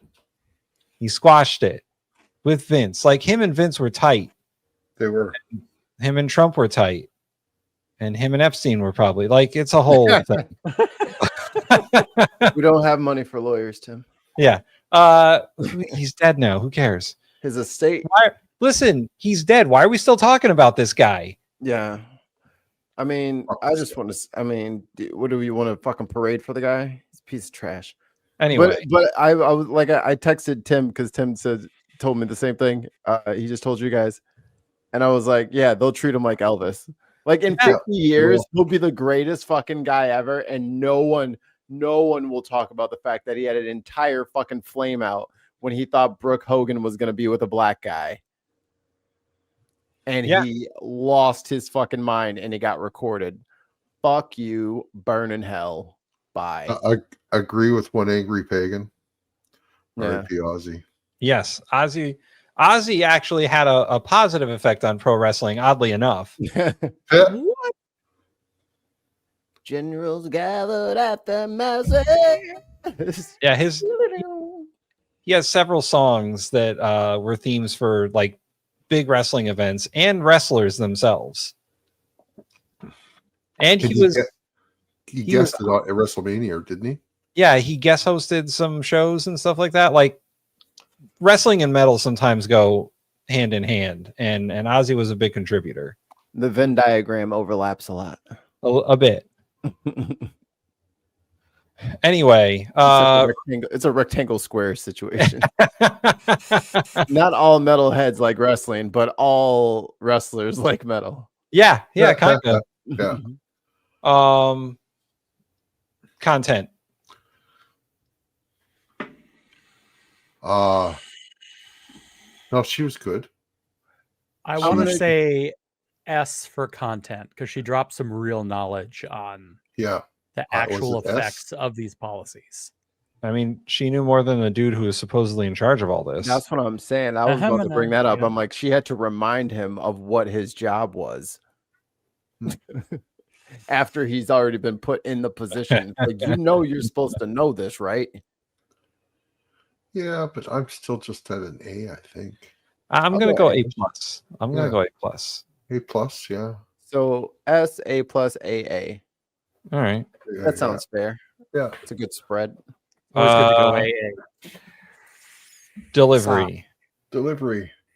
Again, she was good. She was solid. Yeah. She interrupted him just right. She played out all of her time pretty much exactly as she had it because she only had the 3 minutes. So you know what? Clock usage should definitely go under delivery. Yeah. Yeah. Yeah. Got to manage the stop clock. So again, I like almost A+. I'd give her an A+ there.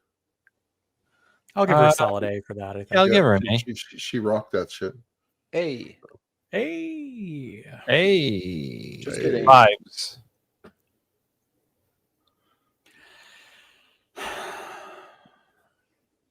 A? I'm thinking, yeah. She's just Fonzie all the way through, yeah. A. She's getting the Fonz treatment. Oh, but Henley Weaker's a piece of shit. He'll be the next one. I'm like, oh, Is he TV really? legend Henley. Yeah. Oh, Him and Ron Howard. What did they do? Yeah, I'm unaware. Oh, they joined the dark side. Didn't you know? No, Which dark side? they're That not dark MAGA. side. Are they MAGA? And Chachi. Come on. I knew Chachi was an asshole, but I didn't know. Yeah. the other two. Henry Winkler. I'm really honestly surprised by that. He seems like such a really nice guy every time there's interviews done with him and stuff like that. I know who the genesis of all that is. It's Adam Sandler. Adam Sandler's a right winger. A big one. Yeah, he is. I did not know that.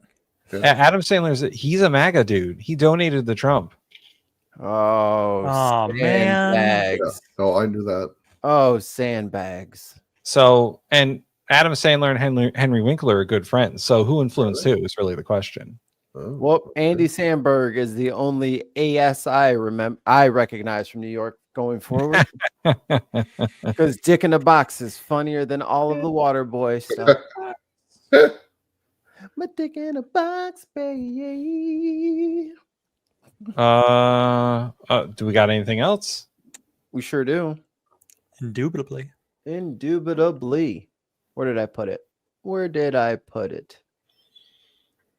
We did email Bovey. Yep. Oh, right. I know what I was going to get. The one that we watched earlier with your girl, Nancy Mace. Yeah, I mean, it's not just her in it though. You also got Garcia and I'm just gonna scoot it over to the Mace, the Mace diatribe. Good, because that's like 20 minutes long. Yeah. We're not gonna watch the whole thing. Please motion. Okay. So as a primer, this is a very, very wonky committee hearing, and we watched this whole thing in its entirety.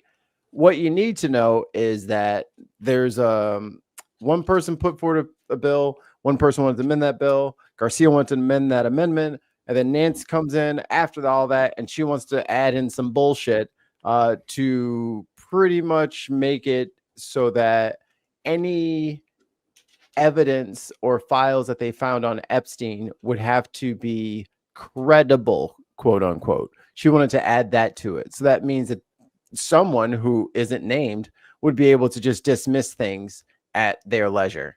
And Garcia obviously took not offense. What am I trying to say? Took opposition to this. So here is the part where she completely sandbags herself. Full release of the Epstein files and that all pertinent information is released. I don't doubt that all of you also want that same. I hate to correct you, Mikey, but Henry Winkler is a Democrat, anti-Trumper. Who am I thinking of? Not sure. Henry Kissinger. He's dead, right? Yeah. What about Ron Howard? Who did Ron Howard? I haven't checked him. I wasn't because they did. I thought they were doing commercials with him. Yeah, no. Henry Winkler's been speaking out against Trump. Well, good. I can continue liking Henry Winkler. Then. All right, the Fonz is back on the menu. Meat's back on the menu, boys. Hi, puppy dog. Hey, cash cow. Wrong one. Same thing. Hello, I just think it's important that the Axl word Rose. credible, I think, adds concern that who's making the decision of what is actually credible within the actual file. May I? I've got dogs too. I think it's important that we ensure that we're not releasing unverified documents, that the documents that we are subpoenaing to have released are actually verified. So I've worked on many issues with women and children. I happen to be a victim of a similar thing that I uncovered about 1 year, 9 months ago. I discovered possible child sexual abuse material in a device from someone in my district. And I reported it to the feds. I reported it to the state law enforcement division, where there is an open and active investigation right now based on that information. And I understand when we are doing an investigation, because of the experience that I've just been through the last 1 year, 9 months, one, protecting victims, which we just did in my previous motion. But now I want to make sure that the information that we do release is verified and is credible. And I think that's fair. And you're watching us. This is democracy in motion. This is a Republican motion. You're seeing us work together to make sure that we're putting verified information, verified documents forward. That is, is this her first term?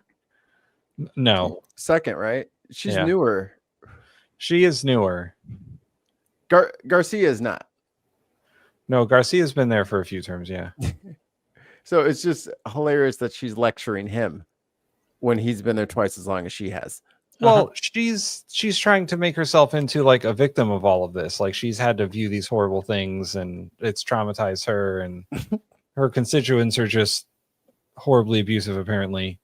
And that's like, why we got to keep a clause in there to just get rid of some stuff. Yeah. Because we want to protect the victims. And by victim, she means her.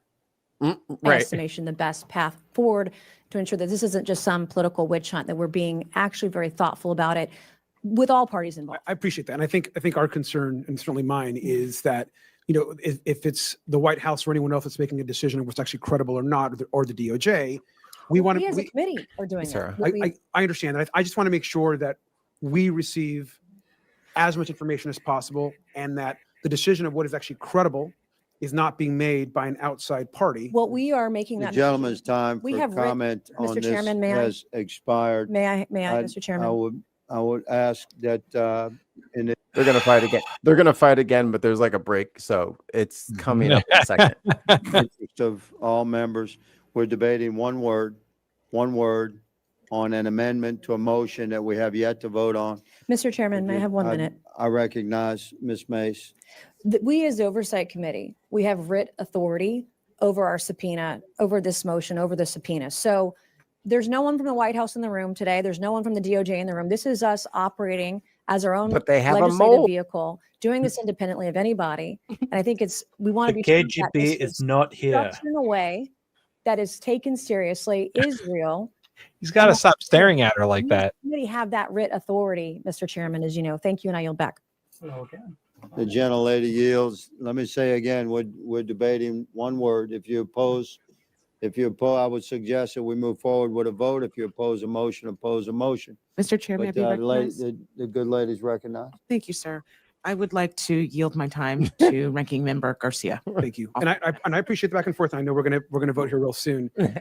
We've worked Back door, let me get back in here so I can talk. See right now the word credible in there. Maybe it's there. We haven't seen it yet, but it's not something that we're seeing in the master resolution. And so I'm a co-sponsor. I thought that was in there. So my apologies to the committee. And so I think your initial motion, I think is one that we obviously supported with the redacting of those names and information. I think we can just move on from that credible word. Okay. And now you know what's going on. Now her magnum opus. It didn't work. They're going to vote on it anyway. So here's her last ditch effort. This is the grand finale. I'm currently now, I have actively reported child sexual abuse material that I uncovered 1 year, 9 months ago, November 5th, 2023. And I'm working with victims. All right. Last piece of context. Sorry. This guy's like, why the hell are we trying to hide shit? It looks really fucking weird that we're trying to hide shit. Isn't it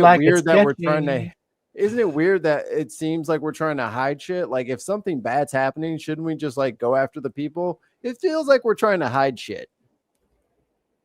So here she is, so offended that he would dare. No, the importance of the word. Mr. Biggs is recognized, yields time to Ms. Mace.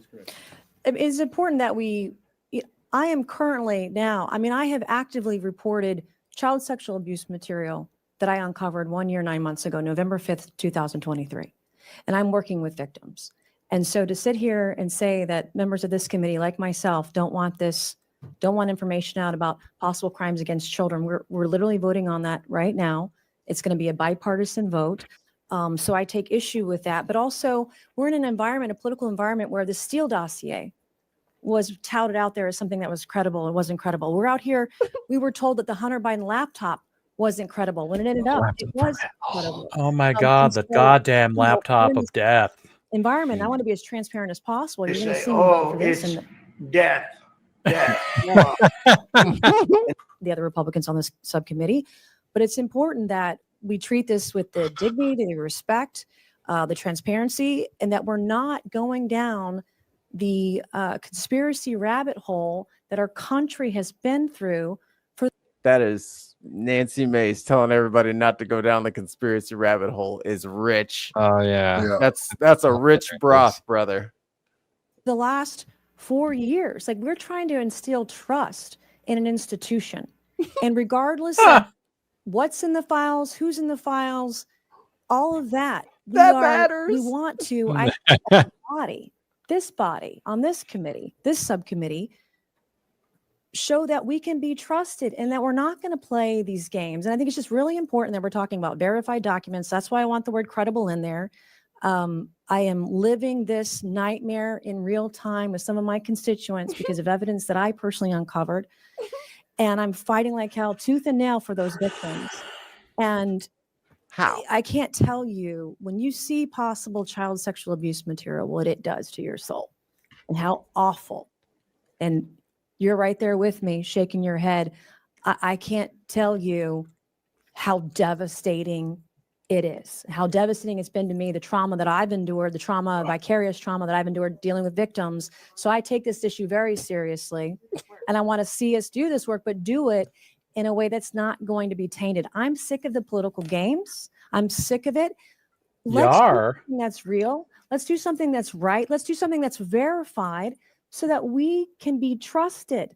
No one trusts us up here, but we're doing No one now, trusts and that's you why right I'm very passionate now. about this and doing it the right way, not the political way, not the easy way, not the way that we're going to go, that some people in this community might go fundraise on this afterwards. How everyone's eager to take this vote to go make money for their campaigns next year or use it as a wedge in a political campaign in the midterms next year. Let's do it real. Let's do it real. Let's do it right. Let's do it with Do it dignity. live. Let's do it I'll with write it. verified We'll do it information live. documents and do it the right way for the American people. Mr. Chairman, and I yield back. The gentlelady yields. Mr. Biggs yields back his time. We call it Ms. Mace's amendment number 2 for vote. All those in favor? They lost the vote. Ha. But there you go. I present to you Nancy Mace. Where the hell is she from? Is this the same vote you were showing this afternoon where Yeah. they voted out loud and he said the noes have it or something like that? And then it ended up being only 2 actually voted that way and 8 voted against. Yeah. Okay. That's the bullshit they pull where you have to recorded vote, please. Ron Tally the Howard, vote. Howard, liberal Democrat, one time quoted as saying Trump is a self-serving gas bag. Who am I thinking about then? Strongly spoke out against J.D. Vance in the most recent election. Really spoke out against him. There was 2 people from that era. I'll ponder this. But rate the lady. Content. Contextual. She's pretty ugly. D. Is she deserving of a D? Shame. Shame. I mean, Shame. So let's think of it this way. She's not speaking like Trump. She's not incoherent. She's right. Yeah, that's delivery. But like, she's not mumbling. She's not slurring her words. She has a coherent argument. It's just not an argument we like. Well, it's a lie. Right. That's why it's a D, not a C or an A. It's not a consistent lie. Like, it's not. I don't think it's F material. Yeah. V for vicarious drama. D, I agree. Fine D. That is a fine D. Ooh. Wow. Mikey said it first. D for delivery. D for delivery. I'm gonna give her actually I am gonna give her a D for delivery because the fucking emotional hostaging of I uncovered CSAM and I am suffering through all the not once did she like refocus it on the victims themselves. She's the victim by being an advocate. I had to experience it. I had with to them vicariously answer their phone calls through my assistants. My interns were very upset answering those emails from those people. I agree with your D. D plus. Agrees with the D's. Poll in the chat says D minus. The only D she isn't is tenacious. Vibes. This is where F would come in vibes. Yeah. No. Lion ass. Wrong fucking Very, person. very, very fucked. Liar. As they say. As the kids would say, the vibes are off. Yeah. Right. Did not But pass the vibe no check. pineapples though. No pineapples. Close, but F. Yeah. Did not pass the vibe check. Did not pass the vibes. Just a general ugly person. The wife. Is that it? How many we do? We did 1, 2, 3, 4, 5. Yeah. That's not bad. I think that's good. I think 5. Guys, we've done 130 of these this year so far. It's only July. 131. And we've got at least a dozen member videos that we've done on top of that too. Something like that. Yeah, so Eat your heart out, Midas touch. Getting our we could kids be doing hooked another on one tonight brainwash too. TV is part of the Republican plan. After all, if our kids are watching PBS, they might learn to count. And if our kids learn to count, how will Republicans ever convince anyone that trillions of dollars in tax cuts are free? Talk to any parent.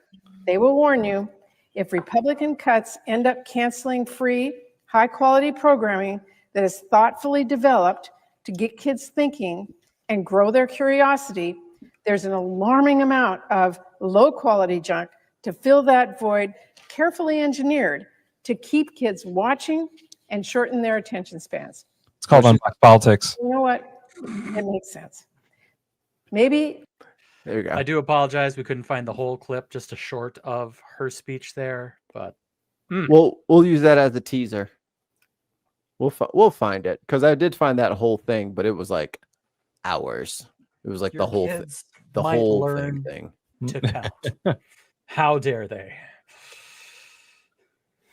And if people didn't know, they're trying to cut all of PBS's funding. So Here, I'm That's gonna why steal the screen temporarily. No, you're not. You're gonna put my screen up there, and then you're gonna take it down. Shut up. How about that? There we go. I just want to put this on my soundboard. Oh, I'll do it too. All right, I'll go back a few more seconds. No, I Bye, can't. Allie. Do it. We'll do it live. Okay. We'll do it live. Fuck it. Do it live. I'll write it and we'll do it live. Yeah. Let me get it again. You want it again? I didn't know where we were starting. I didn't know he was about to do it. All right, I'll right, start ready. it. Okay, it's not going to be right away. Yeah, it's when you get this when the chair goes. Yeah. Today, and we will leave you with a. I can't do it. Okay. We'll do it live. Okay. We'll do it live. Fuck it.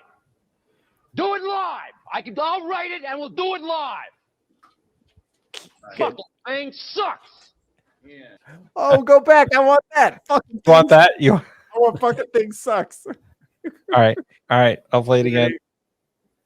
We'll do it live. Fuck it. Do it live. I'll write it and we'll do it live. Fucking thing sucks. Yeah. 5, 4, 3. That's gonna go great. Bill O'Reilly, always good There's for. no words on it. He's like a bottomless well of dumbassery. There's no words there. To play. Here I am with my little bucket. What does that mean? To play us out. Sting is going to do. It's a video. Sting video. What is for credits? I don't know what that means. To play us out. What does that mean? To end the show? To end the show? Yeah. All right, go. Oh, Jesus. Great. That's tomorrow, and that is it. Again. Stupid. That's tomorrow, and that is it for us today. And we will leave you with a. I can't. Haberdashery. I don't know. We'll do it live. Haberdashery. We'll do it live. Fuck it. We'll do it live. Do it live. I'll write it. I'll and write we'll it do and live. we'll do it live. Fucking thing sucks. In 5, 4, 3. That's tomorrow, and that is it for us today. I'm Bill O'Reilly. Thanks again for watching. We'll leave you with Sting and a cut off his new album. Take it away. And then he proceeds to lose his goddamn fucking shit. Fuck this thing. Fuck this jacket. Fucking editors. How dare they? They wanted to do it live. Bye, Ollie. Yo, are we like? We lost Ollie, didn't we? Again. We lost him. Anyway. I'll write it and we'll do it live. Fucking thing sucks. Those are great. I'll write Now- it and we'll do it live. Mikey, you have to mix that into a song. Fucking thing sucks. Dun, dun, dun, dun, dun, dun. There is a remix of that. It's an old one. I don't want to play it because it's someone else's music. And we'll get fucking copyrighted for it. But Mark, I'll play it after we're off the air because it's hilarious. Man. Yeah, I like it. see, it's just the same type of dude, man. Yeah. It's the same type. And Cuomo, we should do Cuomo's promotional video. Oh, because he's got yeah. I'll bring it up. Now? Yeah. We could save it for next time. Fucking thing sucks. I'll write it and we'll do it live. I didn't see him write anything down. Oh my god. That's great. Oh, hey, I did put a poll in the chat. More Gutfeld ?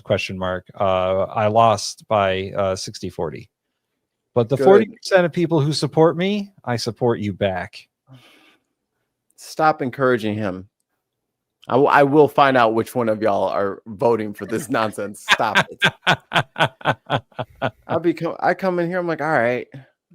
Got the whole crew, the boys are all getting together. We're gonna probably laugh at some stuff. And then it's just like, God damn. Then we had to do it live. Fucking wet blanket over here. Sucks. Makes my dinner sit heavier in my stomach, you know.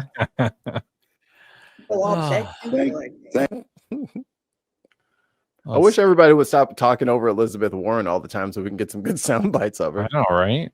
Just permanently What talked are we over. looking up now? I'm getting a Rhino Taylor Green.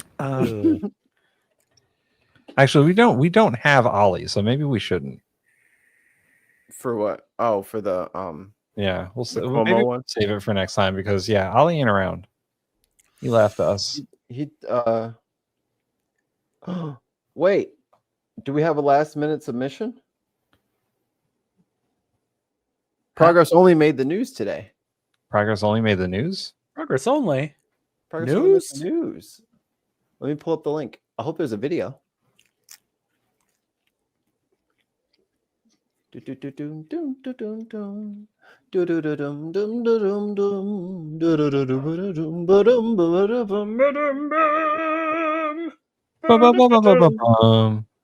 guys are dorks. You got to provide hold music for the people. Yeah, we got a vamp. Ah, the Florida. Yeah, I knew that there was going to be an ad.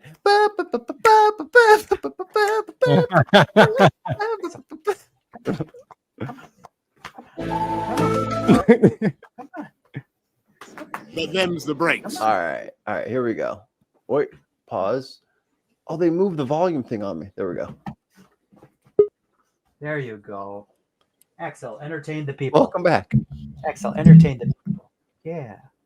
No, we're good to go. All right, here we go. No, he's too. He's in here somewhere, I guess.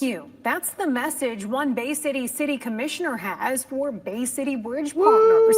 The company owns and operates 2 toll bridges in Bay City after reaching an agreement with the city in 2019. But 6th Ward Commissioner I hope Alex my rotor doesn't crash again. despite the agreement, communication between the two entities needs to be better. TV5's James Felton joins us. to tell us what DeWitt wants to see happen. James?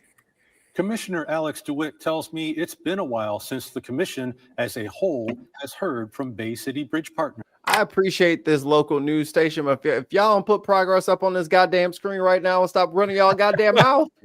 We've had no contact with the city commission since a closed session we had in February that has not been able to be disclosed yet because no action's been taken. That's why Bay City's 6th Ward City Commissioner Alex DeWitt would Y'all like better to recognize- see Bay City Bridge Partners at a city commission meeting. DeWitt tells me when previous members of the City Commission entered into an agreement on toll bridges with Bay City Bridge Partners, there was an understanding that when changes were made at BCBP, the City Commission would know about it. DeWitt says commissioners were never told about BCBP putting a new general manager in place, effective earlier this month. What we've seen as the time has passed since tolls have been implemented. He said, "Did you check in? Did you check in before you start switching management around? You got to check in around these parts. Tell them." That there's been less communication, less ability for us as city commissioners to help our constituents figure out what's going on. DeWitt says he wants BCBP to tell city commissioners what work has been done to the Liberty and Independence bridges, what the usage statistics are, and how much money has been invested in the bridges. DeWitt does point out there's no language in the contract that requires BCBP to disclose any of that, but he insists that the information would be useful to city commissioners. Telling us what's actually going on instead of having us have to guess and then having to come back to you every few months saying what is going on because people are still asking us about the bridges. Right now, he said, "You gonna tell me what you're doing? What y'all doing over there?" Let's put progress only on the honorable mentions board there. Having us have to guess and then having to come back to you every few months saying what is going on. Because You want me to come back? Because I'll be back. Here you go. Come. He'd come, maybe he wouldn't even come. I think people are still asking us about the bridges. Right now, there's no word on when or if Bay City Bridge Partners will attend a city commission meeting. Back to you. They won't. Thank you. Hey, they better, or else my ass will be making another clip. Yep. And then another one. I would like to say personally, good for progress only for like getting out there and trying to make a difference. Representing his community. Yeah. I wonder if he's streaming. He's doing stuff. He's usually in the chat. So Well, somebody tell him. Yeah, somebody tell him. Progress only when you watch this. Good job. Good job. So the leaderboards have not changed. Everyone's kind of middle of the ground today. And the girls are fighting, aren't they? Except for Gutfeld, who remains terrible. Garbage. I'm talking to you. So, just to refresh everyone's memory, we'll start with the worst five at the bottom, but it's not the top of the bottom. Donald Trump in fifth worst. Fucking thing sucks. Occupying the number 4 slot at the bottom, Elon Musk.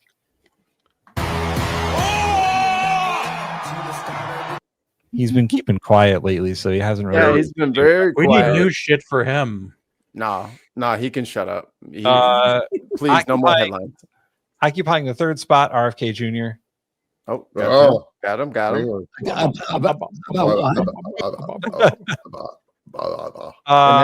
That is not labeled, by the way, but I still know where it is. Occupying the number 2 spot, substitute Gutfeld, Piero. Oh, I didn't put her on there. Yeah, but those uppity women now, they want to like the two. And holding the number 1 spot all the way at the bottom, Greg Gutfeld continues to nauseate us all with his terrible comedy. Live for it, and you die for it. He must have got squeezed out. Peterson got squeezed out. Yeah, Peterson got squeezed out. He is number 6. If we were to have a top 10, 6. Big leftist. He's very smart. The top 5, the best of the best. Number 5, Zoran Mandani. Oh, I don't have any for him. Here we go. Pretty soon we're gonna be calm in this country. That fits pretty well, actually. Number 4, Charlie Angus. Hey. Oh, I don't have. We're keeping our elbows up, bud. That'll have to do. Charlie Angus, who I now follow on Substack, and he is quite good at it. After he shamed us. Yeah. Let's get him on the show. Yeah, No, Ollie, I don't. come up. Call him up, Ollie. Call him up. I'll just shut out my window at him. Okay. Hey, What? You want to be on my show? Hey, Charlie. I want to send you a link to be on the StreamYard. Are you using Chrome? Use StreamYard. Chrome. AOL is all I have. He's on Substack. He knows how to do it. Or someone around him knows how to Or do it. he pays someone who knows how to do it. Yeah. Number 3 spot, Mikey's Congresswoman, Representative Underwood. I don't like Elon Musk. I'm gonna say it 50,000 times. I had to pick something. Close enough. And at the number 2 spot, I sense conspiracy here. Mikey's Senator, Tammy Duckworth. President Duckworth. President, yes. Future President Duckworth. Madam President.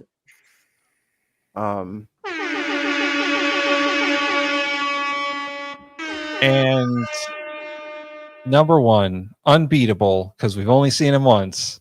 We'll never see him Connecticut again. Congressman John Larson. Yeah, if we ever see him again, he'll suddenly be down because his average is He's going to be way. at number -8. Shame! God. I gotta be honest with you. I think you have to have more than one video to be able to stay there. Well, really a do. couple of these guys only have you one. You should just get reduced to honorable mention then. No, honorable mention Yeah, is yeah. for clips that are too short. I think Well, that's we- too short if we only have one video with a guy. That's not enough content. I think what we need is a way of rewarding people for having more than one good video, like streaks or something like that. Like there's got to be like a streak bonus, because if you have stars, you know what I mean? Stars. Because if I score 90%, 90%, 90%, you get 195. I think my 390 should beat your, you know what I mean? Like a 3 of a kind should beat a pair in our algorithm here. I'd have to create some sort of fucking algebra for that. Yeah, we got to find. Hey, call in. Let us know how the hell we're supposed to. Yeah, I mean, for with- additional videos. You're grading on a curve is what you're doing. But until we can change that, probably next ChatGPT can handle it. Next season. Probably a system for next season. But I mean, we've already improved over last season's system, so we're This is true. making improvements as we go. Yeah. If So we yeah, get that's next Stewart season. got screwed first season one. He did. Ollie's still salty about that. He is so Well, yeah. salty. Well, think about it. You guys played the same video twice for the Girls one are that fighting, won, aren't they? and wouldn't do the same thing for Jon Stewart. And Jon Stewart's video Because would of have blown that other copyright. video away. He's So- got writers, and it was a copyright thing. So not for that he didn't. We did a raw interview with him. That was when That was on Crossfire. Yeah. So Right, but he didn't have he didn't have another Crossfire video in there. That was kind of his moment. Ollie, go find some more Queen of Canada videos. no. He's gonna find all the bad ones and just pineapple us to death. Yep. I did a little bit of mathing about Night our categories before we go. What do you guys think is the category we are most generous on? Vibes. But them's the breaks. Yeah, No, I mean like content. Oh, you think vibes? Uh-huh. Potentially vibes, yeah. So which one do we give the highest overall? Which one do we give the highest average score? Oh, that's easy. Presentation. All guesses are wrong. It's actually content. Content is the place. It has the highest average score of a B minus.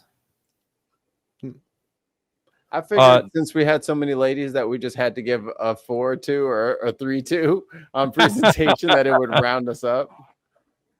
That second place? Second place is actually God damn it. Vibes. Close enough. Yeah. Vibes gets But we're a giving out C. so many a C. pineapples. The category we're least generous on is presentation.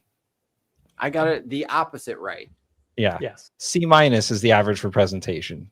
Have you ever been wrong? I was like, no. We just hate some people's faces, I guess. Yeah. The average score in general of anyone is a C plus. That is That our makes average sense. score. Yeah. That means I think that means that we That's have a pretty good middle of the balance. road, honestly, yeah, yeah. that means we have a good balance of videos then. Yeah. Yeah. And that's probably due to us liking to find positive, awesome political videos and you torturing us. Yeah. We want to find good shit to put off the pineapple that Tim keeps throwing at us. Hey, man, pull out Rodney Mullen. Sometimes you got to watch the bad stuff. I'm just saying.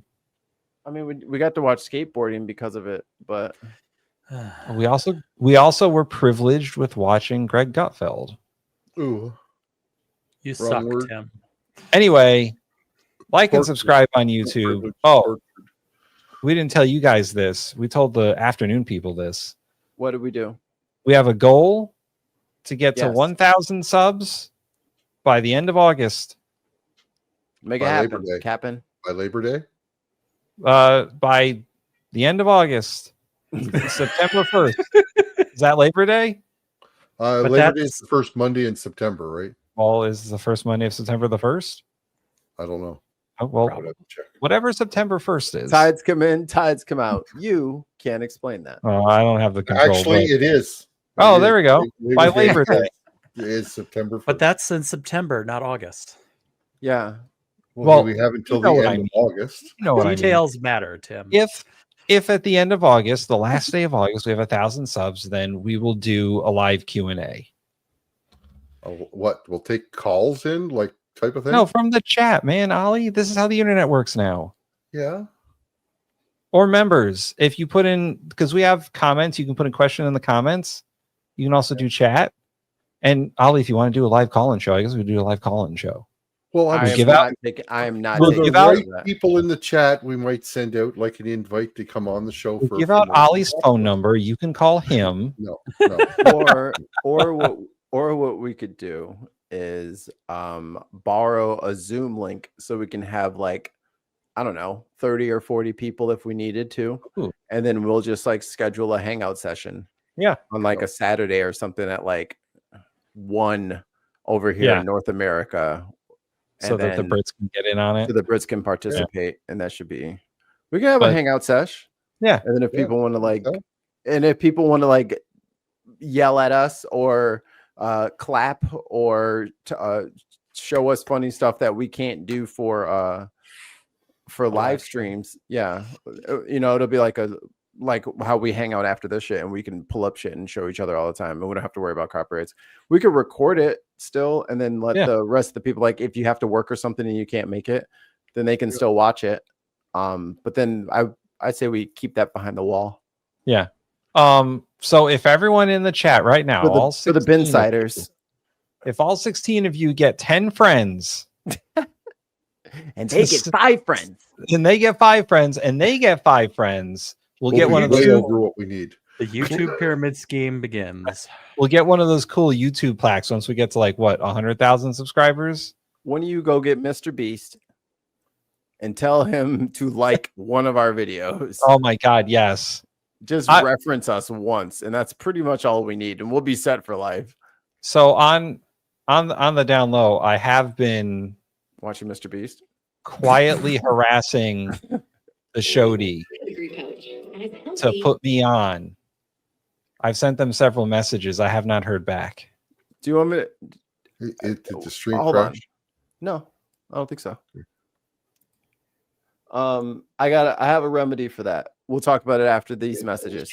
Thank you, Ollie. Stop playing that. It's coming through your speakers. Yeah, no, I got it. Thank you. All right, we're going. Goodbye. We love you. Later. For real. Wow. We're out of Thanks here. for watching.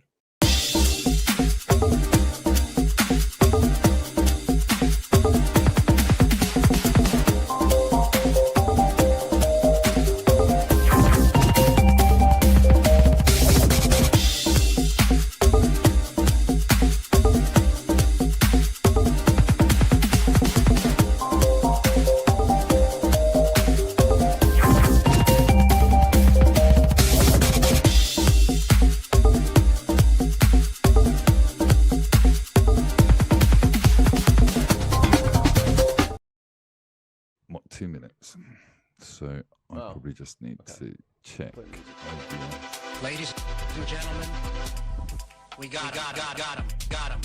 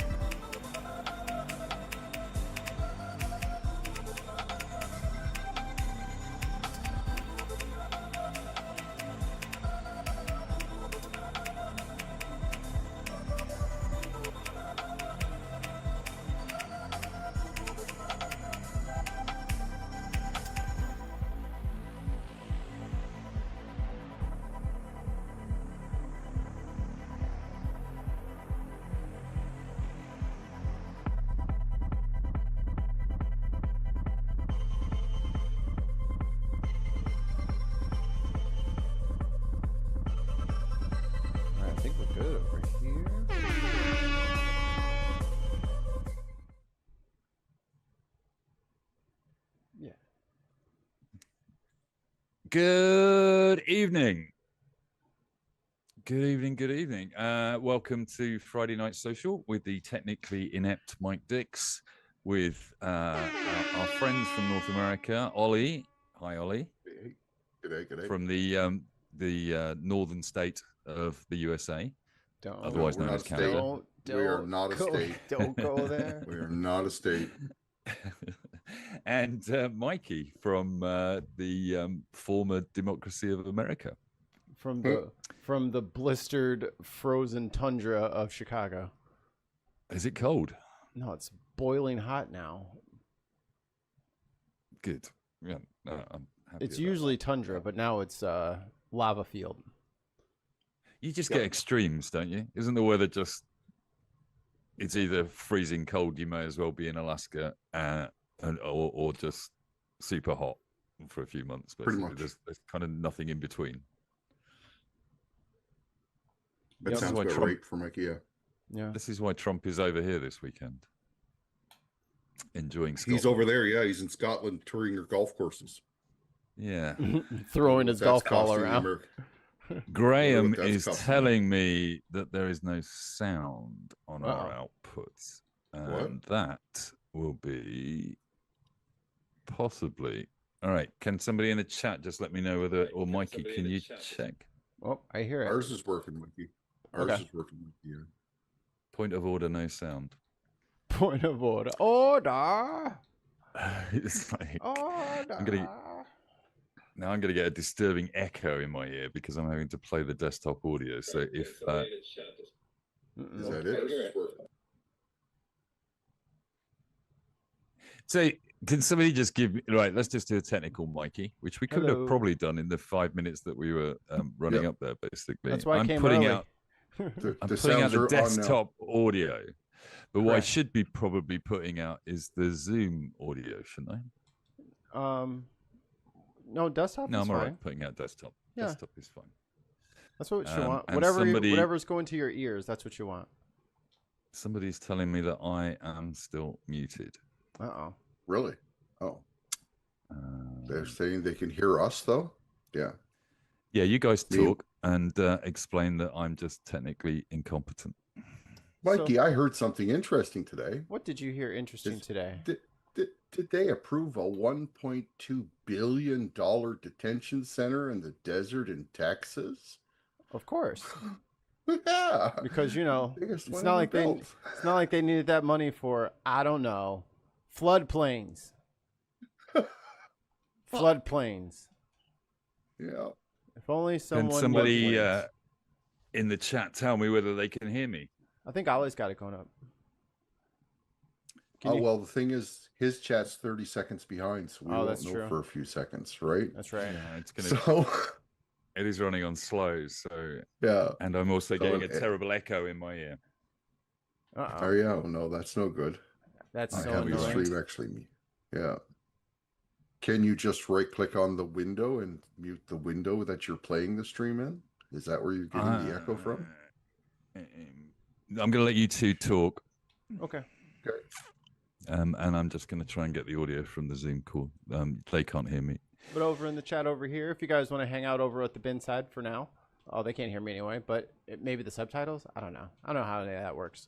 Hello, Russell. Hello, Kay, and Bruno, and L, and Greg. Dark Lord Greg is with us. Tell him to get over here. We can hear Mike fine. Well, that's the thing. They can't hear us tell them that. Only problem with the plan. Graham has told me that I've got monitor sound on. I've just turned it off. I turned it off before Graham told me that. So, yeah, Graham. Well, that's that. Thanks, Graham, for coming in with that late news. Yeah, thanks. This is Graham's fault. That's right. All Graham's fault. I thought I was doing all right. I did. I've done 3 of Graham's morning shows. Yeah. And they've got progressively easier. I mean, you guys, Mikey, you do this a lot. Yes. This morning I was in awe of what Graham does every day, and I know that sometimes he, can leave it till just 10 minutes before a show, basically, for his prep. Yeah. But I still find it quite an overpowering amount of technology that I'm trying to deal with at the same time as think about what I'm going to say and check that cameras are working and stuff like that. So it's really impressive what you guys do. It's not so bad. It's the setup. The setup is the bad part, right? Like getting everything to work the way you want it to work, so you can just come in with a cup of coffee, type in a couple of things, and you're good to go. That takes like 2 weeks to set up, and for it to work that way. But before then, you're just kind of like, come on, work, please, please, please. Oh no, it didn't work. It's just no, this isn't working. You think you've got everything set up, and then you just go, okay. And as soon as you think you got it, that's when you know you've made a mistake. Like if you think your show is going to go well, then you are in the you have counted wrong somewhere. There's definitely something up. Yep, something's definitely forgotten if you're that cocky about it. But I think at this point, I'm at least several thousand streams in that I've done. So you've got a muscle memory for this now. Yeah, I guess.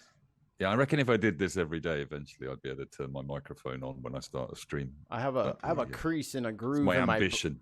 I have a OBS groove in my brain for all the stuff. I'm just going to recognize people in the chat. There is a certain Graham Hughes Travels in the chat who's been advising me all the way through. I've been saying this every morning, Mikey, right? Just tell him to call you. He's taking some time off, right? It's important that he gets a rest and takes some time off, and I've stepped in to try and keep his channel alive for the last few days. But he's always in the chat monitoring me, like the kind of boss, that. Oh yeah. Yeah, I'm going away on holiday, and don't worry about the security cameras that I've put in your office. Don't worry about that. It's not a problem. Big brothering. Hey, I'm not gonna. I'm not gonna keep an eye on you. I'm just gonna leave this teddy bear in the corner. Yeah, it's for your protection. Listened to the stream for a minute. It all sounds good now, by the way. Okay. Good. Thank you, Ollie. Thanks. Yeah. The chat seems to be saying that as well. So we will go back to the beginning, guys, because we've now got audio. So welcome all of you to the chat, except the big bad boss, Graham, who's just monitoring us to make sure that we say, please make sure that all hail Graham. All hail the great Graham. Oh, we have to do the sponsor segment. There's his book. This edition of the Friday Night Social is sponsored by Man of the World by Graham Hughes, who is actually traveling the world at the moment. We're not allowed to disclose his location because he's being tracked by MI6. But he is someplace east of west and north somewhere. Of south. And in the chat, we've got Trip, we've got Ellie Chaos. Ellie Chaos keeps trying to tell me something about 2.5 mics, and I don't know what she's referring to there. We've got Am I half a mic? Is that what she's trying to say? I'm half a mic? Damn. I don't know if that's a compliment or a diss. I don't know. Who can say? I kind of feel like 2 mics myself with the size of me. Come on now. It's the other thing I found all week doing the morning show as well, Morning Brew, is that you keep remembering to go and look at the chat. But obviously everybody's chatting to each other, and you just join a conversation halfway through with no context, read it out and go, okay, I have no idea what that means. I have no idea what's being said. Shall I just go quiet for 2 minutes and try and read back and get context? The chat is a bunch of sociopaths. I would never read what they have to say. That's very unfair. We don't want to talk to them. No, they're mean. They're mean. All they do is make fun of me every time. They're like, "I remember when Maggie was so stupid." I'm like, "Yes, I remember every day." That's not true of the chat. That's Twitter you're thinking about. You know what? Oh yeah, you're right. You're right. I joined in almost Supertansky's posts this week, which was about the subject of this video. She just happened to say something about Jeremy Corbyn's new party, and that's Scott. Ooh. How are you, Scott? Scott demonstrating that he has air conditioning and can sustain an ice cream in this weather. Ice cream. Yeah. He has frozen novelties. I had frozen novelty earlier. How are you, Scott? How's your week been? Hi, Scott. It's been all right. I have I haven't done much. Just been working, going to the gym. All that good shit. Gym life. Yeah, and yeah. Na, What's na, going on na, here, guys? Well, we've been. You joined us just as we resolved the technical problem, Scott, which meant that nobody could hear what I was saying. Mikey was in charge, and Ollie was doing our technical support, and then yeah, it's really entertaining. And Are you online? one angry. Who knows whether we're online? It's a philosophical question. I have no check. idea. I'll have a look.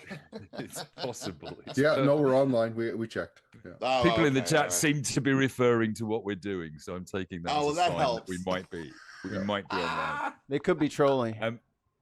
Can I just Possibly. thank One Angry Pagan for the first super chat? £2 from One Angry Pagan. Frigg's love and blessings this fine Frigg's day. Badger. What the frig does that mean? Well, Friday means Frigg's day. Frigg's day. Frigg is a It's goddess. Norse. Yes. Frigg is one of the few names of the week. Goddesses, do I? Most Like of the Wednesday days is of the named week. for Odin or Woden, right? Yeah, every day of the Thursday week is named for Thor. Yeah.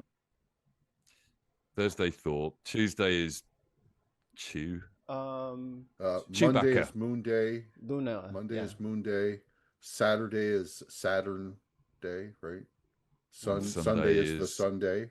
I had no right? idea any of this. Yeah. Yeah, that's why. But hey, Christian nation, as we celebrate things on Thor's Day. We're actually a Viking nation. And then on Mars Day, which is Martes, which is Thursday? Yep. Martes. Yeah. Mars Day. I mean, the French call them by the planets, don't they? Sounds right. I'm not Is sure. that right? Mar Day, I don't know. Okay, let's just start from Monday. We'll go to Monday. Sunday is the sun.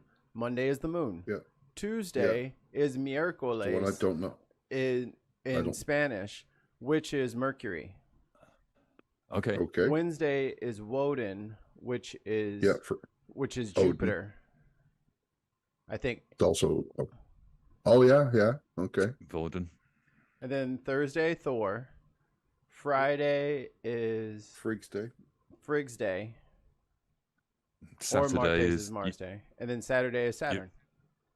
Yeah. There you go. Thank you for that, guys. That's really enlightened my life. So if we had an 8-day week, and not the planet Saturn, the god Saturn from the Roman mythos. Yes. If we could have an 8th day, we'd probably call it Uranus Day. I think we should get a day. That's my favorite day. Earth Day. Earth Day. You're not allowed to do shit. That would be great. Everybody relax. I actually do something to help the Earth. Yeah, you got to. I have a water a bush. long-running hard disk project called the 8th Day, Giggity. which is about a diary that has 8 days a week in it, and everything you write in the 8th day it just happens to you and has no impact on the other 7 days. And I just cannot find the way into. I think it's a rom-com. So everybody's 8th day, they're in their own pocket dimension, doing their own shit, not affecting anybody else. Yeah. And then two people manage to connect up on the 8th day and recognize each other in the other 7. Okay. And it's Hugh Grant and probably a 20-year-old actress. That's what then, I'm thinking. Then why don't you use Leo? Yeah. Guaranteed the actress will be under 25. Yeah, exactly. Playing 40. That's the obvious output there. So, Scott, do you want to join your party? No. What? Are you sure? Join your party. I don't know. I might do it for fun. How much is it? Well, at the moment it's free. You just sign up for a newsletter. Yeah, fine. I'm gonna too much. See what they're all about. When they drop I honestly don't. I think it's all very dumb. Like we don't live in the system yet that will allow a party like that to win or thrive. All we're doing is splitting our vote for the left and letting fuck us and win the next general election.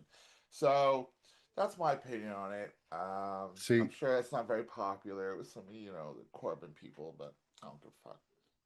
See now, your parliament can like if you have 3 different bodies of government, and you have one that gets say 46% of the vote, one that gets 20% of the vote, and one that gets the rest, Can two of those parties work together to form a majority We have government? had coalition governments recently, yes, in Okay, 2010. that because that's what happens here, right? Yeah. So in they 2010, don't do that in the States. So- no, All or it's a nothing. two-party system. Yeah. So Winner no, take in all. 2010, the conservatives had to form a government with another party. They just didn't have enough. There wasn't enough numbers. It was just too split. So they needed to find someone to go with to get a majority, and they went to the Liberal Democrats, who just really wrongly got into bed with them just to get an idea of what power felt like. And it really destroyed the party for a long time. It's taken a long time for them to sort of get on their feet and be some sort of political force again, because people who would support the Liberal Democrats would in no fucking way support the Conservative Party. So that was a big fucking mess. So it's happened before. Could Labor and your party become the party of government? I mean, I don't know, but I mean, at the end of the day, well, how would that work? I mean, yeah, Corbyn, when he was in the Labour Party, voted against the Labour Party most of the time. Literally. I'm not convinced he could form a coalition. They see themselves as some sort of, they're clearly going to see themselves as some sort of alternative to the Labour Party. I think now the best thing to do would be to get someone progressive to lead the party, and then maybe your party will fall back a little bit. Well, did you see? I'm not sure of where the reporting's from and whether it's a direct quote, but Keir Starmer has apparently sort of said that Nigel Farage is the official opposition effectively now in this country. I mean, I'm not trying to be funny. I kind of buy it. And it's because the Conservative Party is so fucking useless now. It is a broken. The party is a broken flesh. They're so in the woods. They don't know what's going on. You can at least turn around and say, with the Reform Party, they have some popularity on their side right now. So yeah, it makes sense to say it. I'm very upset because there's a counselor that's just been voted in my constituency from Reform, and I am very upset. Very upset about it. Not to dox you, but what's the constituency? Is it I can't South London, North London? It's a South London. It might give it away. I really don't want to say, guys, but No. But is it in a city or is it closer to the M25? We're closer to the M25, but I am in a London zone. What's up? We have a question for you guys in our chat. Question. I heard that Starmer basically laid off some MPs. It sounded a bit sketchy to me. Can a Brit explain it, please? That's from Trump failed. Haha. So basically, what Starmer did is, I think he got rid of some rebels. So some of the rebels that voted against the disabled benefits bill or whatever. I think he took away the whip, which you know what that means. Sorry. It always strikes me they say it's removing the whip, and I always wonder where the whip has been kept for him to remove it from them, basically. But yeah, so they've taken away the power to vote. They're no longer part of the Labour Party in not Parliament. Really part of the Labour Party. I mean, they can't vote on anything, can they? They're just they can vote. Ducks. No, they can totally vote, and they can vote with the government or against the government. They're just independent MPs now. And then they can go off and join the Corbyn Party or Reform or whatever they want. I was reading that the reason Starmer's doing it is to try and lay down the law before the budget at the end in October, because what he's done is pick out some of the ones that were organising against the government, made them a scapegoat for this, and just said, look, this is what's going to happen to you if you vote against us. We're going to kick you out of the party, and they'll probably bring them back within 6 months, shamefaced, so that they vote alongside the budget, which is going to be potentially quite contentious this year, I think. So it's not that they're not MPs anymore; it's that they've been basically removed from the party. They're kind of removed from representing the party. They still get the salary and the expenses. They lose the support network and infrastructure of the Labour Party. And the shitty thing about that is people voted them because of the party. Voted for them because. So what you're literally doing by doing that is you're actually making a constituency of people that a majority voted for that party. Yeah. You're not. They're just. It's a political. It's very much a political move. It's not in the interest of actual constituents. No, it's about party management. I mean, they've had a number of votes where people have voted against the government, and arguably for good reasons on the welfare bill in particular. But this is the thing, and this is where we are. And I'm at this point now where it pains me to say we need another leader. And we need someone that's more progressive, and we need to bring up even more progressive cabinet in now.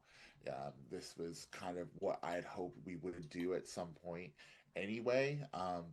And I think we just need, because we need to be able to fight off any split that can happen, and it is happening. So, because the idea of reform becoming a ruling party in this country is a very terrifying and well, I think that's enough word for it there, terrifying thought. We need to be doing what we can to prevent that from happening rather than trying to make everyone love the Labor Party. Like, let's give some people the shit that they want, right? And if that means borrowing, I'm like, let's do it. I don't give a fuck. Like, just let's start doing some shit that the working class are gonna feel, and they're gonna be seen on, and they're gonna feel it in their pockets and in their quality of life, and then there's a chance that reform will be,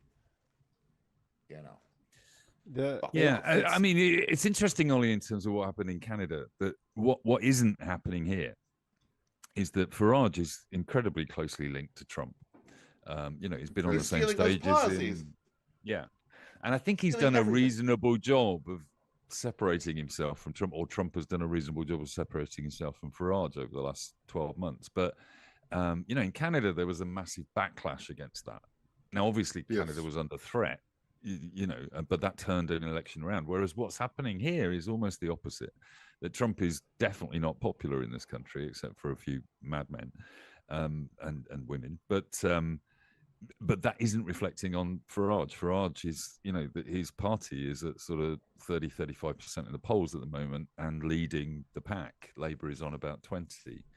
And the Tories down nowhere. And, I think he's separating himself from the Trump relationship on purpose, and also stealing some left-wing policies. But he's not, because he's...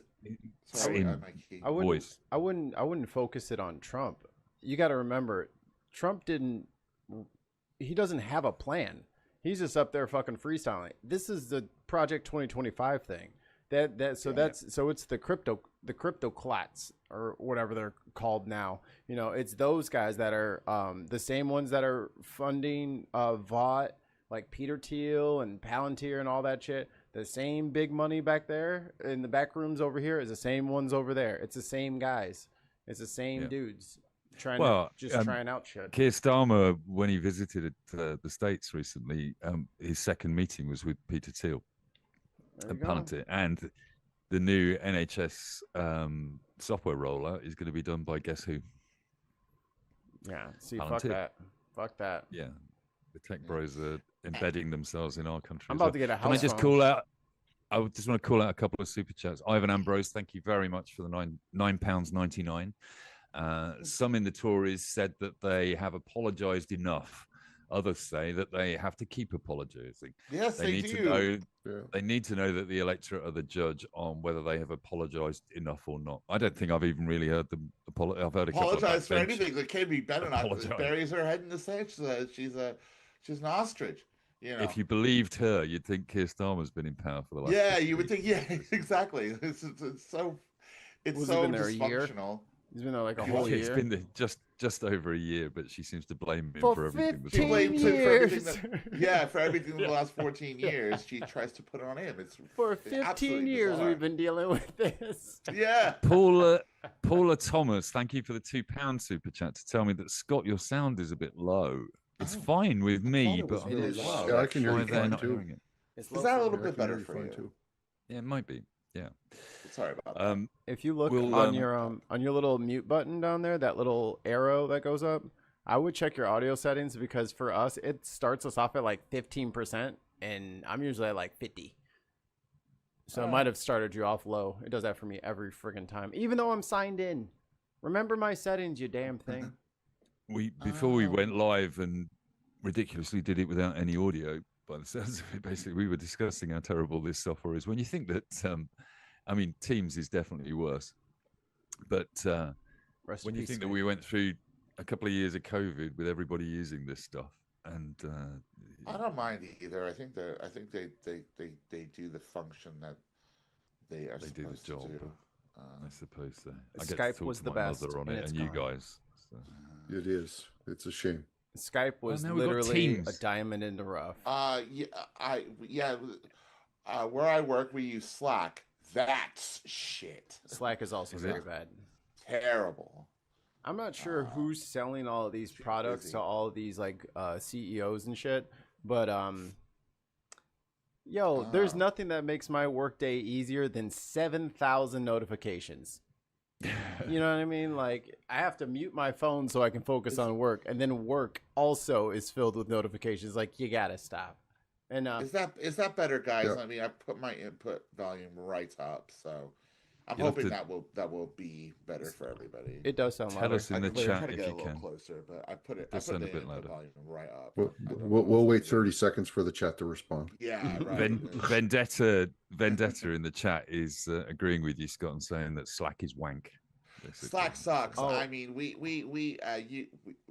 to do calls.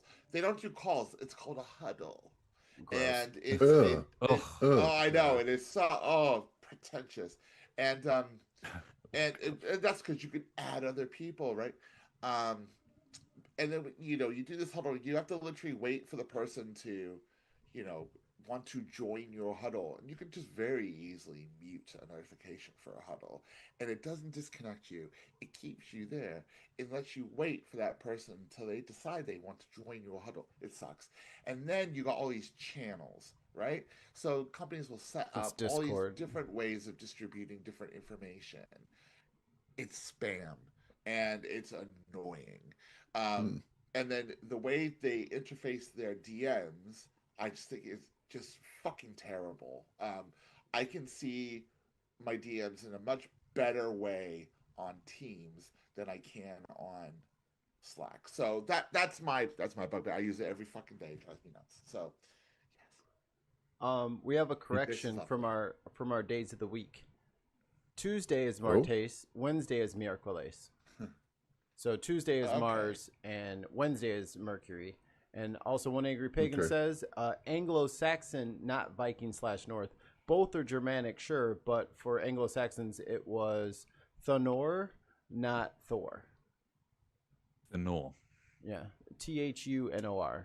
But he's got the ancient scripts on there. I always like the A with the E next to it. Yeah. I don't even know how you pronounce that. We'd have to ask One Angry Pagan. I don't know either. I think it's an sound or something. It's when people say eggs instead of eggs, that's the sound. It's that right. A. The A with a little bit of an E on it. Eggs. And they're legs. So it's a Canadian word. I got you. Okay. It's totally, yeah. Speaking of Canadians, Totally. South Park decided to nuke Paramount. Good for them. Yep. Why do you blame that on Canadians? South Park is not Canadian. It was just a segue, Ali. Don't read too much into it. Absolutely wonderful episode of South Park, and you can't watch it on Paramount Plus here. I did watch it online, and Whoo-wee! Well, they put out the juicy bit for everybody. Put the whole thing out anyway. Yeah. On YouTube, you can watch the part that Trump's really mad about, where his his little itty bitty pee is on screen, full display, and then after we see his itty bitty pee, he crawls into bed with Satan. Yes. Yeah, and it's truly and wonderful. I loved how they had him talking like Saddam Hussein the whole fucking time. Yes, which was so poetic. And the whole thing, it was a Saddam Hussein Satan conversation as per those conversations back in the day. And absolutely wonderful. They didn't really even need to think about it that much. And they just went, right, we're going to make him Saddam Hussein, he's a dictator, and we're going to put his face, like we did with Saddam Hussein, on the thing.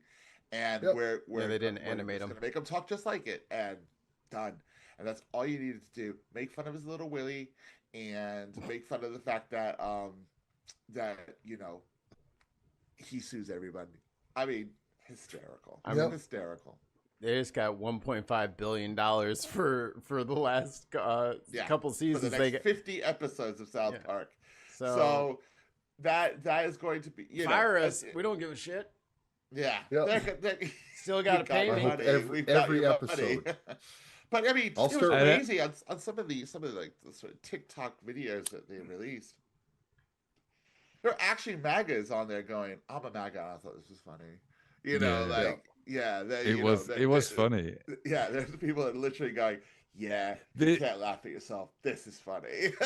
I'm just I think well, wait until they really start making fun of you guys, because that's what's next. This and the Trump, you gotta open the scope. They're gonna start taking piss out of the MAGAs, and that's gonna be harsh. Well, I don't know. I think they'll focus on Trump. I was talking about this in Morning Brew this morning, that I think that with Murdoch using the Wall Street Journal as a tiny wedge to start really chinking away at Trump. He's got to get Fox to do the same thing, though. He owns Fox. He's got to make. Well, I think that was my conspiracy theory this morning. I think that's what's happening slowly, basically, and I think he's paving the way with the Wall Street Journal because he knows nobody that watches Fox reads that, and Fox isn't reporting the story at all. But he's just paving the way, and it's kind of he's baiting Trump into fucking this up. And I reckon J.D. Vance is entirely involved in this. Did you see that J.D. Vance took a flight to meet with Murdoch, with Rupert and Lachlan, in June, at the end of June, just before the week before the first bawdy picture story was put out, and the same week that Elon Musk said that Trump is in the Epstein files. Yeah. So if you want a conspiracy theory, my theory is that Vance and Thiel and Musk are moving with Murdoch now, because Murdoch has got, Murdoch lost a lot of money over the Dominion voting machines, and although very wealthy man, probably not a big effect. It's had an effect. $530 million. It's not that much. I think $787 million. I think with all the settlement. but that hit, and losing people like Tucker Carlson, which whether that was a good thing or not within Fox, basically that's a big chunk of audience that vanished for him late at night on Fox TV, which must have lost advertising. Well, they got, and then you've got. Well, they got a bunch of morons now. There's this little round table, and they all sound ridiculous. I don't mind being called a Nazi. They just sound absolutely moronic. Are you trying to downplay the great comedy stylings of Greg Gutfeld, Mike? How dare you? He is hilarious. Do you think CBS will employ Gutfeld to take over Colbert's show next May? That'd be funny. They're ending that show. They're going to they're ending this show so they get rid of the history of that show. But are they? They are talking about putting something on more friendly to a wider audience. Oh, definitely they are. Yeah. Which suggests it's going to go a bit MAGA. Yeah. It'll be great. It's just like every one of their other projects. They can dump a bunch of money into it, just like Ben Shapiro, and look at what that investment got you. You got shit on by Joe Rogan, who eats mushrooms and talks about fucking pyramids on Mars for 16 hours a week. And he's shitting all over your number one guy. And now the Midas Touch Boys have taken over Rogan's spot. Like, they can keep fucking with we got rid of Colbert. That's fine. He'll go on YouTube and he'll be 13 times more popular if he gets a YouTube channel than if he ever if he just did like memberships and like a live stream once a week. He'd have 40, 50, 60,000 people in that live stream. And that would make up all of the money that he would have ever missed per episode. He's streams of the during the pandemic, they all went on YouTube, didn't they? His show went on YouTube during the pandemic, and I don't remember. He got really big numbers, and it was incredibly popular, incredibly entertaining. So, there's talk of him and John teaming Stewart up with Rachel Maddow, isn't it? Yeah. Yes. Yeah, to do a serious and funny show. They would not need. They don't need a fucking network. They don't need a network. If they had a Twitch channel, they would completely sustain them. They would completely sustain themselves. I think there's two things I'd love to say on this. One is I think that both the South Park and the Colbert Story demonstrate the power of contracts within the television industry, because CBS come out and say we're cancelling this show in 10 months' time because if we're contractually obliged to Colbert and it will cost us a fucking fortune to buy him out of that contract. Yeah, right. So he's going to run for 10 months pretty much with the handcuffs off. You know, he's going to be able to say whatever he wants, isn't he? Because what can they do? They can't get rid of him blatantly. If he goes too far, I made a prediction the other day. I think that sometime in around Christmas, he will be done on the show and they will have a replacement in for the last 4 to 6 months. It's possible, isn't it? Yeah. Right. But also there is a rumor that Colbert might run in 2029. Run for what? He's been interviewed twice for this, right? Run for and his what? answer to the question, would you ever run to be president? President of what?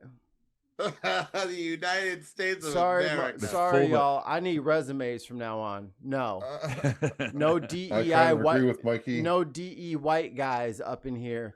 Just because they're popular and white, they get to be a fucking president. See how it went the last 2 times. Fuck that. This is what I said this morning, because if you look at the parallel I like in this is that the Zelensky story is I think he's great if you agree with Zelensky as a president and what he's doing, in that he was a satirical comedian and he was massively popular in Ukraine and Russia.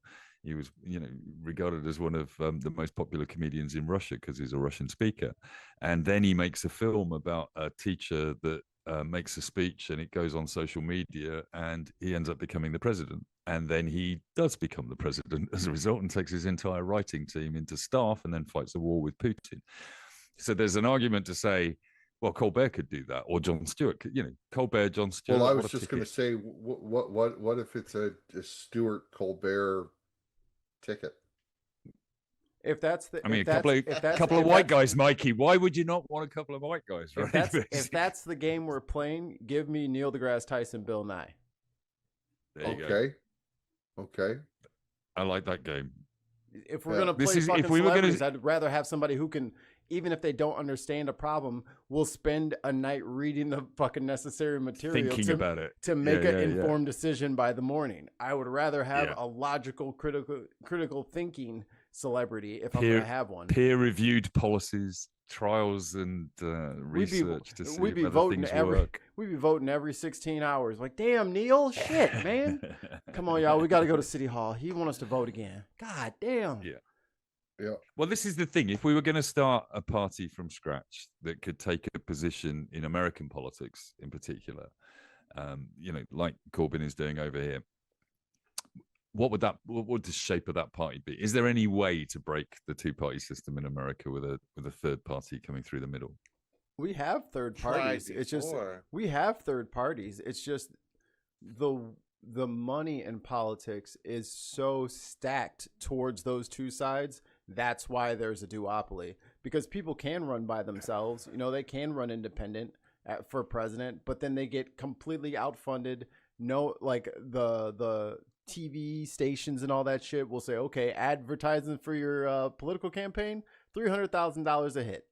Well, that's what everybody else is paying. And then, that's the business you end up in trying to run independent. So I think off rip, all elections are federally funded.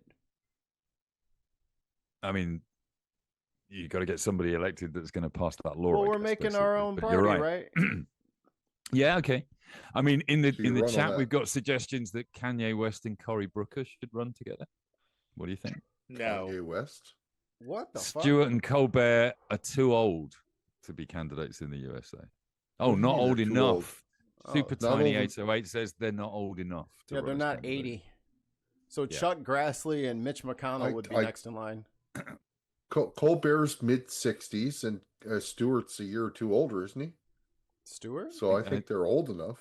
I think Stewart's late 60s. Yeah. Yeah. Colbert's early to mid-60s, and yeah. I mean, speaking of age, Vendetta is suggesting Hulk Hogan's rancid racist corpse for president. No. Ew. No. I wouldn't even Good job put that. Wayne's not in the room. I wouldn't even vote- put that in the ocean. I'd put it in a volcano or something. Yeah. Unfortunately, at least 2 to 3% of the American population would vote for that. But Don't you think it's a shame? I don't know what your history is on this, but my kids used to be massively into WWE. And Hulk Hogan was an actual, he's a cartoonish character. That when I was a kid, he was like he was a hero.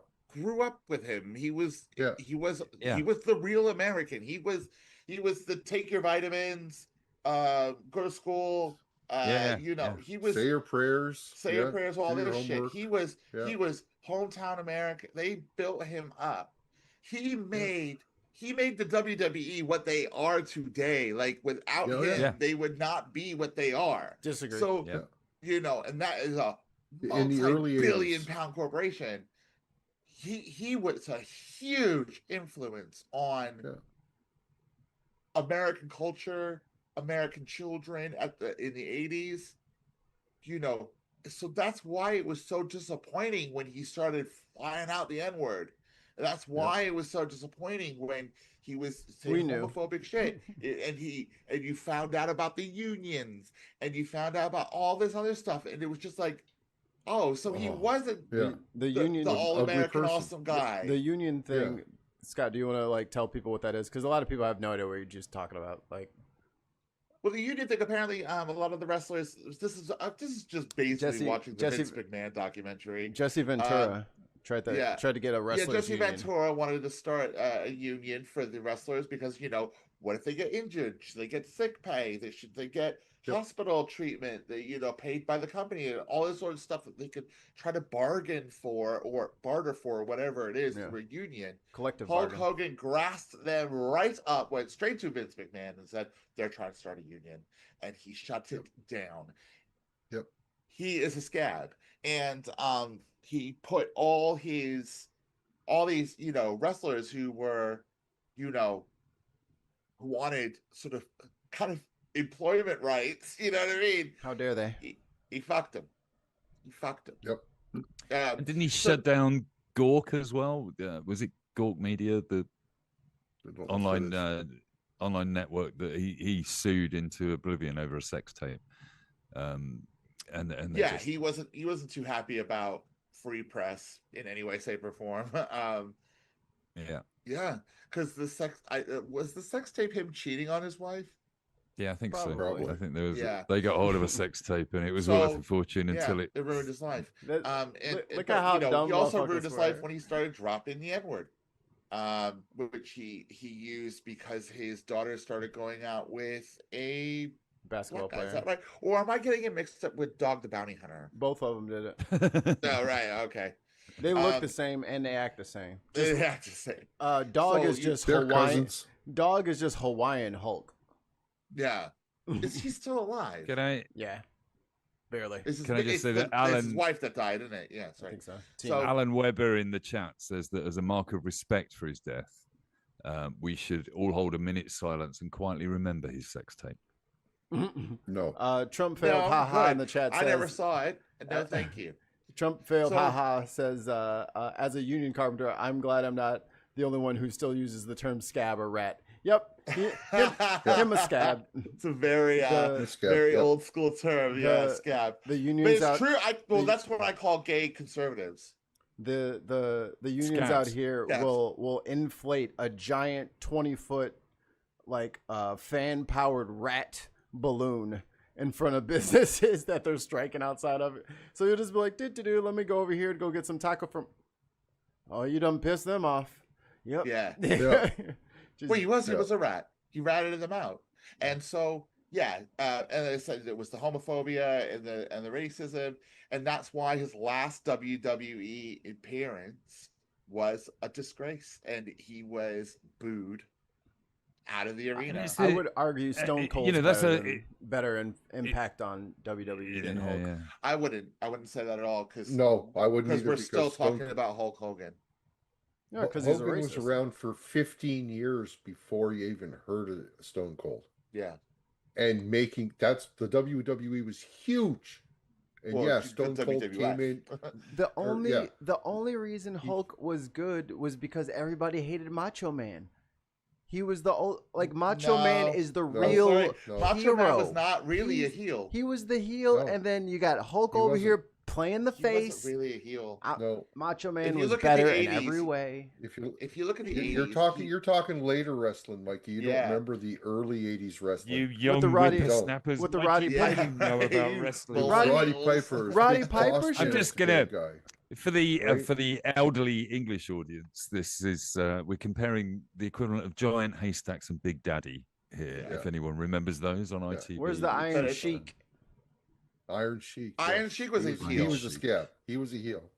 Yeah, they tried to make Andre a heel, and they just failed. Because he's so nice. He's so cool. No, everyone loved him. It didn't matter he was a heel. Everyone still loved him. It's like, God, he's enormous.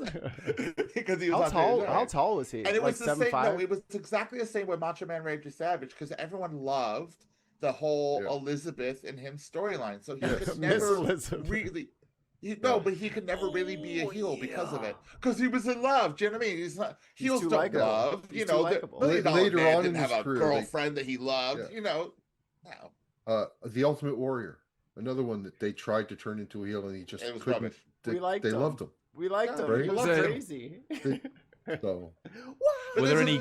But this is what happened. Were there any Canadian wrestlers, Ollie, in WWE? What? Leaping Lonnie Poffo was Canadian. Okay. The Hart brothers, the Hart family, the Hart brothers. No, they were British, weren't they? No. No, Bret Hart. Yeah, no, Alberta. he was Canadian. Calgary. I think you guys were saying Randy Savage. Keeping our elbows up, bud. What? I think he's Canadian. I'm not sure, but I'm gonna Google that shit. Yeah, somebody's got to Google this. Oh yeah, we're in. Don't worry about that. Ryan Reynolds, you're getting moved out of the list. Savage. I'm not positive. I could be wrong. I could be wrong. But something he's Canadian. Hey, Ali, he's from Ohio. Scott, I could see you doing WWE, Scott. Oh, that was my Macho Man. He was from Columbus, Ohio. That was my Macho Man Savage. You Hulk Hogan, yeah, he's gonna come and I'm gonna go into the ring with the beautiful Elizabeth. Yeah, is that Trump or who? Well, these days, who knows? You know what I mean? Because if you watch the movie Idiocracy, they got a wrestler to play the president. Yeah. And if you think about it, that kind of is true. I mean, Trump's a massive fan, isn't he, of the wrestling? He was part of it. Yeah, and he's the education secretary is the former he was chief such a big executive. fan. He was such a big fan. Who hit him? Someone hit him. Does anybody here remember their very first experience with wrestling? Because I do. My first experience with wrestling men, Ollie. Is this something you want to reveal? With the professional wrestling, going to watch it. I do actually. My first experience was in '77 with my grandmother taking me to a live local small town event. That's fun. Right. Wow. I got to see Leo Burke. I got to see Killer Carl Krupp. Right, a couple of really old wrestlers. The Cuban Assassin, right? So there was a couple of wrestlers, but it was kind of neat. So no, for me it was summer at my uncle's house. We were shipped off to our uncle's one summer because my mom had had enough. She wanted some time alone, and we spent a lot of time hanging out with it was kind of like a second cousin, because he was cousin by marriage, and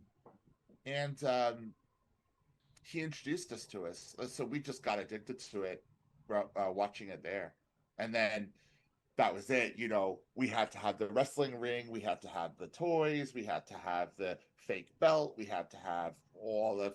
I had the WWE album on vinyl. I had, you know, with I'm a Real American and the other shit songs they did. So yeah, like I was. Scott, can I on this subject? Lee Korn has given us £2 to ask what would Scott's WWE name be. Well, you know, it can't be Scotty Too Hottie because that was already a wrestling name. Yep, and that was a nickname I got called at work for fucking years. Even though I was like, "There's a wrestler called that. I'm not a wrestler." I don't know. Let's get some suggestions in the chat. I think that could be short for bottom, but I'm not a bottom either, so I don't know what to say. Okay, well, let's get some suggestions in the chat. I think Mikey, I'm sure it'll be something really gay, you know, Scott the Cock or some shit like that. Like, I mean, that's, you know, you're being a little bit homophobic there, but the yeah, easy, Scott. I have gay friends. You know, don't talk like that. Excuse me.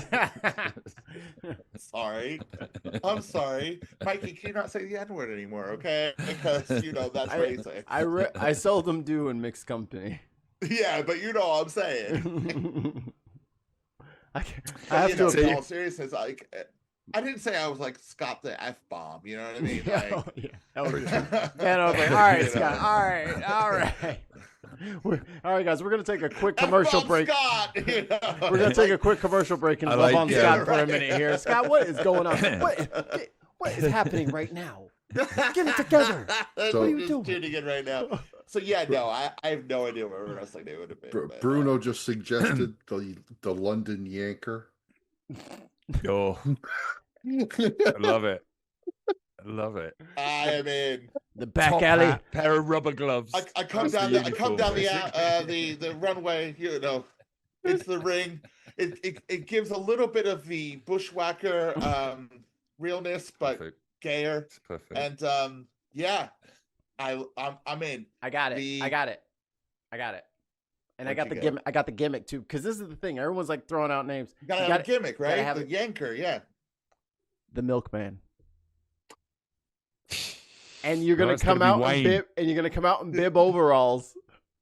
And then that's your special move: is you bend them over your knee and you pull a bucket out from under stage. From behind. You got give him a reach around. He's going for the reach around. Oh dear God, that man's got a family. He's been milked dry. We cut to commercials. He's milking the essence out of that man. I had a friend we called the Milkmaid because, you know, that's what he did on Friday. And that would be your person that followed the Milkmaiden, and she would come behind you. The Milkmaiden. Yeah. And she would be a real flamboyant queen. You would bring a cow to the stage. You'd bring a literal cow on the it comes and it stands on that, and then the Milkmaiden watches the cow, and then you go up, milk the dude, and then you come on down after you win, and then you ride the cow out. No, that is milking, isn't it? And then the whole crowd is just like, yeah. Milk him. Big sign saying milkman. Everyone's got milk mustaches. Yeah, but you don't do this. You do the Trump dance. Shirt. Right? You do the Trump chance. You do the Trump dance. Your merch shirt is like a silhouette of your face, but it's just got a milk mustache. Yeah. No, I got a little bit of milk dripping from the side of my lips. Well, this Mikey is disgusted. It's degenerated very quickly. No one talks to the milkman like that. One angry pagan. Why are you being homophobic, Mike? I'm trying to deal with the super chat. I'm not trying to change the subject at all. One angry pagan has given us £2. I don't know what that's saying. CDN wrestler Canadian wrestler Bret the Hitman Hart. Yes, and Owen too. The Hart brothers. The Hart brothers. Yeah. Owen died at a pay-per-view. That was super sad. He did. Absolutely tragic. Yeah. What, died on TV? Yep. Well, in the ring. It was a pay-per-view, and yeah, they didn't air it because there was enough of a delay that they didn't show the accident, right? So he was Wow. he was doing a wire entrance, right? Sliding down a wire to the ring. Do you know what I mean? Like, Yeah. like rappelling down in a harness. Rappelling. Yeah, and it broke and he fell, right? So on the turnbuckle. So there were On the some other suggestions in the chat. I think we should give them a little bit of credit for trying. Some like it Scott. Scott or the Some like it Snotter. Scott. The Of course, Sperminator.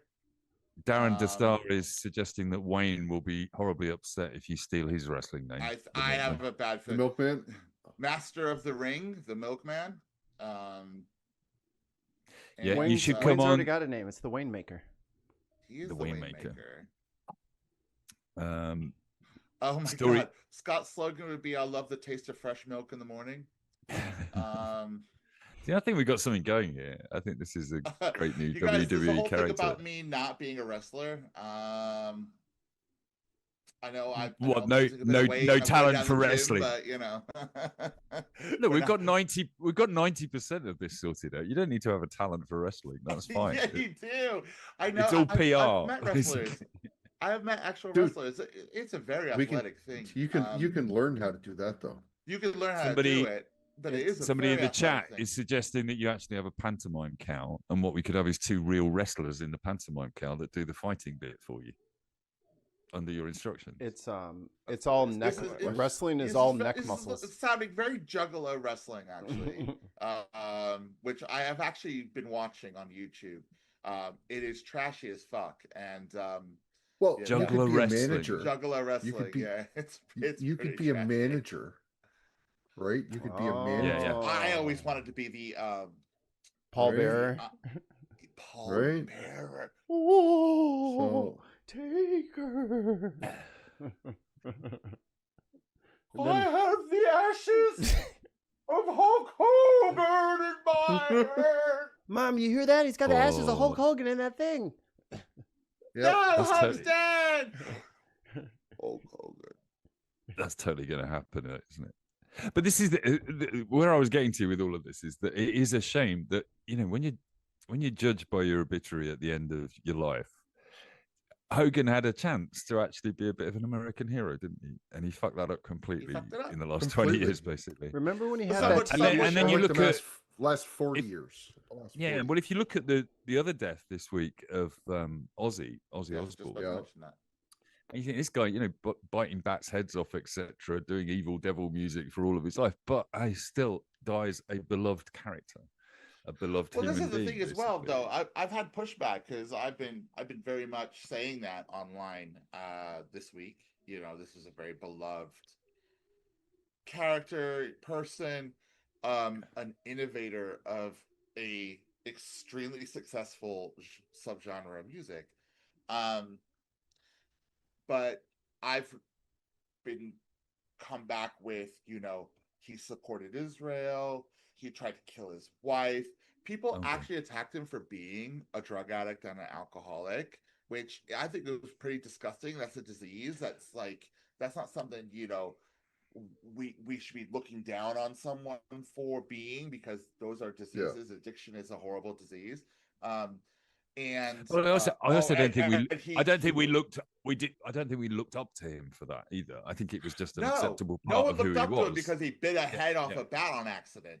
No one looked up to him for that, you know. He tried to kill his wife, and it's just like, okay, yeah, he did that in a drug and alcohol-induced psychosis. So we're not worried about his mental health now because he did something stupid, you know. The reason that Sharon Osbourne has been vocal about the Palestine-Israel conflict is because she is part Jewish. And a lot of Jewish people in America have very much drunk the Kool-Aid of being pro-Israel. Yeah. So I kind of feel like what's going to happen is not even just her, but a lot of celebrities, a lot of public figures who have been spoken out to be pro-Israel are going to have a nasty, nasty shock when the facts of what everybody else is seeing is brought to a larger light. and shown a lot more, and they're going to be a bit like, well, shit, we fucked up with that one, you know? It's interesting doing the papers this week and the morning show. The Daily Express had a whole front page about a starving kid in Gaza, which is a very right-wing newspaper now leading with that, and they've been leading with it all week. And also there are, whatever we think, Starmer has come out today with probably the strongest condemnation of what's going on and demanding an immediate ceasefire, and suggesting that we're going to recognize a Palestinian state this year, and so have France. Right. So it feels like there is a very slow and grinding momentum towards the. All right, that's great. Can we announce not giving them any weapons? Yeah, well, Angela Eagle didn't do herself proud this week by talking about how proud she was of. How easy is that to say? Listen, we want a ceasefire. You don't get any more fucking weapons from us. Yeah, I agree. Simple. Well, they're starving them to death, so they're not going to need them in a minute. Well, they're still shooting them in lines for food. They're executing them from far away. And using drones as well. Yeah, to do that. It's pretty fucked up. And so, no more weapons. You don't get any money. You don't get any more weapons. This finishes now. Stop.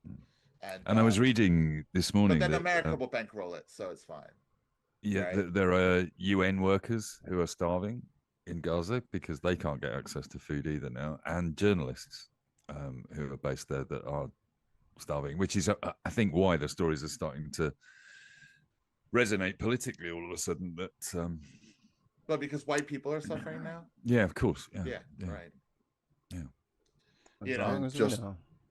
I mean, before we get on that, I want to just quickly go back to Ozzy, because that's a very serious one. When we talk about Ozzy, I think Ozzy did try to atone for a lot of the bullshit that he did when he was younger. That last charity concert raised the most money for charity than any concert has ever done ever. I think it beat Live Aid and stuff like that. And also, what a beautiful thing for him. Inflation. I imagine Sharon to be able to organise that. Somebody that's just gone through, a potentially deadly illness. The idea that a month before you pretty much knew your time was up, basically. It was going to be within a few months. He must have known. He did. I'm sure he did. To be able to do that is quite a great thing. And the thing is, the guy's, it's not my music, but the guy is a bloody rock star. We can't judge him by the standards of politicians, and also never ever in his life did what, because I think the biggest problem for me is hypocrisy, isn't it? When he was political. You listen to songs like War Pigs, and you listen to some of the early Black Sabbath songs, they're very political. His solo stuff. Miracle Man was about a corrupt evangelist. But I think the point when comparing him and Hogan is that at no point was he a hypocrite about this stuff, in that he never came out and said, hey kids, don't do drugs. He never did that, basically. He did Hogan. He tried it with his own kids, you know what I mean? He said it to his own kids, but, he never tried to run around and he did say, drugs have fucked up my life. It's not like he never admitted that. I think he was very honest. He was very one of everybody else. And I think that's why people loved him so much. He was, especially the TV show, just showing him being a dad that made so many people relate to him. So, I don't think Ozzy Osbourne essentially was a bad human being. Congratulations. Whereas Hulk Hogan tried to play it pure, and then it was exposed that he was a bad human being. That's, I think, is the difference for me, anyway. I actually I bumped into him. I bumped into him once in a Marks and Spencer's in Beaconsfield. Of all the places in the world. It was weird. It really weird. But I've got two stories about Marks and Spencer's that work that way. One in Cambridge and one in Beaconsfield. But he was standing near the freezer section, and as I turned the corner, and he's dressed as Ozzy Osbourne. He goes out shopping to Marks and Spencer's exactly as he goes on stage. Well, that's where he is. Buckinghamshire. It's a little village in Buckinghamshire. Yes, they had the house there, didn't they? That's where their house was, yeah. And he's staring in this freezer, And I walked past him and I thought, that's Ozzy Osbourne, right? And then suddenly he just sort of comes alive and stands there and goes, Sharon! Basically, Sharon comes trotting up from the bread aisle and says, it's all right, Ozzy, I've got you, basically, and just walks him out the shop. And I thought, am I in an episode of The Osbourne? That was happening here, basically. I think my story, I have an Ozzy story. And this is a really wonderful story. And I don't run around telling everyone the story. I did tell everybody in the group chat. Basically, I used to work in music industry for a really, really, really massive music promoter. Some would call evil now. But I was getting myself into doing actual gig production. And one of the gigs I worked on was a gig in 2013 for Black Sabbath at the O2 Arena. And I mean, I was so in there in that music. I've been working with this company since 2006. I was in the pocket. I was drinking the Kool-Aid of this company. I was in the music industry, and I was trying to get on and try to get ahead. And so anyway, I was working at this really big production. I watched the stage being built. I watched all this sort of stuff happening. But I never got to meet Ozzy Osbourne or Sharon Osbourne, even though they were both around. But I did have to run an errand at one point from the production office, which is always based backstage with the dressing rooms. So I had to go to front of house, and I had to walk past Ozzy Osbourne's dressing room, which at one point I heard Ozzy Osbourne doing vocal warm-ups, right? So that was my 13-year-old self flipped out, just hearing that. And then I passed the doorway to his dressing room, and Robert Plant was having a conversation with Brian May. Ugh. And I could not say anything because I'm in the environment where I have to be a professional, and and this backstage area, that is their safe space. That is the space away from fans. That is the space that they should be like every other person. A selfie-free slot. Keep walking, and I had to keep walking, and I regretted it all my life since. And my 13-year-old self, I remember walking by, and I know I mouthed, "Oh my fucking god," because I'm in the vicinity of 3 of the biggest rock and roll legends in the world ever. Yeah. It will never get better than that. I didn't meet them, but I saw them. But you did the right thing as well, because it could have been an awful experience if you'd walked in and said, "Hey, I'm a really massive fan," and they went, "Fuck if off." I had done that, it would have been a bloke. terrible experience. No, they would have had to go with me for being unprofessional. But my boss or the guy I was working with at the time, they would have been off put. They could have made a complaint to the promoter. Yep. Yeah. It would have been a shit show. Totally. You wanna make an omelet? You got to break some eggs. I don't know. I don't need a selfie that bad. I need to do my job, and that's what I did. I did my job, and I kept going. And no, you did the right thing. I have a great story to tell. You know what I mean? Yeah, that was awesome. Yeah. Like you don't see. Go back in time and kiss him on the mouth. Then what? Then what story do you have to tell? So this is how I went to jail.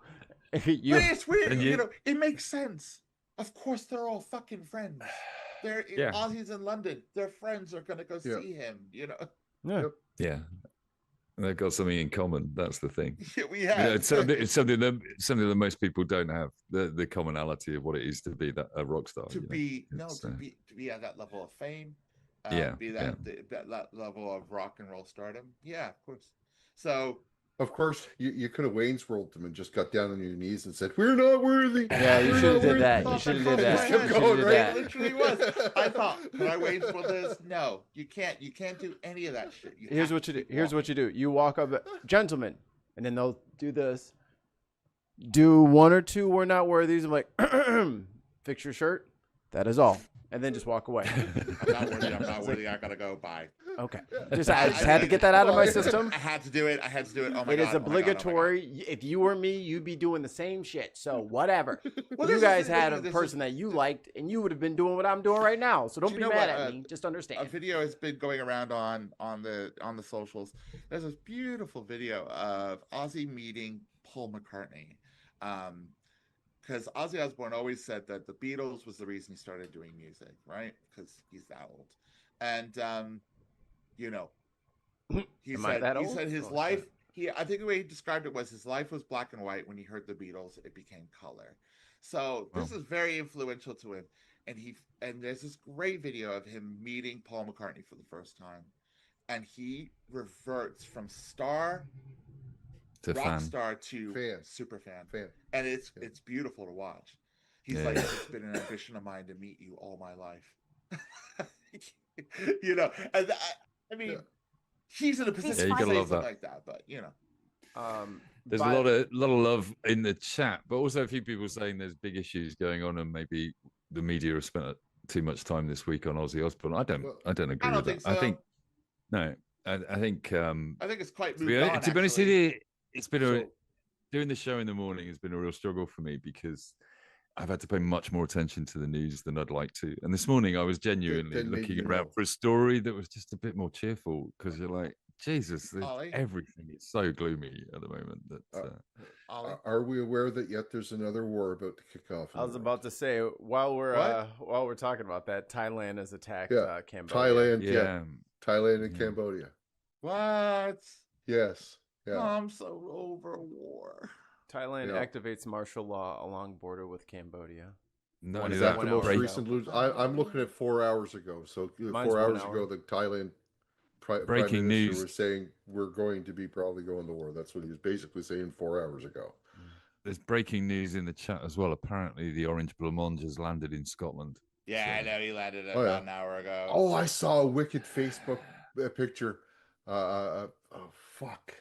Something about a warning. It was a newspaper clip saying, warning, a convicted criminal from the U.S. has landed. That was the front page of the National, I think it is. Something like that, yeah. It's a Scottish newspaper. Yeah. So, Ollie, what do we know about pedophiles and their affiliates? Yeah. What do we know about the Thailand attack on Cambodia? Is it Thailand attacked Cambodia? Is that the right way around? Well, they've been doing little skirmishes over the border for the last day and a half, 2 days. I know there's at least 15 or 20 dead, and one of the ads I said there's like 130,000 people fleeing the border area right now. Yeah. Wow. 14 hours ago, the Independent did a story on whether it was safe to travel to either country, and the Foreign Office issued updated advice. Yeah. So I think it's been coming for a couple of days. So, but Mikey's reading something from an hour ago that there's been yet another attack. No, it's saying that they're instituting martial law along the border. Yeah. So, this is the kind of thing that's going to happen, isn't it? This is the destabilization effect of the U.S. going, I'm eternal now. Yeah, I'm not in this. Yeah. Which frees up anybody that's got a border dispute basically to start lobbing bombs, because they're not afraid that America's going to step in and do anything about it anymore. Yeah, America doesn't care anymore. No. I suppose in I wouldn't say it's America doesn't care anymore. The people that got put in charge don't particularly care. It's MAGA who doesn't care. And sorry, things could change again in a couple of years. They are a representation of their people. I watched a TED talk by a Portuguese historian today who was talking about the resonance of what was happening before the Second World War, and the fact that what we call the axis of evil, the Japan, Germany, Italy axis, was nowhere near as bonded and strong in terms of trade and support as the axis of Russia, Iran, China, and to an extent even India. And what he was saying is that once the bad guys alliance is becoming stronger, and the alliance that's there to defend against that becomes weaker, it's inevitable that there is going to be a global set of wars that take place that are supported by the stronger. He calls them the axis of dictators now. Arguably, which side is Trump on when there's an axis of dictators and a he does not know that this is happening. He's so dumb. Like as much malaise or malice that people think that he has for a lot of these things, he is just very dumb. He is very stupid. Like he doesn't he has not kept up with politics. But he ran for president anyway. He's set. They don't know shit either. They're all stupid. Yeah. Dumb as shit. Or racist. They're all that ignorant. Because you can't actively pick this many wrong options while knowing the facts. Like he's worse than random. Yeah. Well, it's like the bunker busting bombs on Iran. He literally only backed military action because he thought it could be over in a couple of hours and he'd get a headline the next day. And it's not done the job it was expected to do. The Peace Prize, though. This is all about the Peace Prize, right? Yeah. To the tunes of that hundreds of millions of dollars.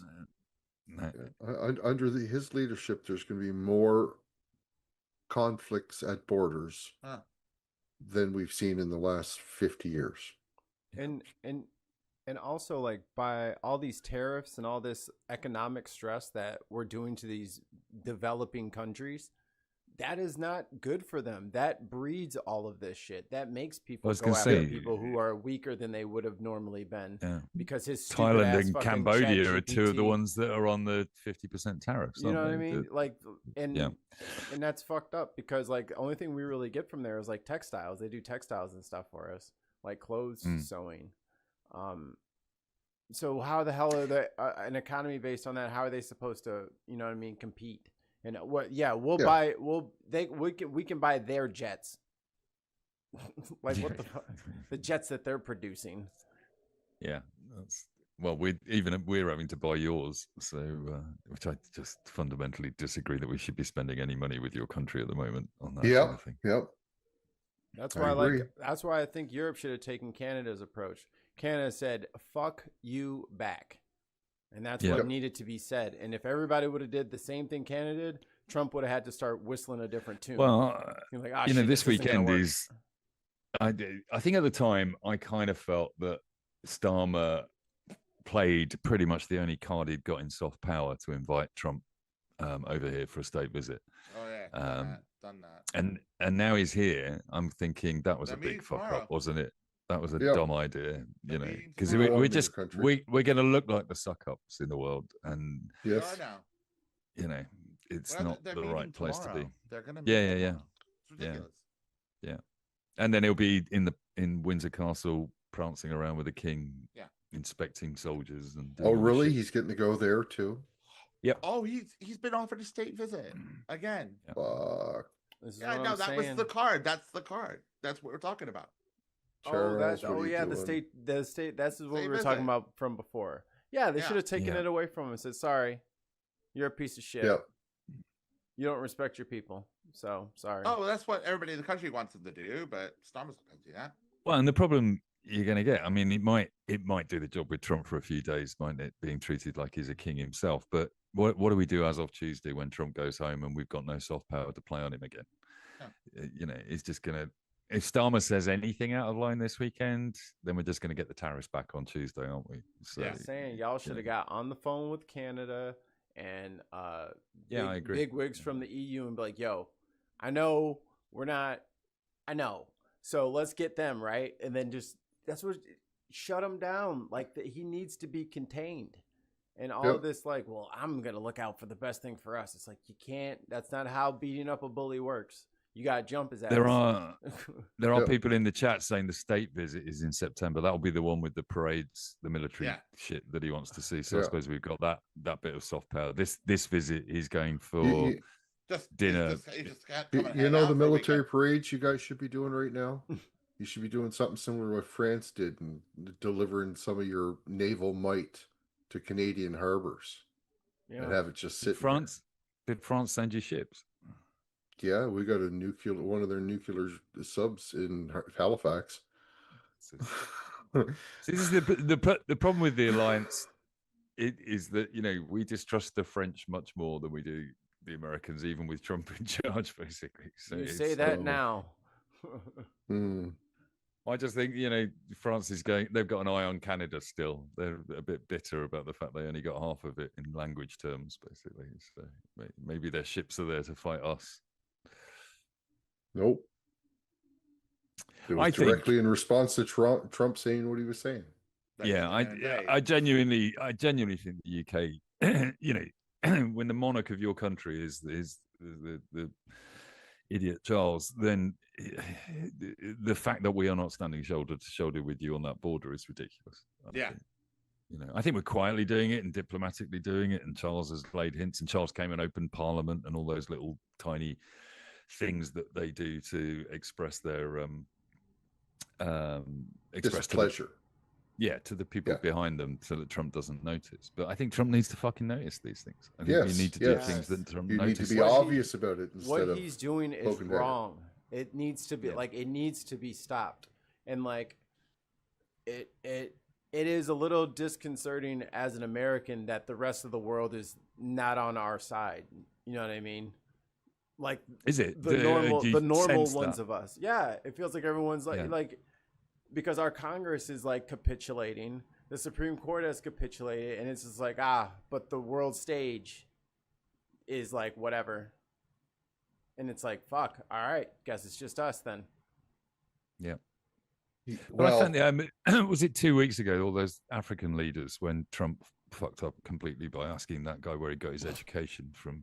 Yeah. Where did he learn such good English?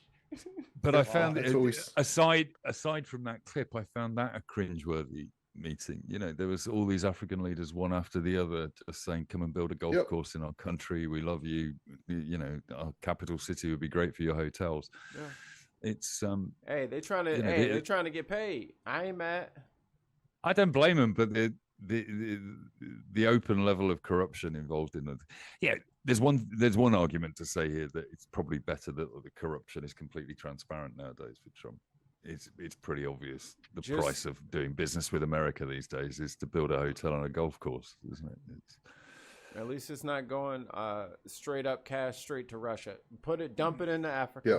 Give them some money. Yeah. So in the chat, Chris is saying Starmer is spineless. He will happily kneel and kiss the orange one's ring before listening to the mood of the British people, who he should be working for. Quite right. Yeah, agreed. I think. I think it's going to be an interesting weekend of meetings with him. Starmer's going to be playing that kind of Blair role, isn't it, to George Bush, but on acid now, which is look, I'm trying to stop him having wars. I'm trying to stop him doing worse things. Yeah, but he didn't do a very good job of that, though, did he? No. Yeah, exactly. We all got embroiled for 10 years in that process, didn't we, basically? Yeah. So, I think that's up in the end, that's the problem with cowtailing. Meanwhile, we're building a military ready to fight Russia, according to the head of our defense forces. That we're trying to buy ourselves 3 years so that we can build up our arms enough to have a European war. And there are rumors that in Estonia there are the little green men that appeared in 2014 in Ukraine. People in military uniforms with no badges have started to appear in Estonia, crossing the border from Russia. Is Russia about to invade a NATO member? Is the next question. That would be bad. That would be bad. Don't worry, America will do something in nothing. They'll do something in 2 weeks. Yeah. 2 weeks from now, we'll do something. We got a beautiful plan. Beautiful plan. I got the concepts. I have the concepts of 2 weeks. Darren Distar has given us £20. Thank you very much, Darren. Graham will probably bollock me for not asking for your very kind donations, but Darian, thank you very much for the £20. Much appreciated. We're being invaded by MAGAs this year. Trump in July. Bloody lock up your settees. Vance is coming for his holiday. He's coming to the Cotswolds.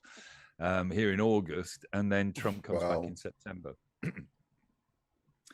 Yeah, I mean, Darian, I figure it gives us 3 to 6 months for us to plan how we embarrass these people. I think Vance is the one that we should target in the Cotswolds. That's fairly easy. Dress up like couches.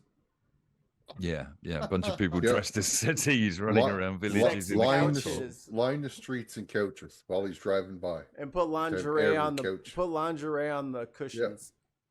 Yep. Some moron will have a couch out there. There's no doubt about that. Yeah. There's a campaign couch balloon that's now raised. I think it's £30,000 or £40,000 to put posters up all over Scotland this weekend in bus stops and big poster sites, and it's just a picture of Trump with Epstein. Yeah, which no one is dropping. As much as they keep showing us the 5 or 6 people that have publicly said that we should just drop it. All the polling is saying like 4% of Republicans and 3% of Democrats are like, drop it. Everyone wants to. Now it's too big. Yep. Now actually we do need to know. There was talk today of Trump possibly pardoning Ghislaine Maxwell. Yeah. Because he didn't do anything. I mean, that would be such a blatant attempt to shut her up. And that's why he wants to do it, because he has nothing to do with it. Even the Americans who are dumb will read through that. Sorry, no offense. Yeah. No, well, her brother, why Ian Maxwell came out this week. Ian Maxwell came out this week and said he genuinely fears for her life at the moment. The game, Ian Maxwell, her brother, doing. Do you understand that? Has come out and said publicly that he fears for her life because the game that's being played around her is dangerous and people have died as a result. And he's basically saying Epstein and Prince Andrew's victim. Yeah, arguably. So I'm not. I saw. I think it was like. It must have been CBS or something like that, but a lady was being interviewed. She was one of Ghislaine's victims. And she's like, how are they going to tell me to my face that Epstein didn't do anything? Yeah. Well, how are y'all going to tell me? Like, where, like, who did we, you know what I'm saying? Why is she in jail then? Who did we work for then? My ADHD is forcing me in quite a serious moment to point out that Ghislaine is the cue for autographs for the milkman in our WWE scenario. But anyway, I need that little tank running across the screen. A heater. I'll give you something on our side. All right. No, you're right, because I want to get serious for a moment.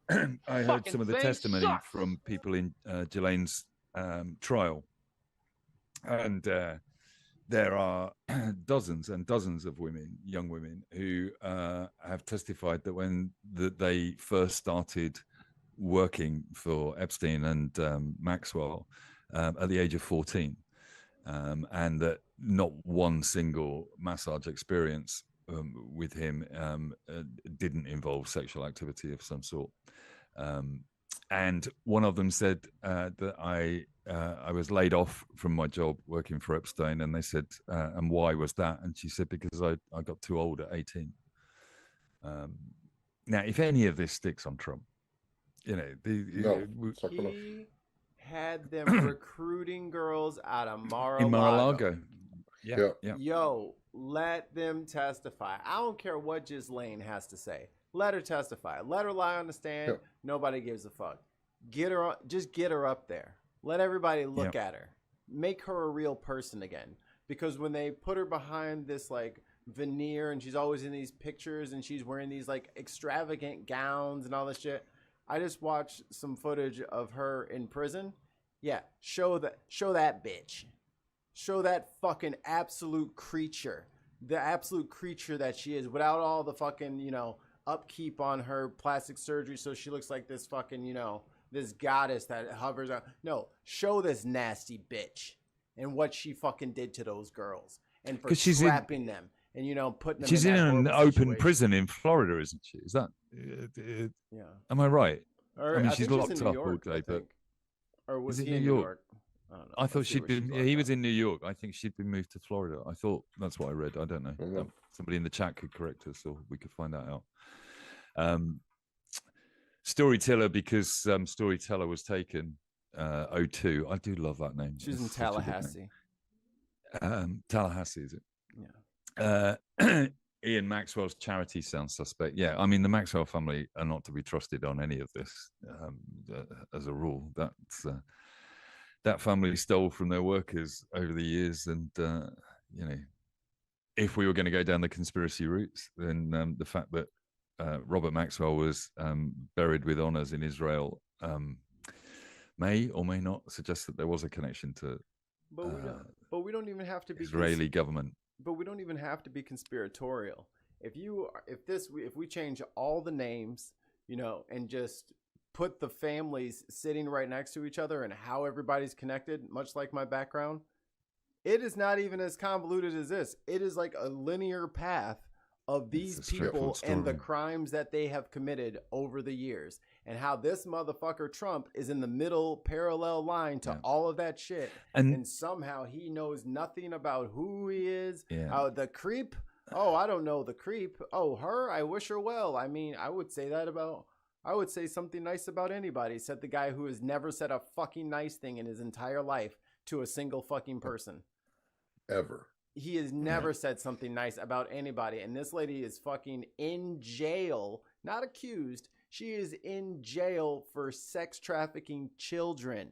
And he said, I wish her well, when he has never said it. Like, Rosie O'Donnell could have fucking pulled 17,000 orphans out of a burning building, and he'd still call her a fat pig. I wish Ghislaine well. Yo. And the trouble is he's going to try and distract everybody, and even insulting his own base. It just suggests to me that there is something in there that I genuinely thought he was just one of the names on the list. He went to the parties. If there were pictures of him at a party where there were 15-year-old girls, that kind of evidence is out there already. You know, that isn't going to be destructive towards him. I think he could survive that.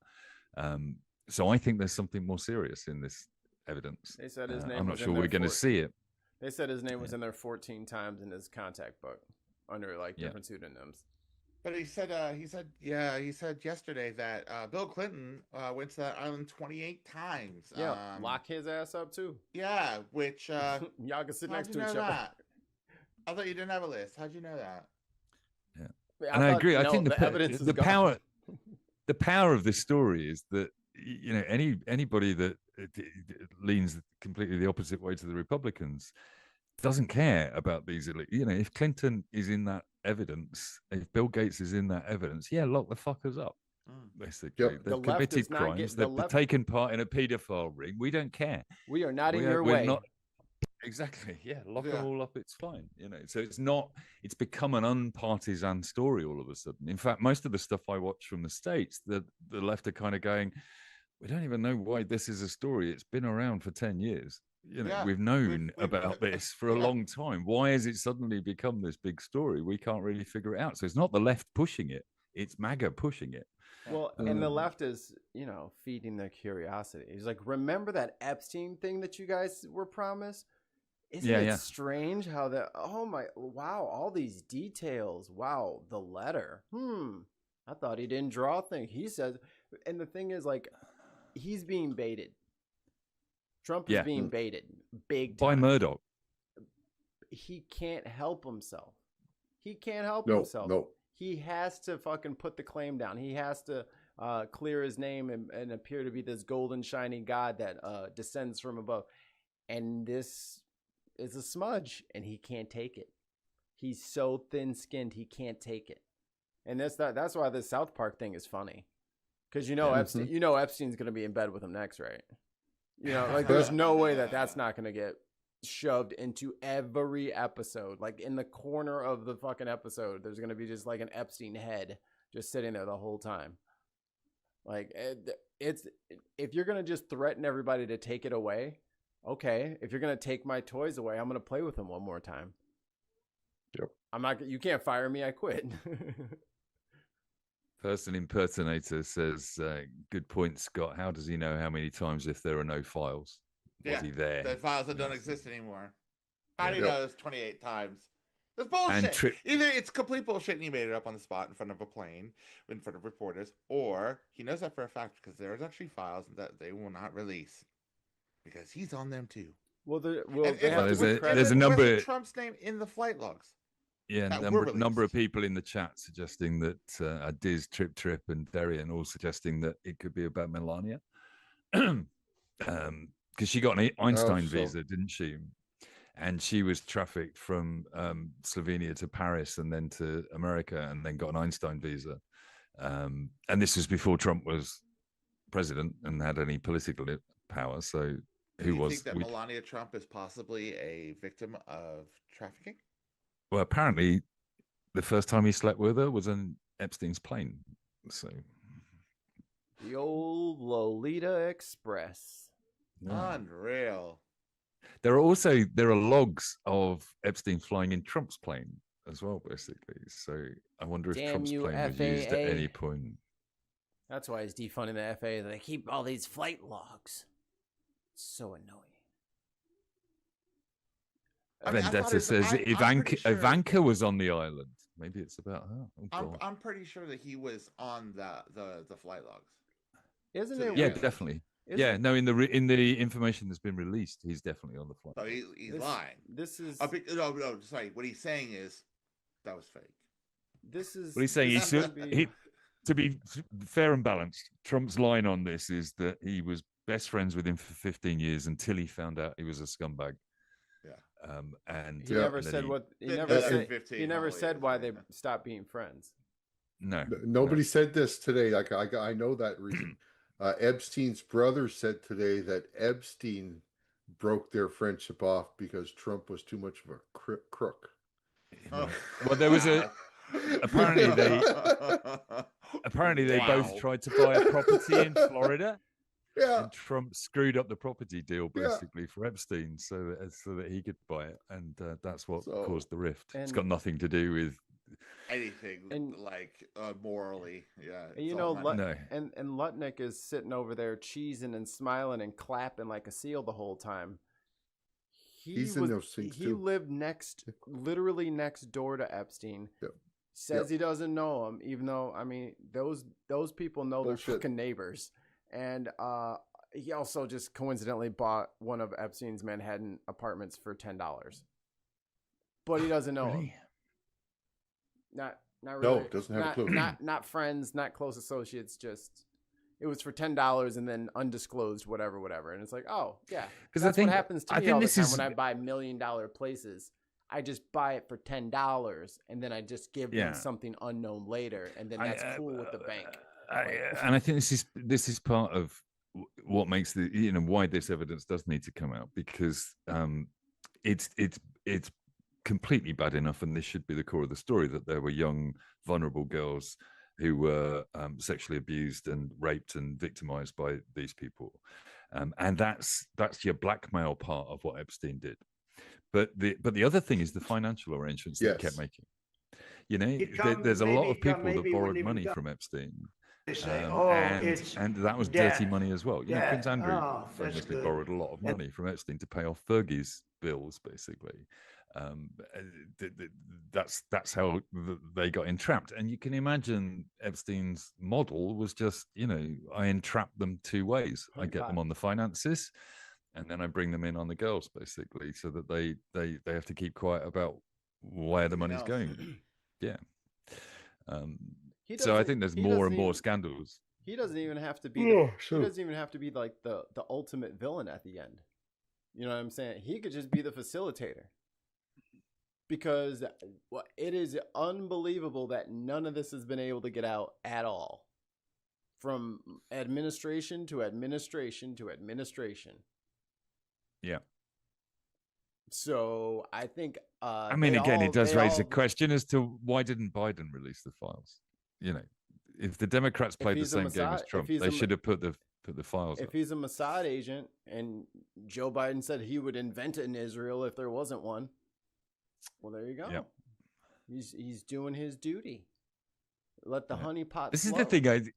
It's one of the things I love about conspiracy theorists, that they do all this research. They build these big files on their stories. You know, the wall, like your backdrop, Mikey, and they're all online, coming up with these amazing, ridiculous conspiracy theories. And you think, no, there are some fucking conspiracies going on. There's some pretty obvious, blatant ones going on by corporations and rich people and the elite, and they're doing these things. They're definitely doing all the stuff you're kind of suggesting. But you've decided to go down the fact that they're sucking the blood of babies to keep themselves young. Right. Go, It's actual believable conspiracy theories that could have some shred of actual truth to them. But yeah, there's Hillary Clinton is abusing children in a pizza shop. Yeah, exactly. You can, okay, I get it that you can understand that one, but you can't understand the international complexities of finance, basically, that's going on. I get it. But there's some pretty awful fucking things going on, and they're genuine conspiracies. There's a bunch of rich people sitting in a clubhouse smoking cigars, making a plan. That's what's happening, On the back of a napkin right now, they're deciding our fate. Yeah. It's fairly certain that. But there's one thing they didn't plan for. Is Prince Andrew playing golf with Trump as we speak? It could be possible. That would be the shot to get this weekend. It's really dark and late. Well, that's when you do it. If you're a couple of paedophiles on the prowl in Scotland, wouldn't you be doing it in the dark, pretending to play golf by torchlight? That's what you'd be doing. So what's going to happen out on the golf course when Trump's caddy kicks the ball into the fairway for him and stuff like that? I found your ball. Happens, all that is going to be documented. I found your ball. It's right here on the green, Mikey, sir. Tell us about the live fact checking that Trump got from the head of the Fed. It's so funny. Oh, with Jerome Powell, I only saw like part of the clip of that.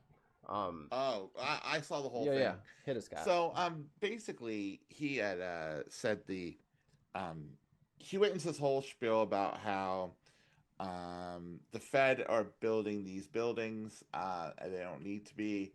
They've spent 2.9 million or billion or something like that. And the head of the Fed was sitting next to him going, no, we haven't. And he said it. He said, no, that's not right. And Trump goes, nope, I've just been told. I have just been told here is the receipt, and this is this is it. Just been told that, so you aren't gonna know, are you? So yeah. And then Jerome looks at the paper, reads it. Yeah, actually reads it, and goes, yeah. Oh, so you're talking about a building, the other, whatever the name of the building was. You're talking about that building, right? He goes, yep, exactly. He goes, that was finished 5 years ago and was part of a completely different project. No, that's not the case at all. It's all wrapped into Oh, no, maybe it is definitely not part of this project. And then he says, maybe we can take the hats off now. Like typical Trump distraction to go, we're wearing hard hats in a building site. Let's just keys. Yeah. Keys. It's so obvious. This just is all kind of an intimidation to get. But this is down. Jerome Powell is the guy that last week Trump said, I have no idea what anyone was thinking to appoint this guy. He appointed him. And it was him that did it. He fucking appointed him. Nothing. And I mean nothing. I imagine that's why Trumpy. He is. I imagine that's why he fact checked him live today, because he's sitting there going, well, he just thought, oh, come on. Unbelievable. He's as sharp as you gotta be kidding. Sharp as a but crayon. that's basically what happened. He was, I mean, I'm surprised. Trump looked stupid, and the way he was sitting there going, nope, just got told just now, and it's like, you sound so crooked right now. And like there were fucking idiots online going, yep, Trump got him, and I was like, yeah, of course. Did we watch the same video? No. You didn't see for yourself that Trump looked like a fool, like in front of the whole world's press. Well, talking of making MAGAs look like fools, did anyone see the Jubilee show on YouTube? Mikey, you mentioned it earlier. I think I won't watch the whole thing though, because I'm not giving it one of my. I watched it also. It's 20 MAGAs in a circle around Mehdi Hassan. Well, Mehdi Hassan did Yeah. did really well. I They thought. don't, yeah, because There's it a wasn't bit of difficult though. There's a bit They of were shot. fucking idiots. There's a bit of Schadenfreude in there, so you do get to see Mehdi completely pummel these people. Like they are completely outgunned, outmatched, outskilled, outread, Out-researched. Yeah, Yeah. They're idiots. They have no chance, and it is very revealing about the kind of. You can kind of tell what's been pumped into their little algorithms because they can't really get off script. There's no real there. They just know how to say the offensive things. They don't know how to do it, but they don't actually know the We have to history come back of to what what they I'm say. saying. And they kept saying that. We have to come back to what I'm saying. Let's come back to what I'm saying right now. No, but what I'm saying is this. It's like you have your talking point. It's all you've got. You can't move from that. And if Mahdi moves you from it, you're lost. They get in the deep water and they don't know what to do. They don't know how to think for well, themselves. Almost they end up exposing themselves completely As and racists every time. Yeah. Connor, Connor, you know, proud fascist Connor. The proud fascist. I And like it's authoritarianism. Yeah, I want an autocracy. Yeah, okay. But then also it was like Mehdi says, "Okay, well, part of freedom of speech. How do you get to an how do we decide who's going to be the autocrat? Well, we would in charge vote of for Well, it. we have an We would election vote for them. and then we never have another one after that. Yeah, and then we're just never going to do it again. Oh my God, you're stupid. You know, He learned voting from Squid Game. Yeah, right. You're an absolute fucking idiot. You know. I thought we'll that, just do this, and then people clapping him like he did something. I mean, there was one or two when you watch the whole show. There was one or two of them that actually. They're like, "What the fuck?" Well, they did make some reasoned arguments, even though they were based on their own belief that was, conventionally wrong, and Mehdi proved them wrong. But the thing that really got me, because I've seen an interview with Mehdi before about how he prepares for shows and the amount of research that he does for any given interview that he's going to do. And you got the distinct feeling one of his propositions that they had to challenge was that Trump is a supporter of criminals and criminality. That was Mehdi's statement.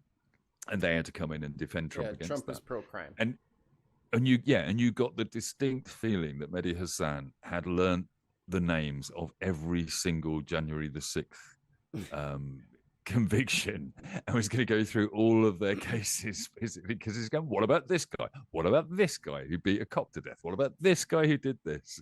And it was just, they were just bombarded by facts. And half of them, they go, I didn't know that. I didn't know that. I don't believe that's true. I don't believe that happened, basically. And this is an important lesson in framing. So the thing, the only thing that's good about Mehdi going on there, opposed to somebody else, is he is a proper fucking journalist, and he framed all of his statements are framed in a way to not be able to be twisted. They're well thought out so that it's a strong premise for him to defend. When people just walk around and they kind of, well, I kind of think this and kind of think like, yeah, and this is why you have to, now you're in flat earth territory. You're going to be explaining tides for 45 minutes because you didn't tighten up your premise. He didn't have that problem. Well, what do we think of the format in general? A lot of people are slugging it's it a shit off. Format. I hate I think it. for anyone in the chat or the audience that doesn't know, it's a circle of 20 people normally who represent one view, and then one person in the middle who represents the opposite view. There's a kind of ridiculous musical chairs bit to it, which I find really ridiculous because that's childish. Yeah, I think it also suppresses female voices to a great extent. I think the men all go and fight for the chair, and the women tend to stay back. But then once you get the chair, there's 20 minutes to discuss any individual subject, and the audience, the circle of fiends in this case, have a red flag. But if they hold up the red flag, and enough of them hold up the red flag, the person arguing with Mehdi is voted off. And it was this sort of complete crossfire because as soon as somebody sat down and started making their point about, just how marvelous Trump is, or how America's a Christian state, or how Jewish space lasers. White guys sitting there saying, "I'm a Native American," and Mehdi just going, "Well, you're not. You're just not." Well, what about the white people that came here in 1500? It's like, well, what about the ones before that? He's like, I don't think you know what Unbelievable. indigenous means. He's like, yeah, I do. He's like, okay, what does it mean? Like, that's where we're at. Idiots. Like, idiots. It's just pure idiots. And it platforms it. And it gives people ideas to go and look up, especially young and impressionable people. So in a way, I don't know. You can't hide it from I feel like it was a platform for extremist ideas. Because But I've seen it the other way around, where they stick a MAGA guy in the middle, and there are 20 Democrats around them. Jordan Peterson. Yeah. I mean, that was an awful. He got shredded. Peterson, yeah, he did. and he was terrible. All he could do was argue about the definition of any word that was said to him. You live for it? What do you mean genocide? And you die for it. What do you mean by genocide? You live for How it? many people is a genocide? Well, maybe we don't have the same definition of genocide. But that's his snake oil salesman shit that he sells. Like, that's his business model. That's what he does. Yeah.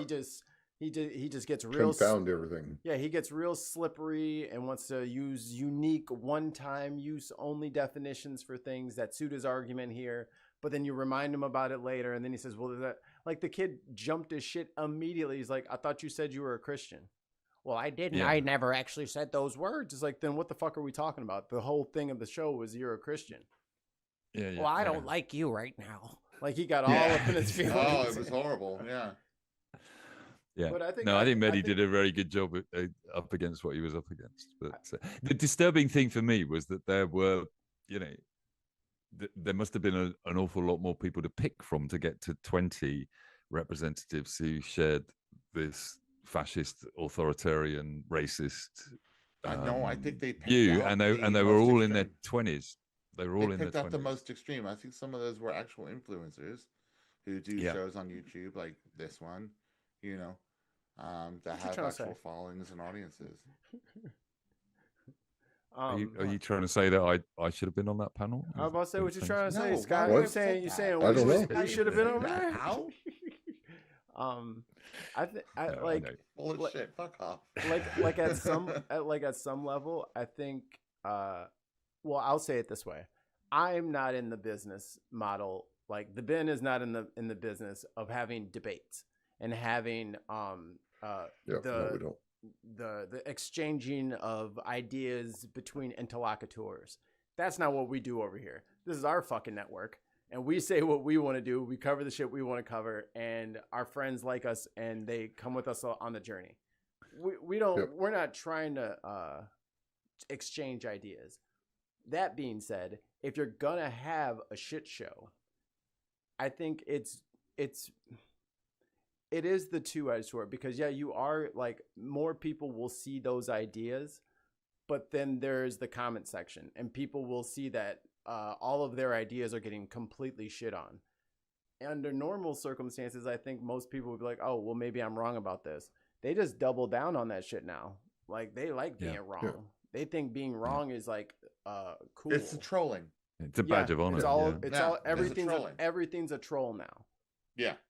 Everything. Well, and you could see that because there were 7 flavors of racism going on amongst that group towards Mehdi, because I don't think they couldn't really comprehend that he spoke with an English accent, that he was brown, that his parents came from India to England, that he came from England to here, and he was a citizen and had taken the test. Yeah, I think one of the little minds, didn't it? Yeah, one of the things that I really loved was where he sat there in that group saying, I have a feeling that the majority of the people in this circle would fail that test, which just caused them all to be completely outraged at that point.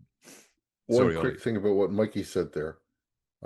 It's not about that we're not about the exchange of ideas on the bin. Mm-hmm. It's just that this isn't the platform for it on the bin.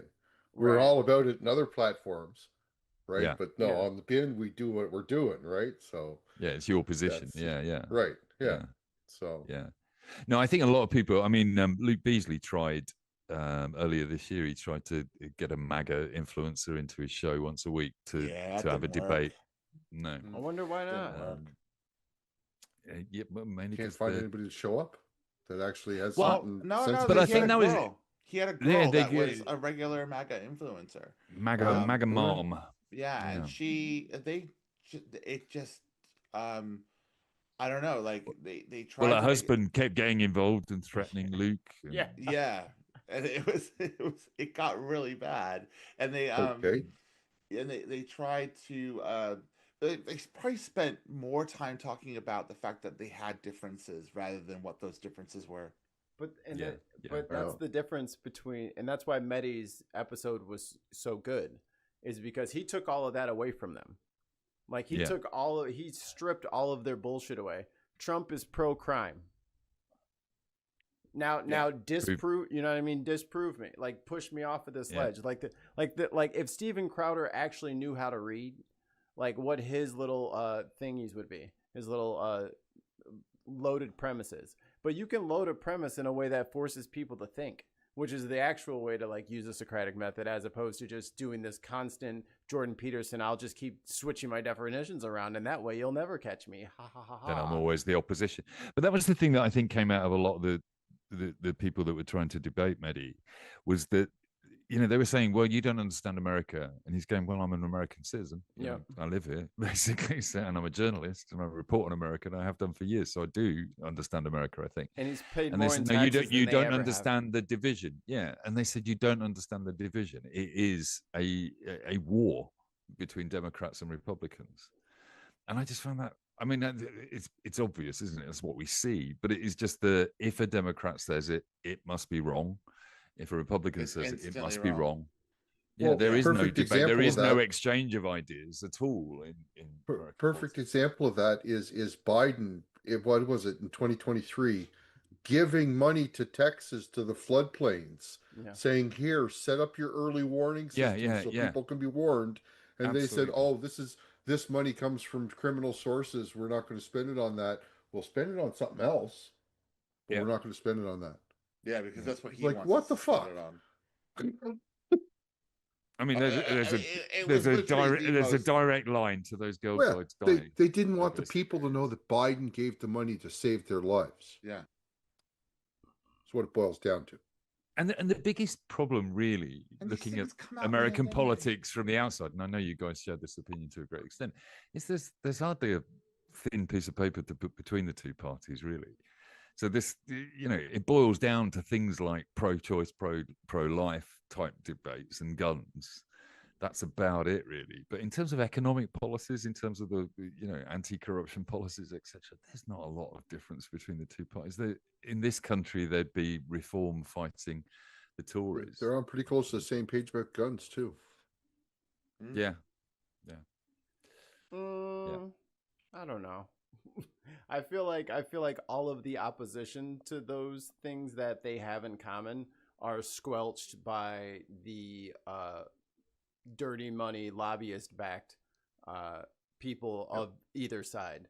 Like it took like Build Back Better never went through.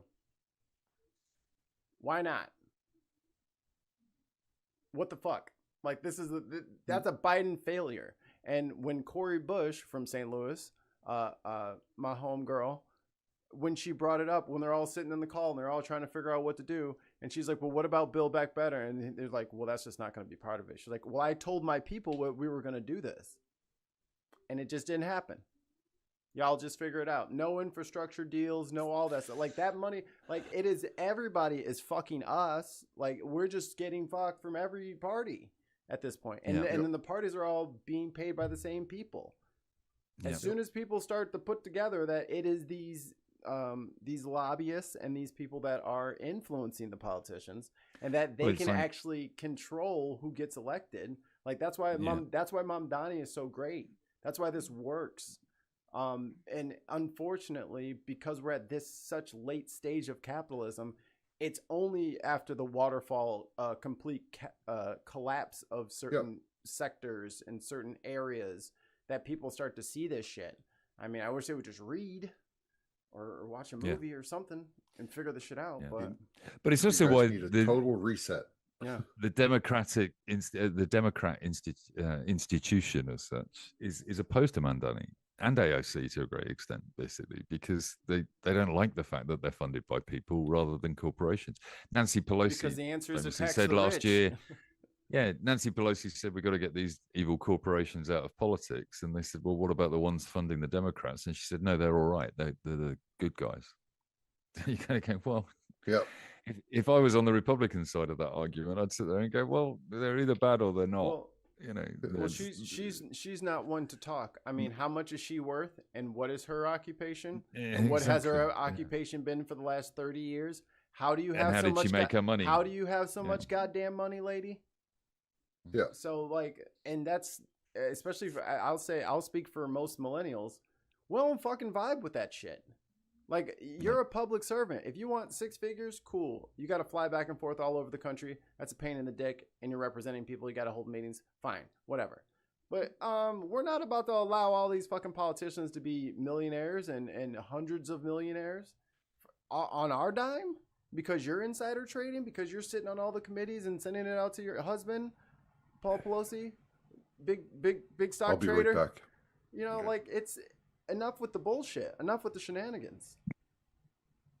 No one's Don't buying believe the it lies. anymore. The Death Star is flat. I love that. Yes. That is very cool, Ollie. He always puts that up when he goes. I kind of love that. The in the chat, just to change the subject, Chris C said, "Did you know that rhubarb is not a fruit? It's a vegetable." I mean, I think that's quite profound, and I think thank you, Chris C, for bringing us the truth tonight. What's the heaviest fruit?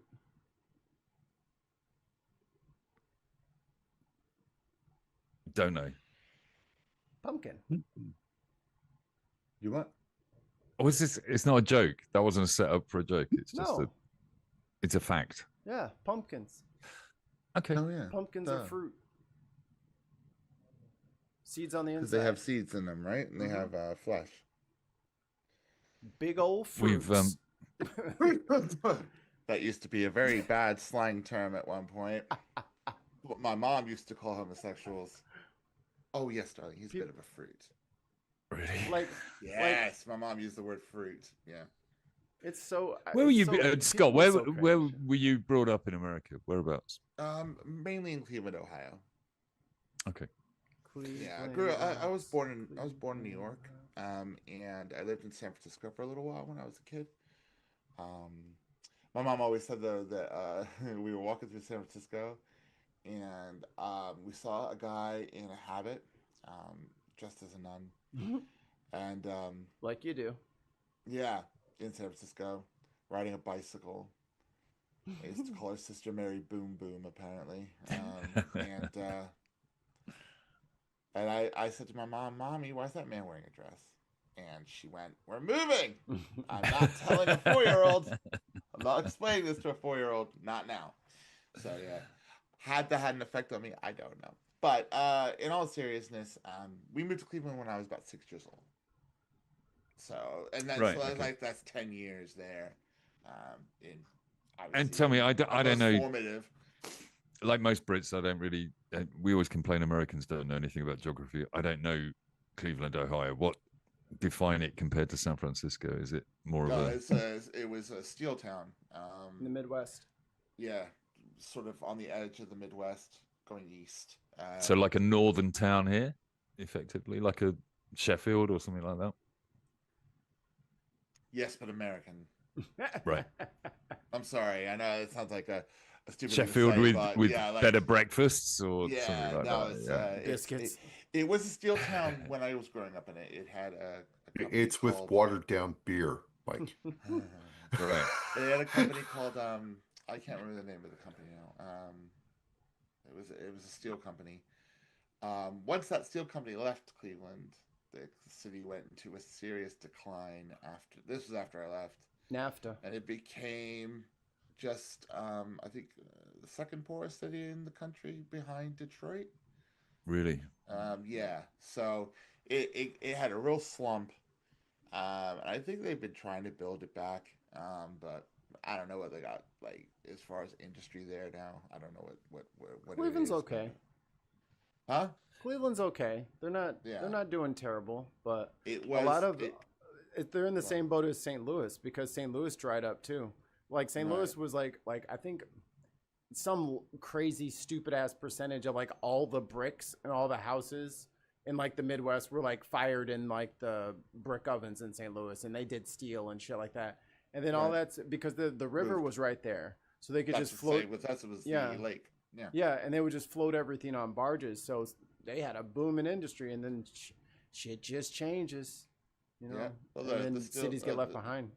Yeah, Cleveland was definitely one of those cities. So, but Cleveland was always a little bit of a joke in the 70s and the 80s. If I'm not mistaken, there was the fire on Lake Erie, which I think happened in the sort of late 70s, early 80s or something. We moved there in. Thank you. Huh? You got quiet again. Yeah. We moved there in 83, I think it was. 83, and my mom left in 93. It was a good year. Mikey, you always been in Chicago? No, I'm from St. Louis. Oh, okay. Yeah, a much superior city. The Let's gateway to the west. Let's do a geography explanation for us. St. Louis is further south than Chicago? Yeah, it's further very south. Midwest. Yep. It's almost directly in the middle of a map. Yeah. Right, okay. And there's this, isn't there another city the other side of the river? Am I thinking of the same? You're thinking of the in Iowa, like in Iowa and Illinois, they have the Quad Cities, and they have cities on both sides. I mean, we have St. Louis. St. Louis, where the arch is. Yeah. Yes. The Gateway Arch is there. I've seen it. It's glorious. It's one of the foundations of MAGA and to an extent reform in this country, I think, is these left behind towns and cities. The people are pissed. The people are pissed. You know? And then when the Democrats have an opportunity to really affect change for those people, and then they kind of like pump fake and like they pretend to do shit, and they only give you like 5% of what they could have been doing. This is how we lose. They think the other guy is going to do 6%. They're going to take us back 50%. And we're going to, it just sets us back further and further and further because they keep buying the fucking lie. But it's also like regeneration of any city is complicated. If it was built on a steel industry, and because the river was there, you can't turn it into an apple factory overnight and reskill everybody. But what Trump does and what resonates, I think, and what Farage does, because he follows the same line all the time, basically, is, Trump announced a couple of weeks ago, I think, that we're going to bring back coal mining. Mm-hmm. And you think, well, what parent is sitting there going, I wish my kid could go and work down the pit? But then you think, well, there are places in Wales where I think there's a generation sitting around going, well, it was all right back in the day when we all had a job in the pit. And these kids now have got nothing to look forward to. Those people are not alive. Those hypothetical parents do not exist. Those grandparents, people, maybe. If their grandparents were in the mine, they have got the black lung and they are already gone. The life expectancy in West Virginia and like those rural but do you think it resonates? Is very low. Sure, but do you think it resonates somehow with the family stories, traditions that you heard? Basically, there are stories in my family, or there were stories in my first marriage family where they were from Yorkshire, and they had Sunday lunch stories about Grandad sitting there covered in coal eating his Sunday lunch after he got back from a shift. Basically, it was like this, and I think that's what Trump appeals to. I think that's what Farage appeals to, is this fake memory that we've all got about how great it all was back in the day. He plays on this idea of America that is bygone, that didn't really exist.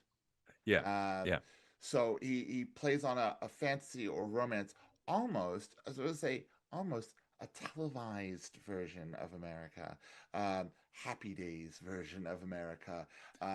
That is kind of what he sells to the middle America who've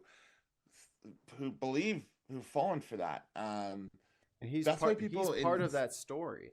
He was on Lifestyles of the Rich and Famous all the time with Robin Leach. If these people are in their 50s and 60s, they remember watching that on the weekends and being so impressed with his millions of dollars. Oh, he has. Oh, I think he's got a He has billion a gold now. toilet. He has. Yeah. He has this. He has that. He's playing on that nostalgia factor. Yeah, and Yeah. he plays Because he probably on, did. He probably did have a happy days life. But, you know, he probably was. Well, no, because he was too rich to have an happy days life. Well, He was or he grew up wealthy, but he sells that working class happy days life to people who want to bring that back. They see immigration as a affront or an infiltration of that life. So because I always think that it's the real basis of conserve. The conservatism conservatives, movement, and I think the difference, the way of life that we had before. No, that's xenophobic. Yeah, the fundamental difference between Trump and Farage is that, or Britain and America, is that misty-eyed love for a period in America is the 1950s, isn't it? Yes. And in before this country, the civil rights. In this country, it's the war. You know, Farage is selling the Second World War to us on a constant basis.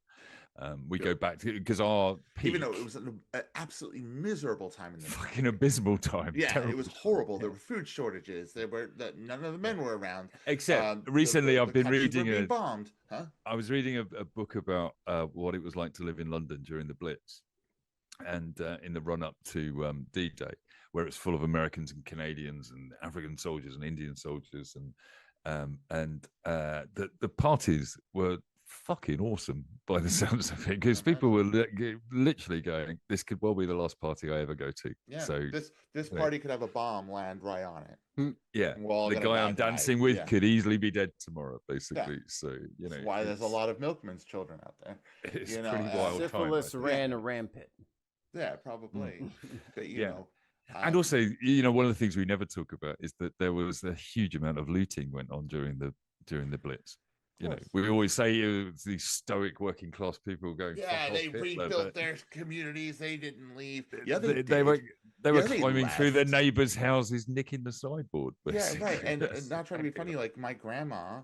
This is a true story. My grandma was in the East End during the Blitz, and she had apparently the story because my grandfather was fighting the war, and she was pregnant with my mom, so a bomb landed where the crib was. Wow. Yeah, in the building. So my grandma was on the first fucking bus to Devon, where they weren't bombing, right? So, this whole, we stayed during the war, East End, blah, blah, blah, blah. No, people got the fuck out of there. They got the fuck out of there when things got a little too close to home. So, But it reminds me of a friend of mine. It's a fantasy. A friend of mine from. It's a fantasized version of it. Exactly, because we have this impression, like you're selling a TV show. I have a friend who lived in Kiev during the invasion, and I had to get her out. I had to persuade her to actually leave Kiev in the end, and with a lot of arguments, with thinking that she might be safe, and then getting her out. But then subsequently, her ex-husband remained in Ukraine because men couldn't leave. Yeah. Still can't leave.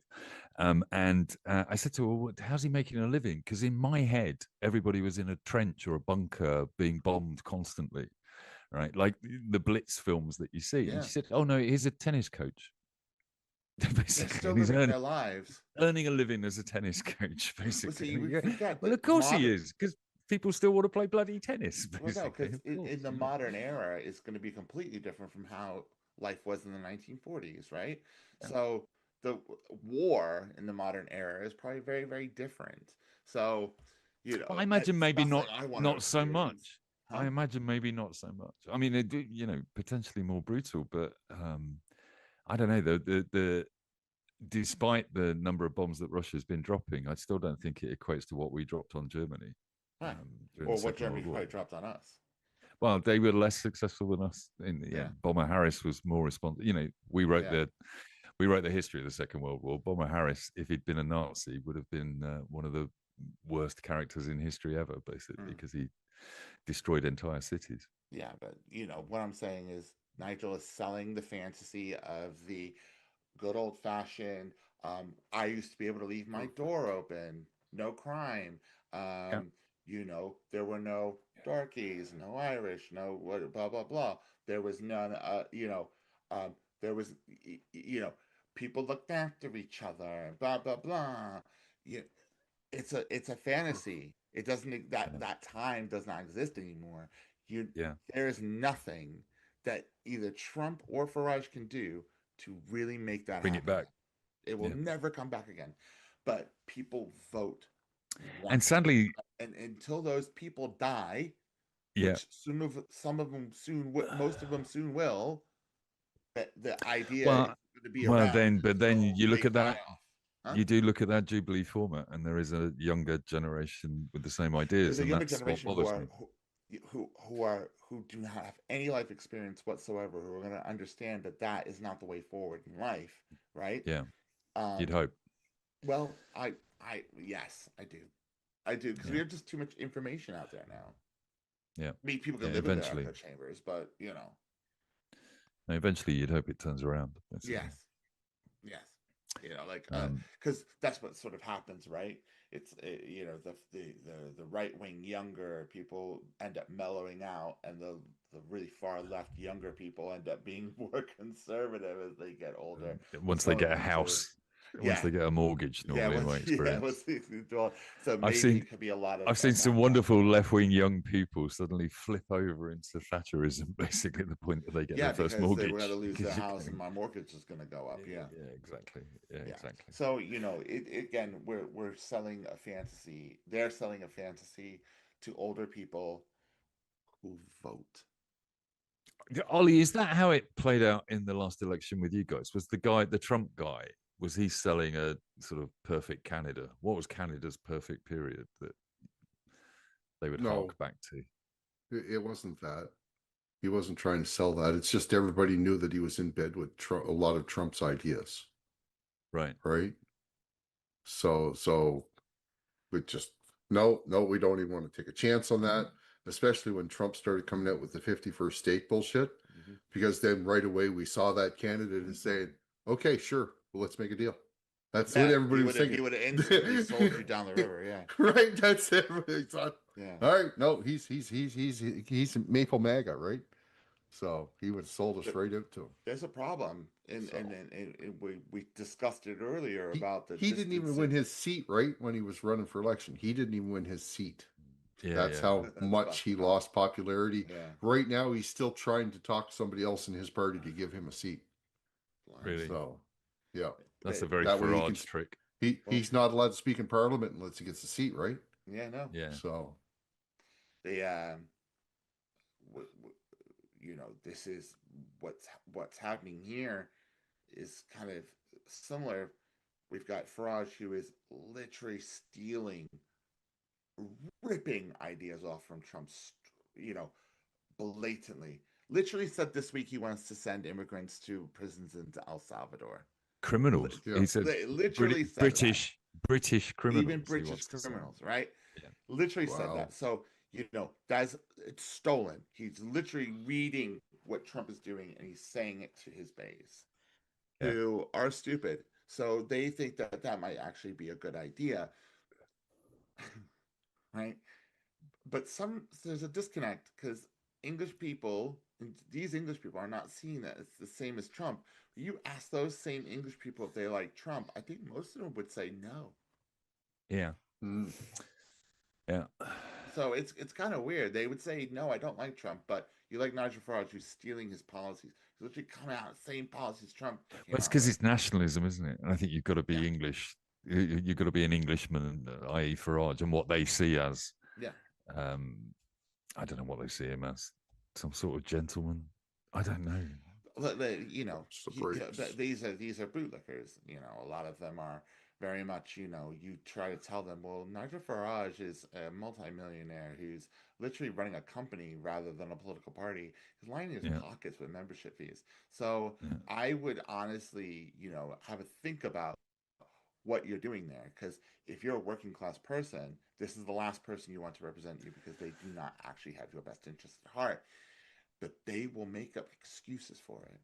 strong leaders. every Because the problem they're being sold in both America and here is that, don't worry about the inflation, don't worry about the cost of living, don't worry about the fact that food seems to have skyrocketed in prices and you can't afford a holiday anymore.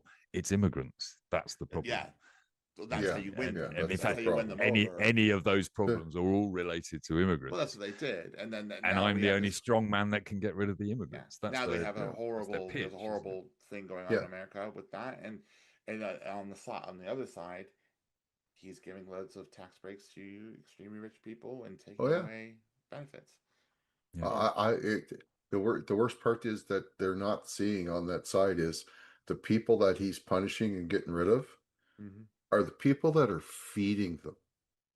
Yeah. Right? They're the ones that are going to work in the fields for a lot of these farmers and stuff like that. So there's going to be a lot, so much more expense and thinks Americans will take those jobs, and they won't. Yeah, they won't because it doesn't pay enough. No, because the Americans it's the same, think they're above exactly that. The same thing here. It's exactly the same thing here. Yeah. You And it's all because minimum wage is so low, and they're just not. What's the word I'm looking for? They're not managed by government. Like there's no oversight to really control them. Right? They can get away with just hiring people under the table and paying them shit wages. Yeah. Right. So, which is what Trump's done for years, all his life, all the time, if he pays them at all. So, But the that sort of problem is happening here. There's this idea that we get rid of the immigrants and those will be more jobs for English people. Well, I'm not trying to be funny, but let's see what those English people are doing right now. They're outside of hotels protesting asylum seekers staying in hotels in the middle of the week. In the middle of the fucking week. What are you doing? I'm here to protect my kids. Why don't you go spend some time with your fucking kids instead of being stood out here protesting? Don't you think turning your fucking community into a bunch of angry bloody men prancing up and down looking for a fight is a blood-baying mob? You know, this is not doing your kids any good at all. Yeah, it's terrible. So it's and you ask them, you say to them, will you go pick fruit and vegetables? Will you go? Will you clean those offices? They won't do it in a million fucking years. I'm going to read out. I'm not doing that. One angry pagan said in the chat that I'm actually still hopeful that real improvements are coming from this government, and I'm going to reserve judgment until I've seen all their policies being put forward through Parliament. Okay. And into action. There is good stuff coming. I tend to agree with that. And yet, this week, the Labour Party put out a proposal from the Home Office saying that you can report your delivery driver if you think he's living in an immigrant hotel. Did you hear that one story? Now, I don't know what it's like around you, Scott, but like every single restaurant, I live right in the middle of the city in Brighton, and I'm surrounded by restaurants of all sorts, from McDonald's over there to high-class restaurants over here. I have a great choice on delivery. I know that's not normal. Well, people know where I live. Everybody knows he lives in Brighton. But I would say that there are always 10 to 15 delivery drivers outside any of those popular restaurants every day, all day. Everybody's getting their food delivered by them, and this government is saying they wouldn't do to it if these people that paid. Yeah.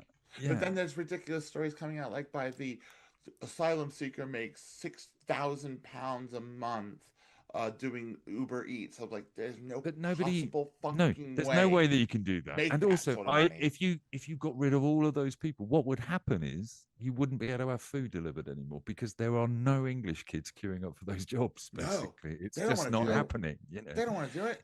Of course they don't, and the parents don't want them to do that job either. Basically, it's like but it's crazy. This is not Anybody to get chicken, that way. Not to get chicken and egg about it. If someone already has a job, how can someone steal it from you? Yeah. Ollie, well, there was a great post on Instagram today that said if as Trump says, all of the immigrants are criminals, rapists, and murderers, then exactly which job is it you're doing that they're coming to steal? Yeah. You have to be one of those three things, basically. Maybe it's Trump is worried about his own job as a criminal rapist. Maybe. All deflection. Yeah, I'm going to get a drink. I'll be right back. Yeah, little mama woke up. Nap over. Oh man. What time is it there? I got 10 to 8. 5 to 6. 5 to 8, yeah. A couple of weeks ago, Oliver was on here doing up figures. I found this one just recently. Oh wow. It's pretty blurry. Did you paint that? I didn't. No, a friend painted that for me. Oh, a Minotaur. Yeah. There we go. My son did a really good job of it. My eldest son runs a games company, and in his office in Madrid, there is a room just full of those, and the landscapes, dioramas, board game. They're absolutely beautiful. They're all painted in house by. Damn thing's heavy. That's a lead one. That team. thing's heavy. Yeah. Well, they go and work in the office, and I just go and hang out with my grandson in that room, basically, just looking at everything. And my son keeps coming in and saying, they're not toys, he can't play with because he's only 3 years old. And I'm going, no, but I can. It's fine for me. The ones on the upper shelves, I'm all right to play with. So. But it is quite an incredible art, and an art form that I think is undervalued. Mm-hmm. To an extent. They're amazing sculptures and paintings. Right, guys, I reckon we are at 5 to midnight, and we don't need to drag this on into the late night. Thank you, everybody in the chat, for your contributions, particularly the fruit-based ones. We've definitely defined rhubarb as a vegetable, not a fruit. Yep. So and tomatoes are fruits, not a vegetable. And the wrestling one. Tomatoes are fruits, not a vegetable, right? So and we know what the heaviest fruit is as well, which is it a pumpkin. Pumpkin. It's a pumpkin. I don't know about that. I guess it's squash in general. If we open this debate up, we'll be here all night. So I think we should. They do some mutated things with pumpkins in the States, though, right? No, they grow them in the world record pumpkins always come from those bastard cheaters, Alaska, who have 6 months of daytime, and then they get the most enormous pumpkin possible. They're cheating. This is what. This is where a civil war will start. Obviously, a normal go back to pumpkin Russia, growth you cheater. wouldn't be the biggest fruit. That's all I'm saying is normal pumpkin growth. You know who the biggest fruit here is? Scott, it's you, the milkman. Well, we learned some stuff tonight about we're not going to start our own party. We're not going to get Scott to start his wrestling career, unfortunately, even though we've done all of his PR work for him, all of his branding. My branding's done, but it will never happen. Next week, the action figure will be available to purchase. I would love to be an action figure. My 50th birthday is coming up next year. Do that for me.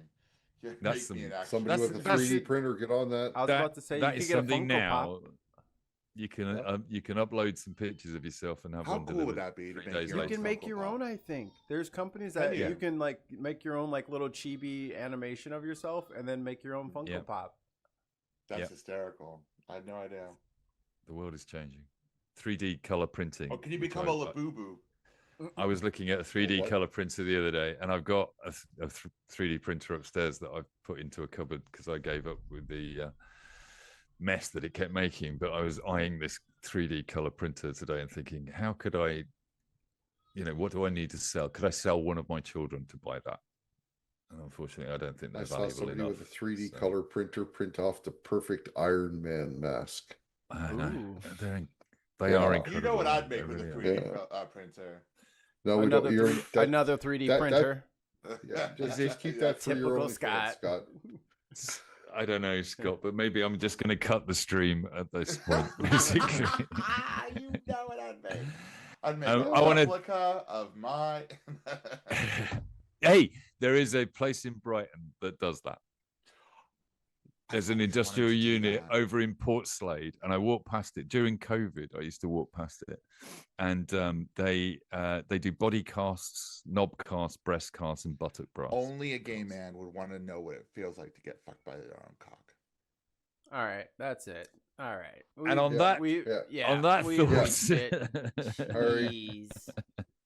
I want to Have a thank. wonderful weekend, everybody. I really want to thank you Time to guys for put the turning up brakes on tonight. this. I really appreciate it. Scott, I know you're officially a British person these days, basically, but I want to thank North America for providing the three of you tonight. Thank you very much for turning up. And thank you, everyone in the chat. And thank you, Graham, for letting us run your channel for a while. And sorry, Ollie. Buttons. I just said whoop whoop. Nothing. Whoop, whoop. What was guys, that, Ollie? thanks very much. I will see you on Monday for Morning Brew on Monday morning. Oh, look, one last minute. Darian, thank you very much for the £10, the last minute £10, just to prove that Politics Social can raise money without Graham. Yeah, that's my target. My target is to generate money while he's asleep, basically. It'll be the first time in about 10 years for him. So thank you very much for that, Darian. Very much appreciated. That is literally everybody's ambition in this world. Make money while you're sleeping. It's always been my rule in life is try and come up with things that make money while I'm sleeping, basically. Yeah. And I keep failing at that because, look, it's midnight and we're on YouTube earning money for Graham instead. Yeah, nice. So, who is we? Yeah. Midnight for us, you guys, it's just mid-afternoon. Anyway, thanks, everyone. I'm going to go have supper and then have a marathon fucking session of Baldur's Gate 3, I'm thinking. Hell yeah. Excellent. Sounds great. That sounds perfect. Night all right, plan. I am going to wrap us up, guys. Thank you very much and see you all on Monday. Toodles. Bye, everyone. Plates.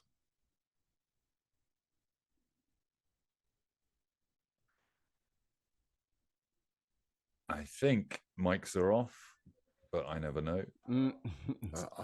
Somebody don't say anything at all. Like I managed to trap myself in the last time I did this. I'm just gonna go. I was about to say, why don't we just double check before we're still